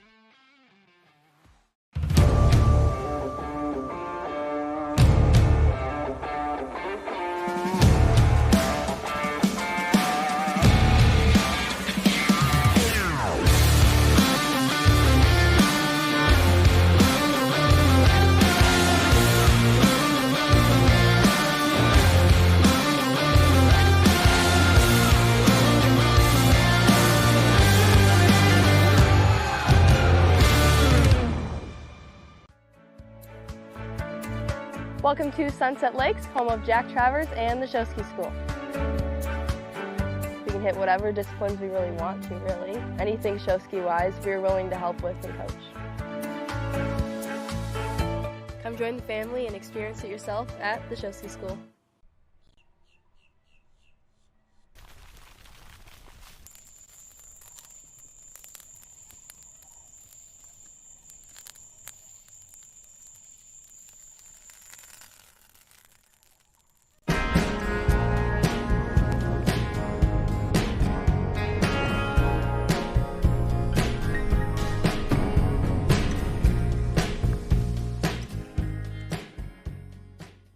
At Jack Travers Water Ski School, we're here to make every moment on the water unforgettable.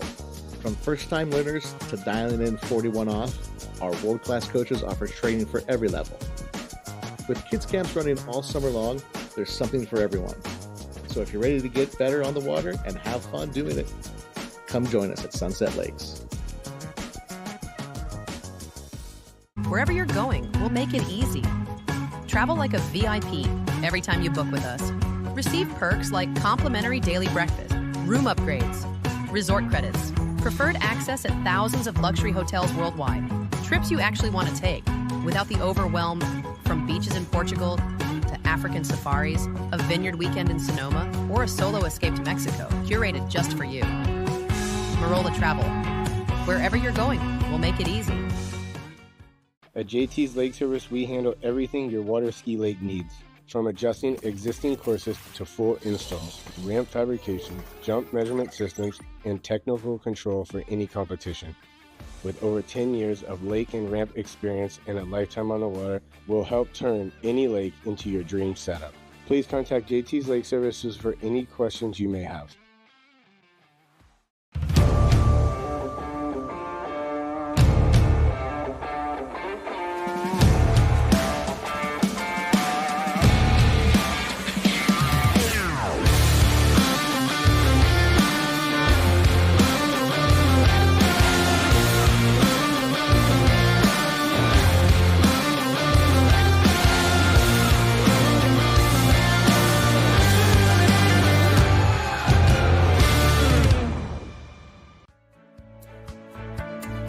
Welcome to Sunset Lakes, home of Jack Travers and the Show Ski School. We can hit whatever disciplines we really want to, really. Anything show ski wise, we're willing to help with and coach. Come join the family and experience it yourself at the Show Ski School.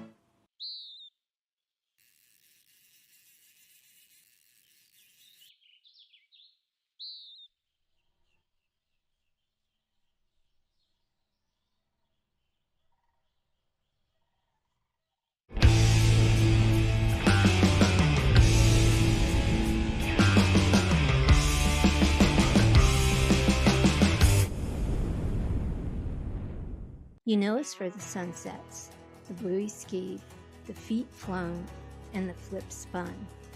But when you visit, you'll also know us for the memories by the lake. Points won and lost, cheers shared, and the dinners together. Skiing is a lifestyle, and at Sunset Lakes, we make sure you enjoy every part of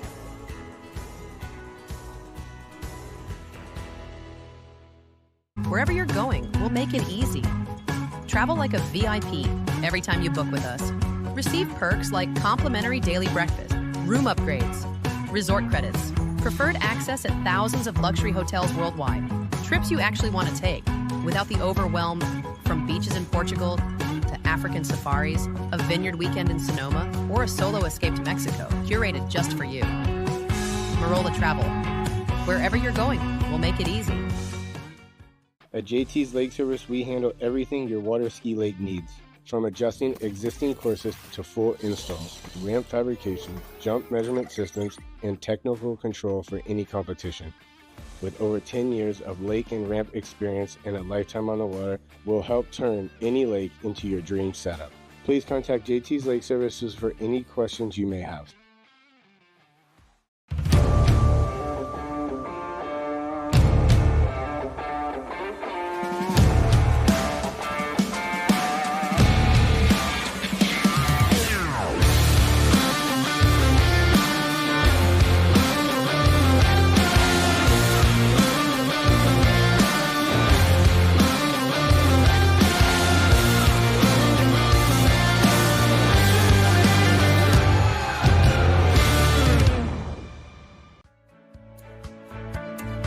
Welcome to Sunset Lakes, home of Jack Travers and the Show Ski School. We can hit whatever disciplines we really want to, really. Anything show ski wise, we're willing to help with and coach.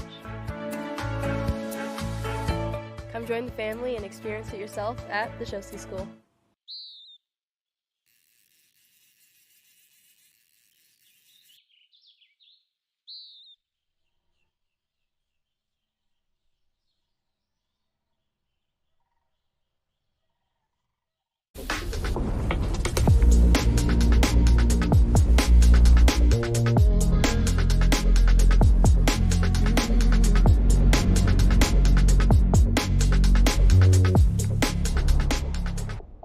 You know us for the sunsets, the buoy skied, the feet flown, and the flip spun.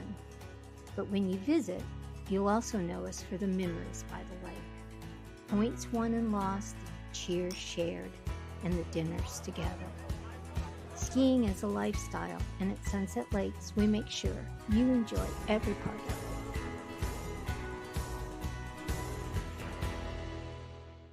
it. Wherever you're going, we'll make it easy. Travel like a VIP every time you book with us. Receive perks like complimentary daily breakfast, room upgrades, resort credits, preferred access at thousands of luxury hotels worldwide, trips you actually want to take without the overwhelm from beaches in Portugal to African safaris, a vineyard weekend in Sonoma, or a solo escape to Mexico, curated just for you. Marola Travel. Wherever you're going, we'll make it easy. At JT's Lake Service, we handle everything your water ski lake needs. From adjusting existing courses to full installs, ramp fabrication, jump measurement systems, and technical control for any competition. With over 10 years of lake and ramp experience and a lifetime on the water, we'll help turn any lake into your dream setup. Please contact JT's Lake Services for any questions you may have.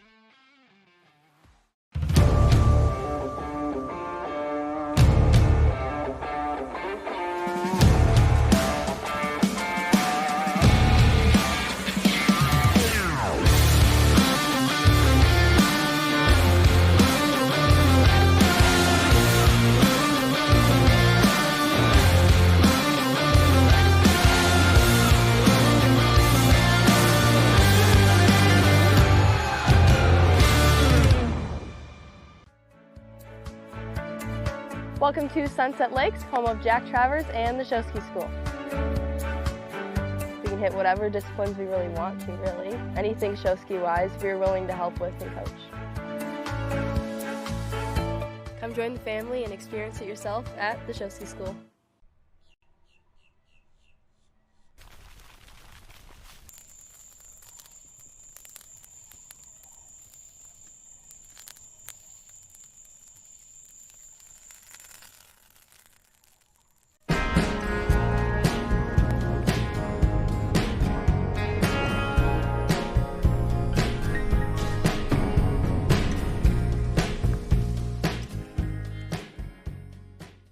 At Jack Travers Water Ski School, we're here to make every moment on the water unforgettable.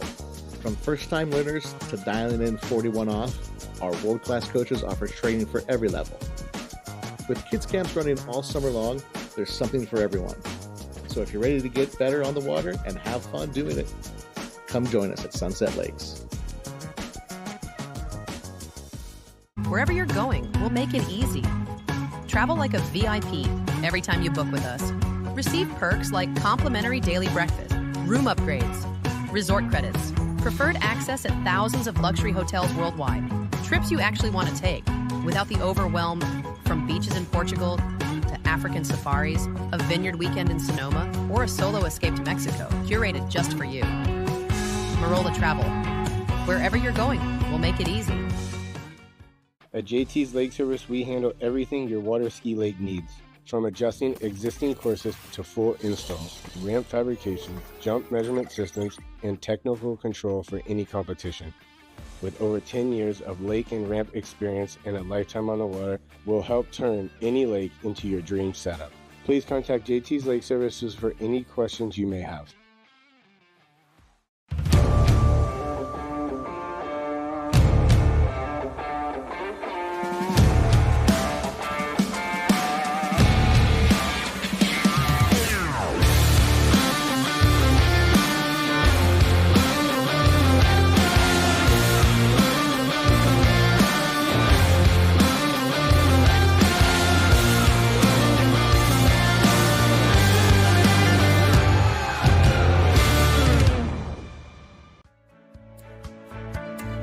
Welcome to Sunset Lakes, home of Jack Travers and the Show Ski School. We can hit whatever disciplines we really want to, really. Anything show ski wise, we're willing to help with and coach. Come join the family and experience it yourself at the Show Ski School.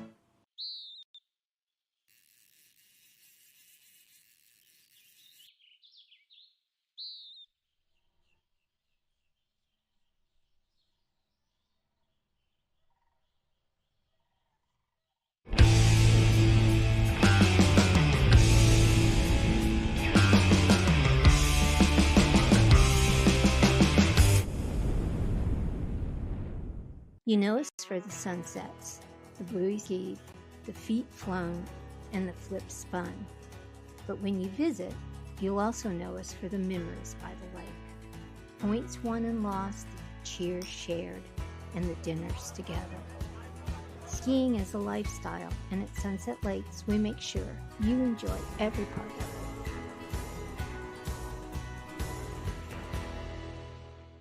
it. Wherever you're going, we'll make it easy. Travel like a VIP every time you book with us. Receive perks like complimentary daily breakfast, room upgrades, resort credits, preferred access at thousands of luxury hotels worldwide, trips you actually want to take without the overwhelm from beaches in Portugal to African safaris, a vineyard weekend in Sonoma, or a solo escape to Mexico, curated just for you. Marola Travel. Wherever you're going, we'll make it easy. At JT's Lake Service, we handle everything your water ski lake needs, from adjusting existing courses to full installs, ramp fabrication, jump measurement systems, and technical control for any competition. With over 10 years of lake and ramp experience and a lifetime on the water, we'll help turn any lake into your dream setup. Please contact JT's Lake Services for any questions you may have. All right, welcome back to continuing coverage of this, the 2025 Travers Grand Prix, coming to you live from Sunset Lakes in Groveland, Lake County in Central Florida. And we're about to go on to the continuation of Will Asher's effort. Now, when we left at the action, he was about to attempt 11.25 meters, and because the pause time has been longer than 10 minutes, he is entitled to a one-pass warm-up, non-scoring warm-up, which means we're taking him down the opposite end of the run. He can decide to go in on any pass that he so chooses. Could be 11.25 meters, could be 12, which is where we saw him last. And it will be a non-scoring pass, and even if he falls, he will still have his attempt at 11.25 meters from the east direction. And that is the current situation as it stands right now, rejoined here by Kyle Eade. Tony, yeah, action underway again, a little bit of a break. The correct decision, though. It got pretty breezy there, pretty hard. It would have been tough for these guys to have a fair shot at those leading scores of 3 at 41. But things settled down now. Still not maybe quite as easy as some of our earlier skiers had. There's a little bit of a head-tail breeze, but nothing really that should limit these skiers from going and deciding which way we want to run the pass. It's not up and down. It's not inconsistent. It looks pretty standard now.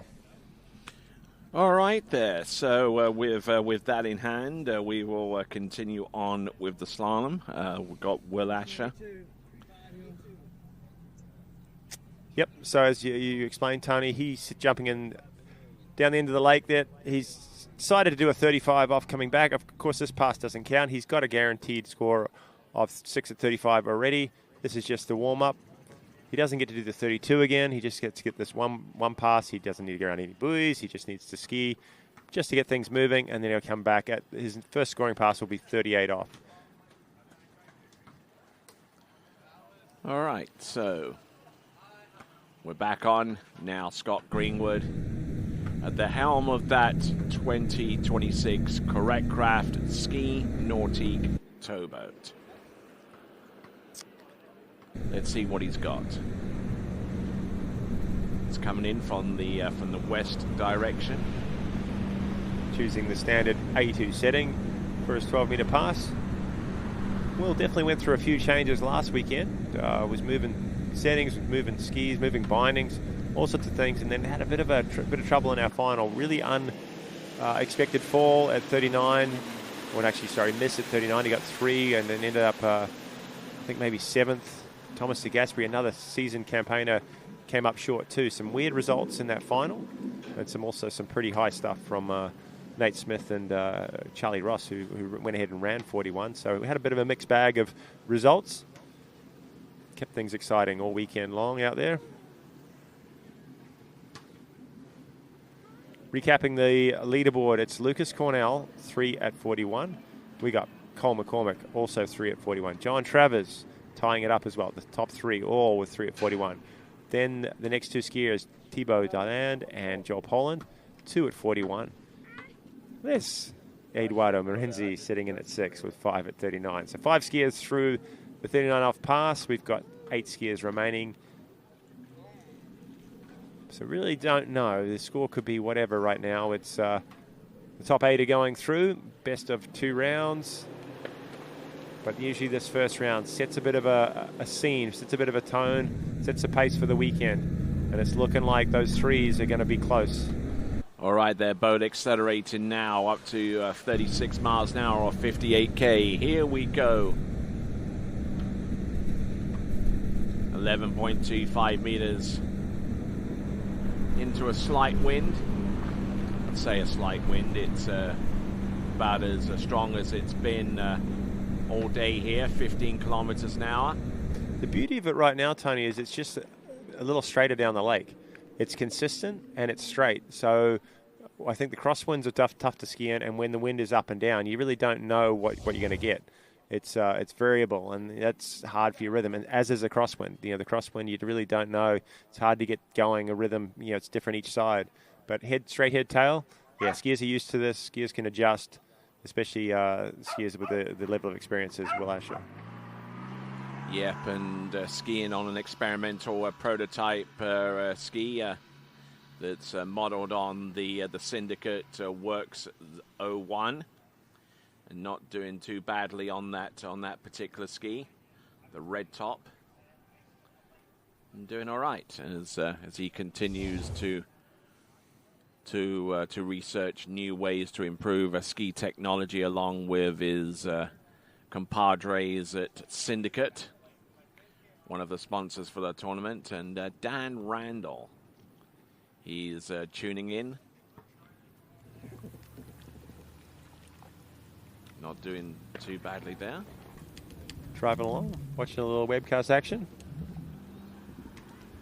Dane Meckler about to take the water after another couple passes, hopefully, from this gentleman, the Englishman, the bronze medalist at the World Champs, 39. So Will Asher, who has won at least 8 World Championship medals in the course of his stellar career. This is all over the place, but he's still going. Somehow, some way, he's going to find a 6 buoys. Find a way. My goodness. Oh, woo-hoo! Tailwind 39, and he gets the job done. It's just, his back's going to feel that one in the morning. That pull through the gates, he was all stretched out, but somehow he found, his 1 and 2 look great, really nice. But then all sorts of trouble, 3 and 4, still kept going. Let's see the start. Finding a way, any way that he can to run this pass at 10.75 meters or 39.5 off. Almost slam dunks there, that number 2, and now this is where things start to go a little pear-shaped. That's number 3. Maybe a little nervous from last weekend. I don't know, because of that final round, he made some mistakes at 3. And that ended up only getting maybe 3 at 39 in the final. Oh, sorry, maybe it was the second round. I don't even know. Made the final, but yeah, had some issues again at 3. Didn't really save it at 4. Kept just kind of tiptoeing through, and somehow that's the beauty of these guys. They seem to find a way. When the chips are down, they seem to find that extra buoy. All right, so at the very least, he vaults himself into 6th place, but continuing to ski with 6 at 10.75 meters. He's already superseded the 5 buoy count from Eduardo Morenzi, who skied first off the dock, and now let's see what he can do. Anything more than 2 would improve his current positioning. There's number 1, there is number 2, there's number 3, tries to make a play on number 3 and nothing was doing, so it's going to be 2.5, but 2.5 at 10.25 meters is good enough for an outright position of 4th with 7 skiers remaining, actually 6 skiers remaining in this competition. That is Will Asher.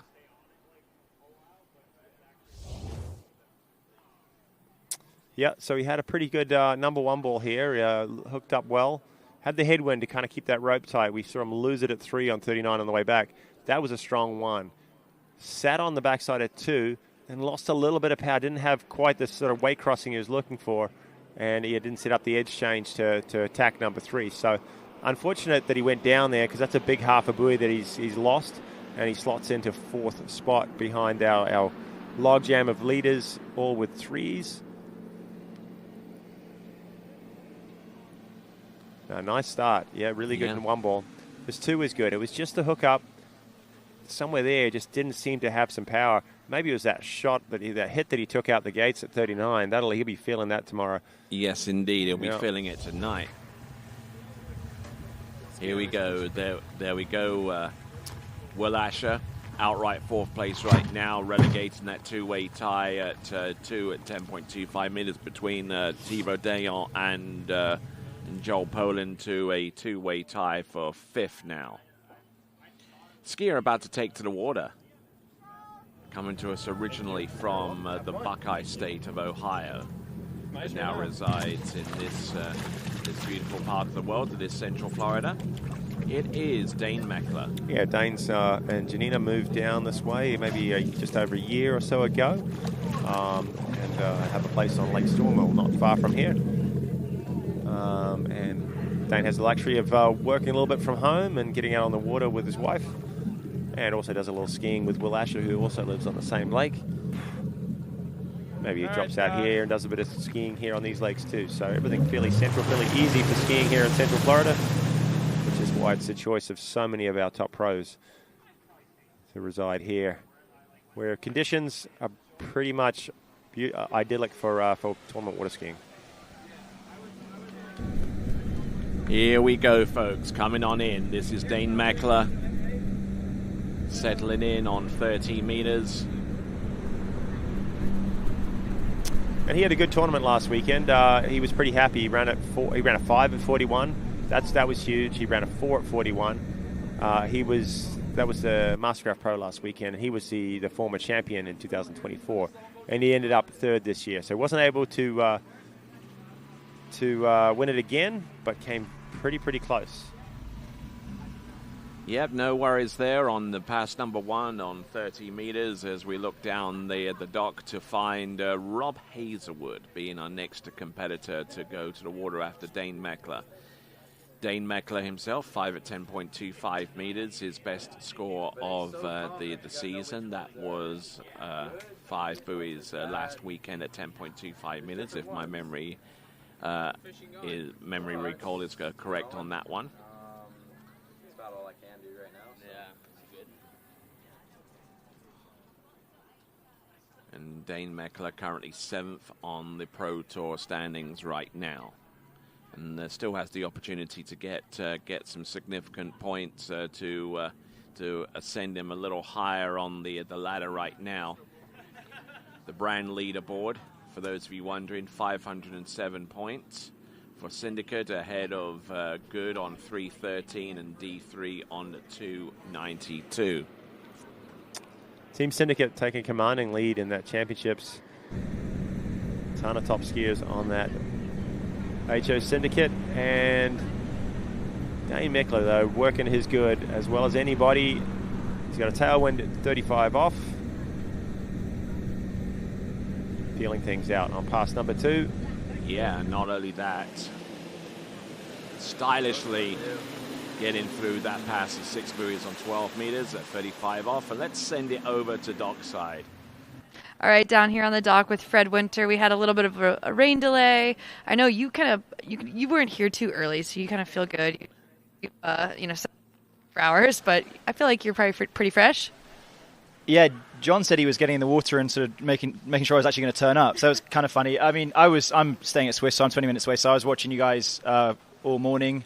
I had a nap this afternoon. It's a freaky time to have a first round of skiing, but I mean, it's good. I mean, a bit unfortunate for Will there, I think, but it looks great now. Hopefully no sun. Getting flashbacks of Worlds 21 and 23, but we'll see how we go. Yeah, I was gonna say, why are you guys complaining? There's no glare. Let's go. But anyways, we're going to go-kart after. I heard you've gotten last couple of years at that.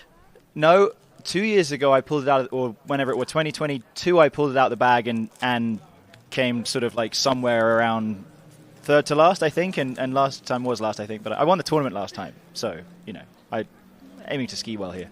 All right, well, let's do better. If you're not first, you're last. Sure. Back to you guys.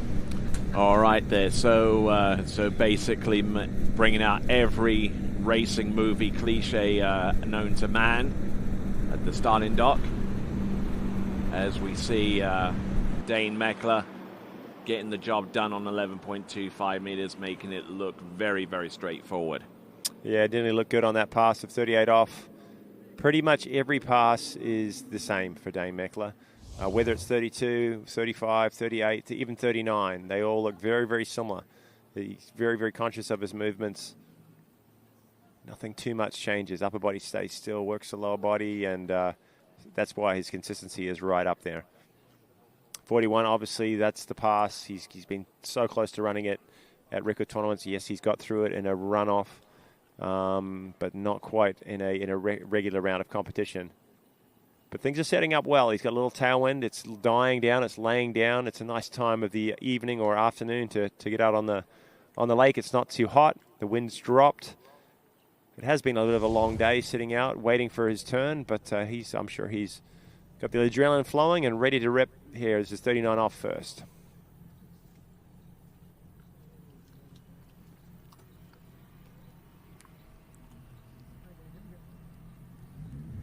All right, mashing down the throttle in that correct craft ski nautique for 2026. And now straightening up and getting ready for pass number 4. This is Dane Meckler, and this is 10.75 meters.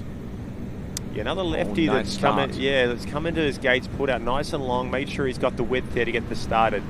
And he's done that well, and I think that's what the success when people set up their gates. Oh, almost dumps it into number 6.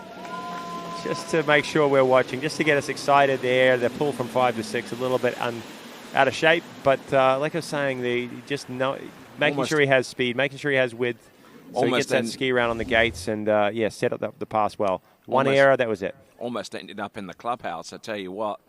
But let's have a look. Good use of the handle there into number 1, and he'll do it again into number 3. And this is a hallmark of his technique. Up, flipping the handle back, keeping the handle up nice and high, and allowing his ski to ride up underneath effectively. And then getting on the back there. That back foot was slowly starting to release on him. So, yeah, just took his time out of number 5, made sure he didn't make any errors, and then started leaning and just allowed that shoulder get a little bit ahead. His feet got behind him, and it doesn't take much, but he was able to control it, pull it back. There we go, and it's 41 off with a little headwind. He doesn't want too much. I've heard him talk about it in the past. Too much of a headwind at 41. He struggles for width, but this is a light breeze.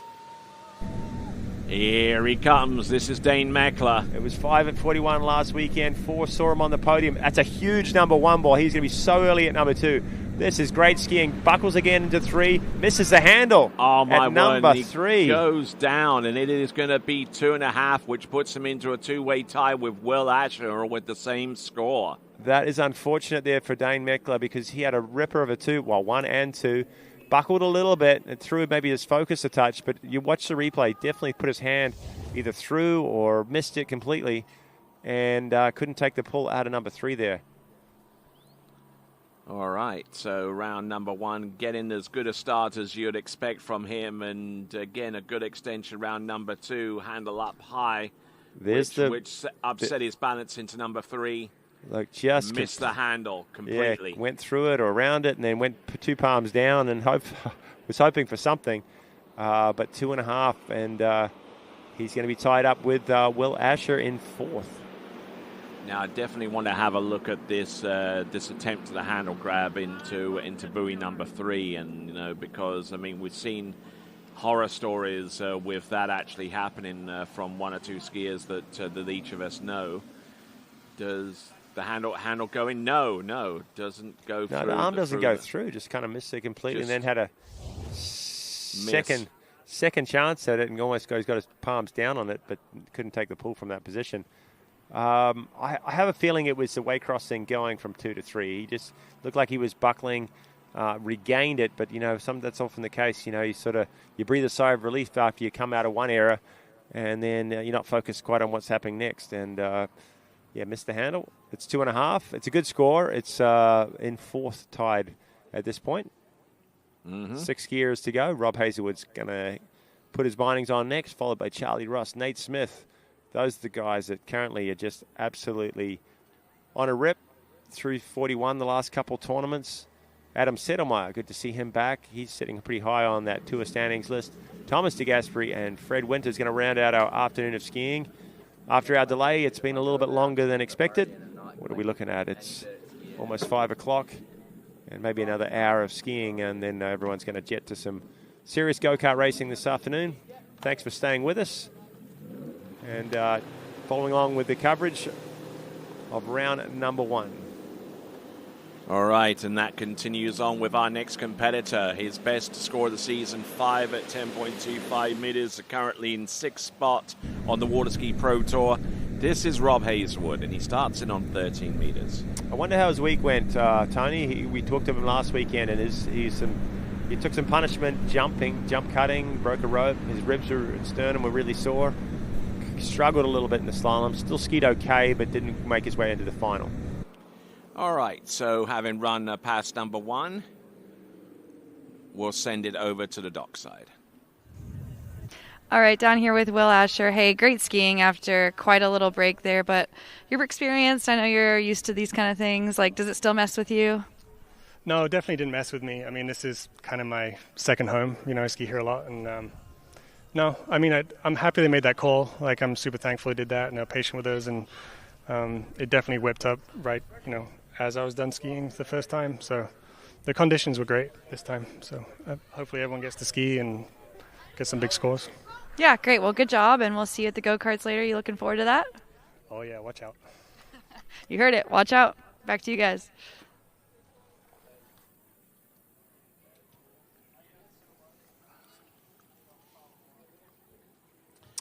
And on dockside, we see our next competitor getting ready to go after Rob Hazelwood. Rob Hazelwood on the water right now, and Charlie Ross waiting patiently for his attempt. And Charlie Ross is having a season to remember, and I had the opportunity to talk to him for an edition of the TWBC podcast, and that episode will air sometime during the course of the next few weekends. Rob Hazelwood on Bravo 2 on the 12 meters. Yeah, so Rob Hazelwood, we know him as a slalom skier. He's won in pro events. He's currently sitting on 6th. His best performance this year, 5 of 41. So yeah, he knows what to do on a slalom ski. But back when he was a junior, also very, very strong overall skier. Tricks close to 10,000 points, if not over. He's jumped well over 200 feet, and he found a little bit of rekindled his overall career right before the Worlds. Trained hard for a month and ended up, I think it was 4th at the World Championships with some strong slalom tricks and jump. And he's going to kind of keep that flowing. He jumped last weekend, went 207 feet, which was a massive jump for Rob. But he's got a couple of overall events later on in October. And so he's going to keep training hard for the remainder of the season. Yeah, but as we had said, he had a little bit of a incident with the jump rope, broke it, took a rib shot into the wakes, and that definitely hurts. And he found he could jump pretty good last weekend, but the slalom was bugging him all weekend. So it wasn't the performance we were wanting to see from him. Hopefully he's rested up, iced up those ribs. They can take a while to heal sometimes. So far, he's looked like a little stronger. When he's picking up the pull from the boat, he looks like he's not whinging in pain or cringing. Sorry. So hopefully things are a little bit easier for him coming into this event. All right, here we go. This now is Rob Hazelwood past number 3. He's gotten through the opening 2. Looking behind me, I don't know how heavy it is, but we've had a little bit of wind. Now we've got a little tiny bit of rain. It's only brief, but going at 36 mile an hour, doubling the speed. Well, not quite doubling, 50 mile an hour across the wakes, I guess. That can sting your eyes. So a few things happening here in this slalom round 1. All right, and with that successful pass at 11.25 meters, let's send it over dockside. All right, Dane, 2.5 at 41. Not a bad score. I know there was a little break there. How are you feeling, and will you take us through this pass as well? Yeah, to be honest, I'm not sure I want to watch. It was so good. Like, I did everything I wanted to right. The wind was so nice, and, the boat with Scott and everything felt good. And I had the gate exactly what I wanted, and I had a really good one. Yeah, I don't want to watch that. I had a good start, and unfortunately I just missed the handle out of 3. I don't really know what happened. I think my brain got a little ahead of myself, thinking, all right, let's maybe go ahead and run this one. And yeah, I missed it. So unfortunately, that's not enough. That's not far enough down the lake. So we'll have to try to get a bigger score tomorrow. Yeah, you were definitely on that. And hey, you have another round tomorrow, and we got go-karts tonight. So let's have some fun. Yeah, thanks, guys. Back to you guys.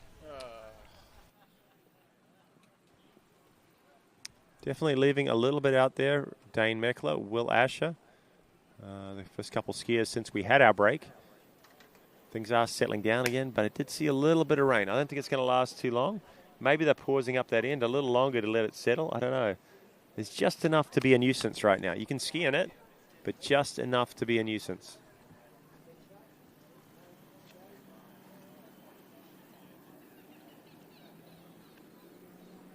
All right, boat has said it's time to go. This is Rob Hazelwood's turn. So far, clean through 32, 35, 38. There's 39 off, coming back to the dock. Okay, here's Rob, 10.75 meters. He certainly has had a season to remember. Who's rekindled his interest and his desire for overall skiing by skiing at the World Championships in all 3 events. And Rob Hazelwood getting through 10.75 meters with not too much effort. No, he's looking like his normal self now. Yeah, indeed he is. And what he does so well, he's a strong guy, but he just hooks up at the end of every turn together with the handle, and he can't be moved. When he's skiing like that, you can take whatever it is, whatever gets thrown at him at the end of the turn, he is in a rock-solid position. Just get sent across the wakes, nice and balanced there going into each and every turn. And that was about as nice as a 39 as we've seen today. Right, you are. Certainly nice and early into number 4 and just bringing the handle down, just sucking up the slack line and able to continue driving across the back of the boat and getting into to brilliant shape to allow him to run that pass effectively. So that is Rob Hazelwood at 10.75. Now he eyes up 10.25 meters. And we've got 5 skiers remaining after him. 8 make it through to the final. So one would surmise that it would probably take a score in excess of 3 on this next pass at 10.25 meters to put him in extremely good stead in regards to making it through to the top 8 final round. Here he comes. Entrance. Number 1 at 10.25. Handle up high. He gets round buoy number 2. Will he make it outside number 3? He's trying to sell us on 3 and manages to get to the wake. But, yeah, he does get 3, which means that puts him into a 4-way tie for the lead. Very managed skiing there. He didn't have the best gait. He was slow. That wind kind of got him a little bit, slowed him down, was definitely a bit down course off of 1 and definitely slow. Did all he could there at 2 to just cut all the way to 3, squeaked his ski outside, and that's a handy score. He's in the lead now. He's tied it up with 3 other skiers. Lucas Cornell still there. Cole McCormick, John Travers, Rob Hazelwood, 3 of those guys. This is their training site. This is where they spend a lot of time, and they're definitely using that to their advantage today. Yeah, right you are.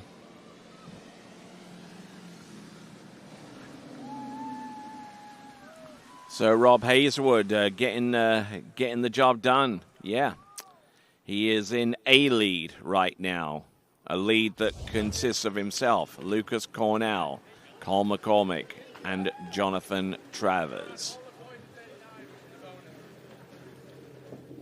I missed you, man. All the way back to Swiss. You decided. All right, here we go. Our next competitor, the current world men's slalom champion in the U21s. He defended that title successfully from 2 seasons ago. So a two-time world champion about to take to the water. Comes to us from Canada. Runner-up in the Elite Open World Championships. Scored a silver medal via runoff.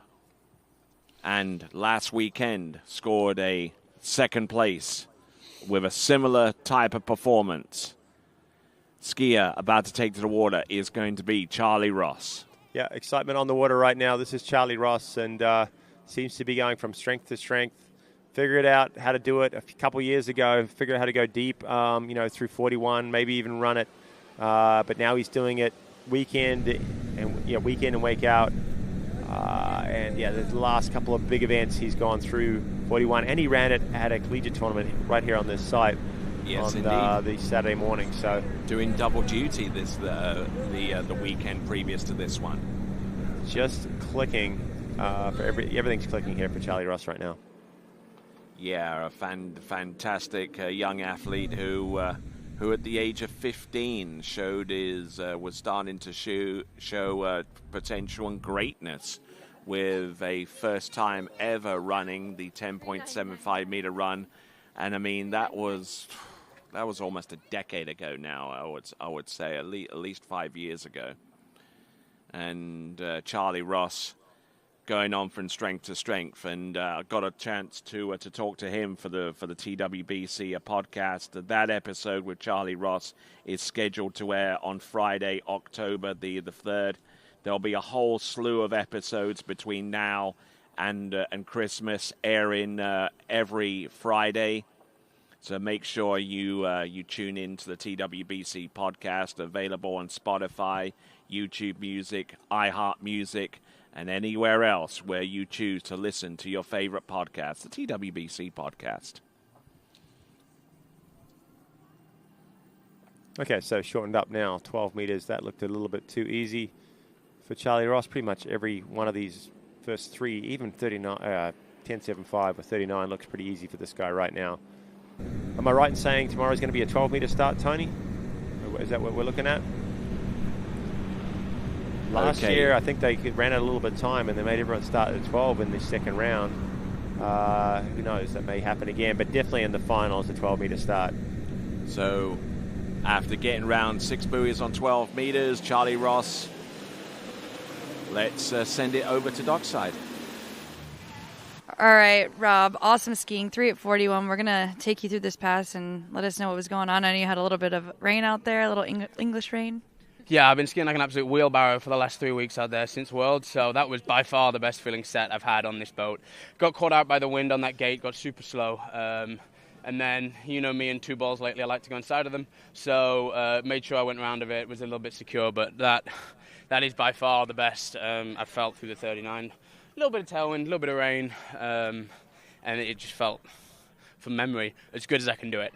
Felt wide, felt swingy, felt free, and messing around with letters and all sorts of stuff this week, and it was nice to just have that round and just feel what slalom should feel like. You know, it's been feeling a bit all over the place. So, yeah, I'm excited and ready to go for hopefully tomorrow. And with all the messing around with the weather and stuff, it's the best I could do, considering how last weekend went. So, yeah, we're all happy. Charlie is going to rip some boys out there because, man, it feels mighty good. Absolutely. Well, great job. I'm very impressed with everything going on and knocking down that 3 at 41. But we'll see you later at the go-karts tonight and then tomorrow back on the water. Yeah, go-karts is where it's at. I'm ready to come like 6th again. That's my score. All right. All right, back to you guys. All right, here we go. Charlie Ross, 11.25 meters. And he moves across the course and on top of the ski with an ease that just defies belief. Yeah, things are really clicking for Charlie Ross. The lead score right now, 3 at 41. It's been up there since Lucas skied, and he was maybe 7th or 8th off the dock. But I have a feeling that lead's going to be under attack here, but definitely over the next two skiers. Charlie Ross and Nate Smith have been dominating the last couple of events with scores in 43, 9.75, ridiculously short.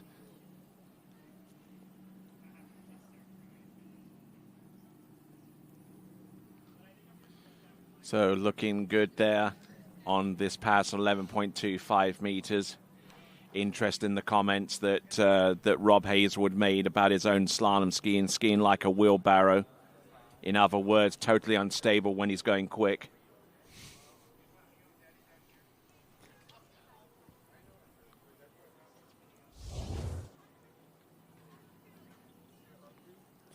All right.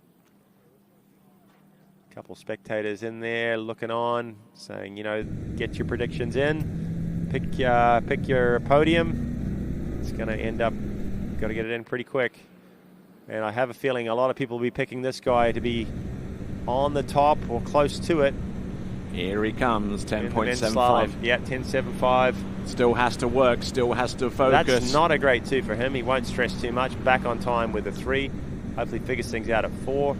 A little bit uncomfortable on that pass. It's a tailwind. It's still 39. As good as he is, you still make a little error here or there. He won't pay no mind to the errors that he made on that pass because he got round number 6 and through the exit gate, so no worries there. Yep. And just like all of our skiers, running 39. Tailwind, setting up for a little headwind. Just gives that little bit of comfort. If you're coming in fast, to keep the rope tight, and hopefully crank a turn, get it moving a little bit earlier if you need to. So nice extension around buoy number 1. He is a righty, which should mean that he has better turns on his 2, 4, 6 side. But just chomping at the bit there on number 2. Just trying to feel his way through the course at this line length. So we think just a little anxious, trying to go a little bit too much there at number 2, run it too early? Maybe. Well, but he's good. He's tall. He stands at I believe a 6'3". He's tall. He's light. He's actually definitely put on a little bit of muscle over the last sort of year or so. I think he's filled out a little bit. Through the juniors, he was extremely light. Yeah, he said something along those lines on the interview for the TWBC podcast. You'll be able to listen to that soon. Here we go. This is Charlie Ross at 10.25 meters. Well, that's a brilliant 1 ball. Can he hook it up with 2? It's nice. Yes, he can. Again, on time at 3. Takes a little bit of a slack rope. Still, it's a big 4. Oh, and wheelies up on number 4, and unfortunately going down, but it is 3.5. It does take the outright lead with 3.5 at 10.25 meters, and would almost certainly put him through to the 3rd and last round of the competition with that score. But we've yet to find out the extent of the performances for our next 4 competitors. So Charlie Ross swims it back in after a pretty handy first round score. He's not going to be super thrilled with it, but he has taken the lead. It's a 3.5 at 41. That 1 was beautiful. 2 was pretty strong too. Yeah, making no mistakes. Maybe a little separated going to number 3. Took his time there and maybe put him down course a touch. He's been able to get himself out of positions like that where he does lose time and still manage to run the pass. There's only one other skier, and he's standing on the dock that can do that. Nate Smith and Charlie Ross right now, the 2 skiers that seem to be able to find some space, get down course, and still claw things back and run the pass. It wasn't to be this round for Charlie, even though he's still in the lead right now. And 4 skiers to come on after him.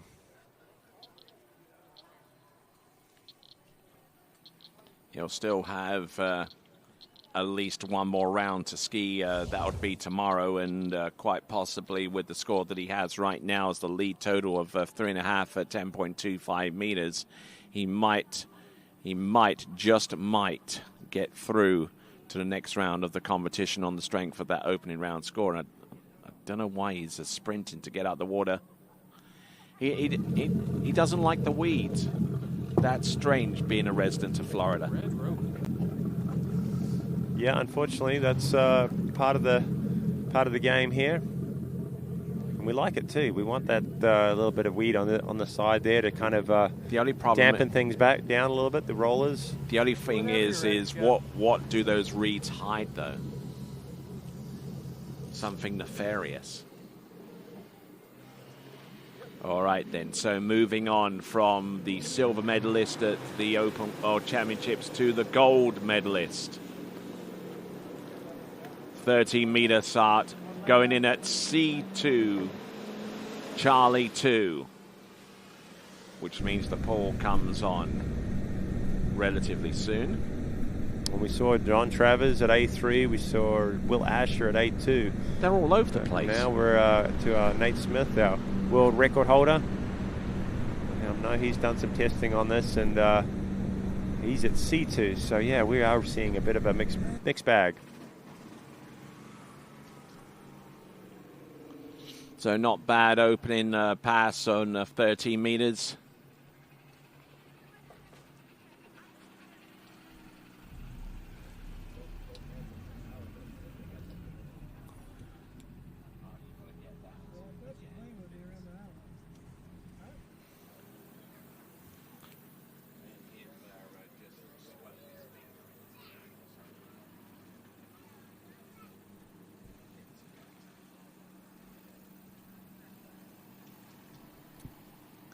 All right there. So we see Adam Sattermeyer on dockside, the first time that we've seen him compete in a while.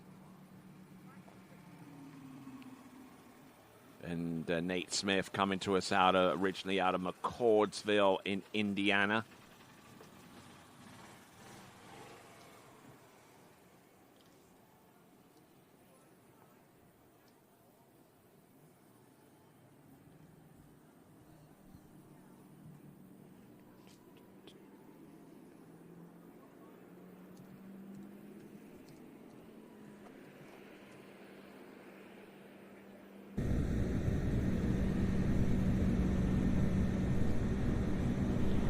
All right, here's Nate Smith on 12 meters. Staying with the C2 choice, 12-meter pass. As smooth and as easy as you like, 5 and 6.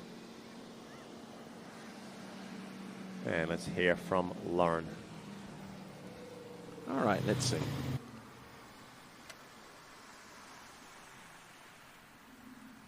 All right, Charlie, 60% of the time you run that every time. Can you run us through what happened out there?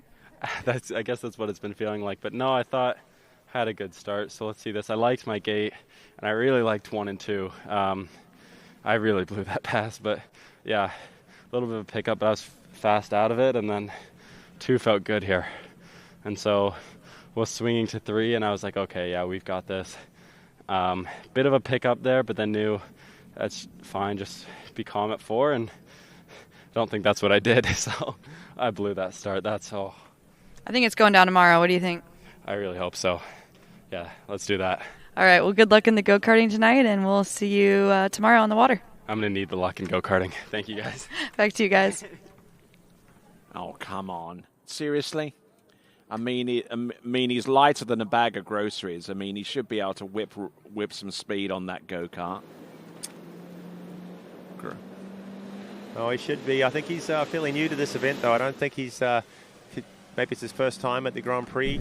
Definitely hasn't featured as strongly as he is this year, but yeah, I haven't seen him in the go-karts, so he might surprise us all here shortly.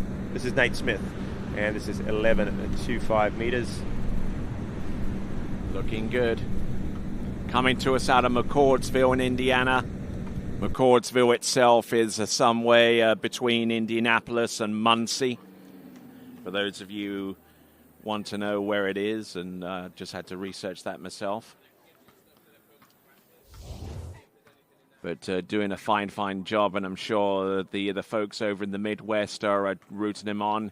And a chance still exists for you to win the very slalom ski that the Nate Smith is riding, the Ion 3. Go to waterskibroadcasting.com/play for more details and to enter for your chance to win yourself either a D3 or a Connolly slalom ski, depending on how accurately you predict the top 3 finishers in each of the slalom events, plus get the score nearest to the tiebreaker. It's got to be in before the start of round 2. Is that correct? Tomorrow, by around 12 o'clock tomorrow. Yeah, exactly. But you might as well do it now. Get it in. You get it out the way. Well, there's a few skiers they want to watch. They want to see what Adam's going to come up with. They got De Gasperi. They want to see whether Freddie Winter's going to go deep this first round. There's some information to be to gain from watching this last few before you get that prediction. And How many times can you enter? As many as you want. As many email addresses as you have? Pretty much. All right, Nate Smith, it's 10.75, and he is going to be all over this one. It hasn't been a miss here at 10.75 for a long time, and you know that Nate Smith's not going to be the one to break it. There you go, good skiing there for Nate Smith, and testing out the line as he sinks into the water on that D3 slalom ski. Sponsored by Masterline as well. There is Adam Saddlemeyer, known to his friends as Sledge, coming to us out of Czechia. And we're looking at Nate Smith once again with this number 3 pass. That would be number 4 pass. Number 4 pass, I beg your pardon. Yep. 10.75 meters, and you know, just showing how easy it is. Yeah, really. it is. I mean, it really is. You know, earlier in this competition, we were hooping and hollering that people were getting through 10.75 meters. Now we're at this stage of the game where 10.75 meters looks like an absolute, ridiculous. We're still yawning when he watches. When he runs through 10.75, aren't we? It's still so easy for him. He just has that uncanny ability. As with like so many, of the top athletes in any sport, they make it look so easy. They just find a way to kind of defy physics. They've worked it out to make it look effortless. The Roger Federers of tennis and the Nate Smiths of slalom skiing. The Rory McIlroys of golf. There you go. This is the hard one, though. It's 41. He's chasing Charlie Ross's lead of 3.5. It's a big 2-ball. He's on time at number 3. No mistakes. Still going. This is Fuge number 4. He's going to make it to around 5. And I think you're going to see our first skier through. 41 off, everybody. Boom! There you go. 41 off. 10.25 meters. Successfully rounding 6 buoys through the exit gates. The one and only person to have run this pass thus far. We still have 3 more competitors to go, but I tell you what, he has thrown the gauntlet down. Well, of course he has. And we started this event at 9 o'clock this morning with the amateurs. The pros got to the water at 12 o'clock today. We had a little bit of a dip in the action as we waited for some weather, but we've been waiting all day for this sort of skiing, and Nate Smith does not disappoint. Shows us how to do it. 6 buoys at 41 off. Let's look at number 5. Oh, and almost losing grip there on number 5, and he gets round buoy number 6. Well, that's what happened to him last weekend. I don't know if you remember the runoff, that second runoff where he went out first. He ended up with dropped the handle at number 3. Is that right? He sort of got he still had the full, well, the 2.5, but the door was wide open for Charlie. Unfortunately, Charlie wasn't able to convert. But, all right. Could be another opportunity from this weekend. This is ridiculous. 43 off, 9.75. He's got a couple ones so far this year. His season best is 1.5, actually. Kelly Pro-Am, what can he do for us? Does he make a play for 1? He's got it. Can he get around number 2? Is it a full 2 buoys? That is crazy. Oh, and he gets 1 1/2 at 9.75 meters. The best score of the season. That is crazy, guys. We have waited all day, and he has shown us unbelievable slalom skiing. He almost held on to that. He would have tied the course record here, which is held by Will Asher, the European record, a full 2 buoys. This was the 1 buoy to do it. Made a play for it. Held on. Went all the way through the ski out. That is insane, and that's a ton of rope to hold on to. Saving some energy, saving his back so he can ski round 2 and our finals. He will definitely be in the final on Sunday afternoon. So fantastic skiing there, getting round number 1 and getting the good hook up there. You almost had a sense that he was going to go deep on this run, but 9.75 meters, and he almost took out the driver in the process by pinging the handle inside the boat. Do you have the instant replay of the driver cam? Okay, so we're going to get the instant replay from inside the boat with the driver cam, and we've got Scott Greenwood at the helm. And a skier on the water right now, coming to us from Czechia. This is Adam Saddlemeyer. Well, I feel sorry for Adam, to be honest. To come out after Nate Smith is never fun, especially when Nate's on point as he was today with a 1.5, 43. But Adam, he's had a good season, has had some good results along the way. That's why he's sitting in third spot on the Pro Tour standings. And he can go down the tail end of 41. His season's best, 3. Another overall skier. He doesn't really compete in overall for the last few years. But he could also. He was a former record holder. Here we go, 9.75 meters. Let's see what it is to drive that particular run. Getting around number 1, tightens up the line, and already Scott is starting to brace himself. He's going to take the ping. Oh. All right, somebody take him a helmet for next round. Yeah. Or bring back the netting that used to have on the tour. Remember the netting? I remember on the Pro Stars. Yeah. Well, they needed that then because you had guys like Bob on 60-strand ropes that would, and they just try to hold on to everything, and the handle would come firing in as fast as you'd like, and those nettings definitely. Outboard boats too, some of the time. Yeah, I remember the outboards, the ones with the Yami 200s. Oh yeah. Yep, he's got his hoodie on now, like that's going to help. Here we go. This is Adam Saddlemeyer coming in on pass number 2. This is 12 meters, blue loop. He's on C1. Yeah, contrasting styles here. Maybe not so much from Nate Smith, but definitely a Charlie Ross. Strong guy. Adam Saddlemeyer doesn't mind gripping and ripping on the slalom skier. He's a technician. He's very accurate with his movements, but he doesn't mind getting in deep, and he can hold on to some stuff when it gets push comes to shove. He can definitely get tough on the slalom ski. All right, let's send it to Lauren. All right, down here by the dock with Brandon Waters of Waters Wetsuits. Thanks for sponsoring the event. Happy to help. Glad to be a part of it. You want to tell us a little about your product? And I know you have slalom vests out too now. Yeah, we came out with Impact Vest this year. Getting great reviews on it. Very flexible, comfortable, very happy. Had some help with Cole McCormick developing that and getting a lot of good feedback from it. Yeah, I love the vest, and we're also doing binding parts too. Yeah, just started binding parts, just wraps right now. Adding some color, some flair to it. It's fun to do. Cool. Well, thanks, Brandon, and thanks for being here, and we'll see you at the go-kart track later. Yeah, headed that way now. All right, back to you guys. And kudos there to the efforts from Brandon Walters, and his binding wraps are already reaping some rewards for those that use them, namely Hannah Streltsova with her World Championship title in Ricchetto using the Walters wraps. So already yielding some good results in that vein. Here we go. This is Adam Saddlemeyer on 11.25 meters. Getting a little bit bogged down in places here. Now he's going to have to pick up the pace. So getting it done. You know what's going on there right now, Tony, is the sun. Yeah. It's definitely. I just looked over my shoulder, and you could see it on his 2.4 there. He's guessing a little bit where that buoy is, and it's going to be a little bit tricky for these last couple of skiers.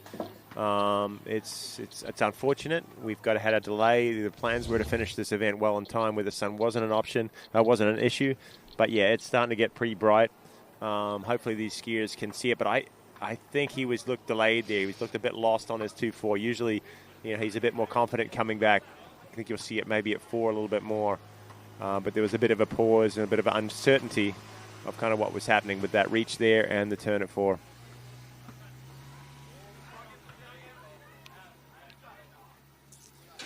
Fortunate for Adam, it's not going to affect his 39. Yeah, those buoys will be lit up like Christmas tree lights. Yep. Now the sun, the backlit pass coming back to the dock will be beautiful. A little tailwind, but nothing to stress Adam too much. Hoping coming back 41 is going to be okay. All right, so let's see, shall we? Adam Saddlemeyer pass number 3. 10.75 meters. Rolls into the gate shot. Oh, yeah, kind of was a bit slow on the gate and dove around the front of the ski at number 1, but still like diving I said, into number he 2. is tough. Oh, he's got pulled off. Oh, no. Oh, this is a surprise.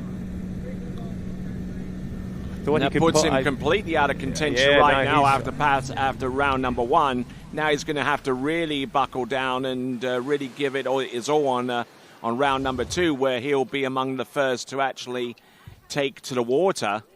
Big surprise, I think, there, Tony. I backed him to kind of get down that pass. Sort of jumped on the front of the ski a little bit, but he's been known to do that. He gets in deep there at 2. Look at the pull on his shoulders. But, yeah, release is really hard, really awkward into 3. Couldn't control it, and he was getting out of position, lost the shoulder going to cross to number 4. So not a great round of slalom skiing for Adam. We didn't see him last weekend. I'm not sure if there's he hasn't been on the water as much as he'd like. I think he's a little slow on the gate coming in, but definitely going to come back with a vengeance tomorrow. He gets a second chance. All right. So Adam Saddlemeyer just getting in a little bit deep there off number 2 and trying to flip that ski into an early edge change to at least control his speed going into the turn, if not the amount of angle that he would have taken. All right, so we're down to 2 more competitors. Freddie Winter will be last off the dock, but before him, the 11-time European men's slalom champion. He's on a streak of undefeated titles at Only 6. 11? Only 11 titles? Yeah, 12 actually. 12 European Open men's slalom titles belonging to this guy. This is Thomas de Gasperi. And that's a fiercely fought battle to win that championships. And looking good and looking strong. And as he gets round number 6, let's send it back to Chris.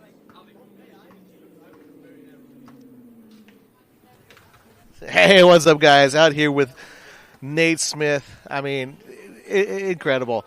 Like, I hear 60% of the time you run that every time, and I guess this is one of those times. Nailing 41, making a play at 43.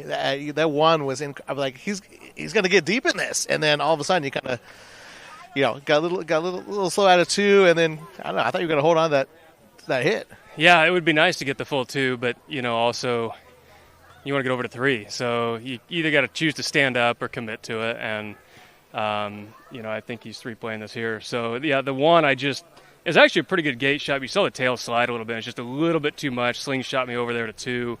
Trying to make a play on it and turn. It wasn't terrible, but see how far down course, so much speed. There's really not much I could do.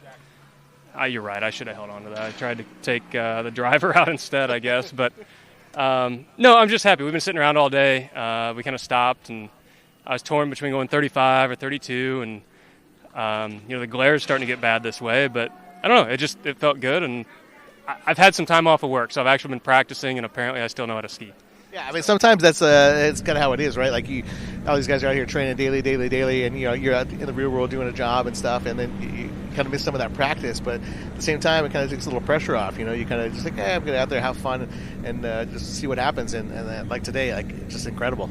Yeah, I think you nailed it exactly. I mean, when I'm working a lot, it's just show up and have fun. And same thing. This is the last term of the year. We're here having fun. We're go-karting, we're shooting, and we're skiing, and however it plays out, I'm happy with that score. So for me, the pressure's off all the way through the finals. If I win, happy. If not, you end the season on a good note. So yeah, exactly. I mean, that's what it's all about. We want good vibes, happy times, great skiing, and that was incredible. Can't wait to see you in the next round, and definitely excited to see you on the cart tonight. What do you think? How do you think you're going to do tonight?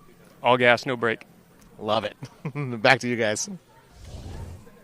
All right, so we're looking at Thomas de Gasperi with the instant replay on the pass number 2. He's gone through 13 and now through 12 meters.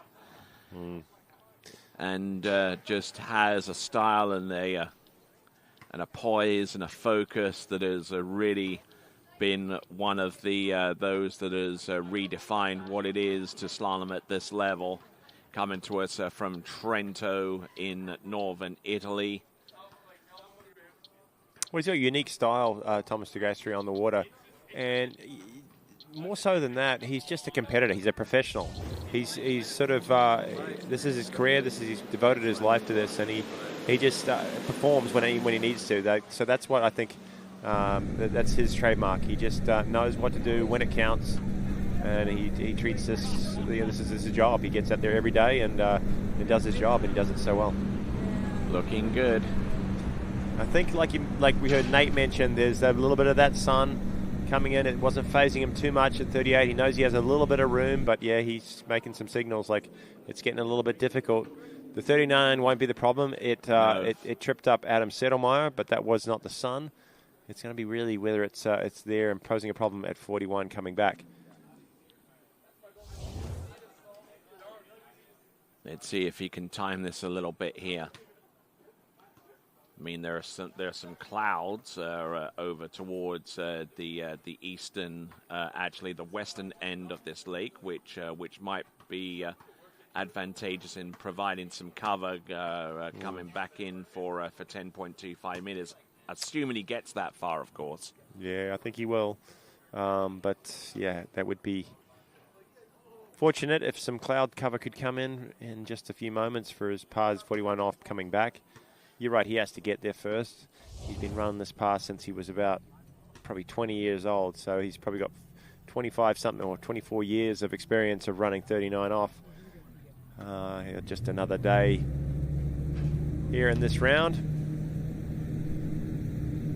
One more skier sitting lonely on the dock. It's Fred Winter, and we'll be wrapping things up for day one. And you'll be joining us back here at 9 o'clock tomorrow morning, I believe. Indeed we will. Amateurs will kick things off, and pros will be back on the water around 12 o'clock again. A little bit loose on the 10.75 meters, getting all kinds of twisted on number 2, and he blows the tail on number 3. How is that possible? Our last two skiers. And it happened last weekend in the final from this guy. Unfortunately, he took an early exit. The one ball wasn't great. You knew he was going to turn too well, but a little too much speed with that downwind pressure, and he blows the tail or blows the ski at number 3, and he's got a lot of work to do tomorrow. So same with Adam Settlemeyer. The beauty of this format, it's only your best round that counts. Trouble is, sometimes you need that backup round, that backup score, and neither of the last two skiers achieved that today. The highs and the lows. We just seen Nate Smith go out there and come perilously close to getting a full 2 and challenging his world record. That world record set in 2013, 12 years ago, is the last time we saw somebody get a piece of 3, and they've only ever done it once. That is insane to think that. But and then the amount of skiing and changes that's gone on in Nate's life since then, and he's still very, very close to doing it again.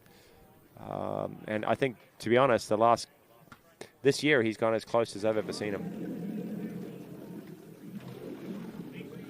All right, then, the skier to take to the water next, our last skier to leave the dock in this opening round of pro slalom competition here at the Travers Grand Prix. He is the current Pro Tour leader, and because he holds that distinction, he has the privilege of being last off the dock at this juncture.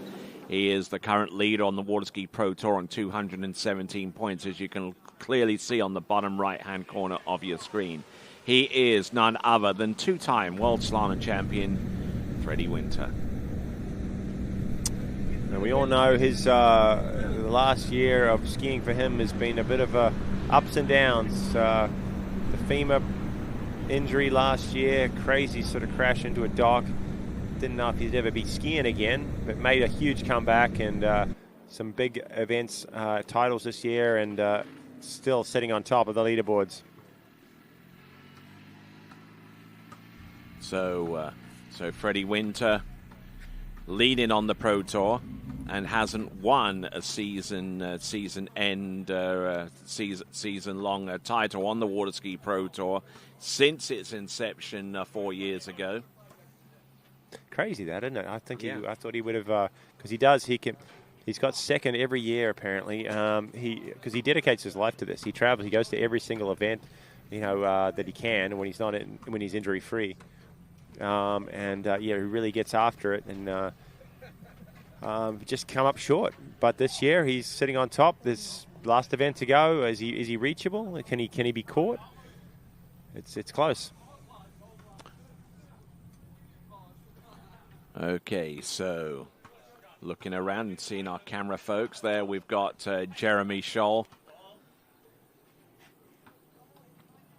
There you Good go. to see, yeah. He's down there. He's still got energy. It's a long day. He's been on that camera all day long. Yeah. The whole crew's done a great job today, keeping the footage coming to you guys. Jason and Scholl the as well. last skier on the water. All right, here we go. Coming on in. This is 12 meters. Shouldn't be any worries for him going forwards on that Ion, or actually the Neo two slalom ski. Yeah, What would you pick? Which is your favorite D3? If you won this, I know you're not allowed to do Ion. it. Ion, yep. Yeah. That seems to be the choice of... Yeah, it would be more encompassing, more complementary to my style of skiing. What is your style of skiing? Very smooth. Very smooth, all right. And if it was the Conley, it'd be the Big Daddy? Is that what you were saying last weekend? C1. The C1. Well, I have the... And I do actually have a C1, a 68-inch model. Do you? Yes, I do. Are you still here? Have you skied on it? Yeah, I have. It's very nice. Good. I just need to lose about 50 pounds to make it work. That's why you have the Big Daddy, because that works when you have 50 pounds. Yeah, it's just baby fat, though. All right, Scott Greenwood there, taking a break. He's had a long day as well. He is ready to take a break and get out from behind the wheel of that Nautique boat and get behind a go-kart later on. He has a bit of a challenge. He has a bit of a rip out there. Pretty good on the go-karts too. Scott Greenwood. All right. One more skier to pull. A couple more passes, really. 2-3 more passes, but his job's done for day one. All right, coming in now. This is 11.25 meters. I know he's a little concerned about the sun here. No mistakes at number one. There's where it's going to be the issue, but lots of room, lots of space. That's always helpful, isn't it? When you've got a wide line coming in, if you can't see it that well, you can trust that your feet are going to be outside the buoy. So, yeah, he's very comfortable at 38 off. All right there. So Freddie Winter looking pretty good out there. It's a bit of a bargain shopper, as he recalls to me, because he normally shops somewhere in a well-to-do area of London called Notting Hill. I'm sure some of you have know Notting Hill from the movie with Julia Roberts and Hugh Grant, and it is every bit as accurate, as swanky like Knightsbridge and Kensington and all that area. And he found himself these wonderful pair of shorts that he's rocking right now. They would ordinarily be about £300 sterling, but he managed to got them for an absolute steal in the bargain bucket from a charity shop. I believe it's either Oxfam or the Salvation Army, but helping a good cause out there, including his own. Well, they didn't work as well as he probably liked last weekend. I know he didn't finish up as high. I thought he might change things up again, but he's trusting them. Yep, indeed. Skiers are very superstitious when it comes to rituals and gear, equipment. Women and men. Women and men, yes. All right, it's hopefully second last pass of the tournament, maybe third to last. If we're lucky, it's 10.75. Here he is, 10.75 meters. Nice and early for number 3. He's good to go for number 4. And 5. He'll get round number 6 on 10.75 meters. Now, let's have a look at the potential targets that he could be hitting between now and the end. Thibaut Dayon and Joel Poland in a two-way tie for 9th. There we see a two-way tie for 7th between Will Asher and Dane Meckler. 4-way tie for 3rd. Lucas Cornell, Cole McCormick, Jonathan Travers, and Rob Hazelwood, all time for 3rd with 3. Charlie Ross with 3.5. And your current leader, Nate Smith, with 1.5 at 9.75 meters, which is the best score produced all season by any competitor. So let's have a look and see what Freddie Winter has got in store for us. And he's timed this absolutely to perfection because there is some decent cloud cover, and it's. He's going to tell the boat, "Let's go, let's get going. Let's get after it." Yeah, Yep. I mean, absolutely. I mean, you don't need to be waiting a minute and a wait. half. No, let's get going. Let's get after it. All right, get behind our final skier on the water. This is 41 off. One skier through it today. The last couple of competitions, we've seen some runoffs at 43. Here couple we go. competitors through this pass. 10.25 meters. He would love Entrance. to claw There's back number one. his Little European slow off record. that turn. Round number two, huge still too. there. Round he number is three on is time. good. Let's get behind Freddie Winter. Come on, this let's is looking get after good. it. He's good for Comes number around five. number Can five. he make it round number 6? Ducks and dives. Yeah! This is going to go up. That's huge. All right, a 6-buoy count at 10.25 meters. Only the second skier to have achieved that distinction in this first round of competition at Take the a breath, Travers Tony. Grand Take a Prix for 2025 in round number 1. Freddie Winter, shorts and all. All right. Mate, that is exceptional skiing. But, yeah, calm down a bit, Tony. We've got to make it through another couple of days here. Oh, don't worry about me. He's going to be stoked with that performance. The last couple of events, the world champs, he was not super happy with a 7th tie. He makes light of it. Still great skiing. He was, 3 or so at 41, but well out of the hunt at that event. He scrambles through a 41, but shows that he is capable and why he is number 1 on the Pro Tour standings. And he's pretty much clinched that for this year. His season's best is 1 at 43. A good shout out there to Brett Ellis. He's been taking photos all day long. But he has a long shot day at for him. But he has a shot at the world record now. Well, he has a shot at the world record or his European record back or tying it. He'd love to get round 2 ball, wouldn't he?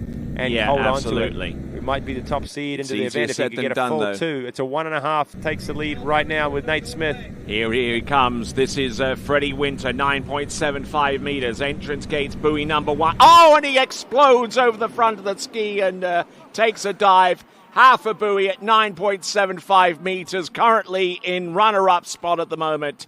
But that should almost certainly put Freddie Winter through to the 3rd round final.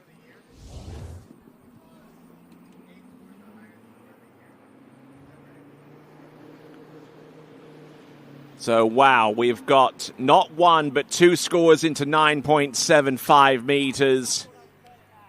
That's some crazy skiing there for Freddie Winter, and he knows he had a good shot there to get a little bit more. He's got a score of 1 at 9 already this season. Blows the tail there, try and push it a little bit, chasing after that lead score of 1.5. Hey, what a round of competition, though. Oh, Absolutely yeah, just stellar look at performances. Looking back through the leaderboard, Nate Smith on top, 1.5. Best score of the season. Freddie Winter answers right back with a half at 9.75. Look at the brand, though. Yep. Well, yeah, exactly. D3. D3, on top. D3. Charlie Ross in 3rd spot, 3.5 at 10.25. Not real happy with his day, but still in 3rd. Lucas Cornell doing it for Conley. He's tying it up in number 4th spot with Cole McCormick, John Travers, Robert Hazelwood, all with 3s. And Will Asher, Dane Meckler, 2.5. They've got work to do tomorrow. They're not in the final yet. Thibaut Deland and Joel Poland, Eduardo Morenza, skier of the day. word. Vote for him. Yeah, absolutely. Yeah, the Absolutely. overall skier in 12th. We do officially start the skier of the day voting, starting tomorrow and working our way through to Sunday. But I tell you what, I mean, at the moment, but at the moment, you can enter to win a ski of your choice, whether it's D3 or Conley, accurately predict the podium in the men's and the women's competition and get closest to the tiebreaker. And you could win yourself a D3. You could win yourself a D3 or a Conley slalom ski. And I'm Tony Lightfoot. He is a Kai Lead. And some absolutely stellar athleticism out there. 2 more scores onto 9.75 meters into in this skiing. competition. And now you can start to think about your podium picks. I think because you've seen everybody compete through that first round, but make sure you get them in before the start of round number 2. That's 12 o'clock tomorrow. Now, so far as the skiing is concerned, actually on the water, I mean you see the list there. I mean we're taking 8 through to the next round of the competition. There's a 2-way tie for 8. I'm not too sure whether we're going to take both of those ties. But it might be a moot point because we got tomorrow skiing to come. So there's going to be some more threes. You know there's going to be some more threes. So 2.5's not going to cut it. Yeah. Will Asher, Dane Meckler. You heard Dane say in his interview here he's got to do better. But how far do they have to go? Will the threes be enough? Who knows? Yeah, I mean, absolutely. I mean, because it's only going to take a displacement. How many displacements to knock the threes out? You're going to go 1, 2, 3, 4. 5 and 6 displacements to knock out the threes out of the picture in its entirety. Well, really, to be honest, only 2 skiers need to go up above the threes, which is quite possible with Will Asher and Dane Meckler. So it ends up being 5 displacements. Then. Yeah, and then you've got a tie for sort of say, what is that, 6th onwards. They all got to go out. They got to break it with their backup score, or they've got to go back and have a runoff. All right, then, and with that, let's send it over one last time to Dockside and Freddie Winter. What's up, guys? Here with the one and only Fred Winter. Last skier off the dock. Got some glare. Not ideal conditions for running passes. You see Nate drop that 41, and you're like, man, I can't. Got to respond, right? And you did in a big way. That was a huge 41. That was amazing. It's not about what anyone else does. I mean, I just wanted to ski better for myself. My last 5 rounds tournament was so bad, and I just wanted to get out of 3. And 1 was I can't do better than that. 2, I'm coming into the glare and I'm going, okay, you can't really see it. Just stay inside, and I got a really good 2. 3, I don't know. Let's have a look here. Yeah, a little chatter and kind of high side of myself, but pulled long to 4 and got and I think wheelied. Yeah, that's a pretty strong wheelie. That's kind of what I did at Worlds nearly a couple of years ago. And then 5 was just survive. I had space. I just didn't want to completely screw it up, and used a little bit of that gym strength that I've had a little bit more this year than years before, and pretty proud of standing up there and not falling, because that was quite a lot of slack to take. Oh yeah, that was a great pass, man, and such a kind of like a boss movie, kind of safety 5 ball, and then still make it out to 6 at 41. I mean, just impressive. Here I thought I was going. I really felt good into 1. It's the best I felt into 1 in a very long time, and I guess I just pushed on the front and then popped the tail, but that's real close. And what I'll say is I've kind of, not in a negative way, but I'm kind of ready for the off-season to be starting, because unlike every other year last year I was injured, the year before I was so burnt out, the year before I was injured in my shoulder, so I haven't had an off-season since 2021, and I'm so excited to actually get better and fix myself and improve myself, and that's I got stuff I got to work on, and I know it's going to make me better, so hopefully I'll be doing more of that, a bit more consistent next year. It's been hit and miss this year, so I'm happy to be here and skiing well. Yeah, definitely. And you've come back in a big way after that injury. You come back and you're blowing up in the ranks and skiing well, day in, day out, tournament after tournament. And we're all excited to see you improving and coming back out next season. It's awesome. It's a fun event. You can kind of let loose a little bit, have fun with it, and just enjoy it. It's a fun event, but it's also the last one of the year. I mean, like I say, I've been really disappointed with my last 2 tournaments. I've been sad about it. Worlds was a disaster, and so I want to. As much as it's a fun tournament, I'm happy, and I'm super happy to be out here. I'm taking it serious, and I want to have a good result to end my year on, like everybody else does. That's great. That's what we all strive for. Great results. Love the drive. Love the passion. Excited to see you tonight. Are you ready for the go-karts tonight? I mean, everyone's ready to lap me, I think, but that doesn't matter. I'm happy I skied well. That's awesome. That's all we want, right? Back to you guys. Thank you, mate. Yes, I'll be happy to lap him. Anyway, so as we continue on, I'm Tony Leifert, he's Kylie. We're about to wrap this up, looking at some of the messages. Chauncey Messino, who won the D3 slalom last week, plinting in, saying that the D3 boys definitely put in a show, and they certainly did. Nate Smith, your leader, with 1.5 at 9.75, ahead of Freddie Winter with 1/2 at 9.75, and Charlie Ross currently in 3rd spot with 3.5 at 10.25 meters. All right, then, ladies and gentlemen, that concludes day 1 of coverage in this, the 2025 Travers Grand Prix, coming to you live from Sunset Lakes in Groveland in Lake County, Florida. We will resume competition at 9 a.m. tomorrow morning. But on behalf of all of those here that have a direct stake in this event's success, plus our team members at TWBC, I'm Tony Lightfoot, and until tomorrow morning at 9 a.m., It's ciao for now.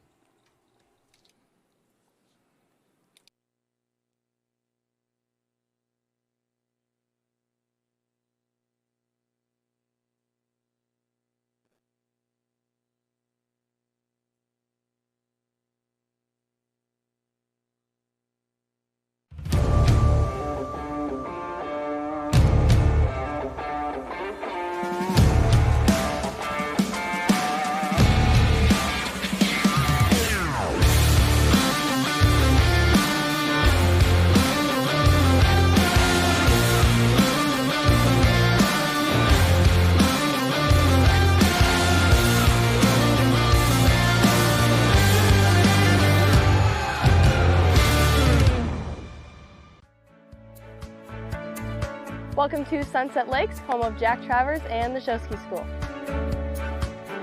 We can hit whatever disciplines we really want to, really. Anything show ski wise, we're willing to help with and coach. Come join the family and experience it yourself at the Show Ski School.